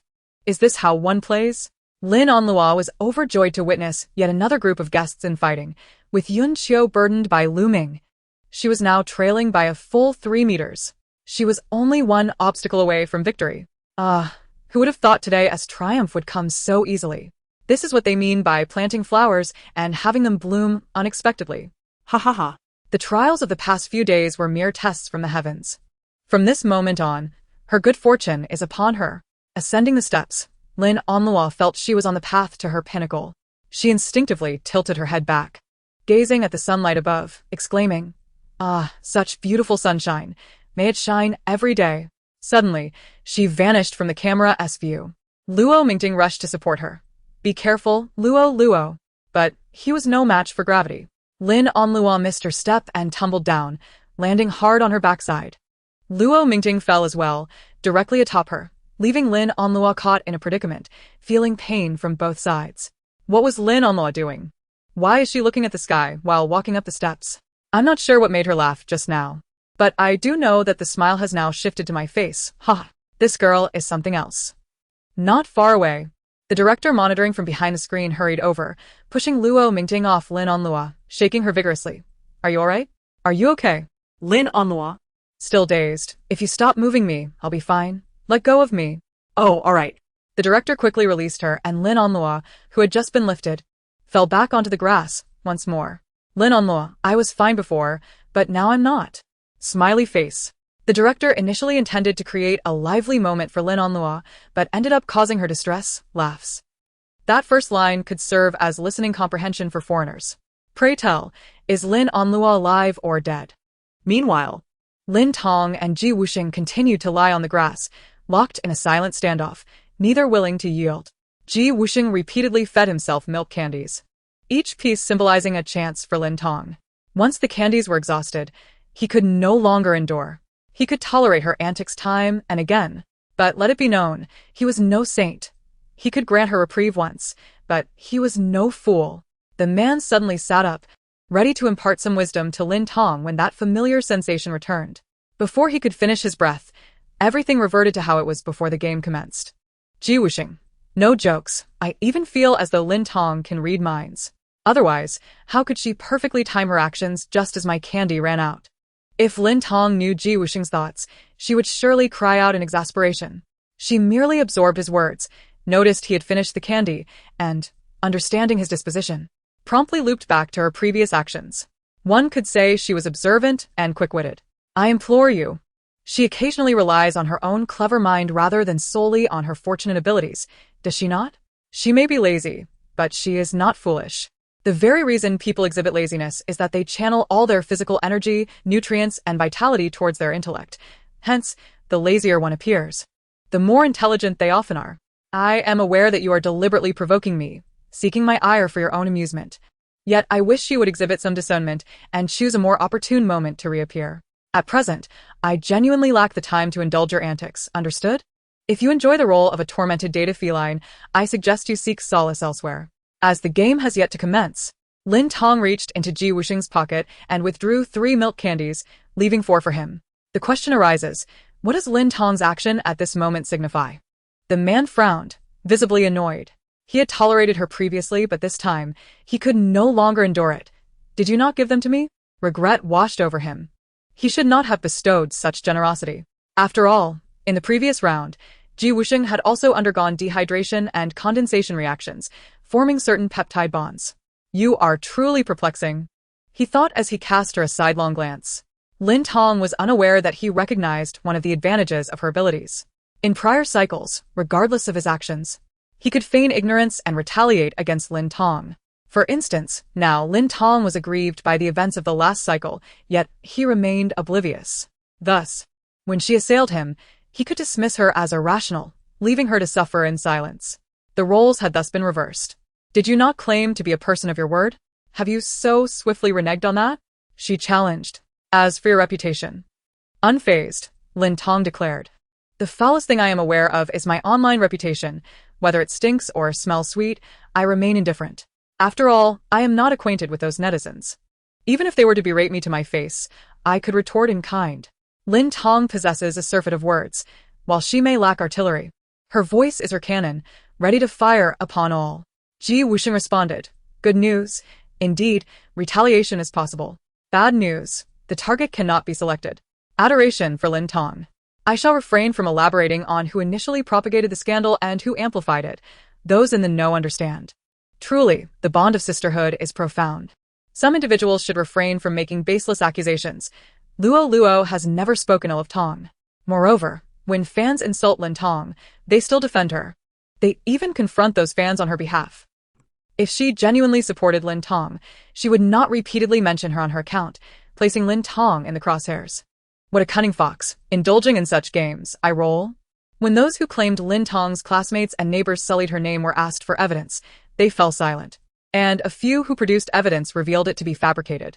Recently, Lin Tong has surged in popularity, with her actual classmates presenting genuine photographs and rosters, attesting to her excellent academic performance and amiable nature. Anyone with discernment knows whom to trust. Those who stubbornly cling to their misconceptions are likely either blinded or have had their brains devoured by zombies, or perhaps their brains and posteriors have been switched. Laugh. The reluctance of some of Luo's fans to acknowledge reality does not stem from blind devotion. Rather, they are unwilling to admit their misjudgments and failures, resulting in their obstinate denial. Truly pitiful. The game has commenced. Lin Onlua, for reasons unknown, feels an inexplicable sense of impending victory, despite it being merely the beginning.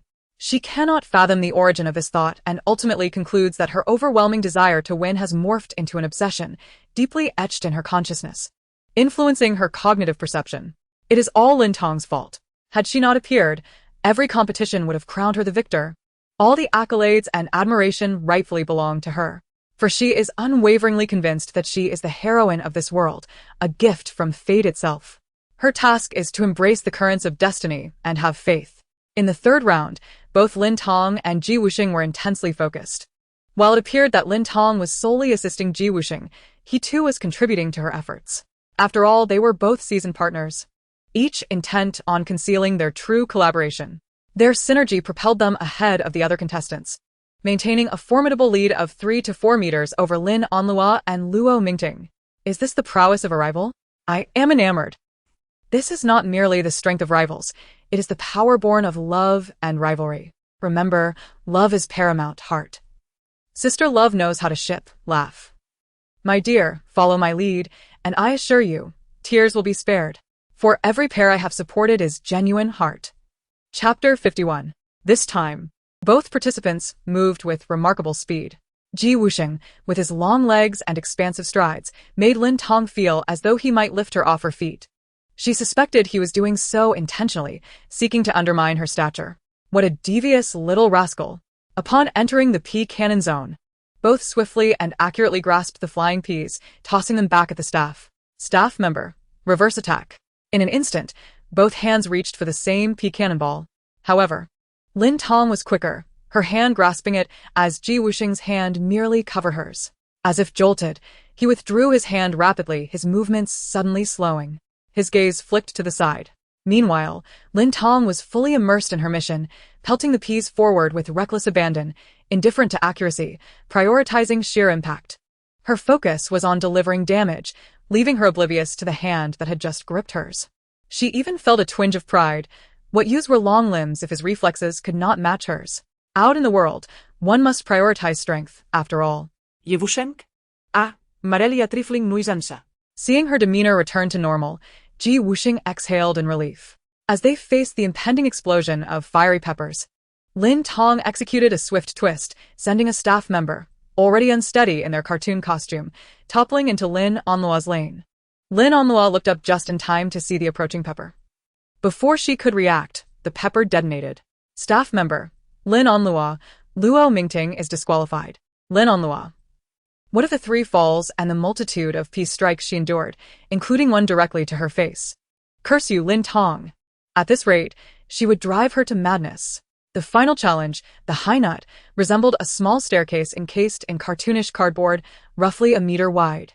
However, it required both participants to advance simultaneously, necessitating close contact. Originally, 2 people would fit perfectly, but alas, Ji Wusheng was broad-shouldered. Lin Tong glanced at him, deducing that his robust physique likely made him adept at carrying cement. Shall we proceed sideways? Ji Wusheng remained silent, yet his body turned, positioning them face to face. After a brief pause, for reasons unknown, Lin Tong turned away, suggesting perhaps we should try back-to-back instead. Ji Wusheng. This is perplexing. He too turned, and they positioned themselves back-to-back as they ascended the stairs. Lin Tong soon regretted her decision. Ji Wusheng's rear was both pert and firm, rounded like an egg nestled within a goose's behind, pressing against her waist and nearly tipping her pelvis forward. Her initial refusal to face him and preference for back-to-back contact was meant to minimize contact, yet now, it was even more pronounced than if they had faced each other. At least in that scenario, the proximity would have been less pronounced. Fortunately, the staircase was not too long, and within just 2 or 3 minutes, the two swiftly ascended and reached the finish line. The second place was claimed by Yun Xiao and Lu Mingsheng, while the third place went to Zhou Zhe and Jiang Yining. The latter duo had initially been slightly ahead of Yun Xiao and Lu Mingsheng. Given that Lu Mingsheng was somewhat impaired in this game, as he could be described as mentally challenged. However, a disagreement arose between Zhou Zhe and Jiang Yining regarding how to evade the pea cannonballs. Jiang Yining opted to forge ahead, braving the onslaught with her body, while Zhou Zhe danced about, skillfully dodging, which resembled a segment of a girl group performance. Could you please slow down? Some parts are too fast. I haven't had a chance to laugh yet. The exaggerated movements of evasion inadvertently led to Jiang Yining, who had been well hidden, getting struck on the face, prompting her to retaliate with a sharp elbow to Zhou Zhe. Not one to back down, Zhou Zhe returned the favor with an elbow strike of his own. The two exchanged glares, jostling each other as they walked, entirely oblivious to the game and competition, lost in their own playful skirmish. They were eventually surpassed by the nearby impaired individual and his silent, angelic caregiver duo. The second and third teams secured ingredients, albeit not as varied and abundant as those of the first place. As for Lin and Luo's team, they were utterly eliminated without acquiring anything.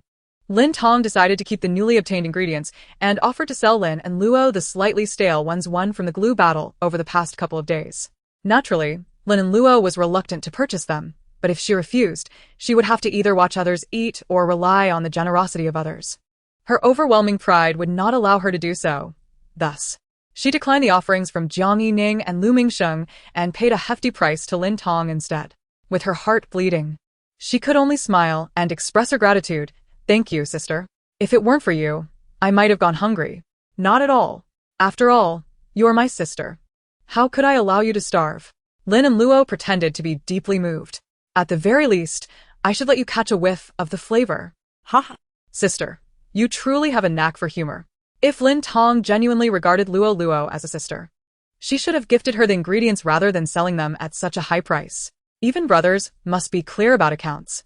How much more so for two who share no blood relation? It is only normal for Lin Tong to take back everything she has enjoyed for so many years. Fun fact, although they share no blood ties, both are on the same household registration, with identical parents, making them sisters nonetheless. That fun fact is as cold as it gets. Each team of guests was responsible for their own barbecue, determining who would cook or if they would cook together among themselves.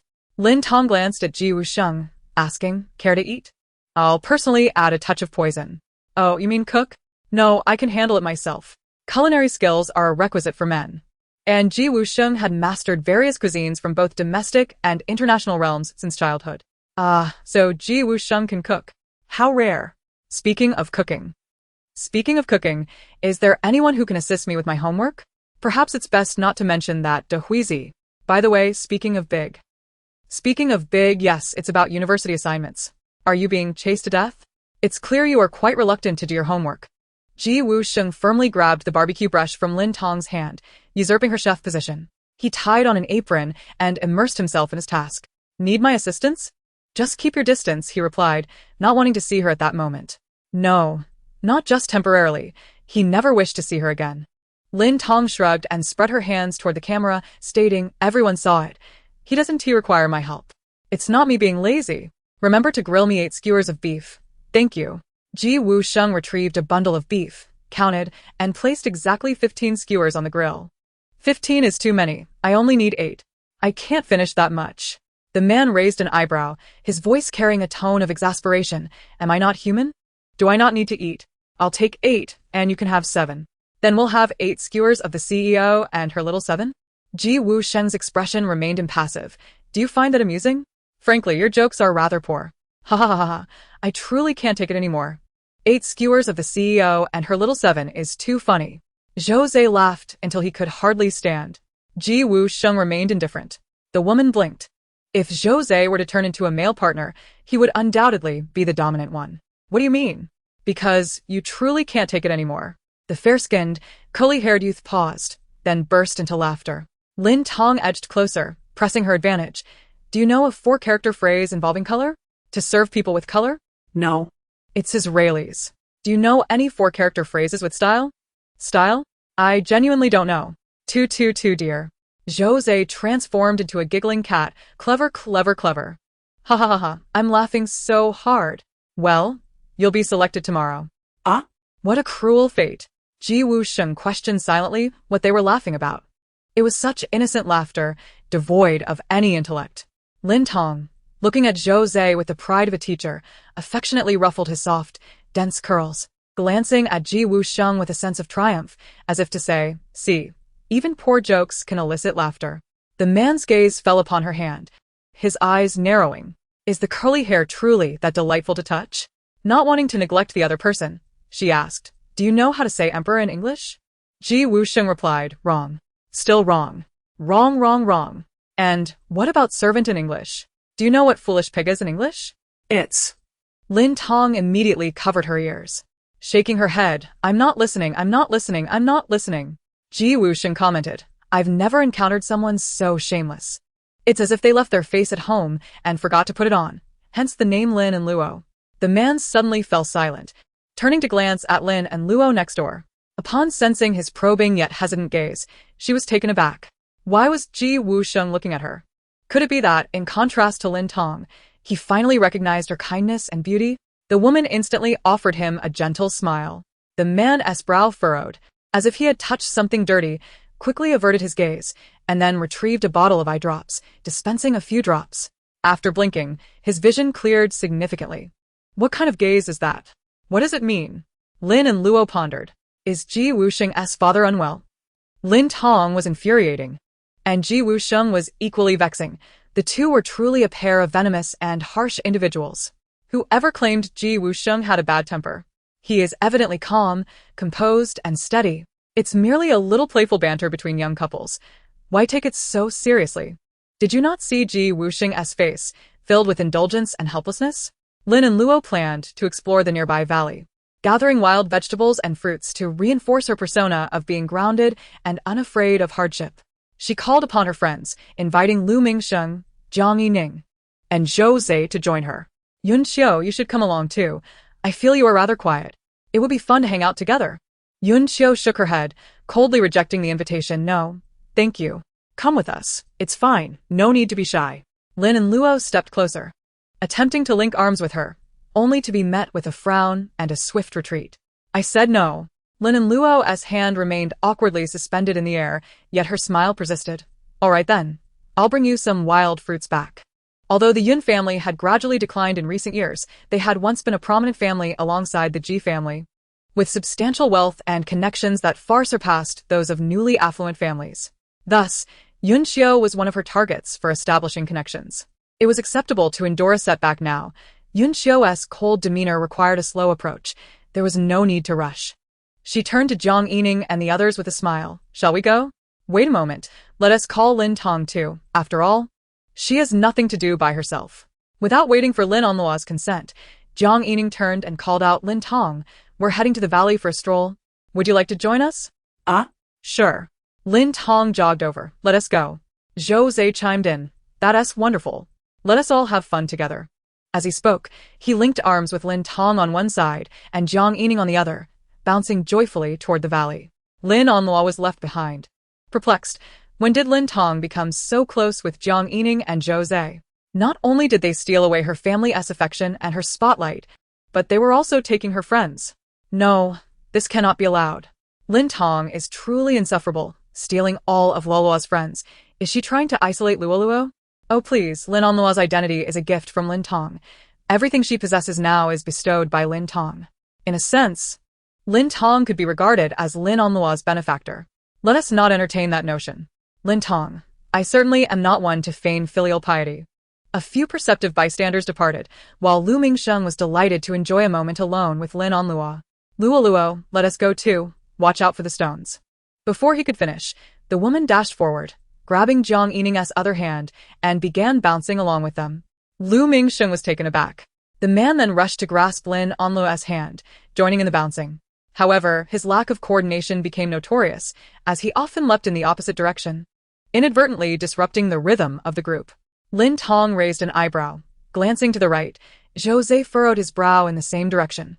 Jiang Yining pursed her lips and followed suit. Lin Onlua turned to look, and Lu Mingsheng, in a fluster, glanced right. Oh, that was him.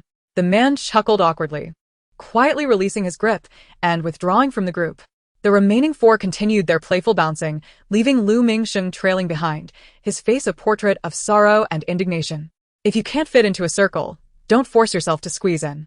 After strolling along the small creek in the valley for over 10 minutes, they stumbled upon a small pear orchard at the foot of a hill, where a farmer was busy harvesting pears.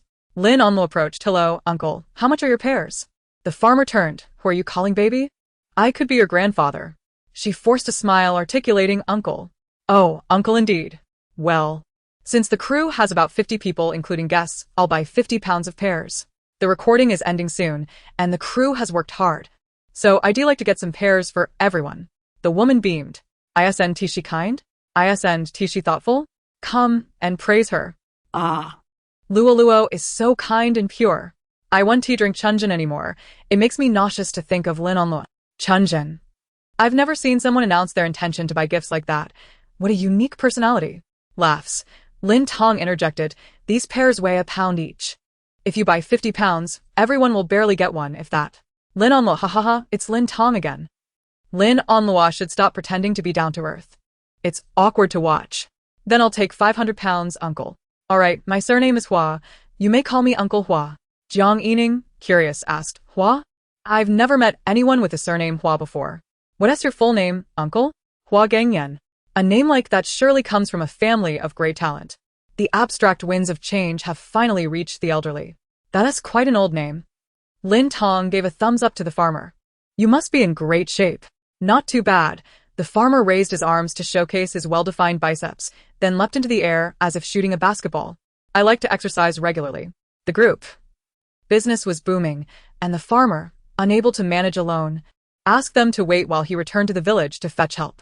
A few minutes later, they suddenly heard a commotion from the side of the hill. Initially, they thought Uncle Hua was returning with assistance.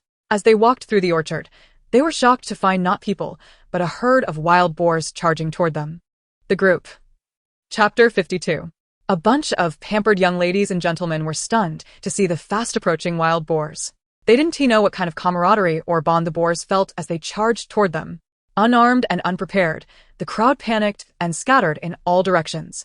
Perhaps in their haste, and with the narrow, uneven dirt paths that could barely accommodate 2 or 3 people side by side, Jiang Yining, who was closest to the wild boars, stumbled and fell into the field. Frantically trying to get up, the more anxious she became, the more clumsy she felt. She looked toward Lin Onluo, who was not far ahead. Luoluo, give me a hand. Hearing her voice, Lin Onluo glanced back, only to see the wild boars almost upon them, and quickly darted forward.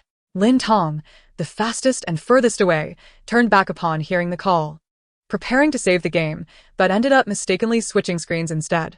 The next second, she found herself face to face with Ji Wusheng on the grass. Lin Tong gasped, what on earth? Why is this bad luck thing here? Ji Wusheng, still grilling. The next moment, the two met again in a card game. Lin Tong, damn it. Why did I switch wrong again? Wusheng? What is this woman doing? Lin Tong quickly rewound to the moment she had called for help from Jiang Yining, turned, and pushed through the crowd in reverse, pulling Jiang Yining up and shoving her toward Jose. Don't waste time, run forward. She swiftly picked up a hoe nearby. Just as she looked up, the wild boar was almost upon her. Well, almost. Lin Tong, this is ridiculous. How can a wild pig run so fast? She rewound 3 times, running too slowly and failing.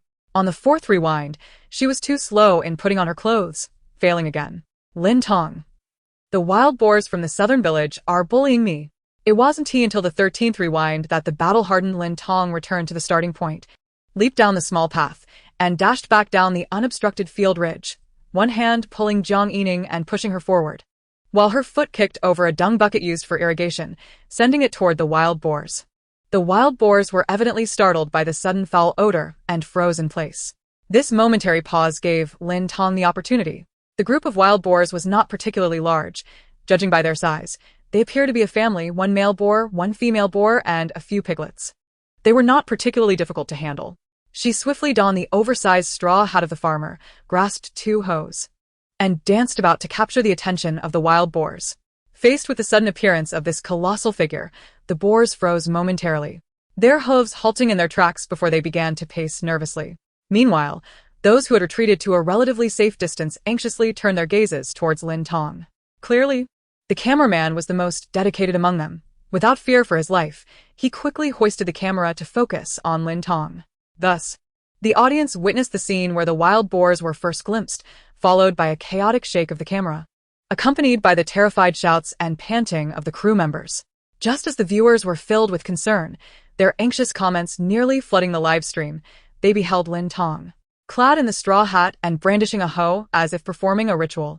The woman alternately shouted and retreated while lifting the hoe. The commentary abruptly shifted tone. The wild Peppa family, merely seeking food on their descent, was evidently taken aback by Lin Tong's antics. After hesitating for 2 or 3 minutes, the lead boar finally turned back, carrying a gigantic mango as it scurried back into the woods. Once the wild boars vanished without a trace, Lin Tong removed her hat and coat, discarded the hoe, and plopped down onto the field, exclaiming her exhaustion. Although Lin Tong was panting heavily, her mind remained remarkably clear. Firstly, Wild boars outran humans. If left unimpeded to flee, someone would inevitably be pursued and harmed. Secondly, this was not flat terrain. Even without an attack from the boars, many could sustain injuries while running, particularly those carrying cameras. I wouldn't wish to see anyone hurt on account of their work. Thirdly, if I saved Jiang Yining, I could earn her gratitude, and perhaps a monetary reward. Fourthly, I have the ability to reset. Even if something goes awry, I can start anew, which is my greatest support and trump card.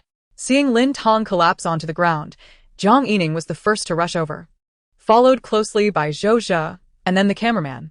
Lin Onluo looked around and, seeing everyone had moved on, gritted her teeth and pressed forward. Otherwise, her persona would be ruined. Lu Mingsheng could only follow suit. Luo, slow down. Be careful not to fall. In the next moment, Lin Onluo stumbled. Lu Mingsheng hurried to help her up. Luo, are you alright? I told you to be careful. Lin Onluo, with tears in her eyes from the pain, insisted.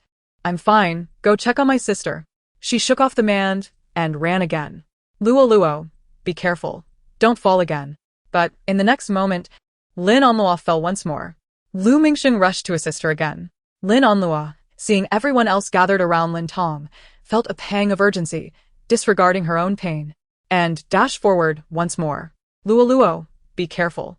But in the next instant, she stumbled again. Lin Onluo suspected that Lu Mingsheng had come on this show just to jinx her. Luo. As Lu Mingsheng was about to rush over to help her, Lin Onluo, disregarding her image, cried out, "Don't touch me. I can get up by myself. Just stop talking." Lu Mingsheng was taken aback. Why does Luo keep rejecting him? Why does she always overlook his fervent affection? Jiang Yining and Zhou Zhe arrived to pull Lin Tong up, brushing off the dirt from her clothes. Are you alright? I'm fine. Just a bit tired from the commotion, Lin Tong replied, sipping the water offered to her to regain her composure. Jiang Yining's eyes glistened with gratitude. Thank you for saving me. Please come to my house tomorrow. My family will surely show you our appreciation. Lin Tong waved her hand. No need to come over. I'm rather shy and socially anxious. Jiang Yining seemed to understand. Recognizing Lin Tong's preferences, you saved my life. It's not 500, not even 1,000, but 2 million. I'll transfer you 2 million shortly. Lin Tong was unhesitant. Oh, we're friends. No need for formality. Here's my account number, 7757. Jiang Yining was not at all displeased. Rather, she was elated. For in her eyes, any issue resolvable with money was trivial. Although Lin Tong seemed to be performing a ritual and acting a bit crazy, she was undeniably impressive. Does anyone else see it? I get it. I was indifferent to Lin Tong at first, but now I'm a devoted fan. What a captivating individual. If Lin Tong were to pursue me. In moments of peril where there is no time to think, a person's true thoughts and actions often emerge. Jiang Yining fell and instinctively called for Lin Onluo, indicating her belief that their bond was the strongest. While Lin Onluo turned to glance at her close friend, and then ran away. Conversely, Lin Tong, who was at the forefront, unhesitatingly returned to rescue Jiang Yining, someone with whom she had little connection. Not only did she save Jiang Yining, but she also stood against a horde of wild boars to protect everyone. To act with such kindness, intelligence, bravery, and compassion in a crisis is truly admirable, far surpassing those who merely shout and flee. Is it possible that Lin Tong acted for money or attention? In such situations, wouldn't anyone prioritize their own safety?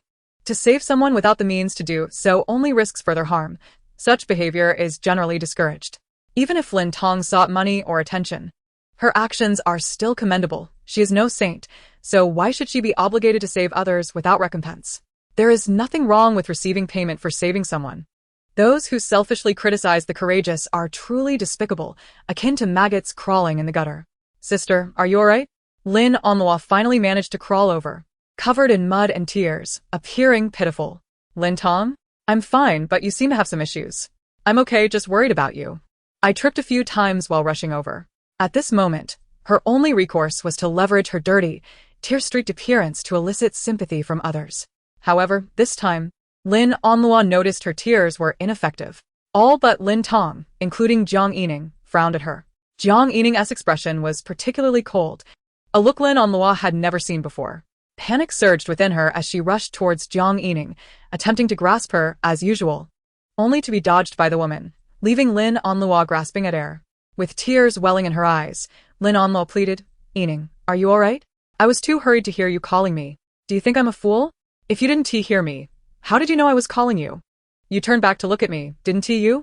If Lin Onlua had been honest, openly admitting she was unwilling to rescue Jiang Yining for her own safety, Jiang Yining might have understood. After all, people are inherently selfish. Yet, she chose to act both ways. Why had she never noticed how hypocritical Lin Onlua was? For some inexplicable reason, Jiang Yining's mind became unusually clear at that moment.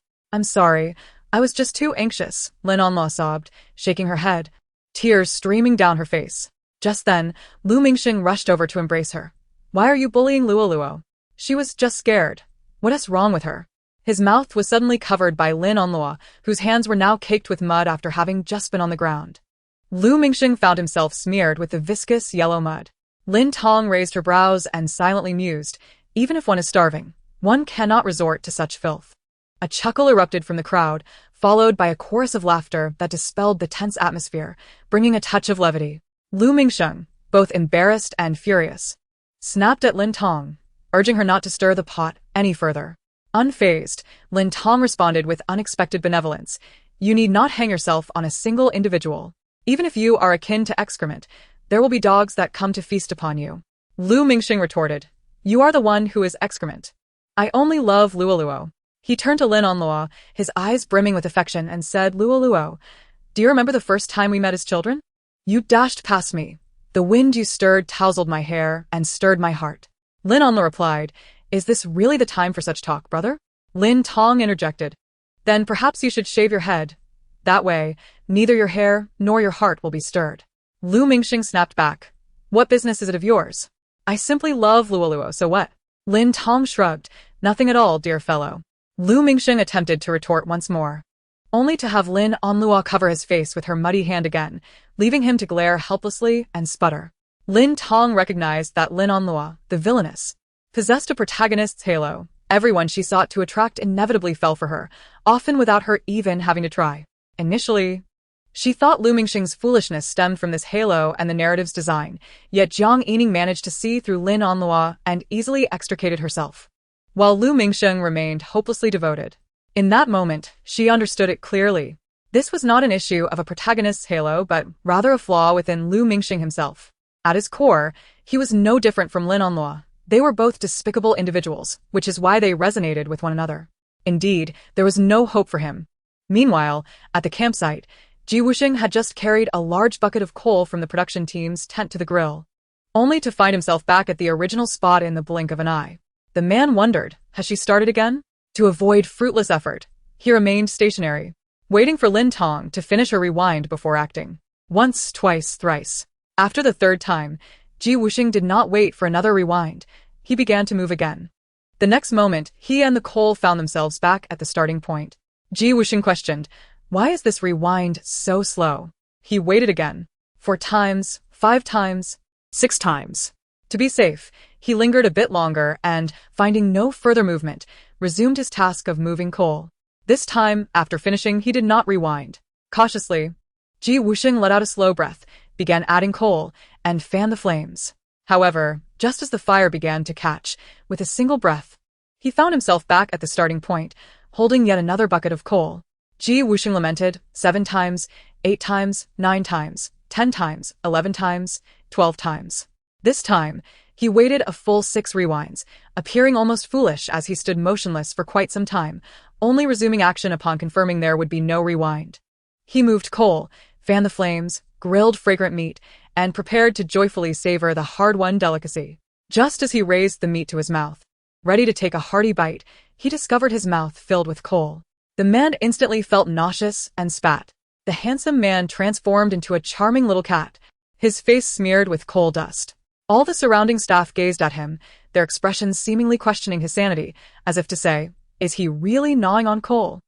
The barrage of comments echoed similarly. Question mark. Question mark. Question mark. Wusheng, in a fit of embarrassment and rage, hurled the coal bucket to the ground, clenched his fists, and shouted to the heavens, Ah, damn it, Lin Tong. Even if I become a ghost, I will drag you down to the underworld with me. Chapter 53.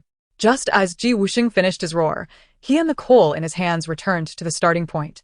The man, forced to halt his emotional outburst, Reflected, sometimes I feel my acting skills are truly commendable and my ability to control emotions is exceptionally refined. To everyone else, the scene appeared as though Ji Wusheng was merely sitting there, holding a bucket of coal, expressionless, as if drained of all vitality, utterly devoid of warmth. What has happened to this guy? Why is he suddenly just sitting there with a bucket of coal? It seems Ji Wusheng's mental state is quite concerning. Is this truly the demeanor of a president of a publicly listed conglomerate? I am increasingly worried about the stocks in his hands, silently. It's all right. The current president of the Ji Corporation is still Ji Wusheng's father, who is in the prime of his life. Ji Wusheng is merely the heir. Although Ji Wusheng may appear eccentric on the show, the achievements he has made in recent years are substantial and concrete, in the face of absolute profit. Those in the business world care little about one's reputation, as they only see money. While this does not affect the Ji Corporation, it does indeed impact Ji Wusheng's reputation. I now see that out of every 10 short videos, 7 or 8 feature segments on wealthy romances, 5 or 6 of which are about Lin Tong and Ji Wusheng.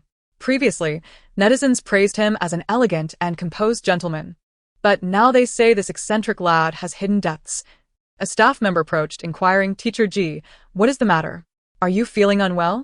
For reasons unknown, Teacher Ji has often been seen in a daze these past few days. While a handsome man in a daze is still a sight to behold, Ji Wusheng's current state is a far cry from his elegant, poised, and spirited demeanor during the earlier recording. The man did not answer this question but instead pursed his lips and asked in return, "Where's Lin Tong? What is she doing? Why hasn't she returned?" The staff replied, "Oh, I thought you had lost your mind. It turns out you are simply lovesick." Unaware of the situation, the staff member added, "Teacher Lin Tong and the other guests went to the valley to play. They should be back shortly. If you can't wait, perhaps you should go find them?" The man nodded but said nothing. The staff could only walk away, their minds racing. Lin Tong's charm is evidently quite powerful. It has only been a few days. And Ji Wusheng is already so enamored. It has barely been over half an hour since they parted, and he is already pining. He truly loves her. I thought Ji Wusheng was ill, but it seems he is simply missing his wife. Ah, I ship them so hard. He may speak harshly to Lin Tong, but his body betrays him. How long has she been gone for him to feel this way? TSK. Ji Wusheng, where is my wife? Why hasn't she returned? Does my wife not want me anymore? With a pitiful expression. Just came from Lin Tong's live stream. And Ji Wusheng's wife is currently invoking spirits to hunt wild boar. What is going on? I must go see. Once everyone had tidied up, Elder Hua arrived with a group of villagers carrying baskets. Through his words, the crowd learned that this group of wild boars frequently descended upon the village to steal food. Thus they were not afraid of humans. They typically did not harm anyone. They were merely gluttonous creatures. By throwing stones in front of them or scaring them with objects, they would scamper away grunting and complaining.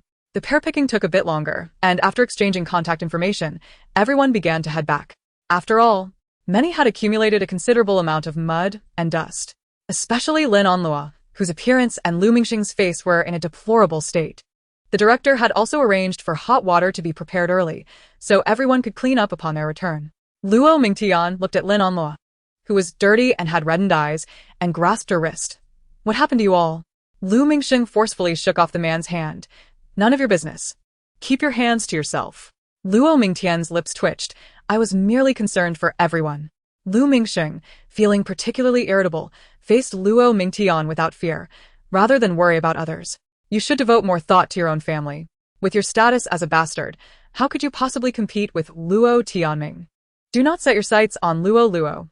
Even a toad aspires to eat swan meat." Luo Mingtian chuckled derisively, lowering his head and retreating to the side in silence, his once cheerful eyes now brimming with rage and hatred. What does that fool possess other than a fortunate background? What genuine talent does he have?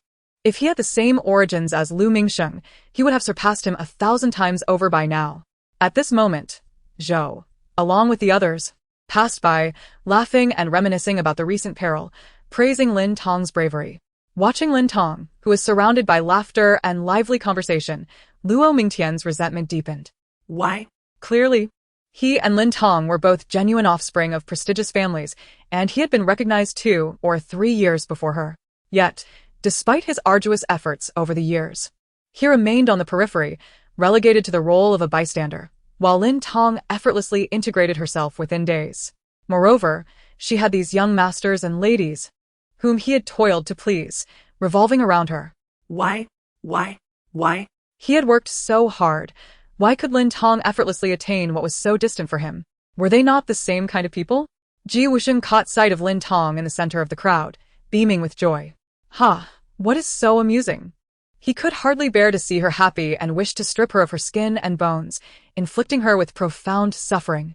Suddenly, a man thrust a glowing ember into the air, allowing the wind to fan the flames until, at the peak of intensity, he thrust it into water. Sizzle! The coal screamed, releasing a plume of white smoke, gradually extinguishing its fiery glow, becoming exceedingly dull. What are you doing? Lin Tong inquired curiously as she approached. Wusheng remained silent, violently jabbing the already extinguished coal into the water, as if venting his frustration with each thrust. What are you up to? Lin Tong asked. Are you a weirdo? While others are grilling tripe, you're grilling coal. What is it to you?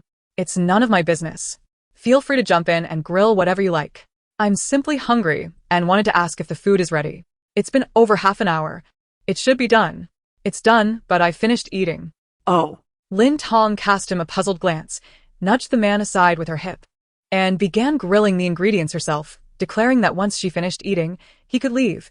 She was ready to feast. Wusheng, you're so contradictory. You'll never win a girlfriend this way.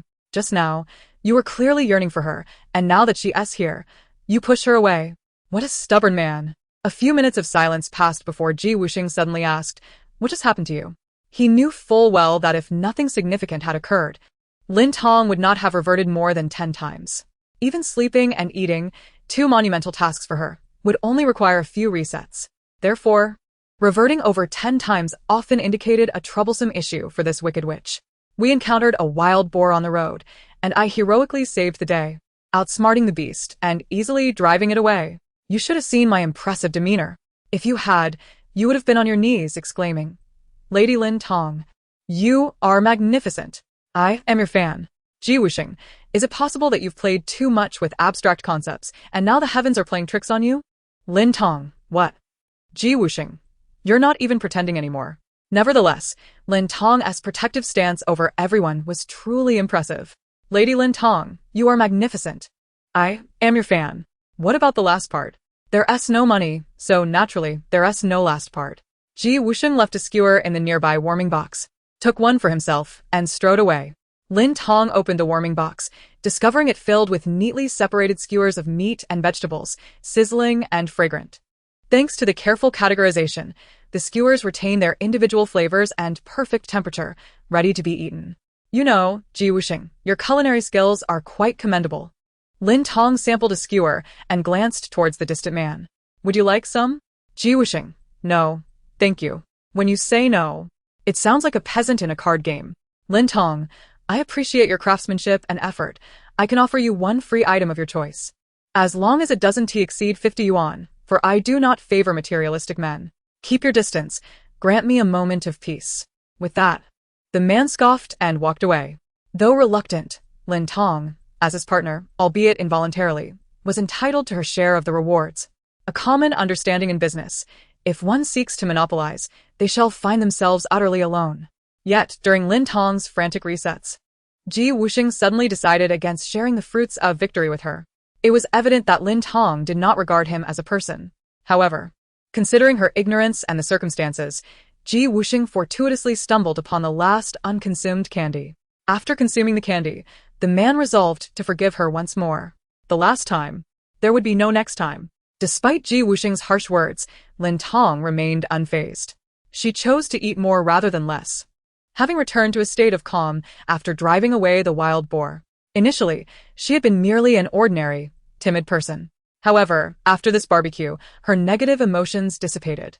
What she thought was fear and depression transformed into renewed vigor after a hearty meal, proving that fate would not toy with creatures as gluttonous as she. Lin Tong mused. Ah. A loud commotion from Zhou and Jiang Yining caught Lin Tong's curiosity. What happened? Look at the burnt mess Zhou made. Lin Tong leaned closer to the charred remains, sniffing. That's not dog poop. Jiang Yining, have you ever smelled it? You know, I have indeed smelled both dog and cat poop. What I meant is... He ruined perfectly good meat. Zhou lamented, his curly head drooping. I told you I can't cook. I have no talent in the kitchen. He had never cooked himself. Such tasks were typically handled by waiters or housekeepers, weren't they? Lin Tong poked at the inedible, hard black lump. Come on, don't sell yourself short. You do have some divine favor in this regard, albeit for Chef Huang. Who is Chef Huang? Just a great chef. Great chef? What's his specialty? Can you introduce me? I want to learn to cook. His specialty is potato and green bean stew. I can't introduce you. I'm not familiar with him. Just a former neighbor from the same village. What village? The global village. What a coincidence. My partner and I are also neighbors from the global village. She handed the remaining skewers to the two. Though you can't taste Chef Huang's skills, you can try Teacher GS. They're quite good. Wusheng? Otherwise, who else here has the surname G? The two were taken aback. Ji Wusheng personally grilled meat. At gatherings, he was usually served by others, nearly having everything fed to him, yet they were about to taste his own grilled skewers. A rarity indeed. Jiang Yining leaned closer to Lin Tong, about to speak when a round, curly head squeezed between them. What are you saying? I want to hear too. The other two, crazy. She looked at Lin Tong, whispering, don't you think Ji Wusheng treats you too well? It's almost excessive. He is truly special towards you. He treats me all right? He doesn't even glance at me with those dog eyes. Jose, isn't it quite normal for him not to look at you through dog eyes? You're not excrement. The other two, neurotic. Lin Tong stroked her chin. Honestly, I think it's quite natural for him to treat me well, because I have an enviable figure, striking beauty, charm, humor, talent, and a unique personality. I am simply irreplaceable. Thus, it's perfectly reasonable for him to pay me a bit of attention, even if we were to take 1,000 steps back. Jiang Yining, let us not retreat too far. 5,000 steps back is sufficient. A full 10,000 would be exhausting. The other two, neurotic, taking 5,000 steps back. It is understandable that he would regard me with admiration, or even fall in love with me. If I were Ji Wusheng, I too would find it impossible to resist falling in love with myself. The other two, neurotic. What are you all talking about? A cold, eerie voice echoed from above. Jose looked up and made eye contact with one of the parties involved. Ji Wusheng has fallen in love with Lin Tong? He suddenly sprang up, nearly causing Jiang Yining to become a Van Gogh. Ji Wusheng is in love with Lin Tong? How can he be unaware of his own feelings? Jose attempted to defend himself. We were merely discussing the future. The other two, please stop talking. It feels as though you are the antithesis of artificial intelligence, naturally foolish. Ji Wusheng, in the future, will fall in love with Lin Tong? The three of them.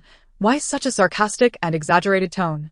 It's not as if we are elementary school students reciting a text.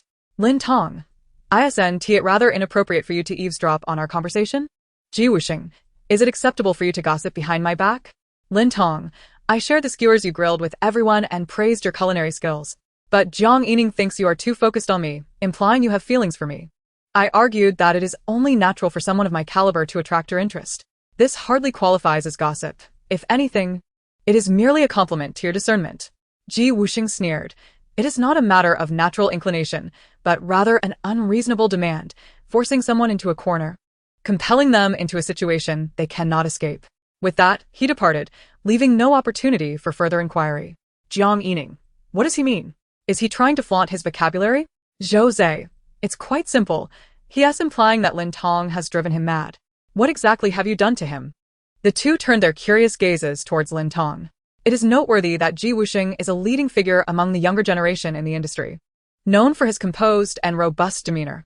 Instances of someone driving him to madness are virtually non-existent. Lin Tong scratched her head.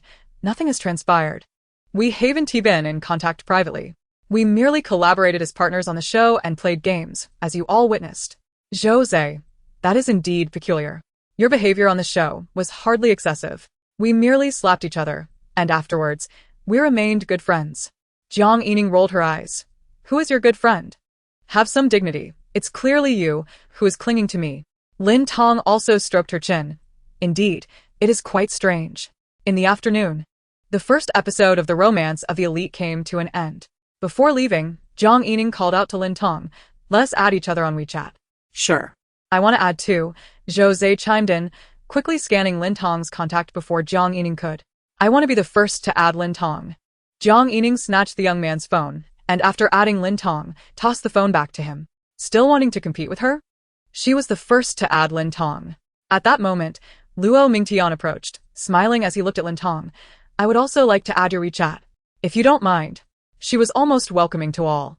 After adding these three, Lin Tong glanced around the camp and finally approached Yun Xiao. Would you like to add each other on WeChat? The other party paused in surprise before nodding. She already had Lin Onlua's contact, and Lu Mingxin was a fool who didn't want to add her. She had already acquired the other four, but Ji Wusheng was still missing. However, it seemed unlikely that Ji Wusheng would take the initiative to add her. She certainly wouldn't do so either. For fear of embarrassing herself if he declined, perhaps it was best to let it go. Before Lin Tong could finish her thoughts, a phone was extended towards her, accompanied by that familiar, steady voice. I'll scan you, Lin Tong. Huh? She looked at Ji Wusheng blinking. Why do you want to scan me? Do you wish to be friends? Ji Wusheng. I consider you trash. I have a cleanliness obsession. Is it not permissible for me to want to scan trash? She wouldn't genuinely think he had feelings for her, would she? Huh. Of course, adding you is merely to monitor you. I shall forever keep an eye on you. Forever, forever. Chapter 54. Before Lin Tong could speak, Jose leaned closer, starry-eyed, gazing at Ji Wusheng. Young Master Ji, I would also like to add your WeChat. It seemed to strike a chord with Lin Tong, who burst into laughter, cackling like a little chick. The man pressed his lips together. Ji Wusheng. Jose nodded repeatedly. Young Master Ji, can you share your WeChat with your little brother? Lin Tong. Ji Wusheng said he has a cleanliness obsession. He only scans trash. Jose suddenly understood. Young Master Ji, could you share your WeChat with this trashy little brother of yours? Ji Wusheng. Who on earth came up with Jose? Was his brain fried while perming his hair? Ultimately, the man added the wicked sorceress and the trashy little brother to his WeChat. Lin Tong and Lin Onlua still resided in the Lin household, thus they shared a chauffeur-driven car home. Due to the wild boar incident in the afternoon, Lin Onlua not only lost face but also created a rift with Jiang Yining, gaining nothing in return. Consequently, she slumped in her seat, mentally exhausted and contemplating how to justify her actions to Jiang Yining. Although the Jiang family lacked power, they were incredibly wealthy, and they would be one of her greatest assets in her ascent. She would absolutely not abandon Jiang Yining as a pawn. In the front seat, Lin Tong, having just awakened from a nap, opened her phone to find herself bombarded with text message notifications. Jiang Yining transferred 230,000 RMB to your account ending in 6668 on April 11th at 17:03. Josje, 260 000 RMB. Luo Mingtian, 95,000 RMB. Yun Xiao, 63,000 RMB. Lu Mingsheng, 120,000 RMB. Wusheng, 1,000,000 RMB. The Romance of the Elite Production Team, 1,000,000 RMB. Account balance, 5,768,012,000 RMB. Lin Tong shot up in shock. The wealthy lady is actually me. 568. See. I told you. As long as you are bound to me, Lin Guifei, your good days are yet to come. Sigh, a simple life is truly the best. A modest home, 2 pets, 3 acres of land, and 400 million in savings. What more could I ask for in this life? Can 400 million in savings truly equate to a simple life? I ask you. I never claimed that 40 billion would be considered good. After all, my only virtue is contentment, and I remain indifferent towards everything. By the way, Lin Tong turned to look back. Luo, you still haven't transferred the money you owe me. Lin Onlua, already irritated, found herself even more agitated at the thought of Lin Tong inexplicably earning tens of millions from the last show. How infuriating! She had absolutely no intention of paying. Smiley face. She smiled. All right, sister, I'll transfer it to you when I have the time. Lin Tong beamed brighter than she did. I don't want her time. I want you to transfer it right now. Lin Onlua. Eventually, the woman begrudgingly calculated the money she owed Lin Tong over the past few days, biting her lip and reluctantly transferring the funds. Although it was merely enough for 2 or 3 Hermes bags, it didn't feel like a significant loss to her. Yet the thought of giving it to Lin Tong made her feel terribly uncomfortable. She didn't want to give Lin Tong a single cent. Giving her any money felt like shooting arrows into her own heart, and providing her with this much was akin to using her as a vessel for revenge. Lin Onlua, 250,000,000 RMB. Upon seeing the transfer notification and her balance instantly surged to 60 million, Lin Tong smiled with satisfaction. Though women may appear calm and unshaken by the allure of wealth, within their minds, a cacophony ensues. As if a whimsical cat were chasing its own tail in a frenzied tango of 568 beats. 568. Meow? Lin Tong. I am willing to do anything for money. What about your integrity? Recently, as the weather turned damp, it is only natural to feel a bit softened. But this is the North. Having been raised in the South, it is quite normal for me to oscillate between firmness and softness. Never mind. It is futile to reason with those who are blinded by greed. By the way, I have accumulated 5,000 happiness points. Would you like to eliminate the toxins? Let us first spend 10 million to purchase another tier. The remainder can be used for toxin elimination. With this new tier, she would possess 3 tiers, allowing her to shift between 3 different timelines simultaneously, which should suffice in case of emergencies. Currently, you possess 3 tiers and a toxin elimination progress of 4. I must remind you that all toxins must be eliminated within a year. Thus, despite earning money, do not become complacent. I have assessed that the quickest ways to acquire happiness points are 1. Internet comedians 2. Variety show participants 3. Acting. Undertaking all 3 simultaneously would indeed be quite challenging. Who said you must do them all at once? Take your time. You are not facing death tomorrow. Initially, I felt the urgency was daunting, but now I have great confidence in you. Are there any other methods aside from these? Another way is to obtain happiness points from those of high wealth and status. Such individuals indulge in numerous pleasures, with a happiness threshold far exceeding that of ordinary people. Their happiness points can be worth 100 times more. For instance, Jiang Yining and Zhou Zhe, these two have a low threshold for laughter. At most, one of their happiness points equates to 10, while someone like Ji Wusheng could be worth 1,000 or even 10,000. If you can bring him joy, it would yield great results with minimal effort. However, the young master has not laughed in a long time. My suggestion is to adopt a dual approach. Discreetly gather Ji Wusheng's happiness points, utilize this man, and extract every ounce of benefit from him. You still do not comprehend humanity. Those who collect jokes tend to have a decent life, for when life becomes a struggle, jokes flow forth effortlessly. I, a humble woman, have accumulated over 20 years of grievances about life, the world, and human society, which I can readily share. I understand humanity. I simply do not understand you. This indicates that I am no ordinary person. It suggests you are hardly human. That is quite typical of Tong. Tears dampen the spicy hot pot. I am unlike others. If Zhou Zhe is somewhat simple-minded, Lin Tong possesses an abundance of wit. While humans may steal steel, Lin Tong steals intellect. That is indeed extraordinary.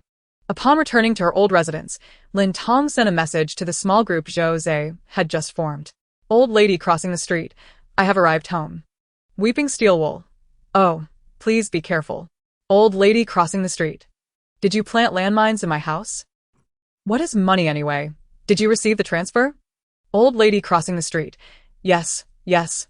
Thank you, young lady and young master, for rewarding the servant. Should you need anything in the future, I shall serve you loyally. What is money anyway? Rest well. Thank you for today. Transferring 1,000,000.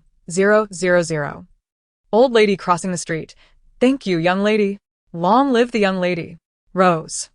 Weeping steel wool. I want to hear 2. Transferring 2,000,000. Old lady crossing the street. Thank you, young lady. Long live the young lady. Rose. Weeping steel wool. What is money anyway? Haha. Serves you right for being a copycat, sticking out tongue. Lin Tong could not help but marvel at how easily the wealthy acquire their fortunes. Duplicating 1,000 and pasting 1,000 results in a straightforward 2,000. 568. You are about to meet your original family's relatives. Are you nervous? Lin Tong. I have been accustomed to the high-pressure life of racing against time for classes and work since childhood. Whether it be malicious relatives or exquisite kin, I am fully prepared. However, things did not unfold as she had anticipated. Has Tong returned? A well-preserved woman stood in the garden, smiling and waving to the two, followed by several others. Lin Onlua glanced at the still-dazed Lin Tong and rushed forward to embrace the woman. Mother, I have missed you so much. How was the show? Did you enjoy it? The woman turned to Lin Tong, smiling. Tong Tong, why are you still standing there? Come here so mother can have a good look at you. Have you lost weight in these past few days? Lin Tong stood frozen for a moment before approaching. Hello, mother. Although she had a way of interacting with peers or strangers, she felt somewhat at a loss when faced with family, especially those who expressed care and affection. If they were the typical troublesome characters found in novels, she could easily make them suffer. Unfortunately, the Lin family was evidently not like that. What a surprise. Rarely does one find conscientious family members in tales of mistaken identities. Lin Mama embraced both girls, gently patting their heads with a warm and affectionate tone. Luo Luo, did you get along well with your sister on the show? She has just returned and is a bit shy. You must take care of her. Of course, mother. I got along splendidly with my sister. What a lie.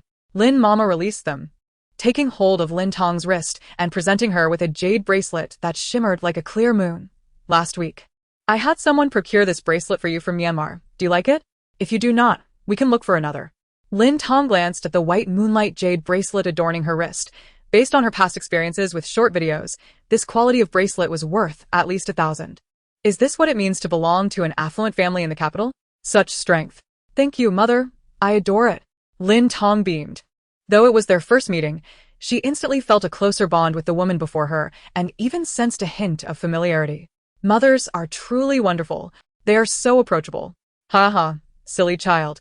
You have endured so much hardship outside, and mother doesn't know how to make it up to you. If there is anything you desire, just tell your father and me.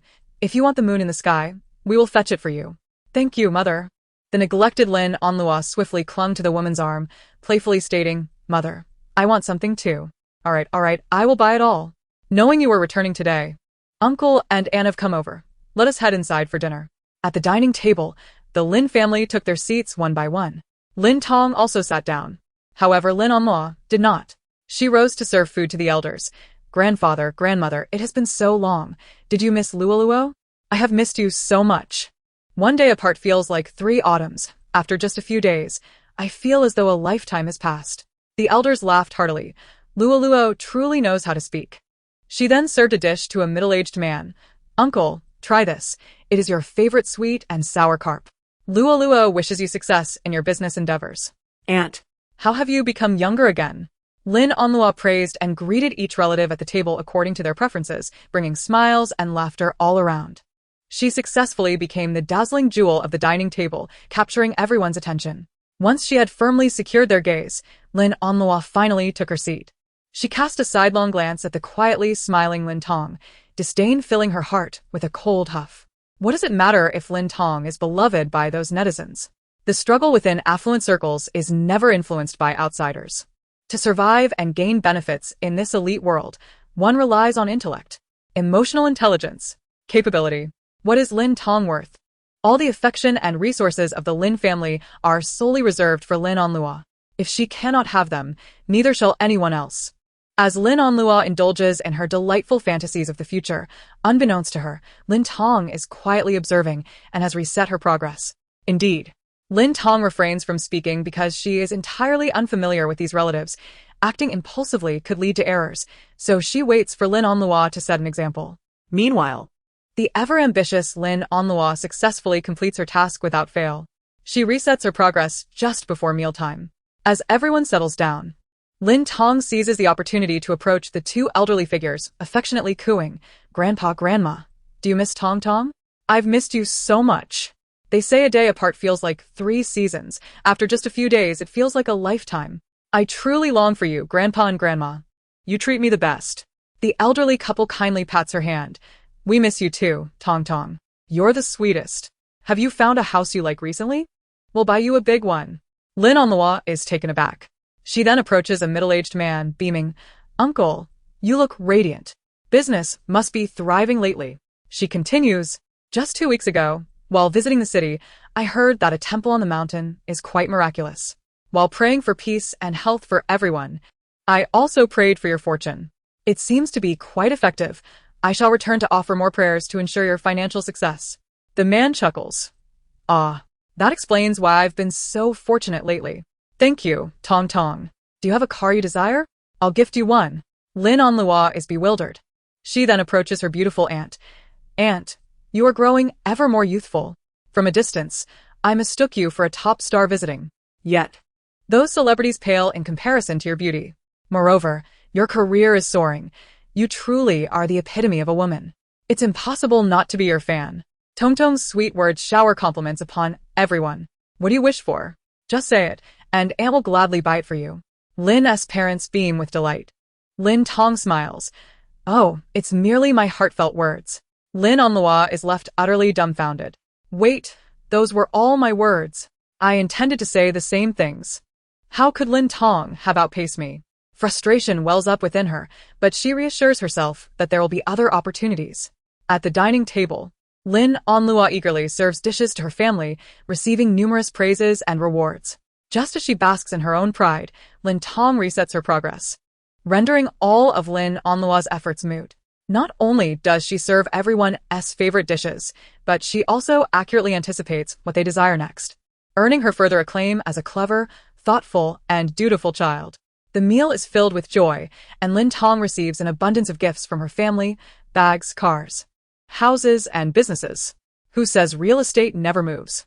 It's akin to little tadpoles rushing towards their mother. Meanwhile, Lin Onlua feels like a complete outsider, simmering with anger. So much so that she can hardly eat and leaves the table mid-meal, no one able to stop her. Lin's father frowns. This child has no sense of decorum. Perhaps she is simply feeling down. Let her be alone for a while. Come, dear, enjoy the fish. It's the tenderest. Haha, Tong Tong is so understanding. Lin's mother adds. By the way, we'll be holding a family recognition banquet soon. After dinner, let us have your aunt take you to choose a beautiful dress. Our Tong Tong must dazzle everyone. The affectionate and indulgent conversation reaches Lin Onlua's ears as she ascends the stairs, nearly causing her to stumble. It's all Lin Tong's fault. If it weren't for her, all of this would be mine. She dreams of stealing the spotlight at the recognition banquet, a mere delusion. After the meal, Lin Tong returns to her room. Upon opening her phone, she discovers a message from Wusheng sent just minutes before. What are you up to? Indeed, Wusheng never expected that Lin Tong, having finished recording her program, could reset her progress multiple times. During dinner with his family, he was forced to eat several dishes he detested, ultimately discarding them onto his plate in frustration. This time, however, Lin Tong does not reset. Each time, under Lin Tong's mischievous influence, he faces a public reckoning, which he finds utterly despairing. The typically composed man is confronted by the astonished gazes of his family. G's mother raises an eyebrow, her tone grave. Whoever you are, get off my son immediately. Wusheng protests. Mom, I really am your son. Nonsense. My son doesn't he pick and choose. He loves bitter melon. Mom. I'm actually very picky. I only pretend not to be. The dishes I dislike, I force myself to eat just to earn your praise. Curse that wicked witch. Even at home. Won't he relent? Unable to contain his curiosity, he inquires further. Yes, his spying essentially means asking Lin Tong what she is doing, which is perfectly legal. Seeing Wusheng's sudden message, Lin Tong finds it perplexing and sends a photo. Are you out of your mind? Actually, I was possessed just now. Why didn't he send that? Don't tell anyone. I can agree, but I have a condition. What is it? Show me your legs, the bare kind. Lin Tong is taken aback by how quickly he agrees. The next moment, an image appears. Wusheng's self-portrait. Lin Tong. This is absurd. You're not even pretending. This is the most fitting episode for your character. Finally, you admit you're Wusheng. What do you mean by brother? Oops, typo. I want to see something else. You want to know what I'm doing? I want to see your muscular physique. This is a fair trade. That's harassment. Have we not always been harassing each other? From Wusheng's perspective, it has always been Lin Tong who harasses him, severely disrupting his life, which subsequently leads to his retaliatory harassment. Yet, from Lin Tong's viewpoint, it is indeed he who actively pursues her. When she's in a good mood, she indulges him, and when she's not, she tells him to leave. However, should Wusheng refrain from harassing Lin Tong and remain ignorant of her activities, he risks being caught off guard at any moment. To mitigate this, he must reach some form of understanding with Lin Tong, all while keeping her completely unaware. Otherwise, if she realizes she can influence him, Wusheng fears he will be toyed with by the wicked witch. The man quickly dispels this absurd fantasy from his mind. It remains far too abstract. Little chicken, report to me daily about what you did today and what you plan to do tomorrow. No need for too much detail. Just a simple statement will suffice. 1 million a month. Helping grandma cross the red light? Helping grandma cross the red light. Why are you so eager to know what I am doing? Are you a spy sent from abroad?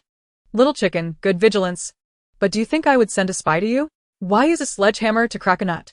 Helping grandma cross the red light. Don't you think you are overly concerned about me? We've only known each other for a week.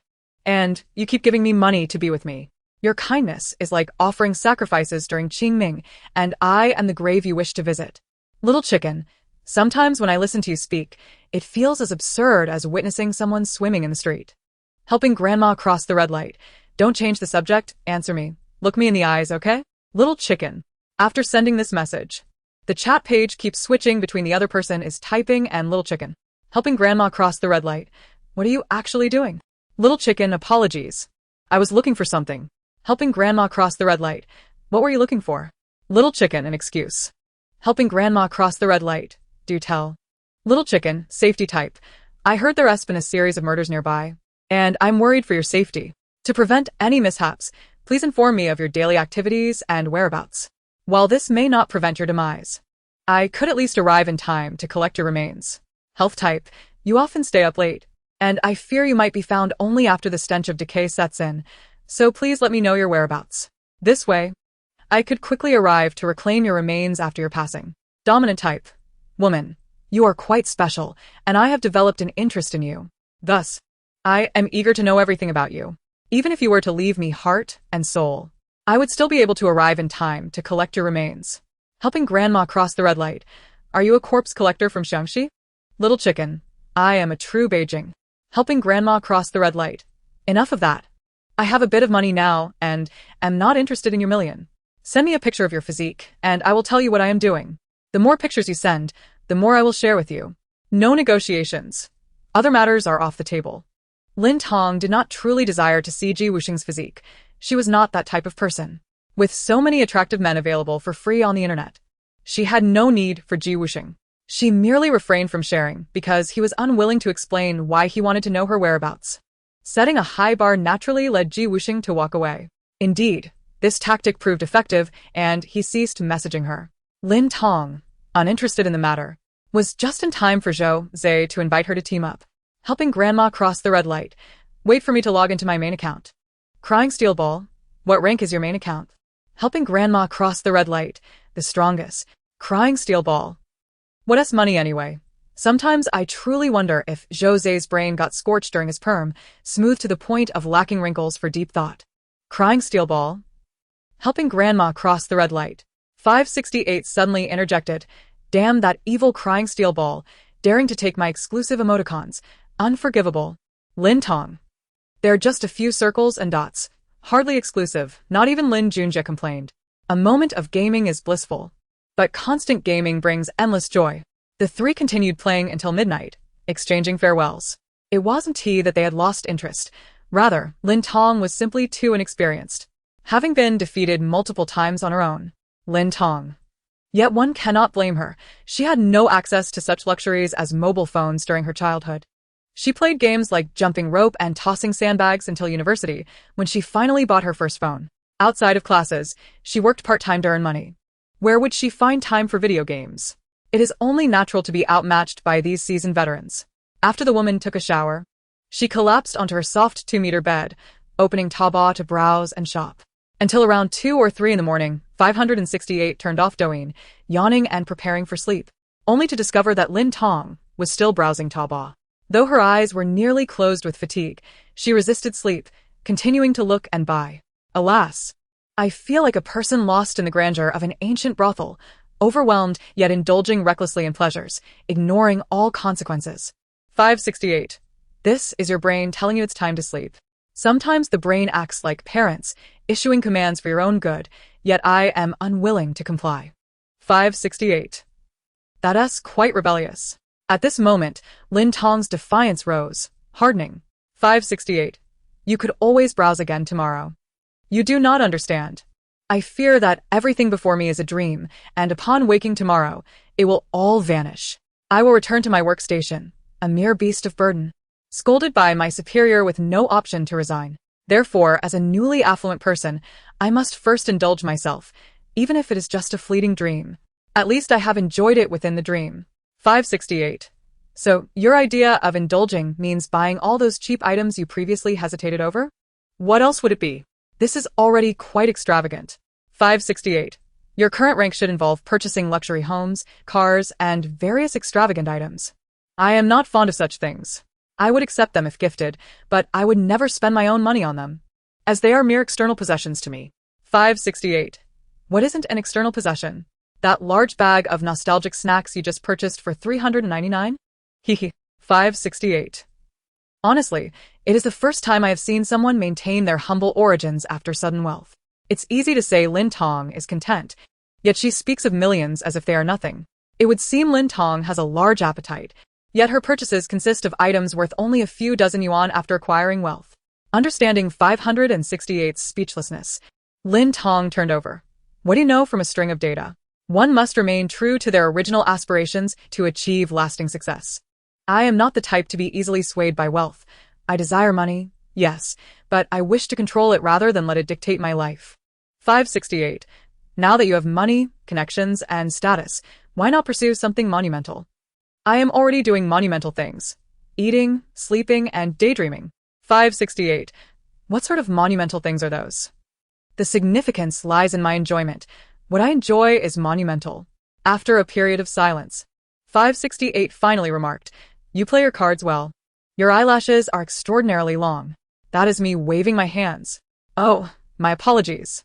Before sleeping, Lin Tong wisely saved her progress, just in case she overslept the next day, which would be quite inconvenient. After all, this is in a wealthy family, and there are many rules. Surprisingly, no one disturbed her. Lin Tong slept soundly until she awoke naturally, glancing at the time, 1:30 in the afternoon. As she descended the stairs, she found a lively gathering in the living room, with a joyful group engaged in conversation. Besides the members of the Lin family who had appeared yesterday, some distant relatives managing other enterprises in different locations had also arrived. Lin Tong scanned the tea and refreshments on the table, noting that they had likely been chatting for over half an hour. At this moment, Lin Onlua was bustling between each person with a beaming smile, serving them, and many complimented her on being more considerate and well-behaved than before. Hearing this, Lin Onlua's smile deepened. Naturally, if she did not take some action, how would she prevent Lin Tong from taking everything away in the future? When she was alone, everyone would indulge and pamper her without her lifting a finger. However, after Lin Tong's return, she yearned for more affection and benefits, compelling her to take the initiative. Thus, she arose early at 7 this morning, bustling about. Tasks assigned to the maid, she undertook. Those left unattended by the maid, she also assumed. All in pursuit of praise from the Lin family and to garner further advantages. Lin Pinru worked diligently, without complaint, in her quest to showcase her commitment. She even endured several pinpricks to her delicate fingers, which she had been meticulously maintaining with expensive treatments. Unbeknownst to her, she subtly instructed the maid not to awaken Lin Tong, aiming to embarrass her before the entire family, casting her in the light of a slothful and inconsiderate individual. As Lin Tong appeared at the spiral staircase, Lin Mother eagerly waved. "Tong Tong, is that you? Come down and chat with everyone. Sister, have you woken up? Hurry down. Everyone is here just to see you." Lin Onlua greeted warmly. Though it appeared welcoming, the underlying reproach was unmistakable. Lin Tong's late arrival, having slept until noon, suggested a lack of decorum and upbringing. So many had gathered for her, yet she slumbered on, seemingly indifferent to their presence. In a wealthy household, there are no fools. Any reasonable mind could discern the veiled implications. Furthermore, this statement allowed for a retreat, should Lin Tong wish to argue later. Yet, upon uttering these words, Lin Onlua noticed the entire family, akin to characters in a game, gazing at Lin Tong with amiable smiles. There was not a hint of discontent or disdain, not even a whisper of negativity. It seemed as though they were utterly unconcerned about whether Lin Tong rose early or late, imparting to Lin Onlua an absurd sense that even if Lin Tong had risen at 3:30 in the morning, they would still regard her with smiles. Lin Onlua. The foremost family rule was to shun indulgence. One must be cultivated and respectful. Guests had arrived at the house in the morning, and Lin Tong had disregarded all propriety by sleeping until the afternoon. How could this not be seen as a violation of family rules? What was with this group's overly amiable demeanor? Why not scold her? Why not ridicule her? Why not be acerbic? This was the first time Lin Onlua felt a sense of sorrow for the absence of exceptional relatives in the Lin family. A profound sorrow. A true misfortune for the family. Lin mother gently ruffled Lin Tong's hair, smiling with concern. Did you sleep well? Are you comfortable at home? Comfortable, Lin Tong nodded, though her body felt somewhat stiff and awkward. She was not accustomed to such familial care and attention. Every time Lin mother tenderly caressed her, Lin Tong instinctively shivered. It was such a strange sensation, yet she could not articulate why. Nevertheless, she sensed that this family harbored no ill will towards her. Well, except for Lin Onlua. Tong, you are growing more beautiful by the day. When you were first found, you were a bit thin and dark, but after spending a few months at home, you truly resemble your eldest sister more and more. Indeed. Tong's eyes and nose are like those of my sister-in-law, while her lips closely resemble my brother's, perfectly proportioned, with a charming upward curl at the corners, indicating a life of fortune. A chorus of praises began to envelop Lin Tong. Meanwhile, Lin Onlua felt utterly overlooked. Damn. Lin Tong deserves this, and so do the Lin family. The woman clenched her fists, her nails digging into her palms, leaving crescent-shaped indentations. Luoluo. May I have your WeChat ID? Suddenly, a 12 or 13-year-old boy approached Lin Onlua, phone in hand. Lin Onlua was taken aback, quickly forcing a smile. Of course. My WeChat is 1725-566-6655. Go ahead and add me. Haha, finally, someone appreciates her. Those old hags in the family were simply blind. But it was all right. Children are said to possess pure, innocent energy and are naturally drawn to those with fortune. And between Lin Tong and herself, the child resolutely chose her. The boy tapped a few times on his phone. Dun luo, jia. Lin Onlua smiled as she opened her own phone, only to be struck dumb. A game login verification code popped up on her screen. What does this mean? She asked, bewildered. The boy replied, I want to play a game. But my mom won't let me, so I want to log into my King S account using yours. Lin Onlua. Why not ask Lin Tong? My skills are too poor. If I use Lin Tong Jia's account, it could negatively affect her ranking. The woman gritted her teeth. And it would be fine for me. The boy tilted his head, winking at Lin Onlua, then suddenly smacked his forehead. Oh no, how did I not think of that? I'm such a little scatterbrain. With that, he skipped away. Lin Onlua. This family, with its ridiculousness, was driving her mad. Perhaps her obsession had grown too deep. As Lin Onlua inadvertently voiced her inner thoughts aloud, standing there with clenched fists, eyes blazing, muttering to herself. Upon raising her eyes, she found everyone frowning at her. Lin mother looked concerned. Luo, what's wrong? Relative A, why does she look like a snake? Relative B, oh dear. ISNT Luo born in the year of the snake? This is her zodiac year. Could she have encountered something unclean and been possessed by a snake spirit? Relative C, my best friend's brother's cousin's son's sister's younger brother was possessed after encountering something unclean. No one noticed, and he ended up becoming a dullard. Relative D, how terrifying. Life is at stake. We must quickly find a master to examine her. Or shall we scatter some glutinous rice first? Yes. Jankma. Hurry, and bring the glutinous rice. Lin Onlua. Just as she was about to explain, Lin Tong swiftly covered her mouth with a handkerchief. Oh no. It seems my sister is about to. Yes, cover her. Lin Tong's quick reflexes were commendable. Truly, Lin Tong is brilliant. What would this family do without her? Lin Onlua. Her brow was nearly knitted into a question mark. Lin Tong was exceptionally clever, yet she was possessed. Perhaps it was indeed time to consult a master, but not for her, rather for them.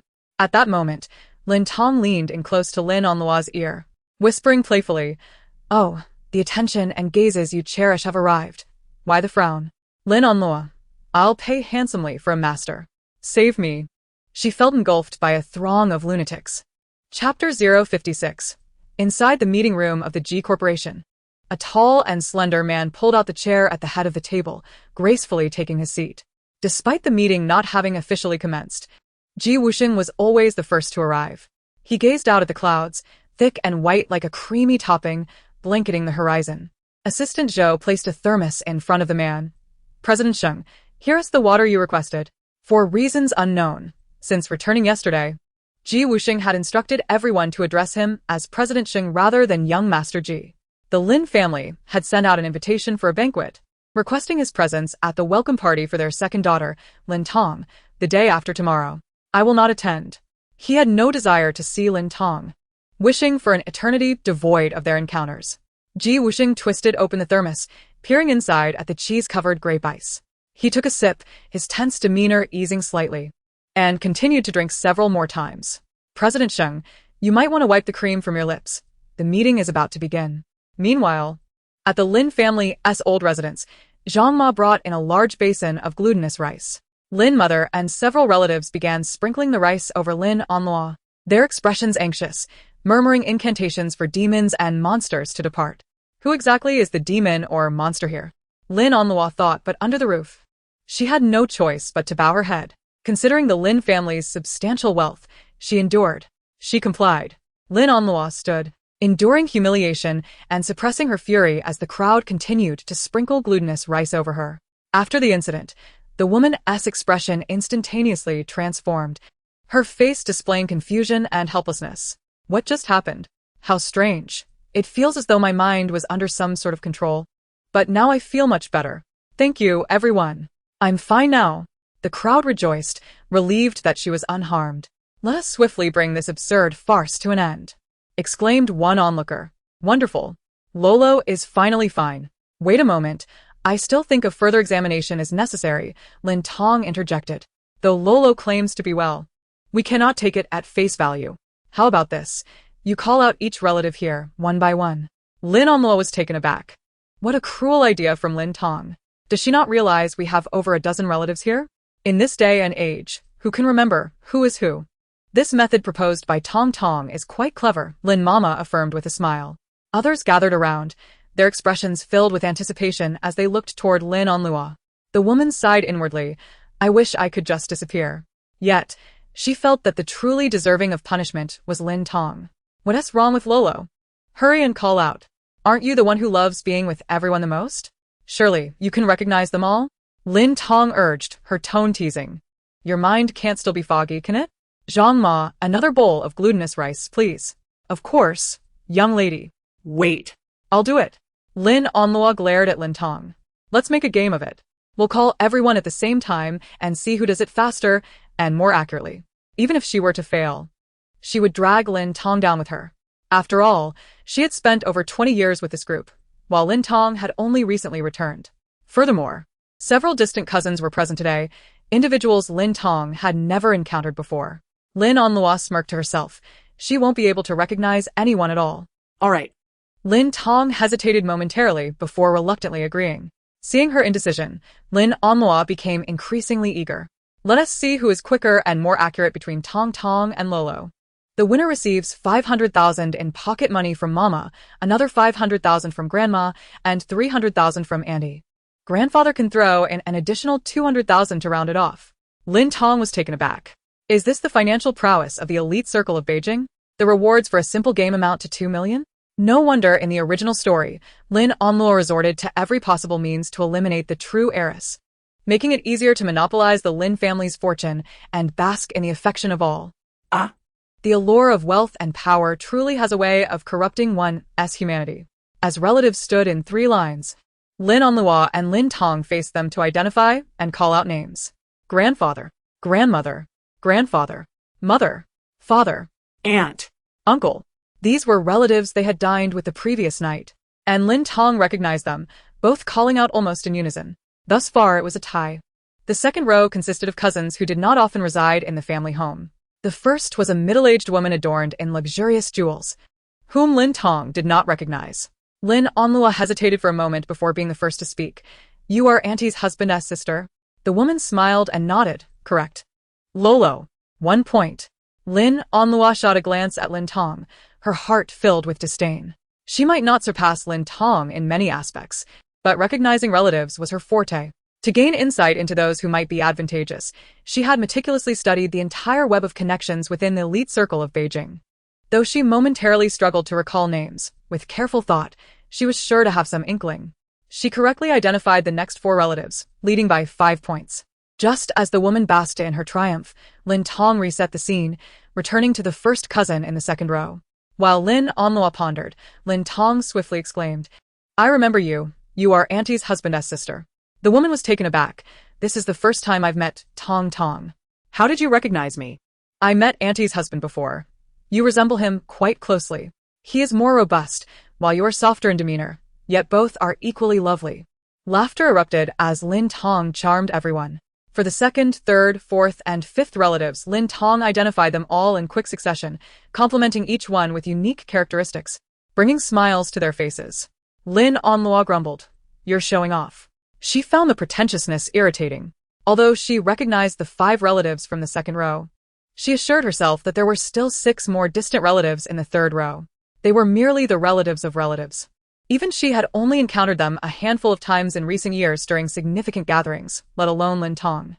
If Lin Tong could identify them, she would eat her words. Lin Onlua approached the first man, ruminating for an extended period. "You are my grandfather's brother's daughter's husband's brother's son? By the way, how should I address you?" Lin Onlua racked her brain, but could not find the appropriate term of address. Finally, chuckling awkwardly, "I apologize." "No worries. "You can call me Zhang Li," he replied. The subsequent relatives were also distant cousins, and Lin Tong stood quietly by, patiently waiting as Lin Onlua scratched her head, struggling to formulate an answer. After they completed the round, Lin Onlua scored 6 points, while Lin Tong only managed 5. Lin Onlua was nearly brought to tears with joy. Heaven has opened its eyes. Only I know the struggles I faced. She genuinely felt as if her mind had been thoroughly emptied. But it mattered not, because she had emerged victorious. With a modest smile, she turned to Lin Tong. "Sister, I apologize for my triumph. However, it is only natural for you to struggle with recognition, since you have just returned." Lin Tong remained silent, only smiling, and reset the scene. They instantly returned to the first man in the third row. Lin Tong smiled. "I know you. You are my grandfather's brother's daughter's husband's brother's son, and I should call you Zhang Li." Subsequently, she rapidly recounted the relationships for the remaining 5 individuals, even naming each one. The crowd was astonished. "Tong Tong recognized us all? This is our first meeting." "Indeed, the last time I visited the old residence was 3 or 4 years ago. Tong Tong is incredible. She is our little Sherlock Holmes." The woman scratched her head. "I've been apart from everyone for over 20 years, losing all those precious moments of connection. Upon my return, I was eager to learn about this family, so I studied the family tree and the records of gatherings from the past decade. That is how I was able to identify everyone and call out their names." Although her explanation was simple, it tugged at the hearts of Lin Mama, Lin Papa, and the others who surrounded her, expressing their longing. Meanwhile, Lin Onlua felt like an outsider. "I knew it." Lin Tong's return was no coincidence. She must have thoroughly investigated the entire Lin family. How else could she know so much about them? Beneath her innocent facade lies a deep and calculating mind. Ever since Lin Tong arrived, her fortunes had turned against her. It seemed she truly needed to consult an expert. As the game concluded, Lin Tong was awarded 2 million in pocket money, and the family, forgetting about Lin Onlua's earlier possession, gathered around Lin Tong, showering her with concern. In the corner, Lin Onlua engaged in deep breathing exercises. Stay calm, stay calm. No matter how favored Lin Tong becomes, she will ultimately perish. Once she is gone, the Lin family will be mine. I am the protagonist of this tale, and why should I be perturbed by a mere supporting character who is destined to fade away? What kind of flowers does Tong Tong like? In a few days, your welcome party will feature a splendid sea of flowers arranged by Auntie. Jasmine, please. Of course. Several older relatives began to expand the conversation with small talk. Although Lin Tong appeared obediently engaged, her mind had already wandered elsewhere. My chrysanthemum feels itchy. Should I scratch it? Only after instinctively responding did she realize it was her grandmother discussing how to care for chrysanthemums. It is a flower of a plant, not the eye of a human. Everyone gazes at her in bewilderment. Lin Tong. Lin Onlua watches the performance. The act has finally revealed its flaws. In the next moment, Lin Tong rewinds, returning to 3 or 4 minutes prior. Fortunately, she now possesses 3 save slots, allowing her to save with ease and restart at any moment. When faced with the inquiries of the Lin family, it mattered little that she failed to answer correctly the first time. Once she acquired the right response, she rewound to a previous point and articulated the correct answer anew. Lin Tong repeatedly saved her progress, countless times, ultimately establishing herself in the minds of the Lin family as an unforgettable, exceptionally intelligent individual, well-mannered, knowledgeable, and endearing, possessing a keen sense of observation. Of course, along with the accolades, she also received numerous gifts, reaping abundant rewards. Meanwhile, Lin Onlua sat in a corner, irritated and gnashing her teeth, frustrated that all those accolades should have belonged to her. In the G family conference room, the reprimanding of a senior executive from a subsidiary with declining performance left the speaker parched. Just as he was about to take a sip of milk tea to soothe his throat, he was abruptly returned to his speeches beginning by Ji Wusheng. Is she starting again? What can be done? Let us go through it once more. This is not a recorded program where one can simply wait for a cycle to conclude without action. Ji Wusheng reiterated the business content and analyzed it for the executives before sternly reprimanding them once again. Before he could take a sip of water, he was returned to the starting point. The man again. Fortunately, this time, there was no looping. However, from that point forward, nearly every time it was his turn to deliver an extensive speech, he encountered another cycle. This time, the loops were unlike the previous ones. They did not merely repeat a specific interval but rather jumped around, one moment at the start of the meeting, the next at its conclusion, and then suddenly in the middle. Although there were no multiple repetitions, the irregular jumps required Ji Wusheng to occasionally repeat what he had previously said, actions he had undertaken, and emotions he had expressed. He also had to swiftly adapt to varying content from different stages of the meeting and adjust his responses accordingly.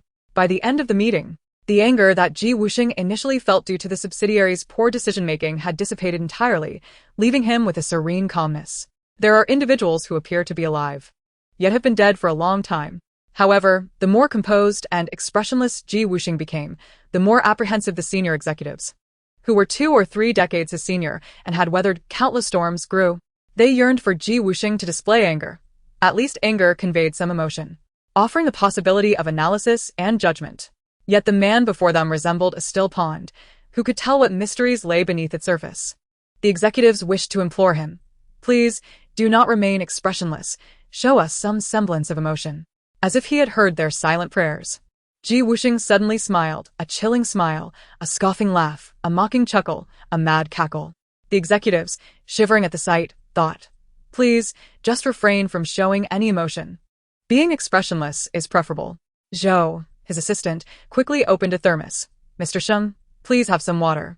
Ji Wusheng accepted the thermos, lifted it slightly, and drank deeply, not stopping until the milk tea had been drained. After finishing, he licked the corners of his mouth several times, ensuring no residue remained before placing the thermos down and scanning each individual with a detached gaze. "That will suffice for today." Instantly reverting to his customary elegant and aloof demeanor, the executives breathed a sigh of relief. This familiar Ji Wusheng was far more reassuring. Once the others departed, the man summoned his assistant. "For the banquet at the Lin family the night after tomorrow, I will attend. Please prepare a gift for me. I will take care of the rest." Zhou. Mr. Sheng is personally preparing a gift? Over the years, he had never prepared a gift for anyone except for his immediate family. What had he experienced in the past few days? Ji Wusheng opened his phone and accessed WeChat, clicking on Lin Tong's profile, then her homepage. The woman had posted a moment ago. "Evil witch. I originally planned to diet, ordered chicken breast, but when it arrived, it turned into fried chicken. The delivery person said the kitchen fried it, so the chicken was fried too. What could I do but eat it with tears? Afterward, I weighed myself and found I had lost weight. I'm now only 104 pounds. Picture. Jose, you wore red during your zodiac year, thus you lost weight. As red is slimming. I just had barbecue last night, but today when I checked the scale, I found I had also lost 2 pounds. Evil Witch replied, "That's quite a life you lead." Ji Wusheng. Quite the self-deception, I mused, his slender fingers rhythmically tapping on the armrest of the car seat. As if calculating. Ultimately, Ji Wusheng sent Lin Tong a message. "I agree, Evil Witch." "Agree to what?" "The deal you proposed last night." "Evil Witch, a picture of my body in exchange for my whereabouts." "Evil Witch, you go first. After you send it, I'll tell you what I plan to do tonight." "Wait a moment, I'm still in the car, let me get home first." "Evil Witch, don't you have any pictures on your phone?" "Who would take such things?" "Evil Witch, what about the first time you gave me?" "I've mentioned this before. Could you please form correct subject-verb-object sentences?" Evil Witch, so, Wusheng. "You want to give your first body picture to me, Lin Tong?" "It's firm now." "Evil Witch, isn't that inappropriate?" "My fist is firm."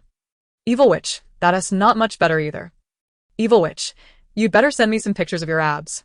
Don't send me any abstract images, or I'll hit you." Please hit me.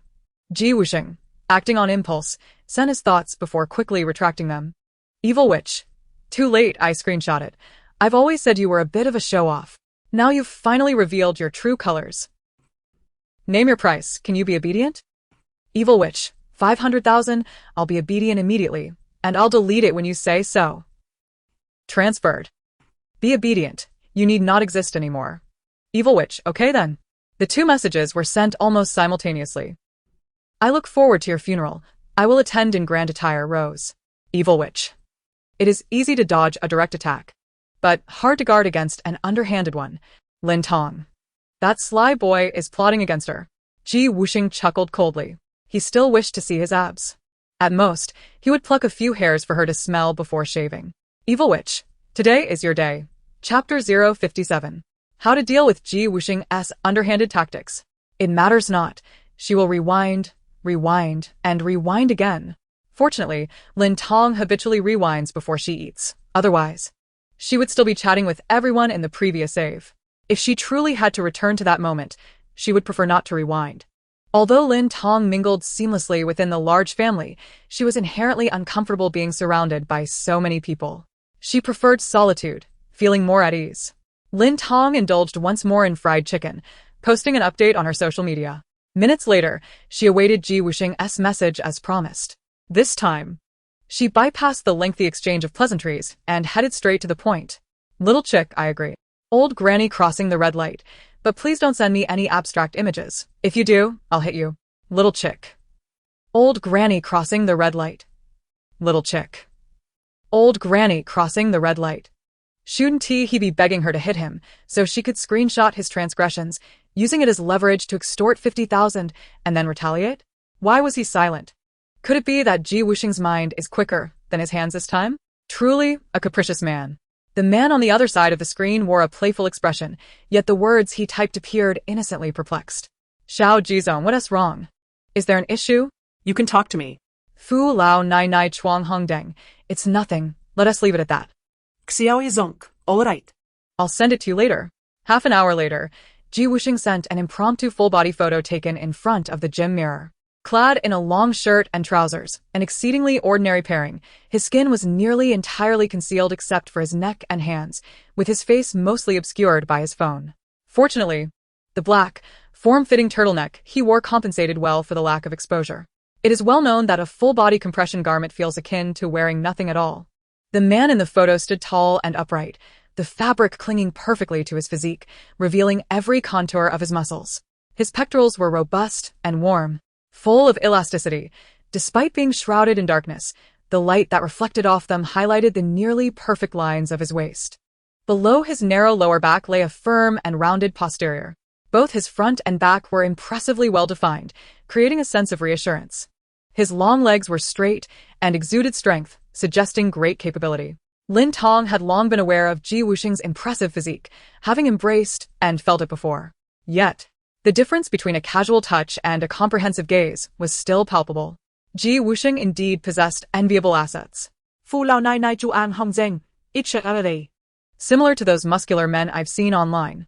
I thought Xiao Jizong was different from that crowd, but it turns out there's a little difference. Sigh. Xiao Jizong, you really enjoy playing mind games. Fu Lao Nai Nai Chuang Hong Deng. The method is old, but if it works, it's fine. After sending that message, the other party ceased to respond. Lin Tong, is he upset? 5 minutes later. Xiao Jizong. Image. He sent 3 photos of himself without his shirt, merely simple mirror selfies without any poses. Yet the unintentional elegance exuded a charm that was both pure and captivating. The allure was entirely distinct from that of the earlier image in tight clothing. Lin Tong hadn't even had the chance to save them before Ji Wusheng retracted the 3 pictures. Fu Lao Nai Nai Chuang Hong Deng. Fu Lao Nai Nai Chuang Hong Deng. Are you implying you have something worth showing, but simply do not wish to share? Xiao Jizong, you guessed correctly. Lin Tong. Could you please keep that big mouth of yours shut? It ignites a silent fury, not in the abdomen. It mattered little. She could revert to the previous state. Lin Tong returned to the prior message. Xiao Jizong, I agree.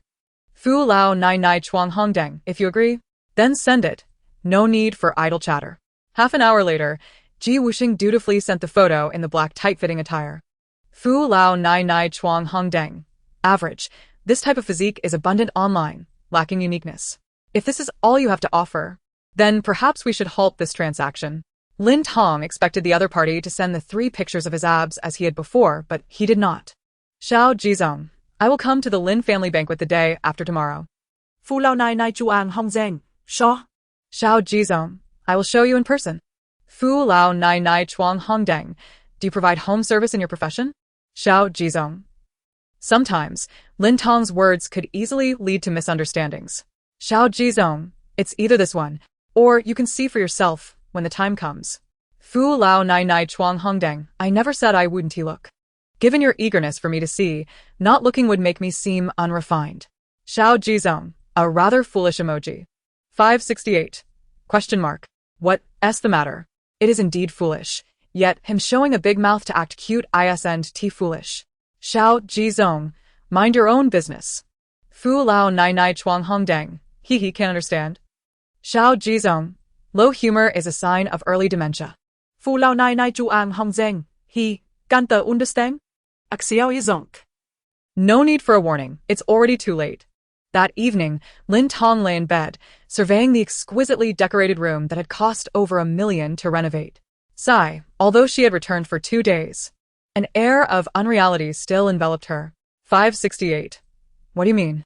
Do you not find a Lin family's kindness a bit too unreal? Whether it be the relatives nearby or distant cousins, each individual was extraordinarily kind and amiable, their interactions harmonious, without a hint of negativity. Moreover, everyone treated her with such warmth that it felt almost disingenuous. Do you understand? How could such a blissful and harmonious family, brimming with love, exist in this world? Lin Tong had never encountered such a reality. She did not believe it. Lin Tong was skeptical. During her stay at the Lin residence, aside from Lin Onlua occasionally causing minor troubles that ultimately backfired, everyone else had been exceedingly kind. So kind, in fact, they felt almost artificial. Because this is a novel, not a reality. In a narrative, everything can be crafted however one wishes. Many characters may appear superficial in the real world, yet within a story, everything makes sense, as each character serves a purpose for the narrative. You must understand that individuals like Ji Wusheng, Lin Onlua, and Jiang Yining are merely labeled caricatures. You are the sole genuine person in this world. But fret not, for you are not alone. Others are here to accompany you. Ye Wusheng, and Liang Yining. And Zhou remained distinctly real, possessing a palpable sense of humanity. Do not overthink it. What is freely given by the heavens should be graciously accepted. Opportunities do not simply fall from the sky. Perhaps all I currently possess and enjoy has already been secretly priced by fate, and what must I offer in return? What you must offer is to complete the task of accumulating 1 billion happiness points within a year. Otherwise, regardless of how much wealth, familial affection, or friendship you possess, it will all be lost after a year, for you shall perish. Yet, do not find this task rather simple? To gather 1 billion happiness points within a year to secure a life and wealth that could last for 10 lifetimes. It is rare to encounter someone who finds a task too simple, especially when the high remuneration seems disproportionate. This task is by no means simple. If it were assigned to someone else, they might not achieve it within a year. It is only because you are exceptionally capable that it seems easy. You must believe in yourself. You are worthy. You are the perfect match for a celestial being. Humans are indeed peculiar. They yearn to possess, yet fear what they have acquired. It baffles me. Meow meow meow. I do not feel unworthy. I merely worry that some scheming individual may seek to harm me. For instance, they may first use something enticing to distract me, and once I have relaxed my guard after completing the task, they might snatch away my hard-earned rewards. Our book organization is a legitimate entity. We would never engage in any actions that could harm our host. May the heavens discern loyalty from treachery. I do not doubt your intentions. Spending a day merely saying meow meow meow and scrolling through low-fat videos, what malicious thoughts could possibly reside there? However, Lin Tong's experiences from a young age taught her that opportunities do not simply materialize. Acquiring anything requires corresponding, even greater, value. Things that come too easily are either suspicious or merely fleeting dreams. Wait. What's wrong? Am I so inherently suspicious that I might have been an emperor in my past life? How can one's thought process leap so rapidly? It feels absurd to go from feeling unloved one moment to envisioning executing someone the next. I am Qin Shi Huang. I shall appoint you as a general with a blade, and you will chop wood and cook for me daily. How are the terms Qin Shi Huang, 50, the great general with a sword, and chopping wood to cook interconnected? How can one be both impoverished and affluent? It was for the first time that I sought to describe Lin Tong with the phrase honest person, and it was also the first occasion I observed such emotions within her. After all, over the past few days, Lin Tong had radiated an air of resilience, one that suggested she was merely playing on a swing, even if she had hung herself. In another room, a mere 10 meters away, Lin Onlua was still inquiring whether her friends could recommend someone skilled to exorcise evil spirits. Just then, Lu Mingxing sent her a video call. The woman let it ring until it automatically disconnected. Little did she know, Lu Mingxing called again. She continued to let it ring. Truth be told, she was somewhat exasperated with him. However, since he occasionally proved to be a useful pawn, acting as her mouthpiece and enhancing her image, she couldn't afford to discard him just yet. Since she couldn't shake him off, she had to keep him appeased. Lin Onlua, I didn't check my phone just now, what's up? Lu Mingxing, Luo. Are you alright? As soon as I heard the news, I hurried to video call you. I was terrified when you didn't answer. Lin Onlua, I'm fine, what news? Is it related to me? Lu Mingxing, you don't know? Lin Onlua, no what? Lu Mingxing, they say you've been possessed by something vile while out and about, so much so that even your family can't recognize you. Lin Onlua. Lin Onlua, I'm fine. Who told you that? Stop spreading rumors. Lu Mingxing, it's too late. The news has spread throughout the circle. The Lin family is searching high and low for someone skilled to help you. Lin Onlua, how could something so absurd have any follow-up? Was this meant to be a thorough examination of her? The following evening at 7, as the sun began to set, guests arrived one after another.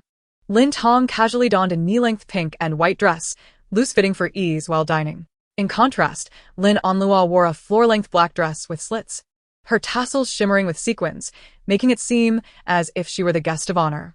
After being introduced to a circle of acquaintances by her parents, Lin Tong finally seized the opportunity to slip away. Lin Tong, over here. Zhou Zhe and Jiang Yining, having removed their masks, waved frantically from a corner. Yes. A masked ball had been arranged as a social event, allowing guests to select various masks for the occasion. What brings you here? Jiang Yining set down the glass of untouched red wine that Lin Tong had been holding and handed her a cup of juice. How could we miss your welcome banquet?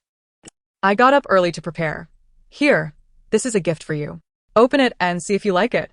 Zhou Zhe marked. You really can put on an act. Didn't you sleep until 5 in the afternoon? Jiang Yining. Zhou Zhe placed his gift in Lin Tong's hands. You'll surely prefer my gift. It's absolutely perfect for you. Open mine first. Lin Tong, the master of serving, glanced at both of them and simultaneously unwrapped the two gift boxes. Jiang Yining, a delicate trumpet. Zhou Zhe, a delicate trumpet. Identical trumpets. Lin Tong. Zhou Zhe, why are you copying me? Jiang Yining, I didn't copy you. I bought this myself. It's a new trumpet from AI Jia, worth hundreds of thousands. Lin Tong. Wait, let's not argue. What does gifting me a trumpet mean? Zhou Zhe, a good trumpet makes singing effortless. Don't be modest. I just want your talent to shine. Jiang Yining, you tend to speak softly, but often speaking loudly can be harsh on the throat. With a trumpet, you won't have that worry. Lin Tong.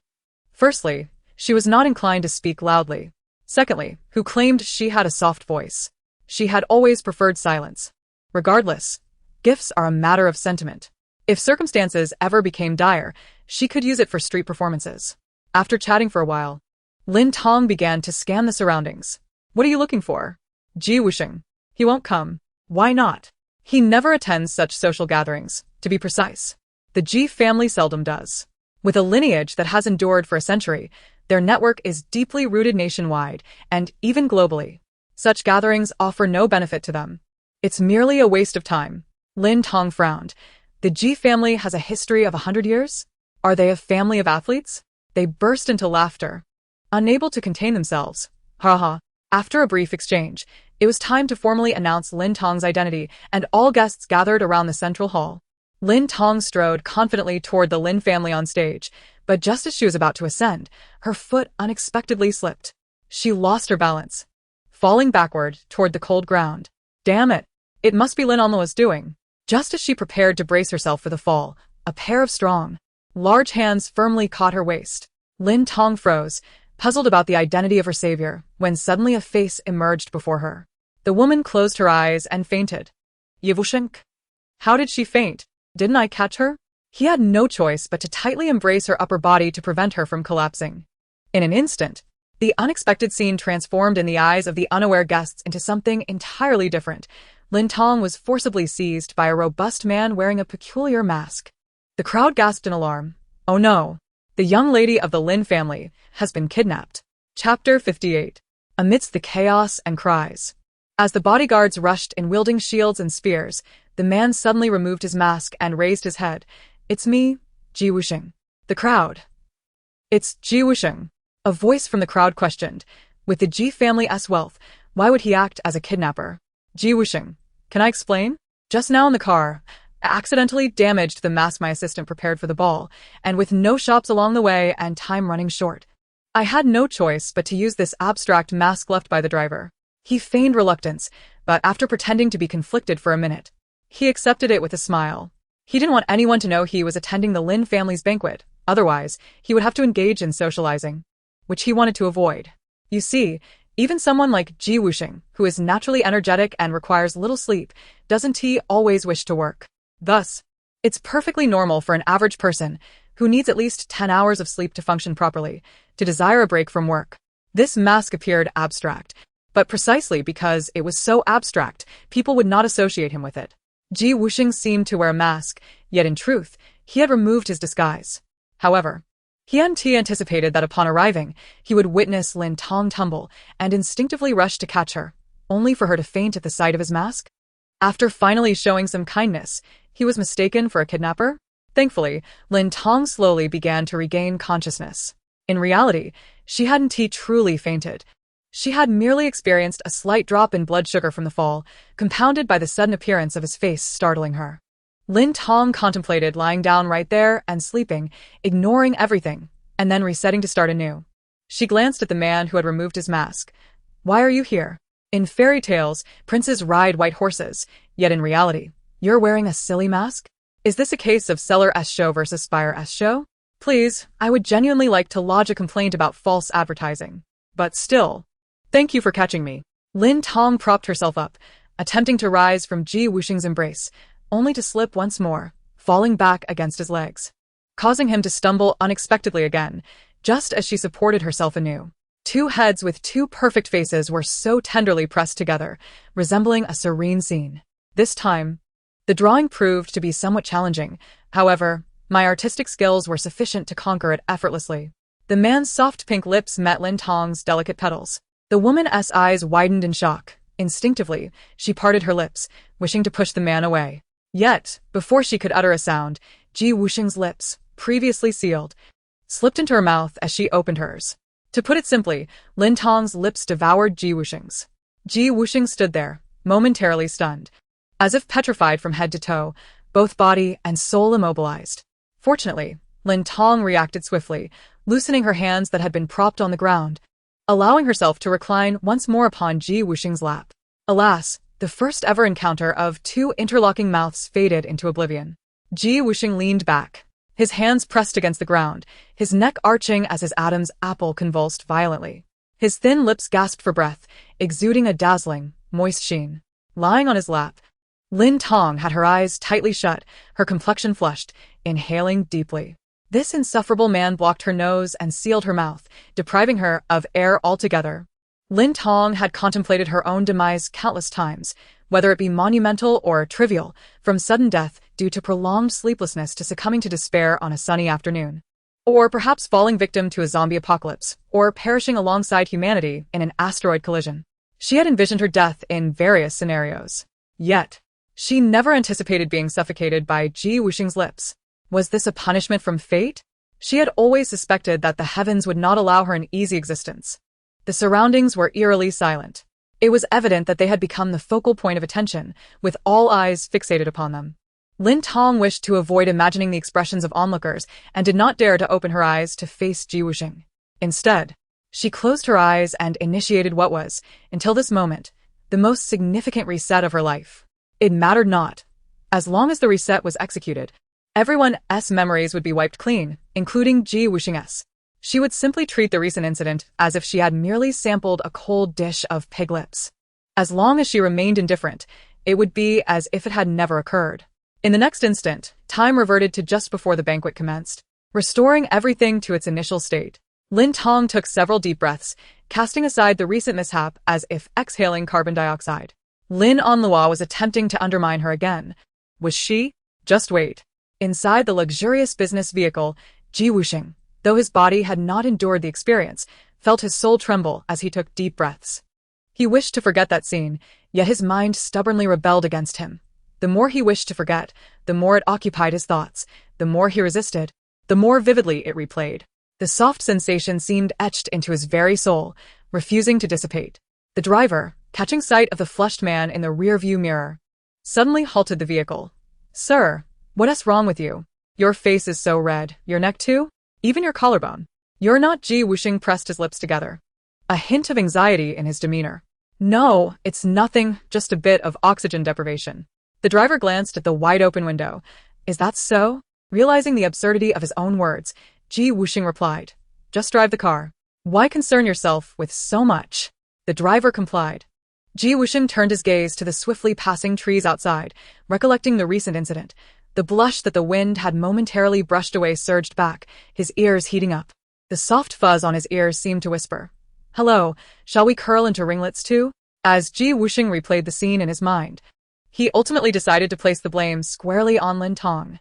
She truly was insatiable, even consuming human lips. The banquet proceeded as planned. When the Lin family took to the stage to speak, Lin Onlua, clad in a flowing gown, greeted the audience while gracefully making her way to the podium. She chose a different route, one that had not been coated with lubricant. Meanwhile, Lin Tong observed as Lin Onlua walked, a gentle smile gracing her lips, eagerly anticipating the moment when Lin Tong would stumble in front of everyone. Suddenly, for reasons unknown, Lin Onlua's body tilted uncontrollably backward. Wusheng, having just entered, witnessed this scene unfold, his brow furrowing in confusion. However, upon realizing that the one who stumbled was not Lin Tong, his steps faltered. His gaze swept through the crowd until he spotted Lin Tong quietly enjoying the spectacle. In a flash, Lin Onlua fell, and her companions, Lu Mingsheng and Luo Mingtian, rushed to her aid, colliding from opposite directions. They crashed into each other, both collapsing to the ground with grimaces of pain. Lin Onlua landed directly atop their legs, and the three of them grimaced in agony. The Lin family on stage remarked, "It seems we truly need to consult an expert to examine the feng shui of our home." Lin Tong smirked, whispering, "Tsk, how did we manage to summon the monkeys of a May Mountain?" A soft chuckle came from beside her. Turning her head, she met the sight of a strikingly handsome man clad in a black and gold feathered mask. Who are you? She inquired, though she quickly deduced the answer. Despite the mask obscuring his features, Wusheng's stature and aura were unmistakably unique. "Why aren't you wearing that ridiculous headpiece this time?" Although Lin Onlua and her companions had taken a significant tumble, Lu Mingsheng and Luo Mingtian had landed on the carpet outside the podium, while Lin Onlua had fallen onto their legs. Thus, aside from the pain, there were no serious repercussions. However, that was precisely what Lin Onlua despised. Either don't fall at all, or fall spectacularly enough to garner sympathy and attention. But this half-hearted tumble, yielding nothing, was utterly frustrating. It felt akin to suffering a low-grade fever during school, feeling unwell, yet unable to take a day off. What a waste. After the three were escorted away by the family doctor, the banquet continued. The Lin family officially announced Lin Tong's identity and presented her with exquisite gifts. With the purpose of the banquet fulfilled, guests began to engage in socializing and enjoying the culinary delights. Seizing the opportunity, Lin Tong made her discreet exit. She held no interest in such social gatherings and actively avoided them. Instead, she eagerly anticipated the forthcoming events. Lin Tong led Wusheng to her room. Click. The door was locked from the inside. Wusheng inquired, "Don't overthink it. I simply fear that someone might intrude and tarnish my reputation." She settled onto the sofa, her hands resting on the backrest, crossing her legs, chin slightly raised, suggesting, "Go ahead." Wusheng felt as if he were a model being undressed. Nevertheless, he set aside such thoughts. He truly did not wish to be affected by the malevolent enchantments of the wicked witch any longer. By keeping track of her whereabouts, he could at least avert many unforeseen circumstances. Patience would bring tranquility. Lin Tong languidly observed as Wusheng removed his suit jacket, his hands gliding over the impeccably pressed shirt, methodically unfastening the buttons. Ji Wusheng was undeniably handsome, a fact universally acknowledged. Yet, Lin Tong found his hands equally captivating. His nails were neatly trimmed, his fingers long and well-defined, the fair skin revealing faint veins, and his joints bore a subtle rosy hue. Thus, watching Ji Wusheng unbutton his shirt became a most delightful spectacle. Hence, Lin Tong saved her progress. At the moment Ji Wusheng removed his suit jacket, a memory was etched in time. He chuckled softly. As he unfastened the last button, he found himself back at the act of tugging at his tie. This cycle repeated 6 or 7 times, with Ji Wusheng persistently pulling at his tie and unfastening buttons. Lin Tong's mind raced. Damn, why are his hands so alluring?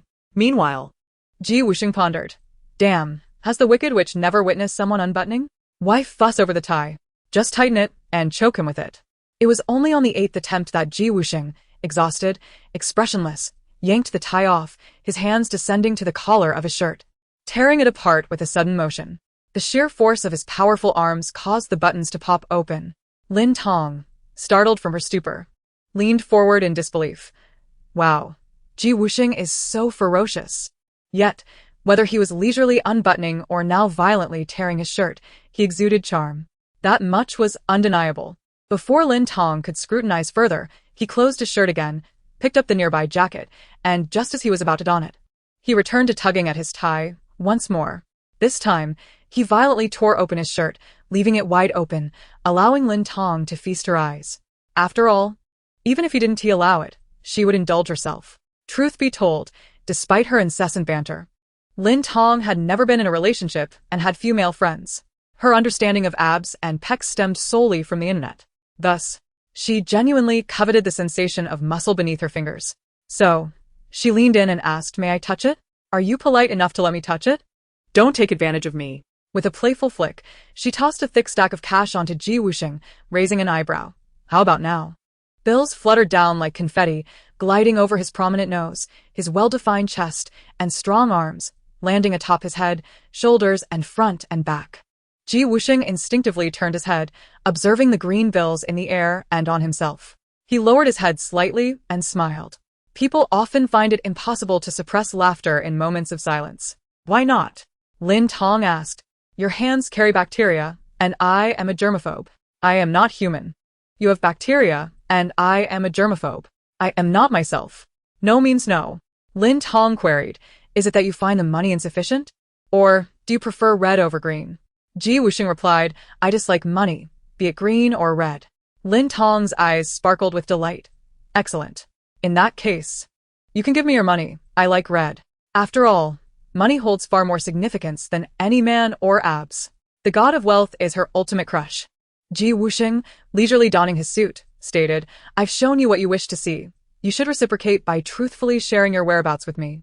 If you allow me to touch you, you needn't send me any more photos of your physique. However, I shall continue to share my whereabouts and activities. After witnessing Ji Wusheng without clothes, Lin Tong found herself less interested in his clothed self. Appetite for such things grows gradually. Upon hearing Ji Wusheng's words, his hands paused momentarily as he contemplated the implications. Calculating the pros and cons, Lin Tong seized the opportunity. All whereabouts must be reported accurately. She was utterly unconcerned that Ji Wusheng might harm her as a result. Silence enveloped them for a few minutes before the buttons he had just fastened were undone once more. The tie was tossed onto the sofa, and his shirt lay open. Ji Wusheng remained silent, merely turning his gaze to a decorative painting on the wall. Fortune, fortune, fortune. The vibrant Chinese painting stood out against the light cream decor. Ji Wusheng noted, I can see that she is quite fond of celebrity culture, particularly a boy band. In that moment, Lin Tong quickly saved the moment.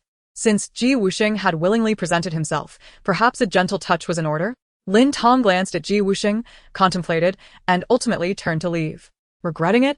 He asked. Lin Tong pulled out her phone and began recording. Hello, Mr. Ji Wusheng. May I ask if you are consciously and voluntarily allowing me, Lin Tong, to touch your chest and abs? Ji Wusheng replied, You can't just say You need to state your name. Otherwise, if this ever reaches a courtroom, who would know who you are? After a moment of silence, he finally conceded, I, Ji Wusheng, voluntarily allow Lin Tong to touch. Touch what? You always make me include the subject and object. Why don't you do the same? Ji Wusheng, voluntarily allow Lin Tong to touch my chest and abs. Is that sufficient? Lin Tong retorted, do not push your luck. My patience has limits. I've turned on the air conditioning, it's not cold. Just bear with it a little longer. Realizing reasoning was futile, Lin Tong saved her recording and washed her hands thoroughly, returning to Ji Wusheng with her hands raised. Look, my hands are clean. If you develop an allergy later, don't come looking for me. Some matters must be clarified beforehand, for Lin Tong had always been a cautious person. Ji Wusheng sighed deeply, swiftly grasping her wrist and pulling her hand firmly onto his body. Can you spare me the chit-chat? Lin Tong's eyes widened. Had Ji Wusheng not held her hand securely, she would have instinctively withdrawn in astonishment. What a proactive man. Since he initiated, even if he later regretted it, the blame would not fall on her. Ji Wusheng would bear all responsibility. Lin Tong gazed up. Let go of me. I can explore on my own. Don't be upset. Some things you must learn to release. As her freed hand began to explore, she felt the unique texture beneath her fingers. It wasn't merely soft fat or hard muscle, rather. It was a blend of both, soft yet firm, firm yet soft. Such muscles, when pressed against, would not be painful. As her hand traveled upward, she politely avoided certain areas, merely grazing the edges. She explored, pinched, and Ji Wusheng maintained his stoic expression, his gaze averted. He appeared indifferent, as if he felt nothing at all. Is it done? She asked. Yes, he replied, and she quickly withdrew her hand. In reality, the entire encounter lasted only a couple of minutes, and throughout Lin Tong remained polite, driven solely by curiosity about muscles, devoid of any ulterior motives. She pouted. It's not bad, similar to what I touched in the modeling agency, though theirs were slightly larger. However, I still prefer your physique. It's perfectly balanced, not too skinny, not exaggerated. What are you thinking about? She mused. Hot pot with frogs. All right, I've seen and touched. The transaction is complete. You may leave now. And remember to avoid attracting attention. We wouldn't want misunderstandings. With that, Lin Tong waved goodbye to Ji Wusheng. Plopping onto the sofa to resume her phone activities, her demeanor now utterly nonchalant. Ji Wusheng smirked. Are you still worried about misunderstandings? I am more concerned about you being misinterpreted. After all, it has only been a few minutes since we entered the room. If this gets out, others might think you lack capabilities. Ji Wusheng replied, Am I to thank you for that? Spare me the hollow thanks. If you truly wish to express gratitude, just transfer some money to me, she retorted. Ji Wusheng quickly finished dressing and turned to leave. The moment the bedroom door closed, the calm expression on his face ignited with a fiery blush, his ears hidden beneath tousled hair reddening, as if they might bleed. He quickly fastened his mask, glancing cautiously to either side before striding away once he confirmed no one was around. It was not until he settled into the car that Ji Wusheng's tense body began to relax, though his heart continued to race. The driver inquired, Sir, what happened to your face? With a cold, piercing gaze, Ji Wusheng silenced him instantly. A few minutes later, the stillness within the vehicle was suddenly interrupted by a voice. Zhang Song, is my figure inadequate? The driver, taken aback, reduced the car's speed, exclaiming, Sir, your physique is exceptional. I dream of achieving a form like yours, a true paragon of masculinity. However, he knew well that not everyone could attain Ji Wusheng's flawless physique, as it required not just diligence, but also an innate talent. Some are born as natural models, while others are destined for mediocrity. Why does it matter? What is it to her? She simply lacks taste. Lin Tong, having finished her grooming, flopped onto her bed, reflecting, it's surprising how Ji Wusheng can endure so much. His relentless determination is commendable. With such resolve, he is bound to succeed in any endeavor. Originally, Ji Wusheng's defining traits were his calm demeanor and rationality. Why must you portray him as a lunatic? He may be eccentric, but he conceals it well, for beneath his composed exterior lies a heart brimming with fervor. Let it be. You both are equally matched, rivals in every aspect, a perfect pair. Lin Tong outwardly maintained her composure, yet secretly saved numerous drafts, nearly causing her device to overheat. Is this truly how one utilizes their abilities? This meant for revenge? Why does Lin Tong squander it on trivial pleasures? Why concern yourself with that? And if your language skills are lacking, refrain from misusing phrases like perfect pair. Lin Tong opened her phone, preparing to log in. Who exactly proclaimed that we must sleep early tonight? Or face the consequences? Woof, woof, woof. What an impressive ability to endure. Chu Yuan would envy your resilience. Perhaps we should indeed retire early, for tomorrow morning brings the recording of the show. She feared that Lin Tong might survive the villain's schemes, only to succumb to exhaustion from sleepless nights. After lying at home for days, Lin Tong had nearly forgotten about the recording. She placed her phone down, pounding the bed in frustration. Why must I work after having already attended kindergarten? It's merely an organizational task. Do you think I relish this? Although I am but a string of data, I too strive for a fulfilling life and future. Your striving consists of surfing the internet? I have no interest in the low-fat videos you share, which only lead to eye strain due to their sheer volume of pollutants. These snippets are akin to sandpaper, gradually smoothing my once sharp intellect to a dull surface, rendering deep thought impossible. We must remain vigilant. These are traps set by extraterrestrials to dominate humanity, stealthily implanting absurd ideas into our minds. Alright then, Lin Tong is good. Aliens are bad.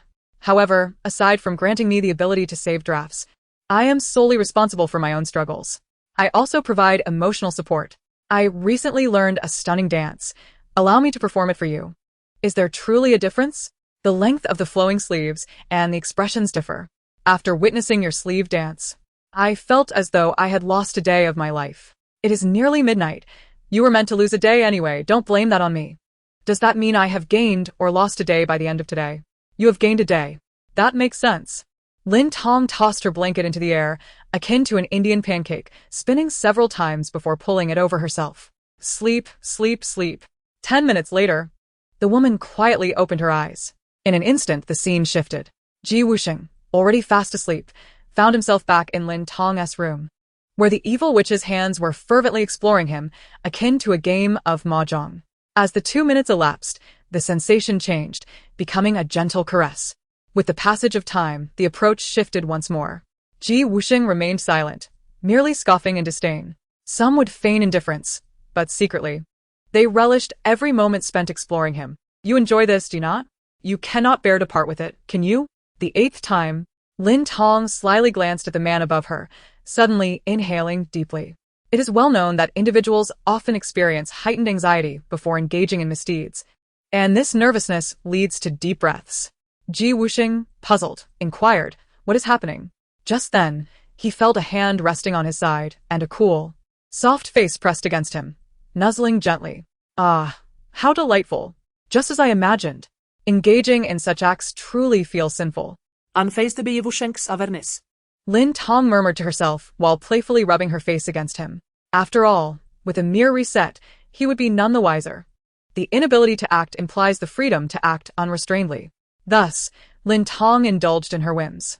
Compared to delicate fingers, her cheeks were undeniably softer and more pleasant. Although Wusheng's intellect had momentarily shut down, his body still responded. The beautifully sculpted muscles along his waist reacted to her playful touches, contracting and relaxing rhythmically. Finally, Lin Tong sighed, reluctant to part. Just as her voice faded, Wusheng found himself back on his bed, glancing at the clock, which read 12:30 a.m. He typically enjoyed restful sleep, even through the most challenging issues faced by his branch 2 years prior. Yet this night, he found himself restless, tossing and turning. Eventually, he rang for the family doctor to deliver melatonin, which helped him drift off. Yet, within his dreams, the image of Lin Tong playfully rubbing against him clung to him like a constricting serpent. Under the soft stimuli, his dreamlike body became extraordinarily sensitive. The trails left by her fingers vividly etched in his mind. The following day, without the incessant torment from Lin Tong, Wusheng unusually overslept. Here, overslept meant he did not rise at 5 a.m., rather than the absurdity of sleeping until 10 or 11 a.m., or even into the afternoon. There is a significant distinction between merely oversleeping and being in a deep slumber. The man threw off the thin blanket and, upon seeing what lay beneath, flushed crimson, yet quickly covered himself again. He pulled the blanket tightly over his head, as if that alone could conceal his turmoil. Today marked the second recording day of The Love of the Aristocracy. Given the distance from the Lin family residence to the recording venue, they arrived at the last moment. Upon exiting the car, Lin Onlua bowed apologetically. "I'm sorry for our tardiness. We encountered heavy traffic." Beside her, Lin Tong sipped milk, beaming at the crowd. "It's been a while. If you miss me, press 1. If not, well," Lin Onlua interjected. "Wait, Lin Tong, is there something wrong with you? Must you be so rude upon arrival?" Who would pay you any mind? Jiang Yining replied with a 1. Jose added, 111111. Lin Tong shot a glance at the curly-haired individual, muttering, what a shameless lot. In the next moment, she doubled down 1111111111. Lin Onlua exclaimed, seriously, are you two unwell? Lu Mingsheng. 22222222. Lin Tong snapped her fingers in front of him. All right, think of me doubly. Lu Mingsheng. Is someone selling their face? He would willingly spend his own money to buy a few pounds for Lin Tong. Lin and Luo greeted Jiang Yining with a smile. Yining, good morning. However, Jiang Yining ignored her and walked towards Lin Tong instead. She then greeted Jose, who glanced at her before turning his attention to Jiang Yining, ultimately choosing the latter and heading towards Lin Tong together. Over the past few days, Lin and Luo had called Jiang Yining multiple times and even visited her in person. Yet, she was directly blocked. The security of the Jiang family wouldn't let her in, causing her great embarrassment. What had she done wrong? She couldn't fight against a wild boar. What else could she do but run? She was merely valuing her life. Everyone is selfish, and in such a crisis, everyone chooses to preserve themselves. Wherein lay her fault? At that moment, Lin and Luo completely forgot that it was not her selfishness that caused Jiang Yining distress, but her duality. Perhaps a person like Lin and Luo, who is exceedingly self-centered and a refined egoist, would never perceive her actions as flawed in the slightest. In the hearts of such individuals, the world ought to revolve around them, and everyone should serve their needs. They are absolutely right. However, Lin and Luo quickly calculated her gains and losses. Losing Jose and Jiang Yining was inconsequential. Both families had merely thrived on the winds of the era at the end of the last century. She could still pursue the more powerful and traditional Yun and Ji families. In her awakened memories, although these two were currently difficult to conquer, their support and assistance later would be paramount. Yun Xiao, good morning. How have you been lately? She greeted Yun Xiao.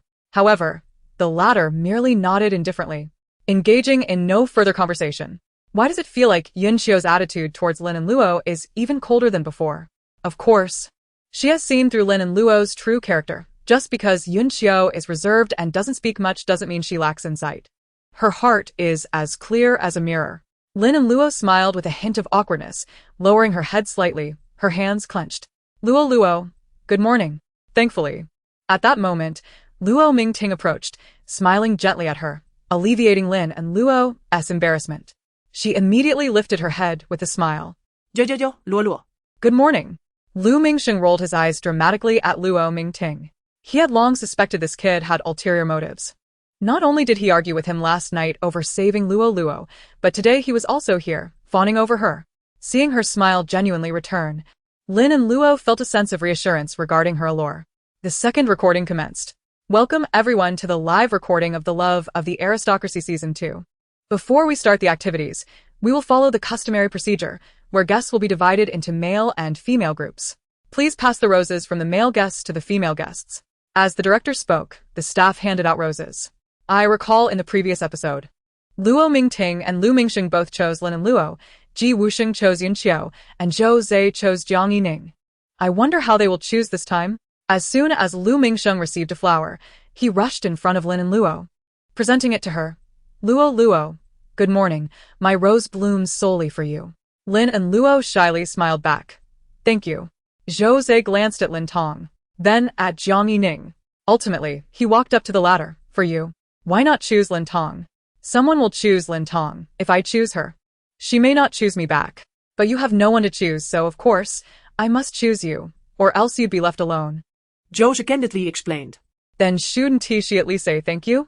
I feel both of them wanted to be grouped with Lin Tong but had no choice but to settle for each other in the end. They just want Lin Tong's favor. It's only natural to fall for her charm.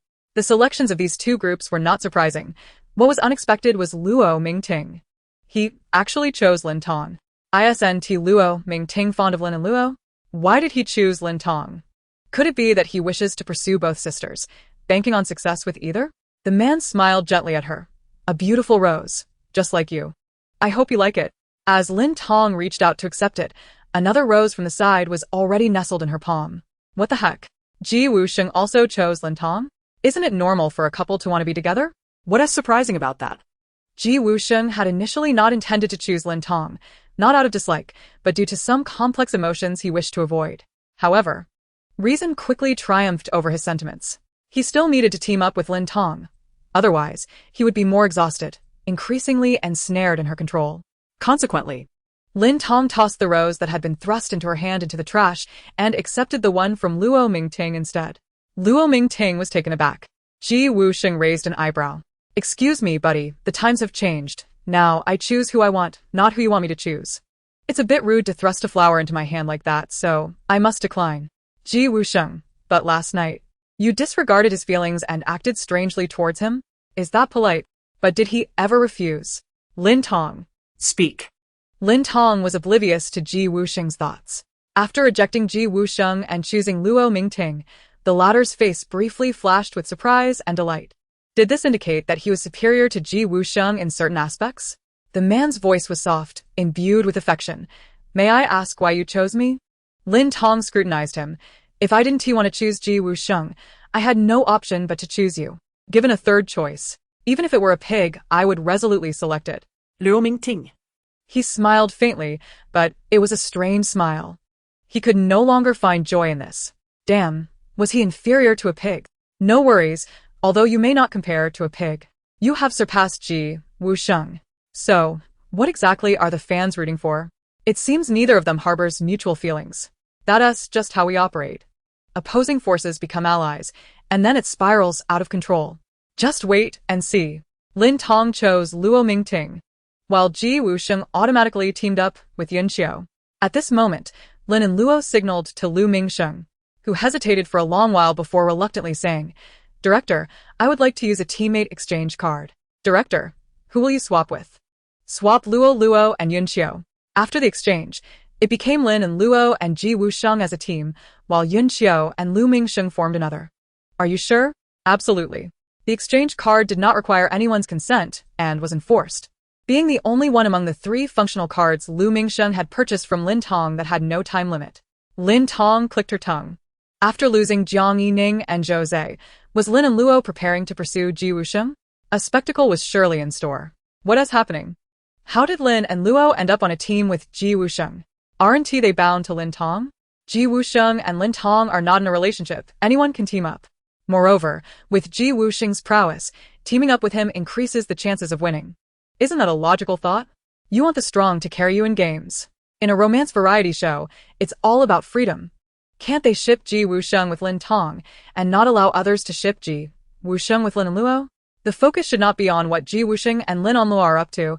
Does no one care about Xie Yunqiu? I can only sense that she was on the brink of breaking down the moment she learned she would be teaming up with Lu Mingsheng.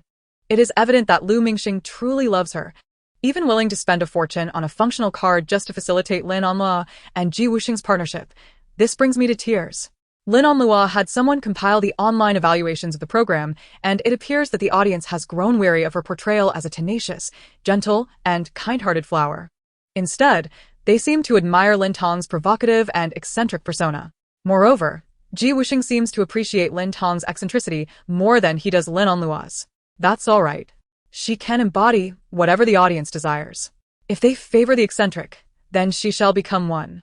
Thus, she approached Ji Wusheng, greeting him. Hi, it's been a while. Ji Wusheng didn't even glance her way, but he moved several meters away, his disdain palpable. Lin Luo reassured herself.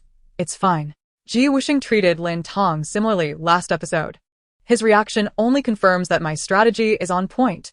Nearby, Lin Tong was nearly dying of laughter at the sight of Lin Luo pestering Ji Wusheng. This lad, who loves sweets so much, is about to face some challenges. The group needed to travel 3 kilometers to the next activity location, and they had to engage in a mini-game to determine their mode of transportation. The game was simple. All contestants were to enter a bubble-filled enclosed space and use a frog tongue to pop as many bubbles as possible within a given time frame.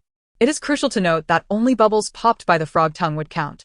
The frog tongue is a small plastic roll with a whistle mouth. When blown, it extends about 20 centimeters, and when deflated, it retracts. This game is not particularly friendly to shorter individuals, naturally. Taller players would pop the bubbles first as they fall from above. However, one might argue that Lin Tong could leap up to pop them. What exactly are Lin Luo's fans so riled up about? Lin Luo, at 170 centimeters, is merely 2 centimeters taller than Lin Tong. Furthermore, one grew up in a wealthy family while the other was raised in an orphanage. Could their nutritional backgrounds possibly compare?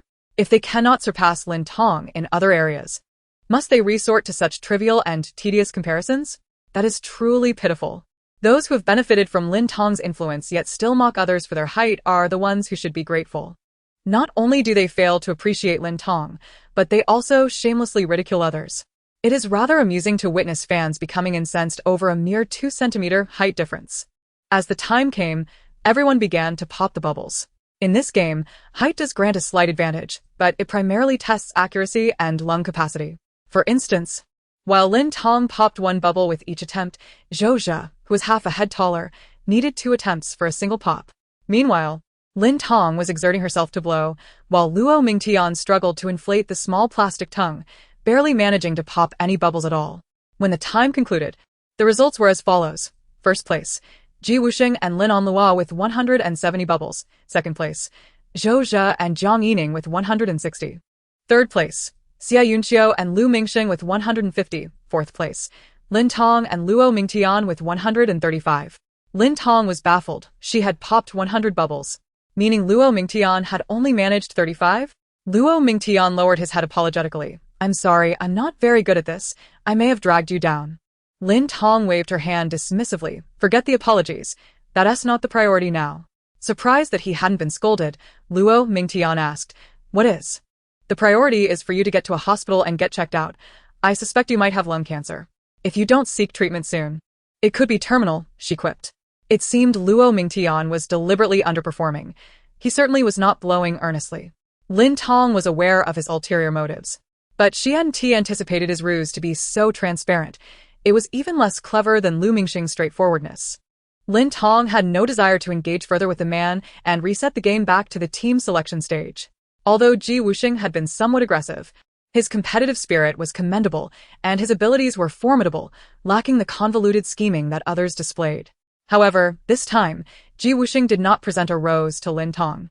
What has caused this sudden shift in him? She pondered as she reset again. Lin Tong discreetly summoned Ji Wusheng to a corner. I have something to show you. He raised an eyebrow. Tajda. What do you think? Coconut candy? The man remained silent. Other sweets were impractical to bring, so I prepared these for you. He replied. Your preparation consists of grabbing a handful of cheap coconut candy from last night's banquet to curry favor with me, hoping to gain something in return? Do you think I, Ji Wusheng, can be swayed by such trivial offerings? You know others offer me luxury cars, houses, antiques, or jewelry worth hundreds of thousands, while you present me with mere handfuls of candy. Spare me the mockery. Before he could finish, Lin Tong swiftly unwrapped the candy and stuffed it into Ji Wusheng's mouth. With her bright, dark eyes sparkling, she asked, How is it? Tasty? Ji Wusheng contemplated spitting it out, but felt it would be wasteful. Thus, he begrudgingly kept it in his mouth. Mediocre. If it's good, have more, she insisted, tucking some sweets into his pocket. Remember to choose me as your teammate later. We'll make a strong pair, all right? All right, She encouraged, patting his arm. Rest assured, you won TV's shortchanged with me. Is this what you call forceful persuasion? He recalled, but this coconut candy is indeed sweet. Chapter 61. This time, Ji Wusheng chose Lin Tong as promised. However, Lin Onlua once again compelled Lu Mingsheng to utilize a teammate switch card. Thus, the teams reshuffled to Lin Onlua with Ji Wusheng, Lu Mingsheng with Lin Tong, Luo Mingtian with Xia Yunqiu, and Zhou Zhe with Jiang Yining. Ji Wusheng assumed Lin Tong would reset the game again. Yet she did not. She did not. She truly did not. Lin Tong initially intended to reset, but Lin Onlua was resolute about teaming up with Ji Wusheng, no matter how she reset. She could not eliminate that functional card. Furthermore, although Lu Mingsheng despised her, his affection for Lin Onlua was genuine.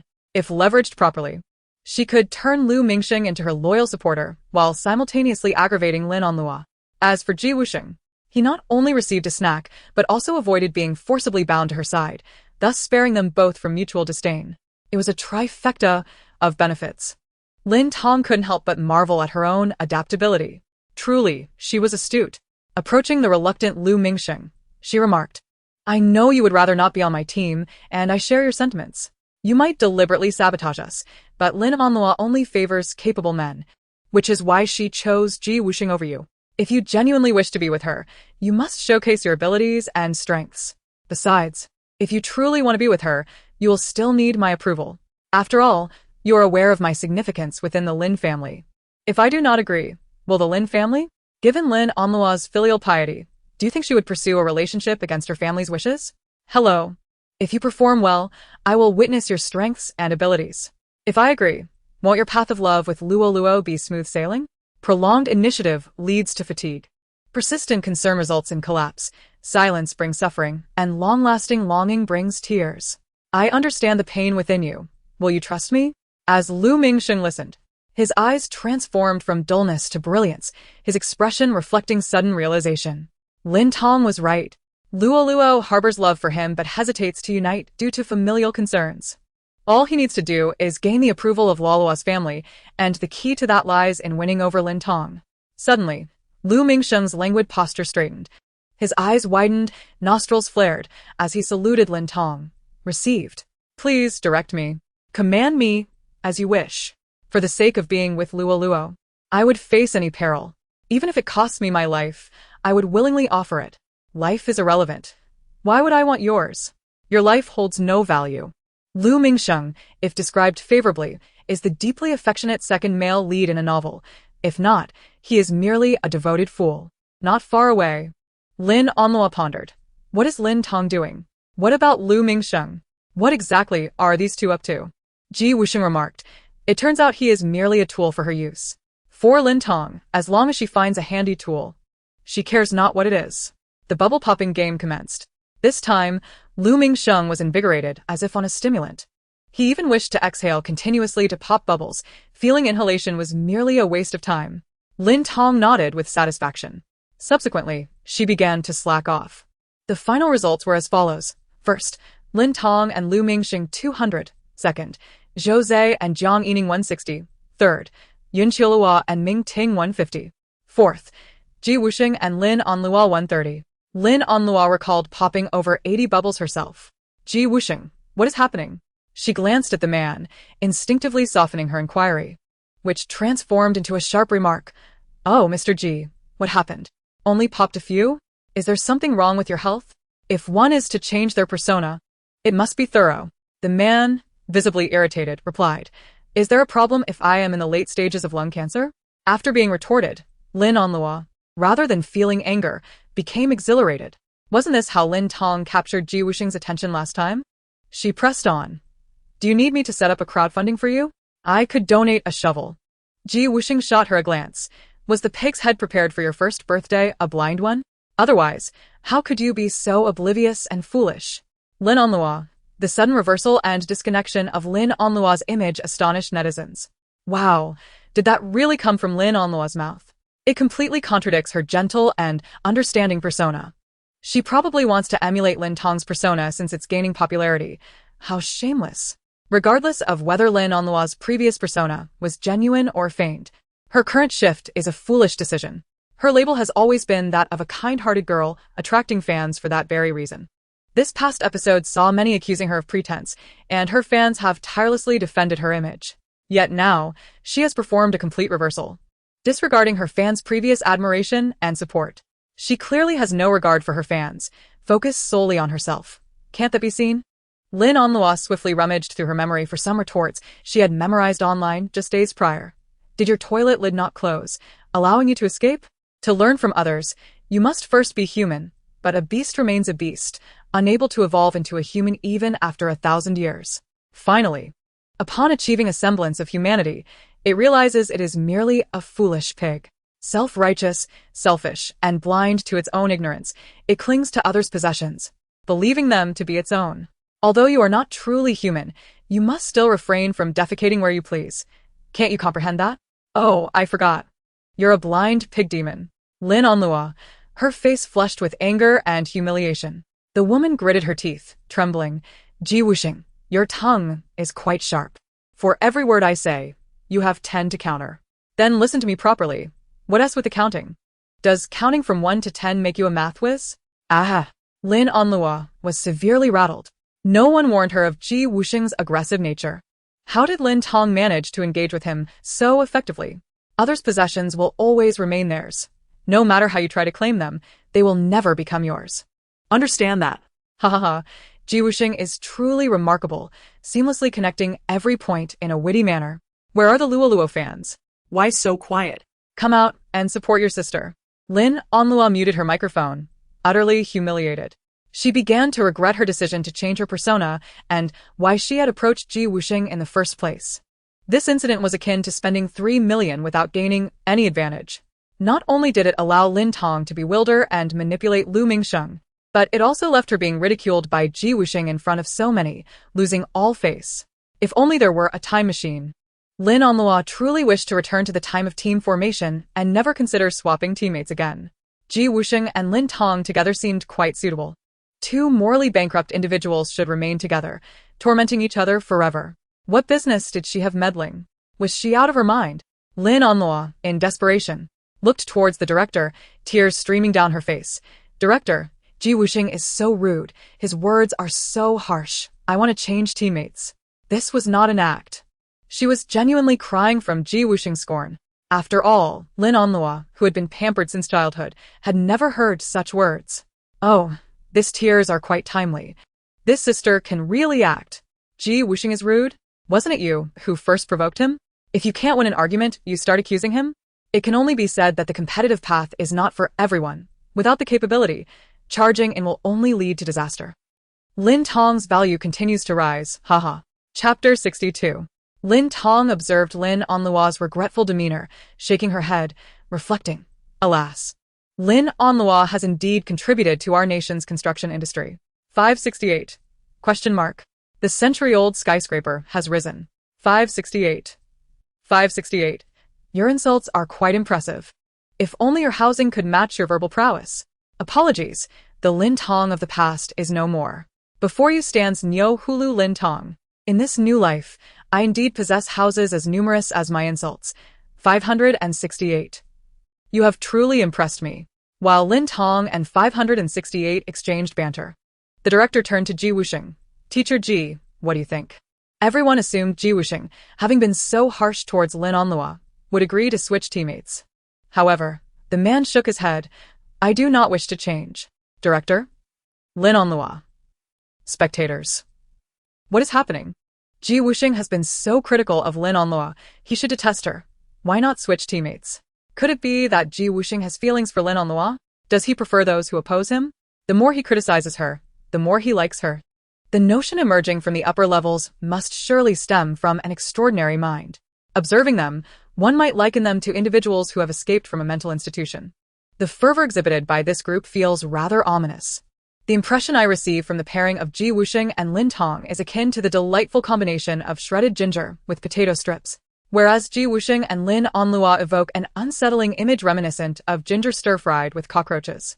Yet, the combination of ginger and potato strips is undeniably delectable. The sensation of intertwining existence, where each is embedded within the other, is simply exquisite, an amalgamation of adversary and lover. Dear sister, permit me to defy you just this once. Lin Onlua exclaimed in astonishment. Could it be that Ji Wusheng genuinely relishes opposing me? Might this explain his peculiar interest in Lin Tong? And did she inadvertently hit the nail on the head? In an instant, Lin Onlua's previous discomfort was forgotten, as he oscillated between the allure of the Ji family and his own well-being. The director, under the impression that Lin Onlua was still suffering, promptly suggested, how about this? Ji Wusheng, why not arm wrestle with Teacher Lu? If you win, nothing changes. If he wins, you swap positions. Lu Mingsheng agreed. And upon noticing Lin Tong's lack of resistance, Ji Wusheng nodded in acquiescence. Ji Wusheng's muscles are significantly more toned than Lu Mingsheng's. The odds are certainly in his favor. As anticipated, the moment their hands clasped, Ji Wusheng demonstrated overwhelming dominance. Even as Lu Mingsheng grimaced, Ji Wusheng remained unperturbed. Ji Wusheng is bound to win. Just as Ji Wusheng was about to pin Lu Mingsheng's hand down, a sudden twist occurred. In an instant, Lu Mingsheng managed to slam Ji Wusheng's hand onto the table. Ji Wusheng nonchalantly stood up, declaring, I lost. Zhou Zhe frowned. But Brother Sheng, were you not on the verge of victory?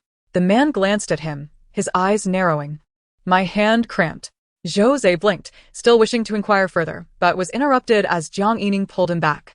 A loud clap caught Lin Tong's attention, who had been dozing quietly. Leaning in, she asked, what was that noise? Jiang Yining replied, Zhou Zhe's clothes fell on the ground. Does clothing dropping make such a racket? Jiang Yining retorted, there was a person inside it. Well, that would explain the commotion. But your hand doesn't appear to be cramping at all, does it? It's simply an act of pretending to oppose while secretly yearning for closeness with my wife. Your little trick is exceedingly transparent. Ultimately, the groupings shifted once again, resulting in Lin Tong and Ji Wusheng, Lin Onlua and Lu Mingsheng, Yun Qiulua and Ming Ting, and Zhou Zhe, with Jiang Yining. Although the groupings had changed, the previous game was completed by the prior team, thus the means of transportation adhered to those previous divisions. Lin Tong and Lu Mingsheng took a car. Zhou Zhe and Jiang Yining rode a scooter. Yun Qiulua and Ming Ting opted for bicycles, while Lin Onlua and Ji Wusheng chose to walk. The first two groups departed, and during the wait for the vehicle, Lin Tong approached the last duo, strolling casually as if she were an elder. Shall we walk over? Or perhaps you would prefer a ride on my airplane. Where did she acquire an airplane? Just as Lin Onlua pondered this, Lin Tong produced a deck of playing cards from behind her back. I have small airplanes numbered 34,567, medium ones numbered 3456789, large ones numbered 345678910. And super large ones also numbered 345678910. Which one would you like to board? Lin Onlua was speechless. At times, she truly wished to delve into Lin Tong's mind to uncover its contents. Haha, Lin Tong is indeed too brilliant. I must confess, my family possesses hundreds of airplanes, of all sizes. Priced at merely 10,000 each, they are a bargain not to be missed. Seize the opportunity before it slips away. Reserve one for me. If you genuinely sell them, consider my request void. Ji Wusheng glanced at her. One can survive without provoking the sword. Lin Tong smiled brightly. Survive, yes, but it lacks excitement. Your shoelace is untied. Skeptical, Lin Tong turned to walk away, only to step on her shoelace and begin to fall. Fortunately, a large hand swiftly grasped her wrist, steadying her. I told you, your shoelace is undone, he remarked, his tone laced with a hint of mockery. Lin Tong mused, sometimes one must not be overly suspicious. Thank you. By the way, are you free today? Yes. Tomorrow? Yes. The day after? Yes. Yesterday? With a sigh, she lamented. To express my gratitude for catching me, I had intended to treat you to dinner yesterday, but since you were unavailable, I shall let it go. With a look of regret, Lin Tong waved goodbye. Take care on your journey. If you encounter any pits, jump in. If you see a vehicle, charge ahead. If there are walls, crash into them. Remember to call if you miss me. In the next moment, Ji Wusheng dialed her number. We're sorry. The number you have dialed is unavailable. Ji Wusheng was perplexed. Just before Lin Tong closed the car door, she smiled at him, silly child. I meant my bank account number, not my phone number. Observing the entire exchange, Lin Onlua thought, I simply cannot emulate that. Such talent is far beyond the reach of an ordinary person. Now that is what one calls a master, Lin Onlua. Good luck trying to replicate that. I am utterly captivated by the live broadcasts. Every day I navigate the vast ocean of knowledge, learning endlessly. Chapter 63. The attention and fervor Lin Onlua craved have finally arrived. This time, the trending topics are all about her. The discussions center around her. Lin Onlua and Ji Wusheng engage in a war of words. Lin Onlua is in a frenzy. Lin Onlua's persona is unraveling. Lin Onlua is up close and personal with her fans. Lin Onlua's online persona has always been that of a highly educated yet relatable individual, a super-rich heiress. Leveraging this image, she amassed millions of followers in just 2 years, even being dubbed the first heiress at the height of her popularity. Her reputation was immensely favorable, and she reveled in her success, garnering a wide array of loyal fans. Previously, the topics on the program revolved around playful antics within the entertainment industry, but this time, they have transcended into the public sphere. Is that Lin Onlua engaged in a verbal spat? I recall her being quite different before. Has she been triggered by something? I used to enjoy her videos, but now she appears to resemble an enraged, uninformed turkey. She hasn't been triggered. Her persona has simply collapsed. The gentle, empathetic angel she once portrayed can no longer be sustained. Her true self has emerged. No. The character she displays in this segment isn't her true self either. She is merely attempting to imitate Lin Tong but lacks the essence. Lin Tong's sharp wit is endearing, whereas Lin Onlua's confrontational remarks seem void of substance and are rather irksome. Endearing? Where's the appeal in that? Here's my resume. It's evident that the job market is indeed quite perilous. It's easy to understand. A few years ago, the gentle and kind persona was in vogue, so she adopted that image. However, upon joining the variety show, She realized that persona didn't resonate well, and seeing Lin Tong's popularity with her sharp tongue. She sought to emulate that. But does Lin Onlua possess any originality? Who says she doesn't? Isn't her thick skin a trait of her own? So, The gentle and kind persona was a facade, and the sharp-tongued character in this variety show is also a facade. What, then, is the true nature of Lin Onlua? Certainly not a good person. Didn't netizens previously expose her, revealing that her videos were orchestrated by her team? A double-faced individual, indeed. Indeed. The crowd has turned against Lin Onlua, who was once adored by you all. Now that she has faltered, you come to trample upon her? You are not virtuous either. Furthermore, who in the online realm does not cultivate a persona? Every celebrity, influencer, and blogger establishes their own image. What is wrong with Lin Onlua creating a persona? There is nothing inherently wrong with crafting an image, but if one chooses to do so, it must be done with care and consistency, regardless of one's private life. One should at least refrain from actions that contradict their established persona. Only then will the audience be convinced. However, her abrupt shift to a completely opposing persona is foolish and thoughtless, and she cannot bear criticism. Additionally, I have never idolized her. I have always found her to be disingenuous. What she claims to be sharing about her life is merely an exhibition of her own vanity. She revels in being praised and envied, while some fans, upon seeing her wealth, become sycophantic, defending her vehemently and disallowing any form of questioning. May I ask, has her wealth been shared with you? Please. The public's disdain for her stems from her hypocrisy, poor character, and betrayal of her fans, not merely from her crafted persona. Alright? Let us not deliberately divert the conversation. Moreover, who is unaware that Lin Onlua intentionally incited her fans to harass Lin Tong? She bullied Lin Tong, who had just been recognized and is powerless, by secretly spreading malicious rumors. Many of her fans and certain netizens have never even seen Lin Tong. They have only heard of her from Lin Onlua's lips, and subsequently, they began to hurl insults based on their own fabrications. It is quite absurd. I have been a loyal fan of Lin Onlua for 2 years, having followed her since she began creating videos and building her account. Although I could discern the insincerity in her videos, I thought it was typical of internet personalities. As long as there are no fundamental issues, I could overlook them. The life she displayed in her videos was undeniably beautiful, revealing that she was a princess spoiled since childhood. This aspect really resonated with someone like me, who comes from a less fortunate background, and I envied her life. However, in recent months, Lin Onlua has changed. She has become anxious and restless, her condition deteriorating. Everyone began to worry about her. Initially, she was reluctant to speak, but later in a live stream, she revealed that she had discovered she was adopted, not the biological child of the Lin family, and that her biological sister had been found and recognized. While she expressed happiness, she was also concerned that this sister would resent her. Subsequently, she increased her live streaming frequency, but each time she would bring up her sister, Lin Tong. She lamented how, after Lin Tong's return, she felt neglected by her family, claiming that they all favored her sister. She cried, conveying that Lin Tong had encroached upon her space and taken everything she once had.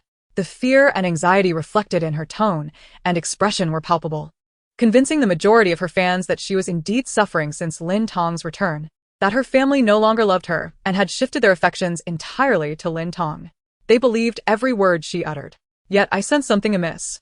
This feeling of unease persisted until I watched the first episode of her live stream and laid eyes on the Lin Tong she spoke of, which clarified the source of my discomfort. She was not merely lamenting, she was guiding everyone to form a negative first impression of Lin Tong, a perception that would later fuel online harassment against the real Lin Tong. Fortunately, I am a person of few words, rarely voicing my opinions, and I have never uttered a single disparaging remark about Lin Tong. I can comprehend her marketing and narrative construction regarding her persona, as well as her worries and anxieties about her true identity and Lin Tong's return. However, I cannot fathom the depths of her hatred for Lin Tong.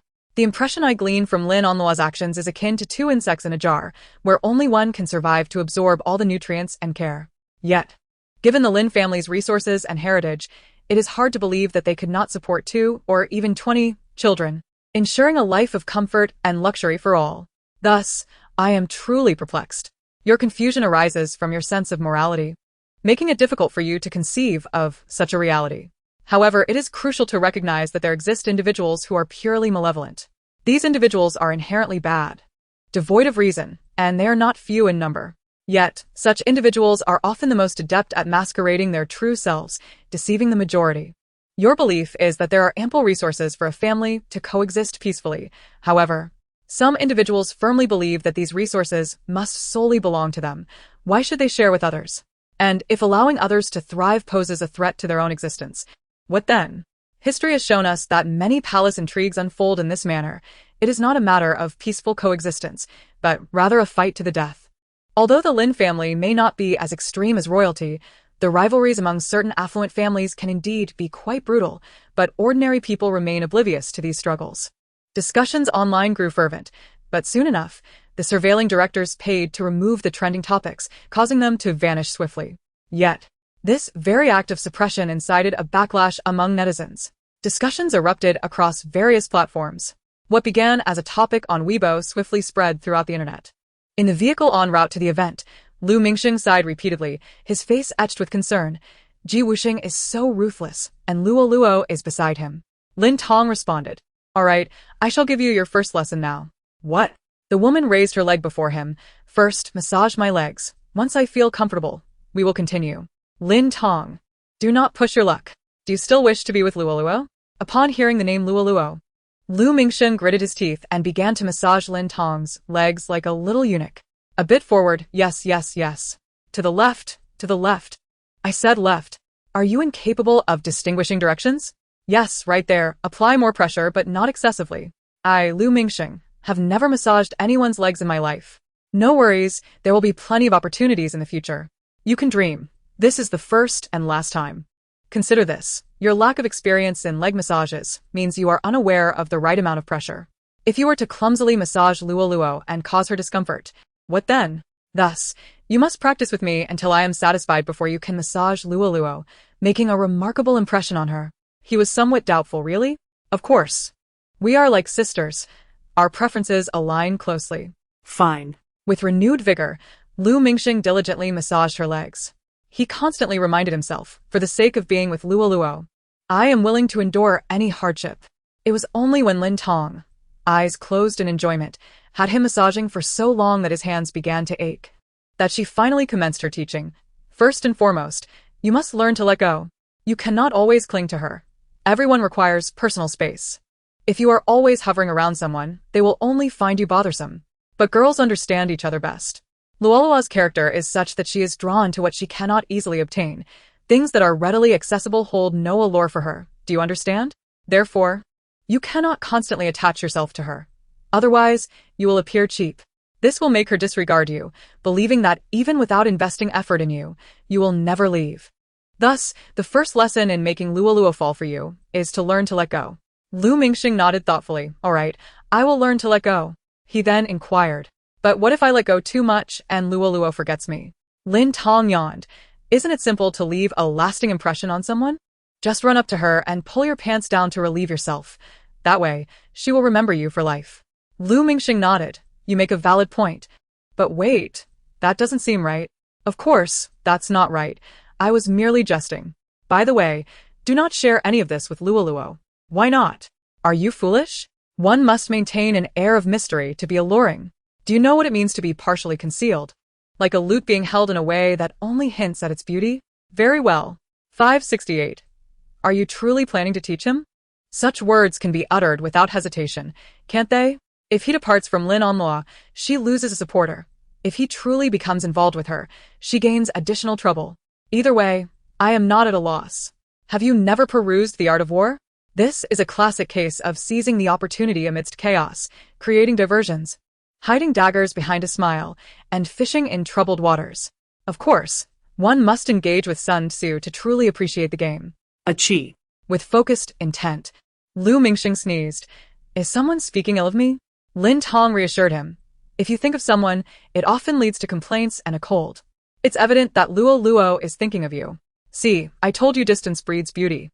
My method truly works, doesn't it? It does, ha? Thank you. No need for thanks, it's all for Luo. Although my relationship with her is often fraught with minor disputes, we are still family. How could I allow her to be unhappy? That simply cannot be. Indeed, it must be done. Lin Tong is rather formidable, yet fortunately, she is its host. Therefore her intelligence shines brightly. Upon their arrival, the other groups were still en route, leaving them to enjoy some leisure time. Lu Mingxin collapsed onto a chair to rest after massaging Lin Tong, while the spirited Lin Tong wandered nearby. The area was suburban, with the airport a few kilometers away. During her stroll, Lin Tong encountered a group of elementary school students organized for an outing. "Hello, you're so beautiful. Are you recording a show? Can we be on camera too?" A throng of children surrounded Lin Tong, eagerly addressing her as sister. She smiled and nodded. "Of course, everyone say hello to the camera." "Hi there." In the frame appeared faces, youthful yet adorned with bright, radiant smiles. Naturally, they were delighted, for as long as they were not in class. Any activity brought them joy. "Ah, youth is splendid. It feels as if I have returned to a time before I became a venomous woman." One child approached. "Sister, are you a celebrity?" "A celebrity? Not quite. I'm merely recording a program. Alas, it's just work." The child exclaimed. "Work? It must be so enjoyable." The other children chimed in. "Nonsense. Work is dreadful. Life is difficult. Studying is hard. Working is hard. Socializing is hard. Living is hard. Being human is exceedingly challenging. Right, sister?" Lin Tong was taken aback by the thoughts of today, as elementary students. "You are still young. Does growing up not make it easier? You will become accustomed to it." The child pondered. "Is it really that difficult when we grow up?" "Adults say it becomes easier." Lin Tong replied, "Never believe that growing up brings understanding or ease. I am in my 20s and still feel lost about the future." The children observed her keenly. Another child loudly declared, "If only my family owned a wholesale door and window shop. Even if heaven closes a door or window, there would still be countless others left open." Lin Tong remarked, "Having such a carefree attitude while yearning for fortune is entirely normal, as I share the same sentiment. However, if at your age you do not study diligently and merely dream, heaven might just lock every door and window in your home. Fate is unpredictable. You must remain strong." Upon hearing this, the children raised their hands in surrender, dramatically exclaiming "Help! Help!" as they collapsed onto a pier. The group soon devolved into playful chaos. I am utterly amused. I expected Lin Tong to protect the naive dreams of these sheltered children, but instead, she shattered their illusions. Lin Tong. Sheltered? What shelter? Only those who endure storms can thrive in this world. After spending some time playing with the children, Lin Tong received their generous gifts: a strawberry daifuku, several chocolates, a few jellies, and a small bag of sweet, cleaned wild vegetable roots. Initially reluctant, she could not resist their enthusiasm and accepted the offerings. She solemnly promised the children, "When you graduate and cannot find a job, come to me. You can work as a nanny, cleaner, or security guard at my home. A monthly salary of 50,000, with meals and accommodation included, 4 days on, 3 days off, plus 6 insurances and 2 funds." The children shook their heads. "No. When I grow up, I want to be a lawyer. I want to build houses. I want to study finance and earn lots of money." Lin Tong nodded with satisfaction. "Excellent. You are ambitious. Keep it up. I believe you will all become who you aspire to be." With that, she tucked the treats into her pocket and strolled back, thinking, "Ah, yet another fruitful day. Ah, don't. Give it to me.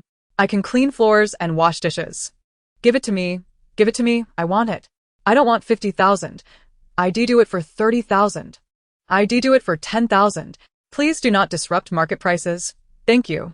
The online community remained silent, merely flooding Lin's family with applications laughs. How did I end up watching something captivating? I thought I was watching a dating show. Chapter 65. Upon Lin Tong's return, the other 3 groups had also arrived. Among them, Lin Onlua appeared in the worst state, her complexion flushed, hair disheveled, and her forehead glistening with sweat, her makeup nearly ruined. The heat was oppressive, and Ji Wusheng moved too briskly for her to keep pace, despite her numerous pleas for him to slow down. He seemed deaf to her cries. Ultimately, she positioned herself in front of Ji Wusheng to block his path. The man raised a hand to strike. Fortunately, his hand merely hovered above her head without making contact. Yet Lin Onlua was still too frightened to speak. What a rude, arrogant man, utterly lacking in compassion.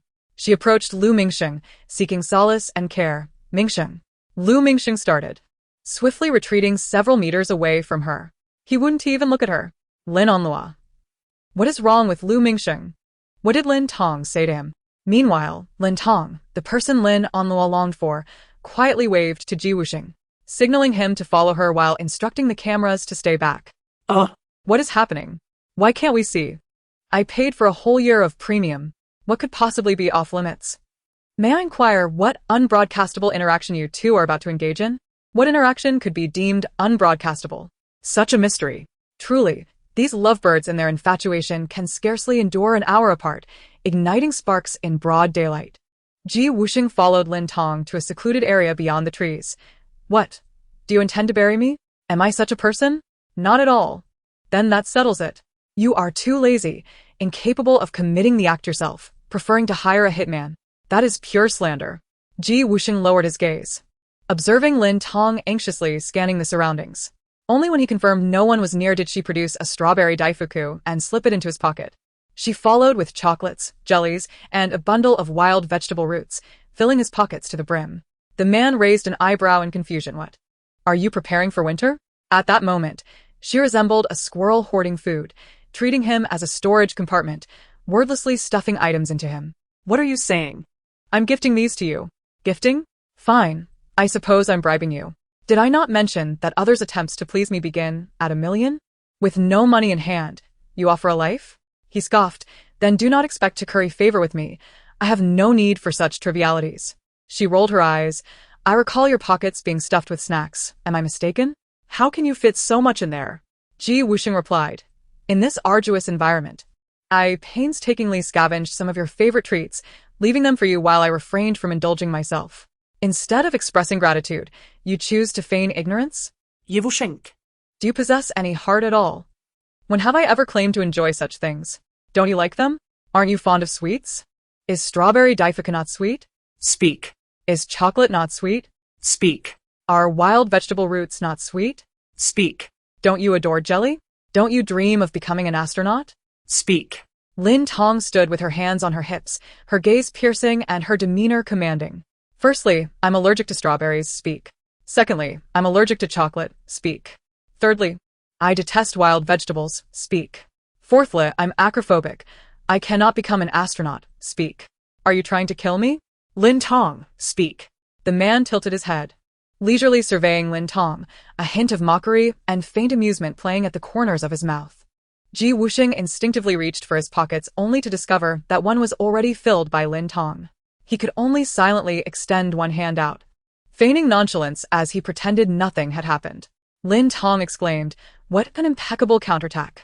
Her eyes darted around, finally spotting a flaw in her opponent's argument. She puffed her chest out, disliking wild vegetables? Isn't being picky your fault? Wasting food is shameful. Wusheng, speak. The man leaned forward, also puffing his chest. I never asked for it. How is that wasteful? Lin Tong, speak. Lin Tong refused to back down. Being picky is harmful to health. You must eat more vegetables. Wusheng, speak. He countered, you're engaging in coercive tactics. It's thievery. My dietary choices are none of your concern. Lin Tong, speak.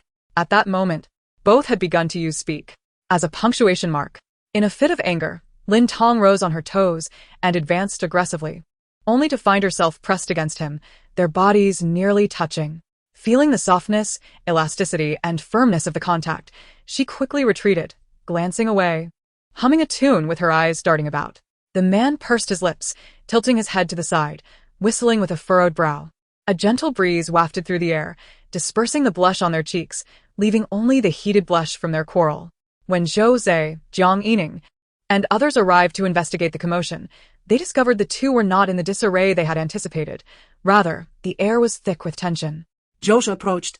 What's going on here? Lin Tong replied, you arrived just in time. Do you think being picky is wrong?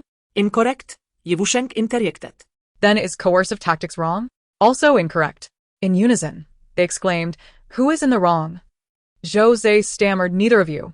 Faced with their fierce gazes, he scratched his head, if I must choose. Coercive tactics seem worse. Lin Tong shot him a glare, perhaps being picky is less acceptable. Wusheng eyed him, I don't know. You can choose someone else. Zhou Zhe hastily retreated, fleeing the scene with remarkable speed. Jiang Yining, filled with curiosity, inquired, what is happening? What are they discussing? They are debating whether being picky or coercive is wrong. Jiang Yining remarked, I thought they were quarreling over something more serious. Lin Tong reset the scene, instantly transported back to when she stealthily approached the activity area. She stood before Ji Wusheng, wordlessly pulling out a strawberry daifuku and stuffing it into her mouth. Then she produced chocolate, followed by jelly and finally wild vegetable roots, filling her cheeks to capacity. Ji Wusheng was bewildered. Is she performing a food challenge in front of me? Chapter 66. Ji Wusheng found Lin Tong as childish act of revenge both absurd and amusing. In their 20s. And still resorting to such antics? Perhaps you should eat less. You might choke if you continue, he advised. Lin Tong shot him a glance, her mind racing with a thought. What if those who had only a breath left were fed sour milk, causing it to lodge in their throats? Would that mean they would never truly perish? 568. Are you human? Indeed. 568.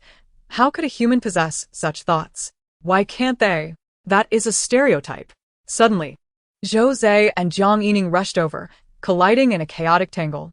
They presented a bottle of water to Lin Tong in unison. Please drink. They exchanged glances. And Zhou Zhe quickly unscrewed the cap. Drink mine. It's more convenient. Jiang Yining took a highball glass from the table, poured water into it, and shook it. Drink mine. It's more sophisticated. Zhou Zhe declared, drink my water, and I'll transfer you 10,000. Jiang Yining countered, drink mine, and I'll transfer you 20,000. Zhou Zhe retorted, I'll do 50,000. Jiang Yining replied, I'll do 50,000. Lin Tong frowned, what? Have you both been commissioned to poison me through my water? They both exclaimed, what? Lin Tong turned to Ji Wusheng, shaking her head in disbelief. I merely ate a little in front of you. Is that enough to warrant a bounty on the dark web? The man, who had been quietly observing, suddenly found the situation amusing. What a cunning Lin Tong. Quite the frame-up. Truly a splendid performance, she remarked. What's this sudden display of affection? Jiang Yining replied, what affection? We simply admire you. Zhou Zhe added, we were betting on who you would drink water from first, and that person could command the other for a day. Jiang Yining elbowed him.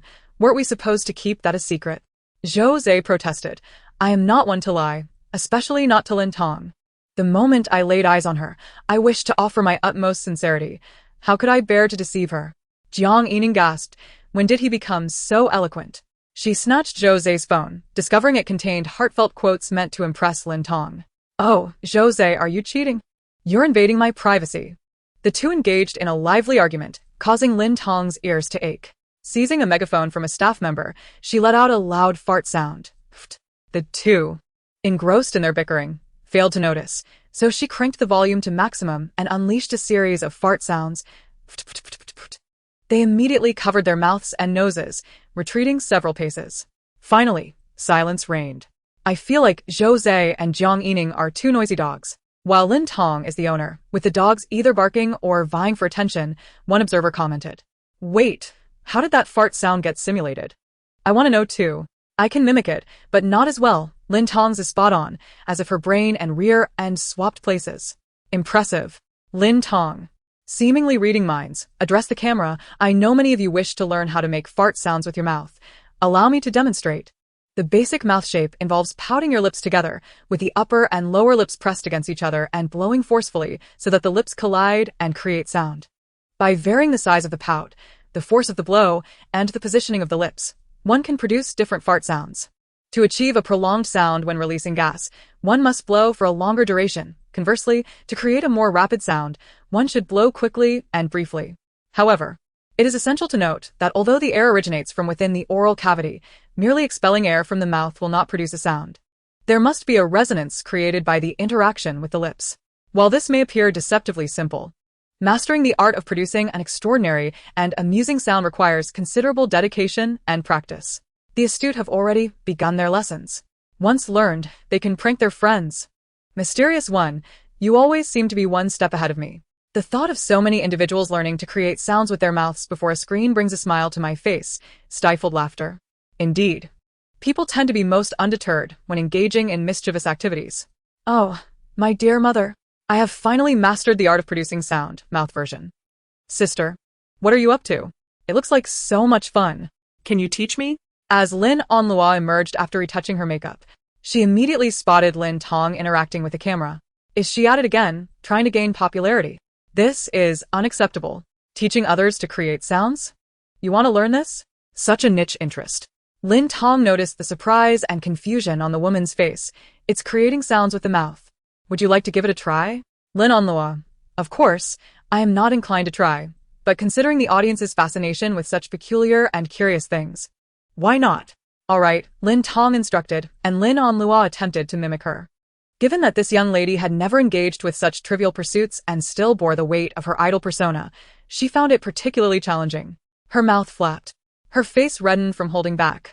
Lin Tong shook her head, her tone earnest yet stern. No, that's not it.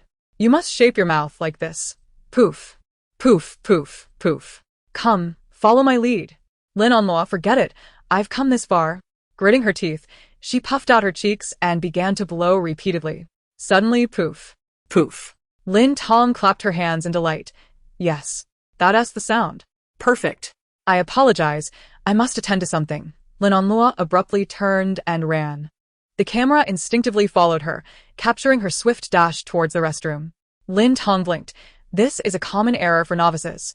When unable to produce the sound with their mouth, they resort to sneaky substitutes. Remember, that is not permissible. Honesty is paramount. If you cannot produce the sound, simply admit it. No one will mock you, but substituting with something else is not right. Understood? All right, that concludes today's lesson. Everyone, practice diligently. Lin Tong returned the microphone to the staff, her gaze catching Ji Wusheng, who remained quietly watching her. She tilted her head. What about you? Do you wish to learn? Ji Wusheng replied, My mouth is for speaking and eating. I do not require such skills. Lin Tong disagreed. How will you astonish someone during a kiss without any mouth skills? Ji Wusheng countered. You seem to misunderstand. To astonish someone, one only needs to master the art of kissing, not sound making. Who would suddenly produce sounds with their mouth during a kiss? Lin Tong replied, I would. As a child, she adored creating sounds, alternating between poof, poof, poof, gurgle, gurgle, and quack, quack, finding it immensely entertaining. What else would one play with? Toys? I have none. I can only amuse myself. Ji Wusheng remarked. That seems rather peculiar. Lin Tong retorted. What do you care? You're not the one kissing me. She turned to the camera. The first criterion for my ideal partner, the ability to accept that I might suddenly produce sounds during a kiss. Ji Wusheng. I cannot even imagine that scenario. If they agree, it must be true love. Lin Tong. Only the strong are worthy of my affection. They must be strong in every aspect. I thought the art of sound making was simply about producing noises, disappointed sigh. Tell Autumn not to come. I have already failed. Chapter 67. The participants were led to the activity location. The director announced, Cat and Mouse. One person plays the cat, while 7 are mice. All must be blindfolded and remain within a designated area. If the cat catches a mouse, and the mouse cannot escape or be rescued, they must become the cat and catch more mice. The game concludes when one side has more members, and only those in the winning team can eat. If 2 participants are in opposing teams, neither will eat. If the field is filled with cats, only the first cat will eat. The others will not. So please be mindful of team distribution during the game. That is too long. Can we have a summary? For instance, if there are 5 cats at the end, the cat team wins, and Ji Wusheng and Lin Tong must both be on the cat team to eat. If either is on the mouse team, both go hungry, even if the mouse team wins. Thus, the first cat enjoys the most advantages. The director, everyone will draw lots to decide who will be the first cat. Why is it always drawing lots? It's boring, Lin Tong pouted. If we're drawing lots, Lin Onlua will surely cheat. What do you think would make it interesting? Teacher Lin Tong? How about this? Each female guest slaps a male guest, and the one who makes the least sound wins. Then the top male and female guests can play rock, paper, scissors. Jiang Yining. I agree. Yun Xiao. Sounds good. Lin Onlua, that works for me. Ji Wusheng. I disagree. Luo Mingtian. I also disagree. Zhou Zhe. I disagree even more. Lu Mingsheng. I think it's acceptable. The 3 looked at him. Lu Mingsheng had his hands in his pockets, gazing at the sky, earth, and scenery. Lu Mingsheng's true nature has been thoroughly exposed. Lin Tong declared, the minority must yield to the majority. There are more who agree. Slap. Zhou Zhe interjected. What if some female guests slap lightly? The male guests wouldn't make a sound and could still win. Moreover, this segment seems extraneous. Why not just play rock, paper, scissors to decide who becomes the cat? Ji Wusheng remarked, this is wealthy love, not kiss and love. Laughter erupted as Ji Wusheng and Zhou Zhe vehemently protested. Pain is mutual. While the slap lands on the man's face, does it not hurt the woman delivering it? We endure pain too, don't we? Speak up. How is this unnecessary? It sounds quite entertaining. I support the main idea. Ultimately, the director did not agree to Lin Tong's suggestion. We cannot set this precedent. Otherwise, every activity will commence with guests slapping each other, leading to chaos. Can this even be broadcasted? However, with Lin Tong's disruption, they abandoned the drawing of lots and proceeded directly to rock, paper, scissors. In the first round, Lin Tong, unfortunately, was eliminated by sheer bad luck. It mattered not. She could simply restart. Through some frantic resets, Lin Tong navigated her way to victory. Lin Onlua, whose plans had been thwarted, quipped, "Sister, your luck is truly remarkable. You win every time." Lin Tong shook her head. There's no such thing as luck from fortunate errors. The effort I put in behind the scenes remains unseen by you all. The group? What effort could that possibly entail? Wusheng. He had witnessed it. Lin Tong's dedication was indeed dazzling. The repetitive nature of it all had him quite dizzy. To prevent participants from quickly recognizing one another by their features, every guest donned identical outfits and was fitted with various styles of full-cover wigs while blindfolded. The game commenced. Except for Lin Tong, each guest moved slowly on foam pads, searching for a safe spot. According to the rules, only those in the same team could dine together. Thus Lin Tong, as the cat, targeted Wusheng first. 568. I can see, I tell you. No, that's not necessary. 568. Why not? Engaging in this game is all about relishing the thrill of an emperor playfully attempting to catch his concubines. If the rules were laid bare, the excitement would dissipate. However, you find yourself at a disadvantage, overwhelmed by a horde of mice, utterly powerless to retaliate.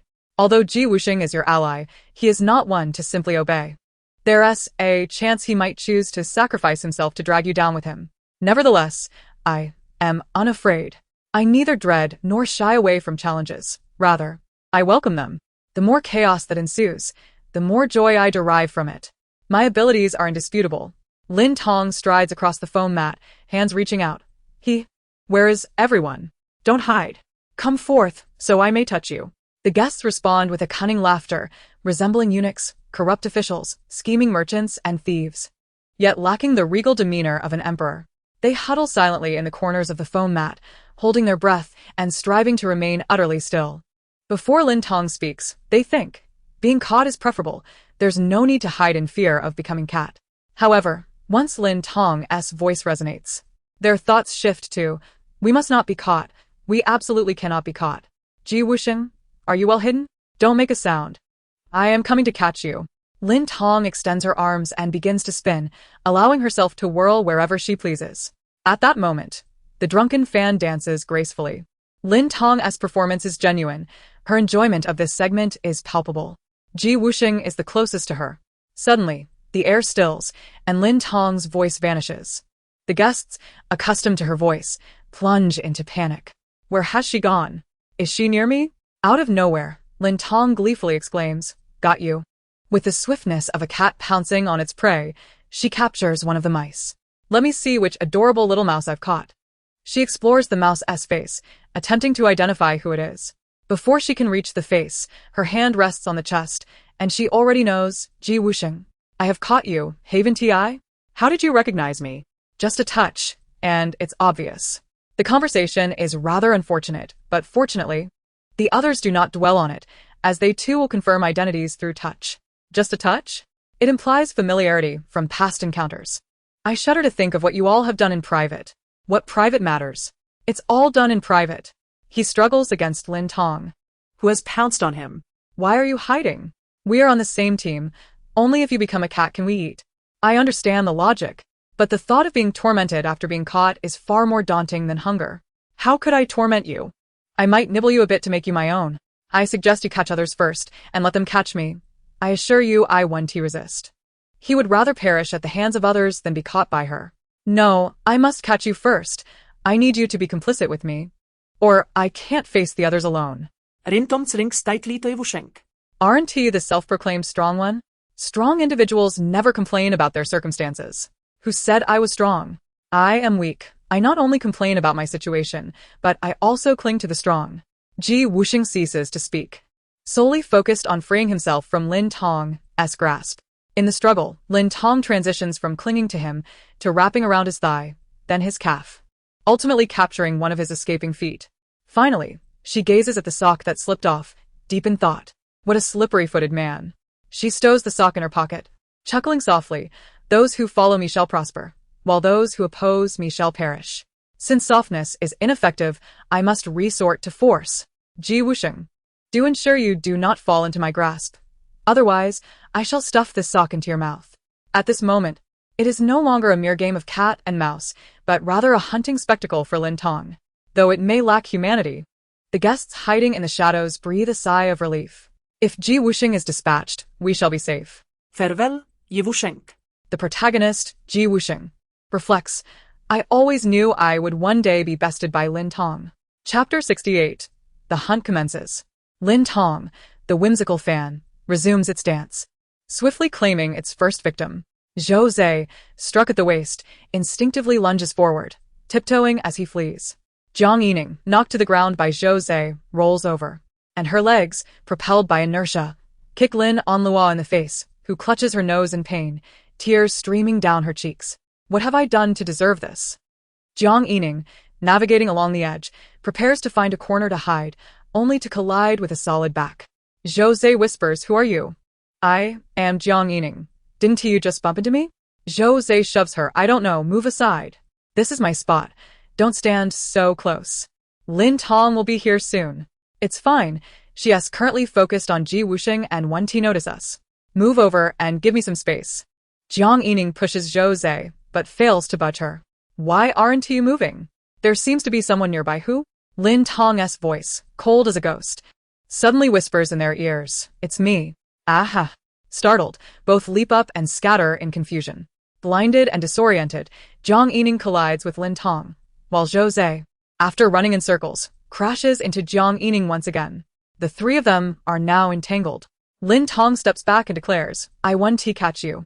But you two need to guard the edges and ensure Ji Wusheng doesn't slip by. Zhou and Jiang comply. Yes, officer. Lin Tong continues her search for Ji Wusheng, kicking around the edges. She strikes 3 individuals, but finds none of them are Ji Wusheng. Thus, she pretends not to see them. Where has that rascal gone? How can he hide so well? I can't find him anywhere. Of course you can't find him. He has been following you closely, mimicking your every move. Ji Wusheng walks so lightly. He makes no sound. He must have trained in martial arts. Shall I inform you? Watching Ji Wusheng tailing Lin Tong, unaware of his presence, 568 becomes anxious. Quickly. Is it time to sing? Don't mind that. I will defeat him with my own strength. Next, Lin Tong captures another individual and, upon touch, realizes it is Yun Xiao and promptly releases her. Eventually, Lin Tong captures everyone except Ji Wusheng, and just as the game time concludes, she remains empty-handed. The woman, silent, restarts the game. This time, Lin Tong wastes no time, directly searching for Ji Wusheng. If she touches someone and they are not Ji Wusheng, she discards them. If she kicks someone and their hair does not match Ji Wusheng's, she discards them. If she collides with someone and their arm is not as muscular as Ji Wusheng's, she discards them. Lin Tong randomly picks and discards, continuing her pursuit. Unfathomable guests. There exists a certain type of individual who, upon their death, is discovered by the King of Hell to be someone of no significance, only to be cast back to the mortal realm, crawling out from beneath the coffin lid. Who exactly is Lin Tong searching for? Hasn't she apprehended everyone else yet? The answer is clear. Her target is Ji Wusheng. Is this not evident? This represents the weight of enmity, whether it is love or hatred. Her gaze is perpetually fixed on him alone. Having learned from past experiences, Lin Tong not only probes ahead but also occasionally launches surprise attacks from behind. However, this time, Ji Wusheng does not trail behind her. Instead, he quietly nestles in a corner. He listens intently to Lin Tong's gradually approaching footsteps, inching away ever so slightly. Instinctively, Ji Wusheng covers the mouth of the person beside him, but at that moment, Lin Tong pounces towards them. He swiftly rises and runs, resulting in Lin Tong only managing to grasp the swiftly retreating foot of Ji Wusheng, ultimately yanking off one of his socks. Minutes later, Lin Tong encounters Ji Wusheng once more, but he evades capture again, and she manages to pull off another sock. When the game time concludes, Lin Tong gazes at the 2 socks in her possession. Wusheng, akin to a formidable demon from a classic tale, dissipates into a wisp of smoke at her strike, leaving only a single sock as a testament to his identity. She reloads and begins anew. This time, she must secure victory. Drawing from her previous experiences, Lin Tong captures Wusheng within a mere 5 minutes. She stealthily approaches, seizing the back of his collar with a firm grip, while Wusheng clutches the front of his shirt to prevent strangulation. They remain locked in a stalemate, the disposable shirt intended for gameplay tearing apart under the strain of their opposing forces. A chill runs down Wusheng's back. Before he can escape, Lin Tong leaps onto him like a frog, wrapping her arms around his neck and her legs around his thighs. Ha! Got you! Wusheng attempts to break free, but Lin Tong coils around him like a constrictor. He falls back, trying to use the ground to force her to release him. Forget it. I want to let go even if it costs me. The warm, humid breath near his ear tickles him. In that moment of hesitation, Lin Tong rolls, pinning Wusheng beneath her. With her upper body pressing down on him and her legs trapping him, Wusheng thinks, is this really necessary? He is trained in martial arts and judo and could easily escape Lin Tong, but he fears hurting her, not wanting to deal with potential repercussions. Isn't your current position rather precarious? You 2 dare to play this way? I can hardly bear to look, peeking through fingers. Though both of you exhibit a resolute intent to defeat one another, there seems to be an underlying tension. The will to defeat does not preclude ambiguity. Heart. Which one is it, I wonder? So, hard to guess. Lin Tong remains silent, resolutely sliding her hand down Wusheng's thigh, aiming to yank off his sock and stuff it into his mouth, only to discover smooth skin at his ankle. Where are your socks? She exclaims in astonishment. He smirks. I'm not wearing any. Why not? There's no rule stating that I must. Wusheng's lips curl into a smile. Without socks, how can you stuff anything into my mouth? Yet in the next moment he feels her movement. Keenly aware, Wusheng realizes Lin Tong is attempting to remove her own socks. Chapter 69. Lin Tong clutches one sock in one hand while her other hand finds his mouth, ready to stuff it in, only to have Wusheng's large hand grasp her wrist midair. She pushes down with all her might, but Wusheng lifts up, using his strength honed from years of training. Although Lin Tong is not weak, she cannot match his seasoned power. He brings her hands together and seizes her wrists, using his freed hand to snatch the sock from her grasp and hurl it away. The sock arcs through the air, landing squarely on the unsuspecting director's face. The director exclaims in shock, "What? Protect me. Let go of my hand." Not a chance. I won't stuff the sock anymore. Do you think I trust you? If I'm lying, may I be cursed, but you're hurting my wrists. Be careful, or I'll demand medical expenses. Wusheng quickly releases her. Yet, in the next instant, Lin Tong swiftly removes her other sock and attempts to stuff it into his mouth, but Wusheng reacts just as swiftly, once again seizing her wrist. With a cold smirk, he says, "Lying? You're the one who's all bark." Lin Tong retorts unabashedly, "Woof, woof, woof." Wusheng scoffs. I've long since stated that Lin Tong is the kind of person who can bend and twist. He forcefully throws the second sock far away, once again hitting the director squarely in the face. The director, having retreated several meters, is flabbergasted. How can this be happening again? Ha ha ha. The greatest victim in the Lin Tong and Wusheng rivalry has emerged. Director, what do those few steps back even count for? You're just lucky. And Wusheng is simply strong. With no socks remaining, Lin Tong reloads and starts over. This time, she is determined to win. Soon, the two are entangled again. Wusheng has no socks on and has tossed Lin Tong's socks aside. One lands on Lin Onlua's face and the other on Luo Mingting's. Both, wearing blindfolds, instinctively pick them up, feeling them before bringing them to their noses.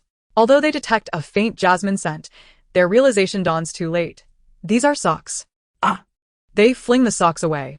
The director, catching sight of a sock descending from above, instinctively dodges to the side, only to be struck by another sock that follows closely behind. I don't know why, but this scene feels oddly familiar. It's as if I've lived it before. Why is it always me who gets hurt? After discarding Lin Tong's socks, Wusheng smirks. Now that she has no socks, will she resort to sorcery to start anew? Ha! Even if they were to repeat this 1,000 times, as long as he does not relent, what can Lin Tong do? Just as he revels in his triumph, he notices Lin Tong stealthily moving again. Though he cannot see her, the audience certainly can. They watch as Lin Tong lifts her shirt, revealing a waistband packed with white socks. Ah, I knew it. Just before the game began, she rushed to the restroom only to return with a bundle of socks stuffed into her pants. I was curious about her motives. And now it all makes sense. Throughout her life, she will always outpace her peers. Lin Tong, there are many prodigies in this world, but they are merely a threshold I have surpassed. Lin Tong yanks a sock from her pants, ready to shove it into Wusheng's mouth. But he quickly grabs it, yanking it away and tossing it. She retrieves another sock, attempts to stuff it in, and he seizes it again, tossing it away. The two engage in a back-and-forth tug-of-war, with socks flying through the air, leaving the director and crew dodging like moles in a whack-a-mole game. The unseen guests could only huddle in place, dutifully struck in the face and head by the unexpected barrage. The guests were left in sheer terror, exclaiming, "What on earth is happening? Are socks falling from the sky?" Lin Onlua and Lu Mingxing were so startled that they cried out. Several individuals flailed about, dodging without any clear purpose. Is this what street dance is about? Unscathed, Jiang Yining, intrigued by the commotion, could not help but inquire, "What is going on?" Zhou Zhe quickly restrained her, whispering, "Shu, it must be a brawl. Let us remain silent." The intensity of the altercation was palpable. The two once again settled into their corner, resembling mushrooms. They had guessed correctly, but only partially. Indeed, a fight had broken out, albeit a one-sided attack of socks on the crowd. Ha ha ha, this is utterly hilarious.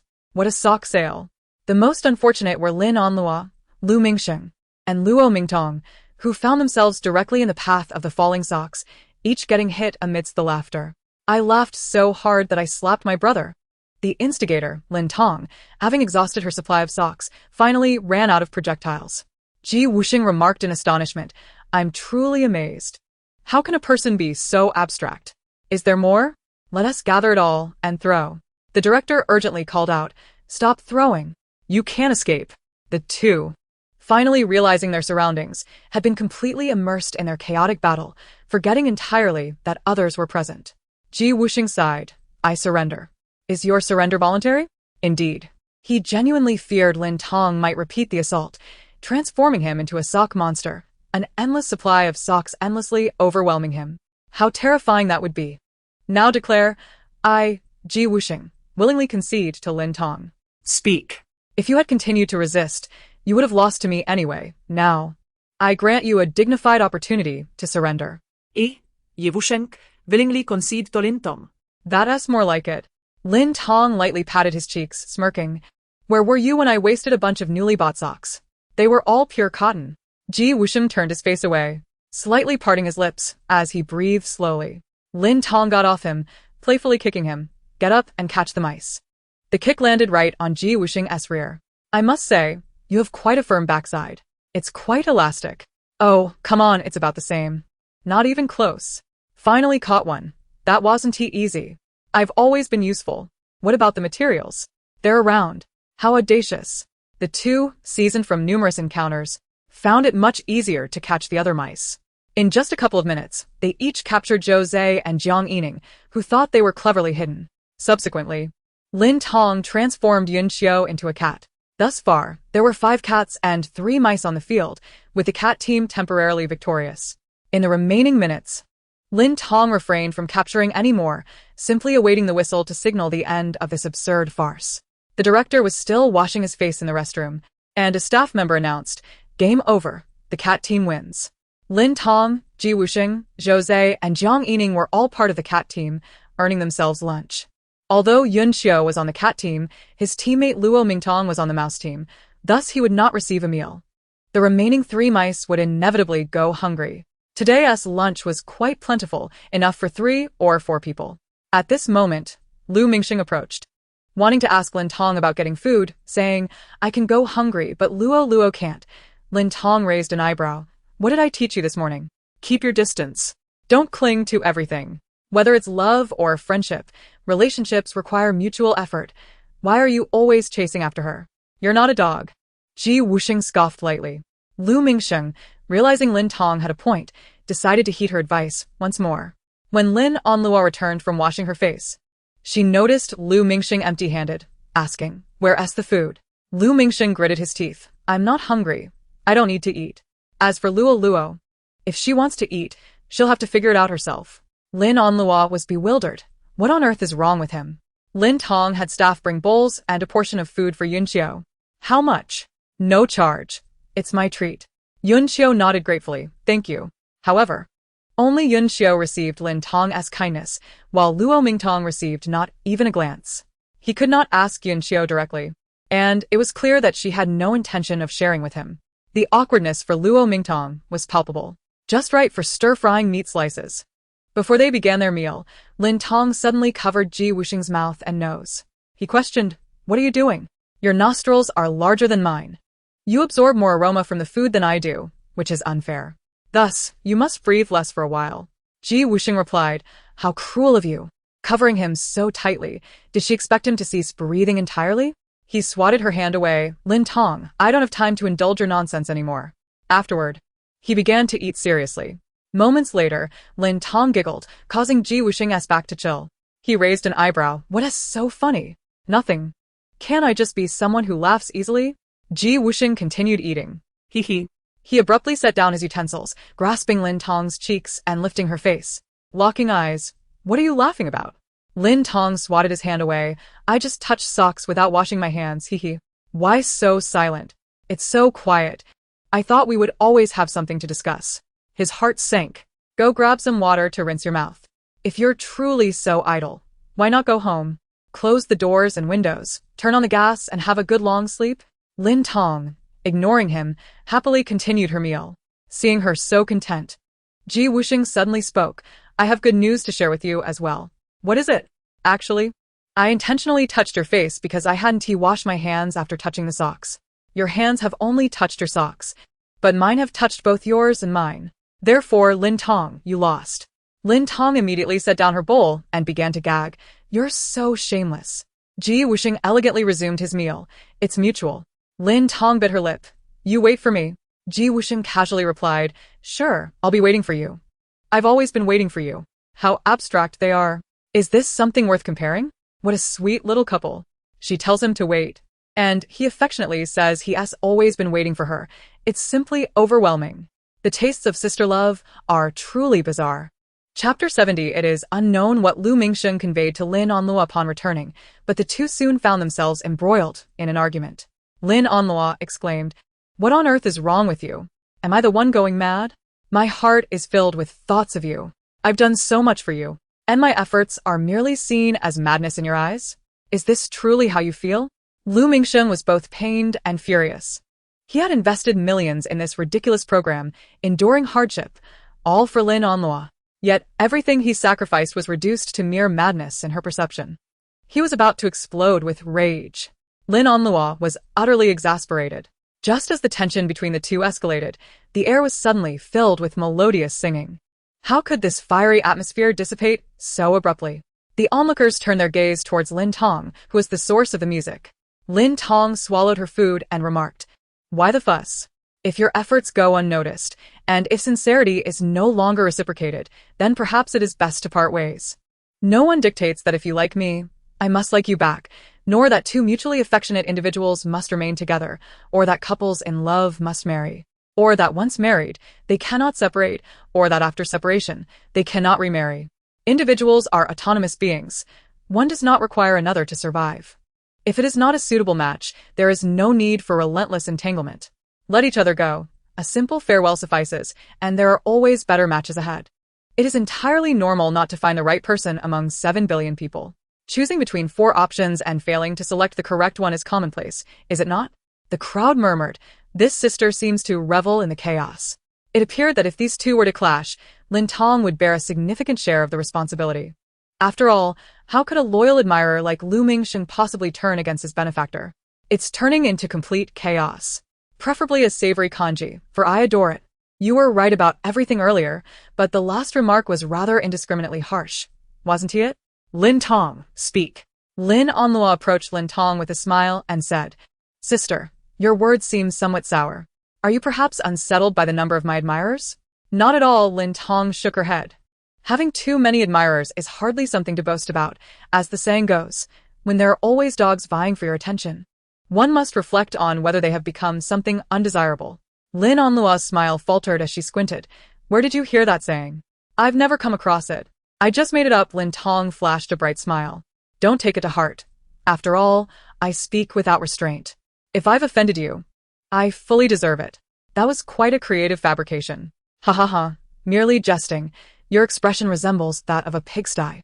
You know, sister, I grew up in the countryside without much higher education or refinement, so my cultural literacy leaves much to be desired. You, on the other hand, have received elite education since childhood. You wouldn't stoop to the level of someone raised in a rural area, would you? Lin Onlua felt her heart race. She dreaded Lin Tong bringing up her humble origins. Merely mentioning it made her feel as if she were being scorched on a spit. She could not fathom how Lin Tong could so openly discuss her lowly background and experiences in front of so many affluent heirs. If she were Lin Tong, recognized as the true daughter of the Lin family, she would do everything in her power to erase the painful memories of her past, as they were an undeniable stain on her life. Lin Onlua forced a smile and replied, "Of course not, sister. Your experiences indeed evoke sympathy and tears." Yes, yes. Lin Tong continued, "I was quite unfortunate as a child, suffering from autism and remaining mute for over a year, coupled with poor physical health that hindered my ability to walk, and I would go hungry if I didn't eat or feel drowsy if I didn't sleep." Lin Tong spoke with such heartfelt sincerity that it could bring tears to the eyes of any listener.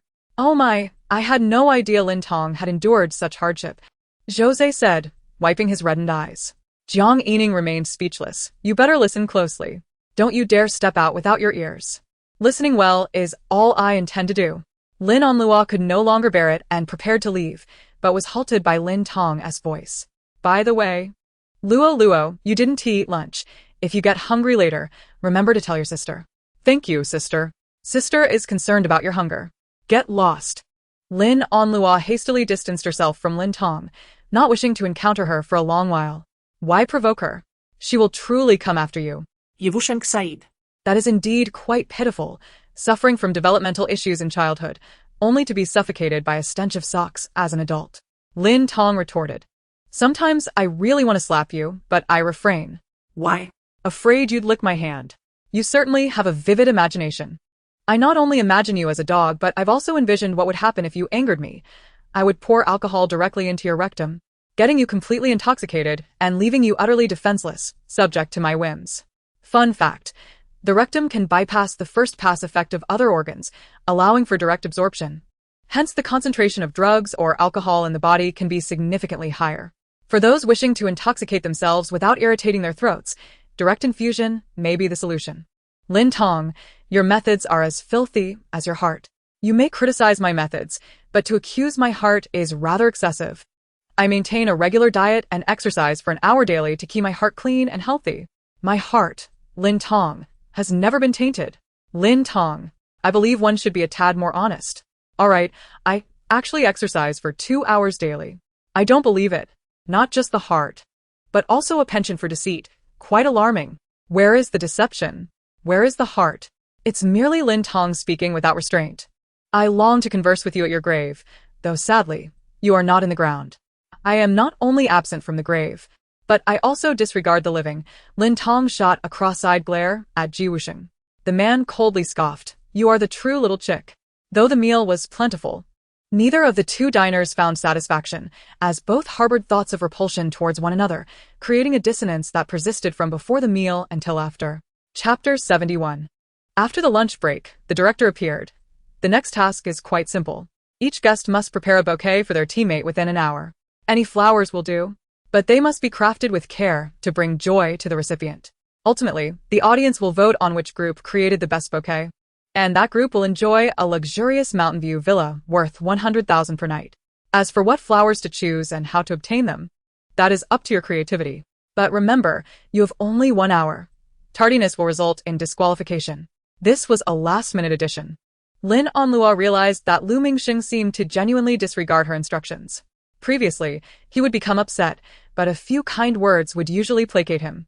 This time, however, Lu Mingxing seemed resolute in his intent to remain sulky. To maintain this still valuable ally, Lin Onlua had to invest some effort into soothing him. Thus, this small task was devised. In this suburban area, with only a few villages nearby and the nearest town several kilometers away, the guests were left with no option but to rely on their own legs, making a trip to a flower shop impractical. They had to devise another plan. With the prospect of a luxurious mountain view villa at stake, as soon as the timer began, Lin Tong dashed off. Here. Dash meant she shot forth like an arrow released from a bow. To garner online votes, the bouquet needed to be either exquisite and beautiful or uniquely creative. After running through vast fields of rapeseed for over 10 minutes, Lin Tong finally stumbled upon a quaint village with houses clustered together. Excuse me, do you have any dohua? Dohua? No, we don't. All right, thank you. Lin Tong inquired at several homes before finally finding an elderly woman who had the ingredients and could make dohua. The woman warmly invited her in, offering to prepare a serving for free, and Lin Tong expressed her gratitude profusely. However, while the old lady was busy preparing tofu pudding, she was not idle. She picked up a broom and began to tidy up the yard. After much effort, she finally finished sweeping, only for the chickens to leave her several fresh messes. She swept again, and the chickens continued to make a mess. It seemed she had become the custodian of this flock. Lin Tong, wielding the broom, frantically tried to herd the chickens back into their coop. The more she chased, the more the chickens scattered, flying several meters away. The air was filled with their clucking sounds. Damn it, 1, 2, 3, there are at least 9 of them, Lin Tong exclaimed. No wonder they were so bothersome. Haha, it's rare to see Lin Tong in such a predicament. Isn't this a high society romance show? Why does it feel like I've tuned into a rural channel? Lin Tong quickly anticipated the chicken's escape routes and was determined to catch one. She grabbed a chicken by its wing and brought it before her, raising an eyebrow with a cold smile. Run, huh? You were just running around happily, weren't you? Why stop now? Go on, run. The chicken replied, then let me go. Chicken, I never expected to be so roughly handled one day. Only by rough handling can the meat be tender and smooth. So, is that why their skin is tight and smooth? Suddenly, I feel like becoming one, not that I mean anything by it. Please don't always use humor to express your true feelings, all right? She lifted a hen. Hen, hen, hen, hen, hen. Then she picked up a chick. Chick, chick, chick, chick, chick. Finally, she held up a rooster. Rooster, rooster, rooster, rooster, whoa. And she sang repeatedly to the flock. Ultimately, the chickens, exhausted from her antics, scurried back into the coop without needing her to chase them. Chick, mommy. There are bad people outside. Hen, mommy is scared too. Chick, daddy, there are bad people outside. Hey, where's daddy? He was taken by the bad people. Hen, child, you have grown up and I won't hide it from you any longer. Our chicken clan is cursed. Every Thursday, a large number of us are captured by humans for sacrifices to celebrate a festival. Chick, what festival? Hen, Crazy Thursday. Speaking of Thursday, Lin Tong suddenly turned and stared intently at the camera. Is there $50? Camera, audience. Wait, you've been pretending all this time just to wait for this. Girl, you're still too abstract. It feels like even if Lin Tong were alone, she wouldn't be bored, as she would conjure countless versions of herself to join in a party. That would be quite lively. Meanwhile, Wusheng hadn't gone anywhere but had exchanged for 100 red cash notes from the production team. After glancing at an online tutorial, he quickly folded the money into flower shapes. One must say, Wusheng truly understands Lin Tong. She could never refuse such a bouquet. And it's not just Lin Tong who could refuse such a bouquet. Forget it, just accept it. Forget it, just accept it. Don't just recklessly accept everything. Does this include poop, poop, poop? This one especially needs to be accepted. Accept, accept, accept. I often find myself too normal. Folding paper flowers is inherently a tedious and repetitive task requiring immense patience and attention to detail, but fortunately, Wusheng had plenty of both. Or he would have gone mad last episode. Just as Wusheng was getting into the groove, he noticed Lin Tong was using her witchcraft again.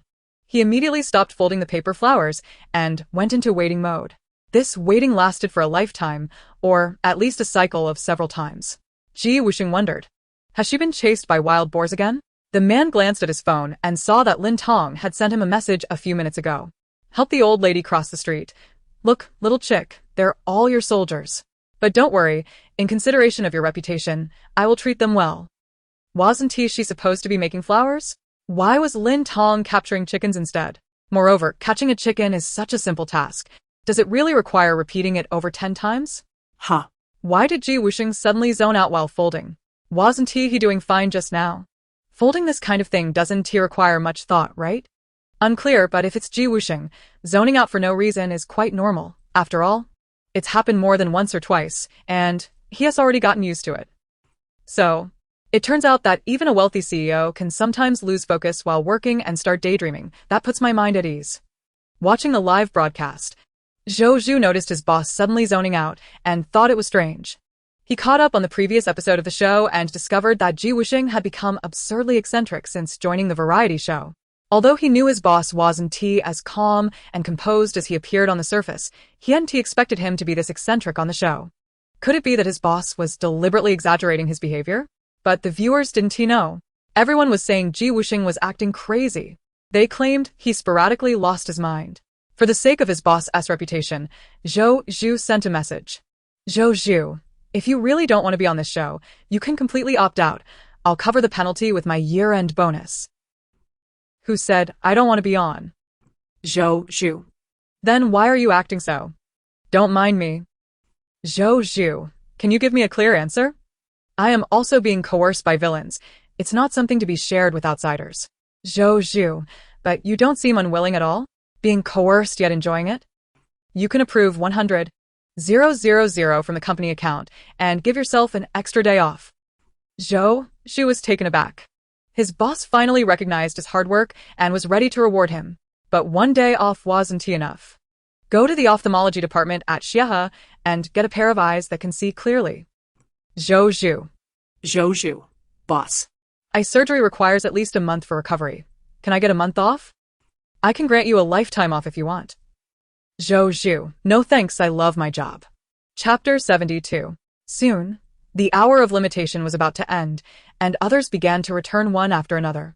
Lin Tong cradled a bouquet worth 100,000, which she had arranged with a city flower shop during lunch, disguised as a regular bouquet from the store, delivered by a luxury car after an hour's drive from the city. The luxurious flowers were stunning. Lin Tong presented the grand bouquet to Lu Mingxing. Mingxing, I'm not perfect. I make mistakes too. If I've made you uncomfortable these days, please forgive me. You can't just keep everything to yourself and sulk in silence. That's unfair to me, and it truly saddens me. As she spoke, her eyes turned red. Lu Mingxing was visibly moved and excited. This was the first time Luo had treated him so well. She had given him gifts before, but always privately, claiming she didn't like making a fuss. Yet this time, she presented him flowers in front of so many people. She even went to the trouble of having them brought from the city. The more proactive Lin Tong was in trying to make amends. The more it validated Lin Tong's words. He thought that to draw Lin Tong closer, he couldn't be too good or overly affectionate. Maintaining distance would keep her concerned about him. Thus, Lu Mingxing suppressed his joy and feigned disinterest. Thank you. I appreciate your kindness, but please take the flowers back. Now it was Lin Tong's turn to be bewildered.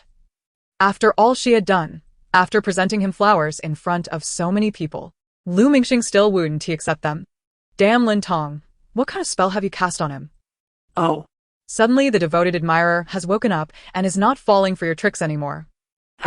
I never imagined I would witness such a reversal of identities between these two. Lu Mingxing is truly going to give Lin Tong a grand red envelope. Though the flowers are beautiful, the person is not worthy, scoring a dismal 0. Jiang Yining handed a bouquet of rapeseed flowers to Zhou Zhe. Here, take this. Zhou Zhe frowned. Isn't it inappropriate to pick someone else's crops? I bought them. Oh, then that's fine. Zhou Zhe produced a vibrant bouquet of wildflowers and handed it over. Here. Jiang Yining imitated him. Isn't it inappropriate to pick wildflowers and wild vegetables from the roadside? Surely one cannot buy them? Zhou Zhe shook his finger. Not at all. I asked the land deity, and he didn't object. Silence implies consent, and consent means support. The land deity said I could pick flowers, so I had no choice but to do so. Jiang Yining, who said Zhou Zhe was foolish. He is quite clever indeed. This group is also quite creative, utilizing local resources and putting in some thought, scoring a solid 7. Yun Qiu, like Lin Tong, ventured to a nearby village, going door to door either requesting or purchasing homegrown flowers, combining various types with roadside wildflowers. The colors were bright and vivid, a delight to the eyes. So far, this bouquet has captured the hearts of netizens. Unfortunately, Luo Mingting's bouquet was bought from town. While it was indeed beautiful, it lacked effort and appeared somewhat ordinary. Yun Qiu's bouquet is the most stunning, and much thought was put into it, scoring 85. However, Luo Mingting's is too average, scoring 45, averaging to 65. Yun Xiao has truly conceptualized, but Luo Mingting has also put in effort. Indeed, the Chinese language is profound and intricate. Jiang Yining asked, "Where has Lin Tong gone? Why hasn't she arrived yet?" Zhou Zhe replied, "There are still 5 or 6 minutes left. If she exceeds the time limit, no matter how beautiful the flowers are, they will be of no use." Jiang Yining mused. Could it be that she doesn't want to present them? Has she gone off to have some fun instead? The two murmured loudly, their words reaching Ji Wusheng's ears, a few meters away. The man held a large bouquet of vibrant red money flowers, his thick eyebrows furrowing as time passed. He was unaware of Lin Tong's whereabouts, only knowing she had been catching chickens. There seemed to be no connection between catching chickens and a bouquet. Could it be that she truly did not intend to give him flowers and simply went off to play? What then of the hour he had painstakingly spent folding money flowers? Oh well, if she doesn't want to give them, so be it. It's just a bouquet. Such things he could have as many as he desired. With just 3 minutes remaining, Ji Wusheng was about to set the money flowers aside when Lin Tong suddenly appeared from a nearby path. I'm so sorry. I'm late. I got held up by something." She held a plastic bag in her left hand and a handful of loosely tied white jasmine in her right, rushing towards him. But more striking than that was the large patch of recently dried red on her right hand. As she drew nearer, the metallic scent of blood grew stronger. The crowd. Zhou Ze's eyes widened. No way did Lin Tong go and steal someone else's jasmine and get caught, injuring her hand. The crowd. It wasn't that exaggerated. Her hand was still intact. What on earth was Lin Tong doing? Why is her hand covered in blood? Do you want this delicious bowl of freshly made tender tofu pudding? Lin Tong dashed up to Ji Wusheng, lifting the left plastic bag, then raising her right hand, presenting the freshly picked fragrant jasmine flowers. The pure white bouquet, gripped by her bloodied hand, was held out before Ji Wusheng. Perhaps due to her hurried run, her complexion glowed with a rosy hue, her eyes clear and bright, her eyelashes damp, staring at him without blinking. Beneath her vibrant and lively appearance lay an unaware yet intense aggression, akin to a beautiful yet sharp hook, quietly piercing into Ji Wusheng's gaze. It tugged at his veins, setting his nerves alight. He felt flustered. The man instinctively swallowed hard, breaking the intense gaze first, his eyes awkwardly darting downwards. Finally landing on Lin Tong's hand. "What happened to your hand?" "What? Blood." Lin Tong grinned. "Oh, this? I was caught stealing jasmine flowers, and the owner hit me, causing my hand to bleed as a lesson." Zhou Ze interjected. "I knew it. Call an ambulance." 120, the crowd. Who said Zhou Ze was clever? He is utterly foolish. Ji Wusheng remained expressionless. "Do you think this is a time for jokes?" Lin Tong blinked. "As long as I desire. Every moment is a time for humor." Ji Wusheng. She shook her head. "Alas, I bled to pick flowers for you. And this is your reaction? It's truly disappointing." He scoffed. "Indeed, it's terribly disappointing. Why didn't they just kill you instead?" "How cruel you are, Ji Wusheng. It was merely a jest. After all, as long as I wish, every moment is a time for humor." Lin Tong. "That's quite shameless of you." Ji Wusheng smiled. Once a person becomes enamored with swordplay, they become ruthless, forgetting themselves in passion, and it's a habit hard to break. You should slow down on the national highway. Ji Wusheng, with so much blood on your hand, it's perfect for lying on the road and committing fraud. Lin Tong. If I were to lie on the road now to commit fraud, would you go lie on the national highway too? You go, and I shall follow. Let's go, who's afraid? The two turned and walked away. The crowd. What a sudden turn of events. Zhou Ze. Quick, call the police. 110. Chapter 73. The director hurriedly stopped them, earnestly advising, "Ladies and gentlemen, this is a romantic variety show. If no one falls in love, that is fine. But let us not turn the program into a legal case. Then you kneel down and beg me." Ji Wusheng. Me? What a joke. I'm addressing the director. Director. Huh? Me? Clearly Lin Tong was speaking to the director. Why did you react so quickly, little chick? Are you that eager to kneel on a washboard? TSK. Lin Tong looked earnestly at the director, having noticed the slight resemblance he bore to Lin Onlua. No wonder they're in cahoots. Yes, it's you. Lin Tong. Please stop joking. I haven't offended you. Are you certain? Can you swear on your heart that you've been fair, and just during the game, without any bias? Lin Tong gazed at him with a smile, appearing both friendly and kind. Did she discover something? Under the scrutiny of countless gazes, the director began to sweat profusely. hunching over, his legs instinctively bending slightly. Oh, I was just joking with you for the sake of the show, ha ha ha. Lin Tong covered her mouth, her eyes slightly squinting. The director instantly relaxed, attempting to straighten up, but due to his nervousness, lost his balance and fell to his knees before Lin Tong. She quickly stepped back, waving her hands in refusal. Oh no, please don't. I have no red envelopes. Director. The crowd. The director scrambled to his feet, quickly changing the subject. Ha ha ha. I was just having fun with Lin Tong to lighten the mood. Now let us continue the activity. Lin Tong explained while washing her hands. The blood on my hands is from chicken blood. I helped an elder with chores, and they insisted on killing a chicken for me to eat. I said no, I had to leave, but they insisted on treating me, and in the struggle, I accidentally spilled chicken blood on my hands. As time was short, I quickly rinsed off and rushed back. She turned to Wusheng. You still haven't said whether you want tofu pudding or jasmine flowers. You must prefer jasmine, right? It smells delightful. I want tofu pudding. You want jasmine, it can be kept alive. I want tofu pudding. How infuriating. Can you leave the tofu pudding for me? Wusheng's lips curled slightly, defiantly, withholding the delicacy from you. However, the next moment, Lin Tong unabashedly began to relish the tofu pudding. The man inquired, Why do you ask me then? Lin Tong replied, It's merely a matter of politeness, but whether I adhere to it depends on my mood. The freshly made tofu pudding, drizzled with chili oil, was exquisite and slid down her throat effortlessly. After finishing one bowl, Lin Tong returned for more, indulging repeatedly until she could no longer bear to eat another morsel. She then asked, Do you prefer tofu pudding or jasmine tea? This time, Lin Tong was bold and unafraid, having had her fill. She even felt averse to the sight of tofu pudding. Wusheng smirked, Jasmine tea, then. Oh, but wait, wasn't it agreed that you wanted tofu pudding? She lifted the bowl. Don't you want tofu pudding? I don't like it. And you? The man pursed his lips. What's wrong? I merely thought you might enjoy the tofu pudding, which is why I chose jasmine tea instead. Have I erred in my judgment? Upon hearing this, Wusheng's slender, phoenix-like eyes narrowed, and his strikingly handsome face betrayed a hint of innocence and confusion. Lin Tong retorted, That was before, but now I am quite satisfied. What do you mean by again? It sounds as if I regularly bully you. Wusheng, your demeanor is quite insincere. Lin Tong was momentarily speechless. My apologies. Wusheng remained silent, lost in his own confusion, apologizing again. Coupled with his strikingly handsome face, he appeared somewhat pitiable, as if he had been wronged. You really went to such lengths to think this through. If this isn't love, then what is? He must be deeply in love to set aside his pride and societal norms in submission to affection. Wusheng mused, I shall repay him in kind. Lin Tong thought. So insincere, so pretentious, I could just slap him.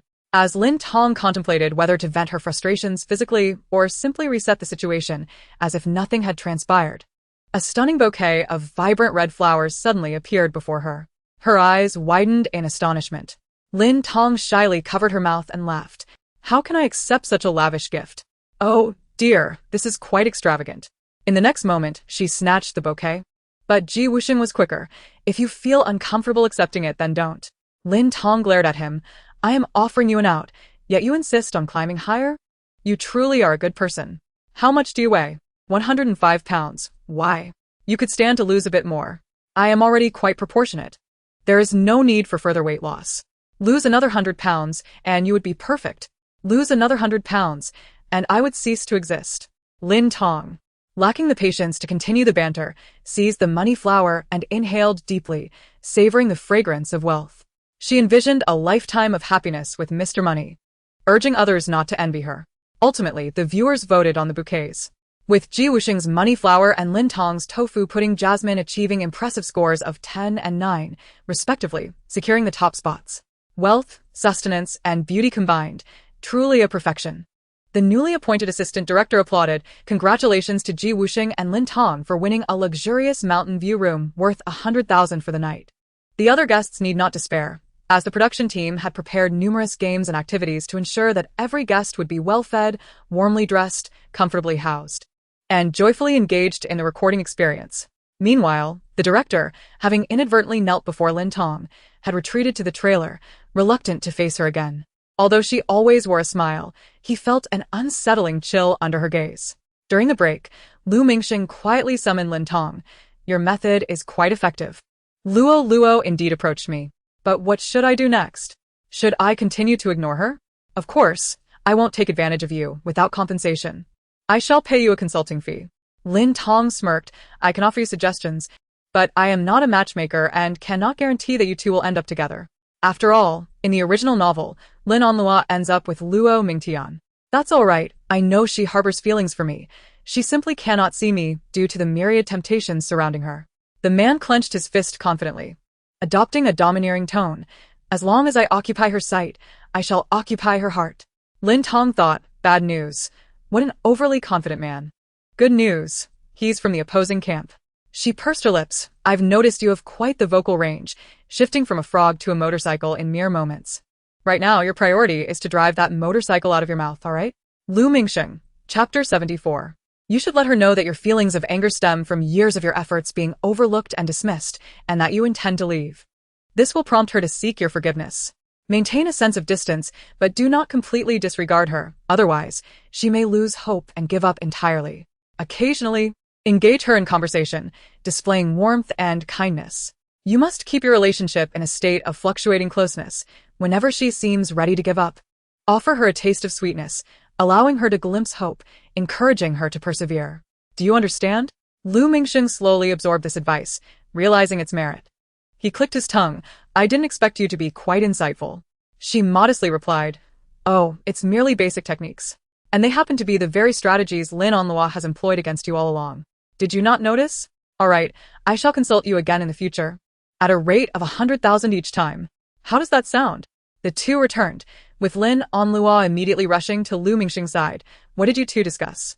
The man shook his head. Nothing, just some work-related matters. Lin Onlua pressed. What sort of work-related exchange could you possibly have? You haven't even worked a day. She then darted over to Lin Tong's sister. What did you two talk about? Nothing much. He was just reflecting on his previous rudeness towards me and was ready to kneel and apologize. I told him it wasn't necessary, and that I had no red envelopes to give, which dissuaded him. Lu Mingsheng, almost ready to refute. Forget it. He currently has needs from her. Lin Onlua. Skeptical. Lin Tong's lies flow effortlessly from her lips. The two tugged at each other as they departed, and Lin Tong yawned. She hoped these two would engage in mutual torment for a while, sparing her from further annoyance, although they posed no real threat for the notoriously lazy Lin Tong. Merely getting out of bed was a Herculean task, let alone tackling the ceaseless stream of minor troubles. As she entered the rest tent, she discovered everyone engaged in casual conversation. Yun Xiao remarked, a classic sign of mild intellectual deficiency is the refusal to engage in independent thought. When faced with a problem, one resorts to asking others instead of seeking verification or contemplation. Zhou Zhe queried, what does that mean? To which the others responded. Jiang Yining replied, still asking? It refers to you and your mild intellectual deficiency. Zhou Zhe exclaimed, I am not intellectually deficient. My mother says I am the smartest child in the world. Lin Tong retorted, your mother must love you dearly to bestow upon you the grandest of benevolent lies. Zhou Zhe, flustered, stormed off in a huff, only to return with a fluffy demeanor. Haha, what a quintessential example. Half an hour later, everyone gathered at the original location of the cat-and-mouse game, now transformed by the staff into a platform measuring 4 meters in width and 7 meters in height. Assistant Director, the next game is Whack-A-Mole. There are a total of 9 holes in the mole platform. 4 male guests will act as moles beneath the platform, while 4 female guests will use inflatable hammers to strike the moles from above. Each female guest earns 1 point for hitting a teammate and 1 point for hitting a non-teammate within the designated time. The male guests must pop up at least 20 times and cannot hide without emerging. There is no reward for the winner of this minigame, but the person in last place must publicly showcase 20 of their Douyin videos. Wow, this punishment is more severe than skipping a meal. Fortunately, it's not about browsing, and it's fine since I've opened incognito mode. Actually, my Douyin is almost as cluttered as my browser. At least you're eating well, laughs. Lin Tong and Ji Wusheng may have to take a loss this time. Will the little couple strike each other? Heart. This punishment moved all the guests. They can forego meals and sleep, but they cannot face social death. However, the production team was indifferent to the guests' opinions, having long since lost their sanity in pursuit of viewership ratings. Lin Tong, it's fine, let us think positively. We can hit our teammates. The more we hit, the safer we are. Let us hit hard. The female guest tilted her head. That's true. The male guest frowned. Is this right? Director. Am I not watching a dating show? How did it turn into pure hate variety? Are the guests still dating? Are they still going home for dinner? There are a total of 9 holes arranged in a 3x3 grid, with each hole spaced about a meter apart. If they randomly strike, they might easily hit their non-teammates and incur penalties. If they each guard one side, they can hit the 3 holes in front and the 3 in the middle with a step, but to hit the 3 holes on the opposite side, they must run quickly. Therefore, whether hiding or hitting, it is not easy. Although this was the production team's idea, Jiang Yining did not know the planners. She only knew the director, so she mentally cursed him. The director kept sneezing. Could it be that the air conditioning was set too low? The game began. Initially, everyone was relatively orderly, but as the helmeted male guests began popping up from various holes, chaos ensued. Lin Tong struck at every head she saw. Jose? Hit. Lu Mingsheng? Hit. Luo Mingtian? Hit. Ji Wusheng? Hit, hit, hit. The holes echoed with Jose's wails. It was one thing for Jiang Yining to hit him, but why was Lin Tong hitting him too? He had to endure hits from 2 people. However, seeing Lu Mingsheng and Luo Mingtian also taking hits from Lin Tong, even more than he was, Jose gradually felt relieved. Happiness is comparative. The scores for Lin Tong's team fluctuated dramatically, reaching 1-1-1-1-1-1-1-1-1-1-1-1-1-1-1-1-1-1-1-1. Clearly, Lin Tong has lost her desire for victory, completely immersed in the exhilaration of venting her frustrations. In the first round, Lin Tong lost decisively. She had fun hitting. The only regret was that Ji Wusheng, that cunning fox, managed to evade her quickly, always appearing behind her, only to disappear as she swung. Lin Tong decided to restart. In this round, she would specifically target Ji Wusheng. This time, the women did not stand in the middle but on the edge, gripping their inflatable hammers tightly. Fixating on that red helmet, striking at the side of red. To the side, strike. In the middle, reach out and strike. On the opposite side, rush over and strike. Only hitting red, she was infatuated. This time, Lin Tong's team score steadily increased to 1-1-1-1-1-1, albeit slowly, but all were positive points. In the end, Lin Tong emerged victorious. Ji Wusheng thought that after Lin Tong secured first place, she would stop and restart, but unexpectedly she did not. She started again. Lin Tong did not intend to win. She simply enjoyed the act of winning for the sake of a reward. Without a reward, victory held no allure for her. In this round, she prepared to openly aim for last place. Before the game began, Jiang Yining suddenly approached. If you come in last, would you mind? Not at all. How about I give you 500,000? Will you aim for last? No need, I was planning to aim for last anyway. No, no, no. You must accept the money. After Jiang Yining left, Yun Xiu approached with the same question, also offering 500,000 for Lin Tong to aim for last. Lin Tong refused, but the other party insisted on giving it, leaving her no choice but to accept. After Yun Xiu left, Lin Onluo approached with the same question and reward. This time, Lin Tong gladly accepted. Considering the 150,000 as the game began, Lin Tong lay down on the ground, stretching her limbs, effectively blocking 3 holes on one side. The others. Jiang Yining followed suit, lying on the other side to block 2 holes with her body, holding the hammer in her right hand. Once Yun Xiu realized what was happening, she lay down on one side to block 2 holes as well, and Lin Onluo followed suit. Ultimately, the 8 outer holes were blocked by the 4 bodies, leaving only the central hole for the moles to emerge. Just like this, who will this high-difficulty picture belong to for a lifetime? As long as they raise their hands, they can easily strike, without needing to divide their attention. The 4 on the ground looked towards the lone remaining hole, lost in thought. Who is it that leaves no path for survival? I said Lin Tong is a genius, didn't I? Why isn't Lin Tong hitting? Doesn't she want to win every time? Lin Tong wants to win for the sake of a reward, but this time, the punishment for last place is a reward for her. I said the little couple must care for each other, wanting to understand each other deeply. Heart. Sister Heart is still too authoritative. When time was called, aside from Ji Wusheng, every mole had been struck at least 10 times. As for Ji Wusheng, since Lin Tong was aiming for last place, he naturally did not emerge either. Let it be a last place. He wanted to see what Lin Tong was browsing every day. Assistant Director, the game has concluded, with the top 3 being Jiang Yining's team, Yun Xiu's team, and Lin Onluo's team, while Lin Tong's team takes the last place. Staff, Please bring over the personal phones of the two teachers. May I ask which teacher would like to showcase their Douyin content first? The two answered in unison. He goes first. Wusheng, ladies first. Lin Tong. It doesn't matter whether you are male, female, or transgender. You go first. Wusheng. You are the one who voluntarily aimed for last. I was forced to lose the game. Shouldn't you go first? Fine, I'll go first since you can't escape anyway. Lin Tong decisively opened Douyin, showcasing to the crowd. The first. I'm not the last princess of our Tyran, am I? I'm absolutely watching this type of video for the last time laughs. The second. A group of blue cats. Why is it Monday and where is the Mayday baby? Mayday baby, come quickly. How many people has this dead cat entangled? The third. Gunshots. Why does my WeChat wallet keep deducting money mysteriously? Whose cake did I touch, and who targeted me? Gunshots. I admit my defeat. Give me back my money. Gunshots. You can never outmatch capital. We are all striving to live. The fourth. An ugly cat licking its paw. Why was I rejected by the little lowly? How can a cat be this ugly? The fifth. Live selling. The sixth. Dance live. Are they streaming Douyin live while live selling? Is this a nesting doll? There is something going on. The seventh. Damp stomach care, edge male. The eighth. Strong masked edge male. The ninth. Chain abdominal muscle edge male. It's human nature. It's human nature. It's human nature. The 10th. An overweight cat being caught. Hey, hey, hey, hey, hey, hey, hey. Mushroom of inspiration. Mushroom of inspiration. How can this cat be so immobile? Lin Tong's Douyin overlaps significantly with mine laughs. The 11th. Who can refuse lying in bed watching an episode of a murder and dismemberment case? That's quite a life. The 12th entry.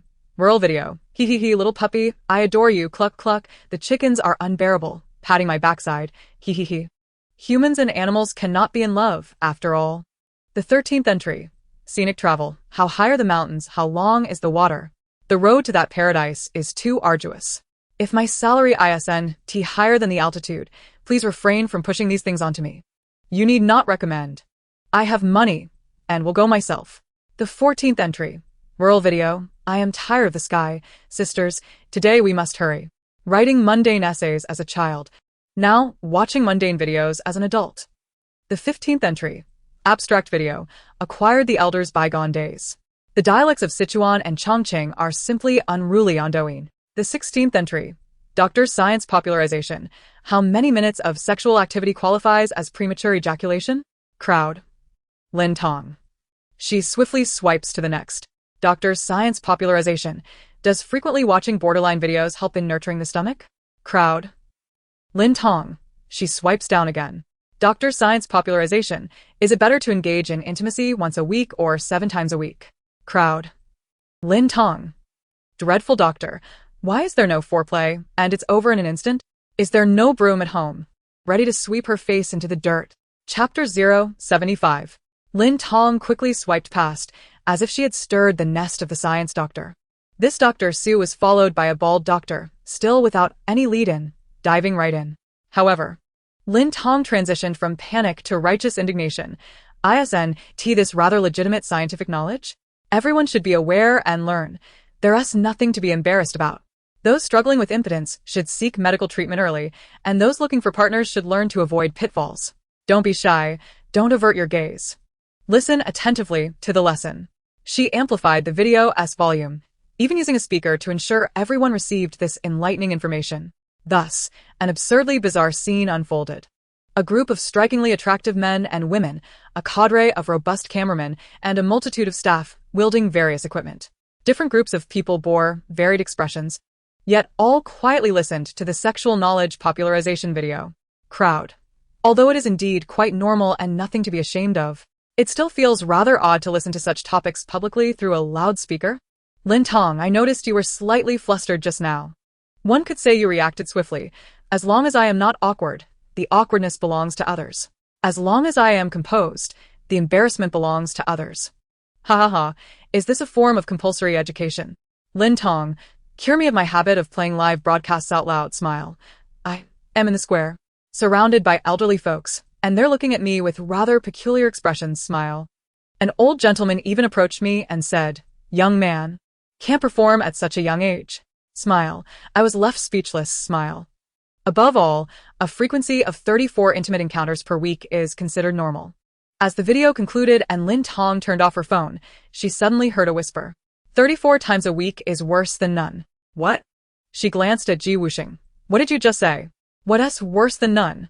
The man wore an expressionless face. It's nothing. Lin Tong. Ugh.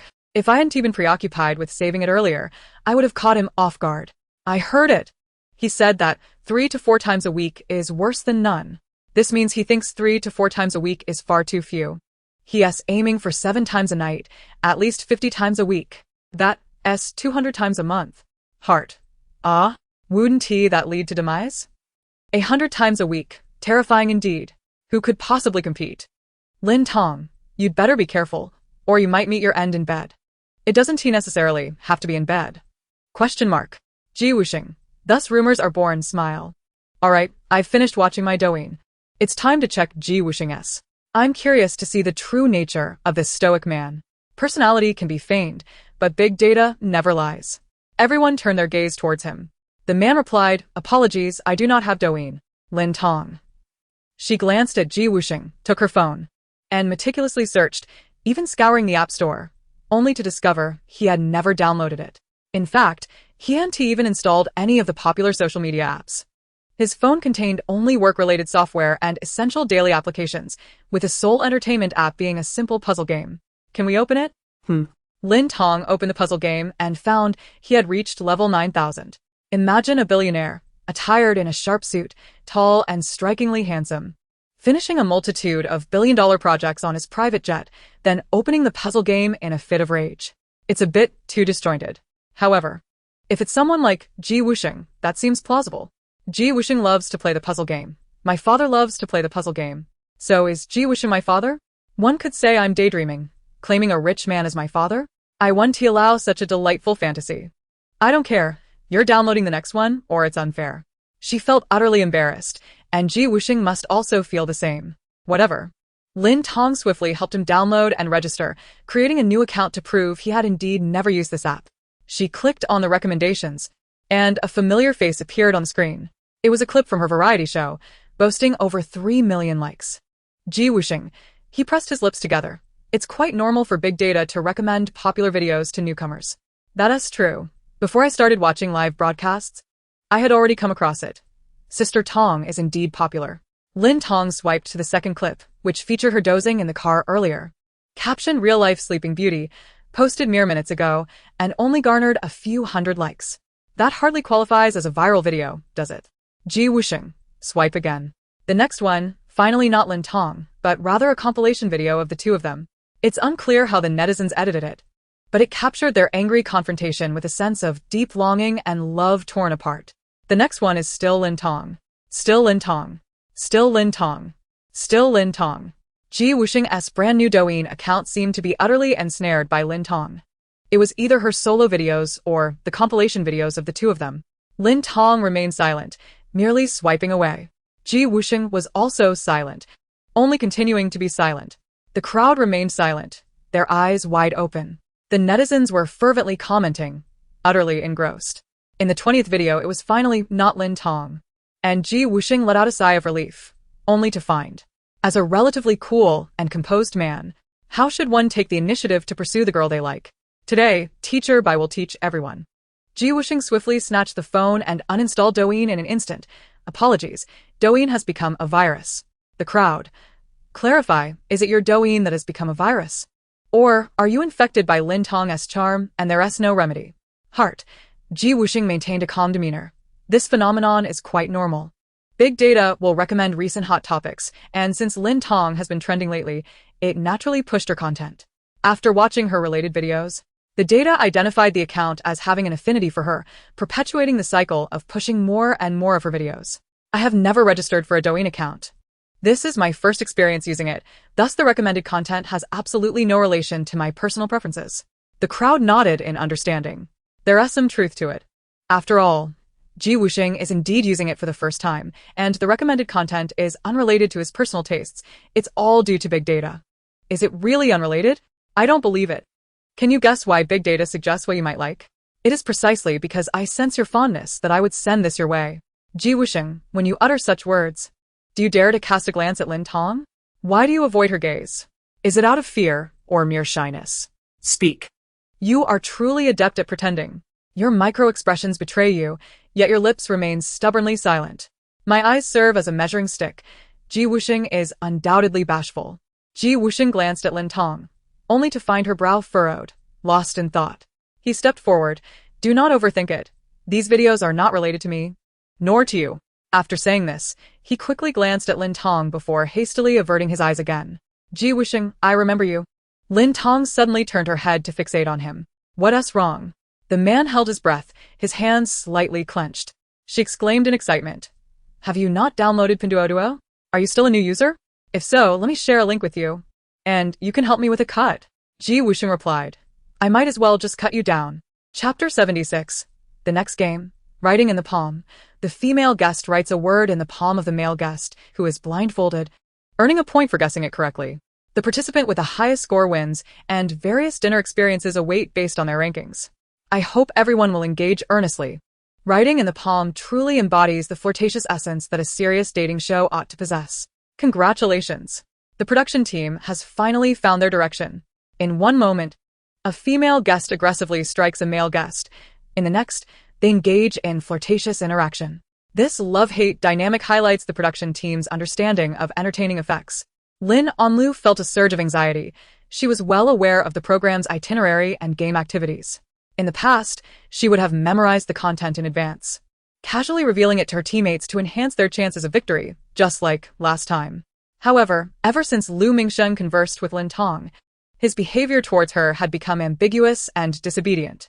This left her utterly vexed, with no time to memorize the game content, let alone share it with Lu Mingsheng. Now, she could only rely on luck.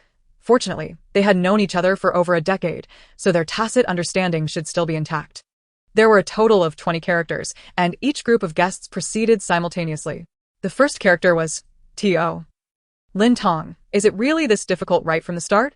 This character has so many strokes. How can I write it in his palm? Considering my fingers are so thick? It's not as if I have a palm as large as Buddha's, capable of accommodating Sun Wukong's somersault cloud. Before she could even begin, laughter erupted from beside her. Turning her head, she saw Jiang Yining clutching Zhou's palm, having just penned a stroke. The wiry fellow curled up as if he were a dried steel ball. Hee. With each stroke Jiang Yining wrote. He squirmed restlessly as if sitting on a bed of nails. Hee. As she wrote another stroke, he fidgeted again, but before he could laugh, a hand swiftly met his mouth. Jiang Yining remarked, If you continue that mischievous laughter, I will be quite annoyed. It's the most irritating sound. The dry steel ball covered his face, transforming into a weeping steel ball. But when my dog made that sound earlier, you called it adorable. That was a dog's charm, not this ghastly laughter. Zhou quipped, Then I shall be a dog in my next life. That way everyone will adore me. Lin Tong replied, When you do, remember to call me. I'll make sure you're well taken care of. Zhou, if you find it too dry, I can also make you laugh, haha. Before she could finish, laughter erupted from her, and she couldn't contain herself. Zhou, the other two groups. Aren't they still in a competition? Why are they chatting instead? Lin Tong is quite nice. A kind-hearted darling. Have you chatted enough? A man's deep and indifferent voice drew Lin Tong's attention back. Oh, I apologize, I got carried away. You know how easily distracted I am. When you were counting money earlier, I didn't sense that you were distracted. Is it the same? People are people, and money is money. Yet money is given to you by people. Should you not pay attention to those who provide it? As long as the money finds its way into my pocket, regardless of its past associations or the people it has accompanied, I remain indifferent, for I love it for what it is, not for its history. Its past is beyond my involvement. Its future, I shall cling to. Ji Wusheng's hands were quite large. Lin Tong gestured, feeling that her hand could be entirely enveloped within his. Indeed, during the sock-snatching earlier, she had formed a fist, yet Ji Wusheng's hand could still encompass hers.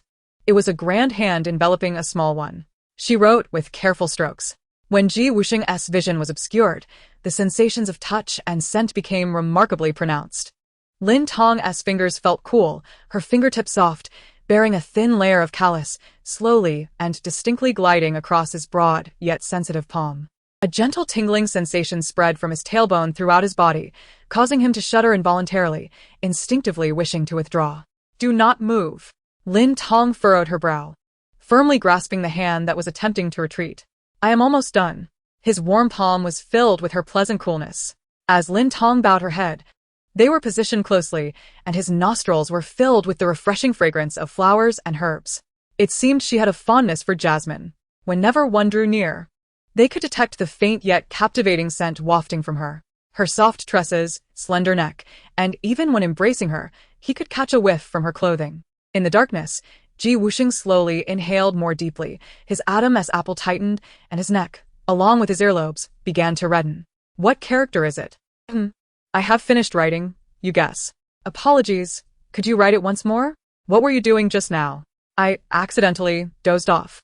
Lin Tong had no choice but to rewrite it, but fortunately, just as she completed the character, Wusheng guessed it. Now that's more like it. The second character, Ln. Lin Tong had yet to finish writing. Wusheng stated, you. Incorrect. Aren't you just lazy? She rolled her eyes. Why bring personal matters into it? Lin Tong continued to write several characters in succession. I am foolish. He paused. Why are you still bringing personal matters into this? An eye for an eye, I suppose. Lin Tong remarked. Why are your ears so red?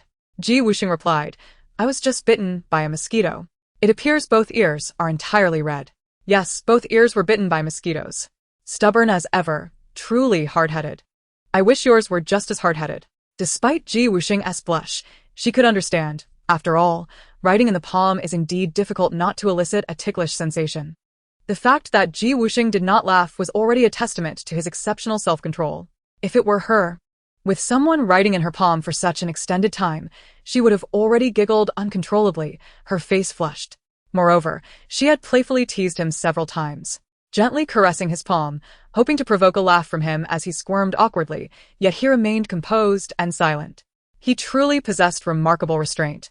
In contrast to the quiet Wusheng and the smoothly progressing game, the other three groups found themselves in a more challenging situation. Zhou squirmed as if infested with fleas, laughing uncontrollably, regardless of Jiang Yining's attempts to reprimand him. Zhou laughed and cried, I'm so sorry. But it's unbearably ticklish. I can't help it, he. Jiang Yining, this is madness.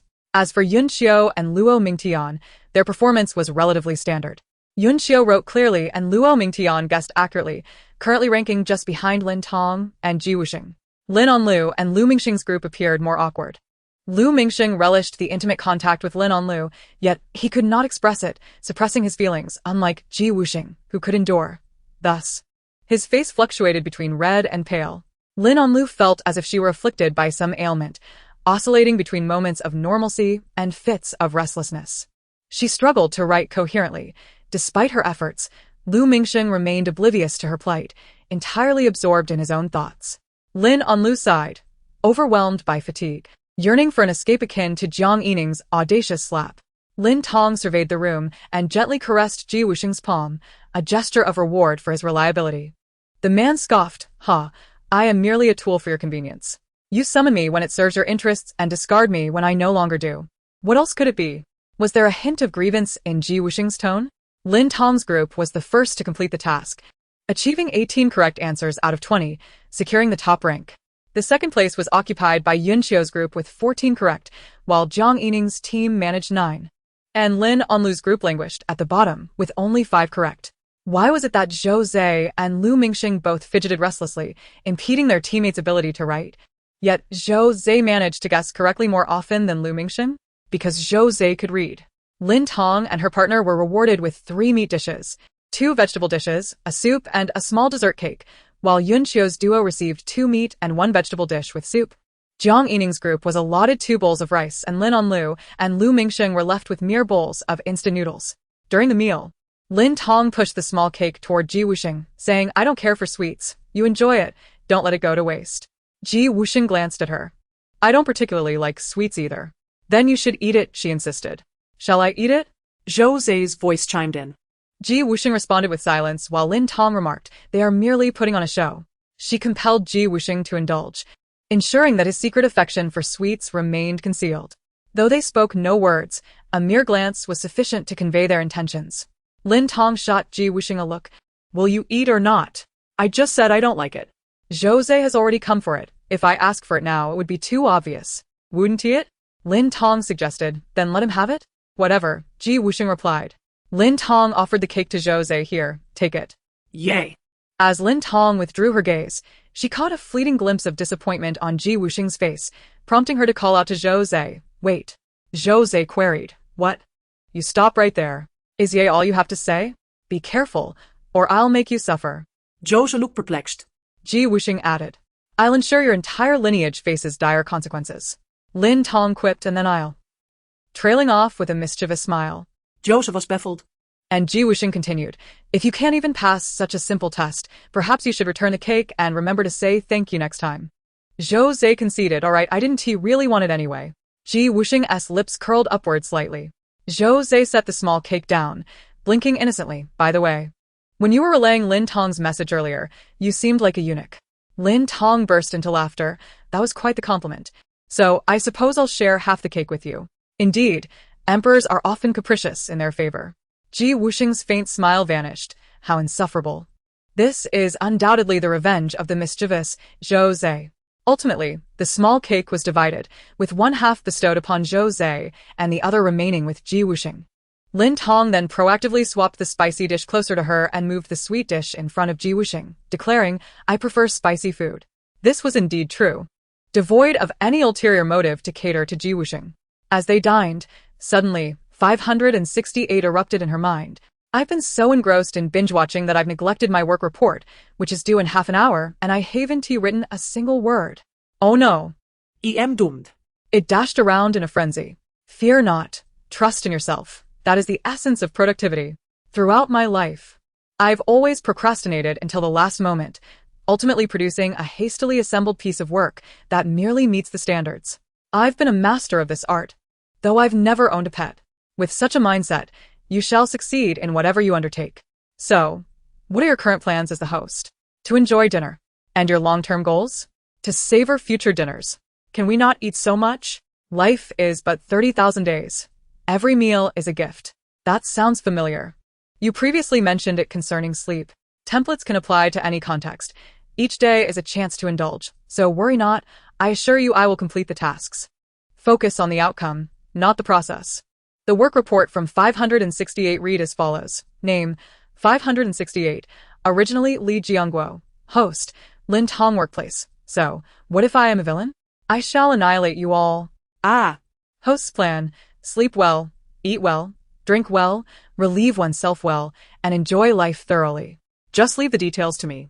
I will ensure the tasks are completed, disregard the process, and focus on the result. Furthermore, my system does not require such work reports. Upon submission, the superiors responded. Superior? 568. Superior. 6. 568. Superior. 568. The two continued their meal in silence, one indulging in spicy dishes while the other savored sweet ones, each minding their own business. Suddenly, Lin Tong placed a generous serving of boiled meat in front of Ji Wusheng. The man raised an eyebrow at her. Lin Tong winked. You can't just eat sweets. You must occasionally taste other flavors to avoid revealing your secret. Ji Wusheng lifted the meat, shaking it slightly, releasing a shower of pepper and spice. He raised an eyebrow. You seem like the type who would tie all the shoelaces of the deceased together before a zombie apocalypse. Lin Tong grinned. And you strike me as someone who would hoard wealth. Indeed, Lin Tong still held a grudge against Ji Wusheng for touching her face earlier that day. While she might forget a seat number on the train, she would not forget such a slight from years ago. After all, one's limited memory should be reserved for significant grievances. No one noticed, though Lin Tong was teasing him. Ji Wusheng appeared entirely unperturbed. In fact, it seemed he smirked subtly whenever he chuckled. During their meal, Ji Wusheng's lips had curved upward at least 5 or 6 times, and while Lin Tong remained silent, he found amusement in it. What a mystery. After dinner, with no assigned tasks, everyone was free to engage in leisure activities. Lin Tong nestled into a cozy sofa, casually browsing her phone. Jose and Jiang Yining approached, curiosity piqued. What are you watching so intently? Lin Tong smirked, black skin, white socks, bondage, coercion, struggle, torment. Both stared in disbelief. Is that something you can openly discuss? Despite Lin Tong's carefree nature and disregard for others' opinions, this was indeed quite bold. Jiang Yining leaned closer to glimpse Lin Tong's screen, which displayed a border collie being taken to the vet for neutering. She frowned. Oh dear, Forced love. How vulgar and violent. Jose, intrigued, leaned in. Really? Is it good? Let me see. Before he could finish his sentence, he caught sight of the screen and rolled his eyes. Luo Mingtian approached. What is so amusing? Can you share? Jose replied, we are watching bondage and coercion. Luo Mingtian was taken aback. The man's face, typically adorned with a smile, rarely displayed a hint of fracture. It would have been forgivable in private, but this was a recorded program. Jose frantically beckoned. Would you like to come over and take a look? No, I'm not interested in such things. Oh, come on. You clearly want to see. It's all right. Everyone else is watching. Luo Mingtian approached, and upon seeing the scene, his smile froze, and he silently walked away. Soon enough, the trio lured others over, each person's expression shifting. What? If they're watching, it's fine for me to look too, right? I'm curious to see if people genuinely consider calling the police when they are at a loss for words. Haha, everyone's expressions are so similar. It's killing me with laughter. People are like this. They drag someone down with them, even in death heart. Indeed, when engaged in mischief, people seldom mind the trouble, laugh. Jose attempted to lure Ji Wusheng over as well, but the latter remained unmoved. Really, come and see. Wusheng replied. I don't know you well, but I certainly know Lin Tong. If she wants to watch such things, she would do so discreetly. If she dares to view it in public, it's clearly not that kind of thing. Lin Tong abruptly sat up. What do you mean by saying I would watch such things discreetly? I never watch those things. Please don't tarnish my reputation. Isn't the focus on the previous line? I don't know you, but I certainly know Lin Tong, and you claim to know? How do you know? To what extent? Share your insights, heart. Lower your voice. Is this a spectacle? Lin Tong sighed. Forget it. Ji Wusheng is the kind of person who is overly cautious, deep-minded, and hard to deceive. Come on, let us play a game. I don't want to play. There are only a few games, and I'm tired of them. Jiang Yining shook her head. Glancing at Lin Tong, you love playing mobile games. Do you have any recommendations? Lin Tong suggested, Superstar Learning Platform? Jiang Yining replied, is that food? Just serve it up? Chapter 078. Jose was momentarily blinded by the evening glow outside. The sunset is beautiful. Let us go out and take some photos. Speaking of which, we haven't taken a group photo yet. Let us go. He grabbed Lin Tong's hand, and Jiang Yining seized the other, dragging the lethargic Lin Tong outside. The sun dipped low, casting a golden-red glow upon the distant, towering mountain range, spreading into a magnificent silk ribbon, rich and vibrant in color. Lin Tong picked up her phone. Let me take pictures of you first. Both were strikingly handsome, and against the backdrop of the molten sunset, any photo would exude ambience. However, Lin Tong had exceptionally high standards for photography, capturing over 20 shots of the duo from various angles, adjusting for light and composition. If she was unsatisfied, she would retake the shot. Wow. These are stunning. They look almost like they were taken by a professional camera. They could grace the cover of a magazine. Are your photography skills this good? Did you study it? Lin Tong waved her hand dismissively. Just average, no techniques. All based on intuition. Though Lin Tong interacted with others in a generous and natural manner, her previous life had been spent largely in solitude, wandering parks, admiring flowers and animals. Her poor memory led her to capture everything around her with her phone, documenting the world as she saw it. Later, she saved up for a camera, occasionally photographing portraits to earn a little living, yet she preferred landscape photography. People are complex and difficult to understand, but landscapes remain constant. They exist there, ever-changing, yet steadfast. This is truly beautiful. The scenery and the people are breathtaking. Is this what talent looks like? What does it say about my photography course costing $18,888 when I can only produce rubbish? Smile. At least you're wealthy and willing to take the loss. Mysterious. Did you see that? This is the kind of photo I wanted. What did you capture for me? Speak. Mysterious. I can't even imagine how happy I would be if Lin Tong were my friend. In return, the two took photos of Lin Tong. 10 minutes later, she stared at the blurred figures and poor composition, deep in contemplation. How could capturing people in photographs turn out so poorly? If I'm not a friend, how did you manage to make me look like an ape? A good photographer can make someone appear years younger. But Jose can make someone look millions of years younger? Jose, ha ha ha ha. Jiang Yining relished in the moment. And you, Jose, at least made me recognizable. How did you turn me into a single-celled organism? Do you think I'm the origin of species, the mother of all life on Earth? One gives rise to two. 2 gives rise to 3, and 3 gives rise to all things, but Lin Tong gives rise to 1? Yet you want to even call me mom? Jiang Yining. Zhou stifled laughter. Haha, the theory of evolution needs revising. In fact, species evolved from Lin Tong. Laugh. What a monumental discovery. Thankfully, I've graduated and won't have to study biology again, smirk. No wonder learning has become so difficult. It turns out there's a bunch of seniors ripping umbrellas outside. Oh, shoot. Fire. This is China. Let us see who dares to fire a shot. Stare. The comments are a chaotic mess. Last time it was century egg and lean meat porridge. This time it should be our tomato and egg porridge, right? Just as Lin Tong was delivering her admonition, Wusheng appeared, only to walk away before Lin Tong called him back. How's your photography skill? Can you take a couple of photos for me? Thank you. I can take photos, but I demand compensation. Lin Tong pulled a bill from the cash Wusheng had given her earlier. Here. Wusheng replied, can you make it a bit more? 100 yuan to have a billionaire CEO take your photo? Dream on. Lin Tong held the 100 yuan high above her head. Is this high enough now? If it's still not, I'll stand on a chair. Wusheng, the crowd. This is so Lin Tong. Wusheng said, forget it. Go to the hospital to check your brain. We can discuss trivial matters like your brain later. Will you take the photo? The sunset is fading. Lin Tong handed him her phone, and after a brief glance, he accepted it.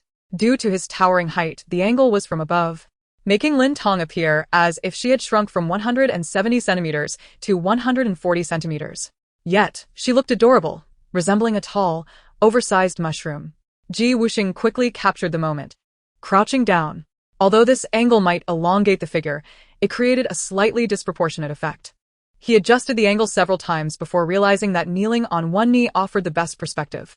Thus, this proud, elegant billionaire CEO knelt for several minutes to capture a beautiful photo of Lin Tong, unperturbed by the lack of compensation. Oh my, is this even photography? It looks like a proposal. Wusheng, don't you dislike Lin Tong? Would you kneel to take photos for someone you dislike? I don't believe it, smile. Oh, how strange. How did Wusheng's phone suddenly transform into a diamond ring? So, it's not just a photo session but a rehearsal for a proposal. I can't even think about it. My hands are trembling as I type this. Besides taking solo shots of Lin Tong, Wusheng also snapped several group photos of the three. However, this time, they stood rigidly. After the shoot, Lin Tong assessed the results. Not bad. At least compared to the other two, we've evolved from the prehistoric era to modern civilization. The other two, why do we need to be dragged out for further ridicule? They should have known by now. Lin Tong genuinely enjoys pursuing and teasing. Smiley face. She turned to the man. Would you like to take some pictures too? I can snap a few of you. No, I have no interest in that. What then piques your interest? Nothing at all. I am disinterested in taking photos of myself, yet I delight in capturing moments of my beloved wife, Heart. Upon witnessing several individuals engaged in photography, the assistant director took the initiative to gather all the guests for a group photograph beneath the splendid evening sky. They began with a grand group shot, followed by individual pair portraits for each set of guests. Yun Xiu maintained a serene demeanor, while Luo Mingtian wore a gentle, albeit fabricated, smile. The former stood upright, and the latter leaned slightly towards his companion. Lu Mingsheng stifled a laugh, while Lin Onlua exhibited a tender, feigned smile, both inclining their bodies toward one another. Zhou Zhe and Jiang Yining both gazed at the camera, yet playfully pointed their fingers like guns at each other's heads. Lin Tong formed a peace sign with her hand, her head naturally tilting toward the man, her smile radiant and bright. Conversely, Wusheng stood with a rigid posture, hands resting on his thighs, slightly curled, his thin lips pressed tightly together, his gaze fixed on the camera as if facing a formidable adversary. Why does Wusheng appear the most tense among the group photos? Perhaps he is shy. One's demeanor in a photo with their secret crush reflects their true feelings, Heart. What? You mean we are to share a room? Lin Tong looked at the staff, her mouth agape in astonishment, large enough to fit several quail eggs. Such a little tease. The staff nodded in affirmation. Yes. Isn't this a bit too much? Though it is a dating reality show. Is it appropriate for two individuals who have not yet defined their relationship to share a bed? Not quite. While they will occupy the same room, there will be two beds, separated by a screen, ensuring privacy. Oh, you scared me. I thought. Lin Tong patted her chest, releasing a sigh of relief. The staff smiled. Just a harmless tease. I shall not intrude further upon your time, esteemed teachers. Rest well, for there is a program to record tomorrow. The staff departed. Lin Tong turned to the cameraman.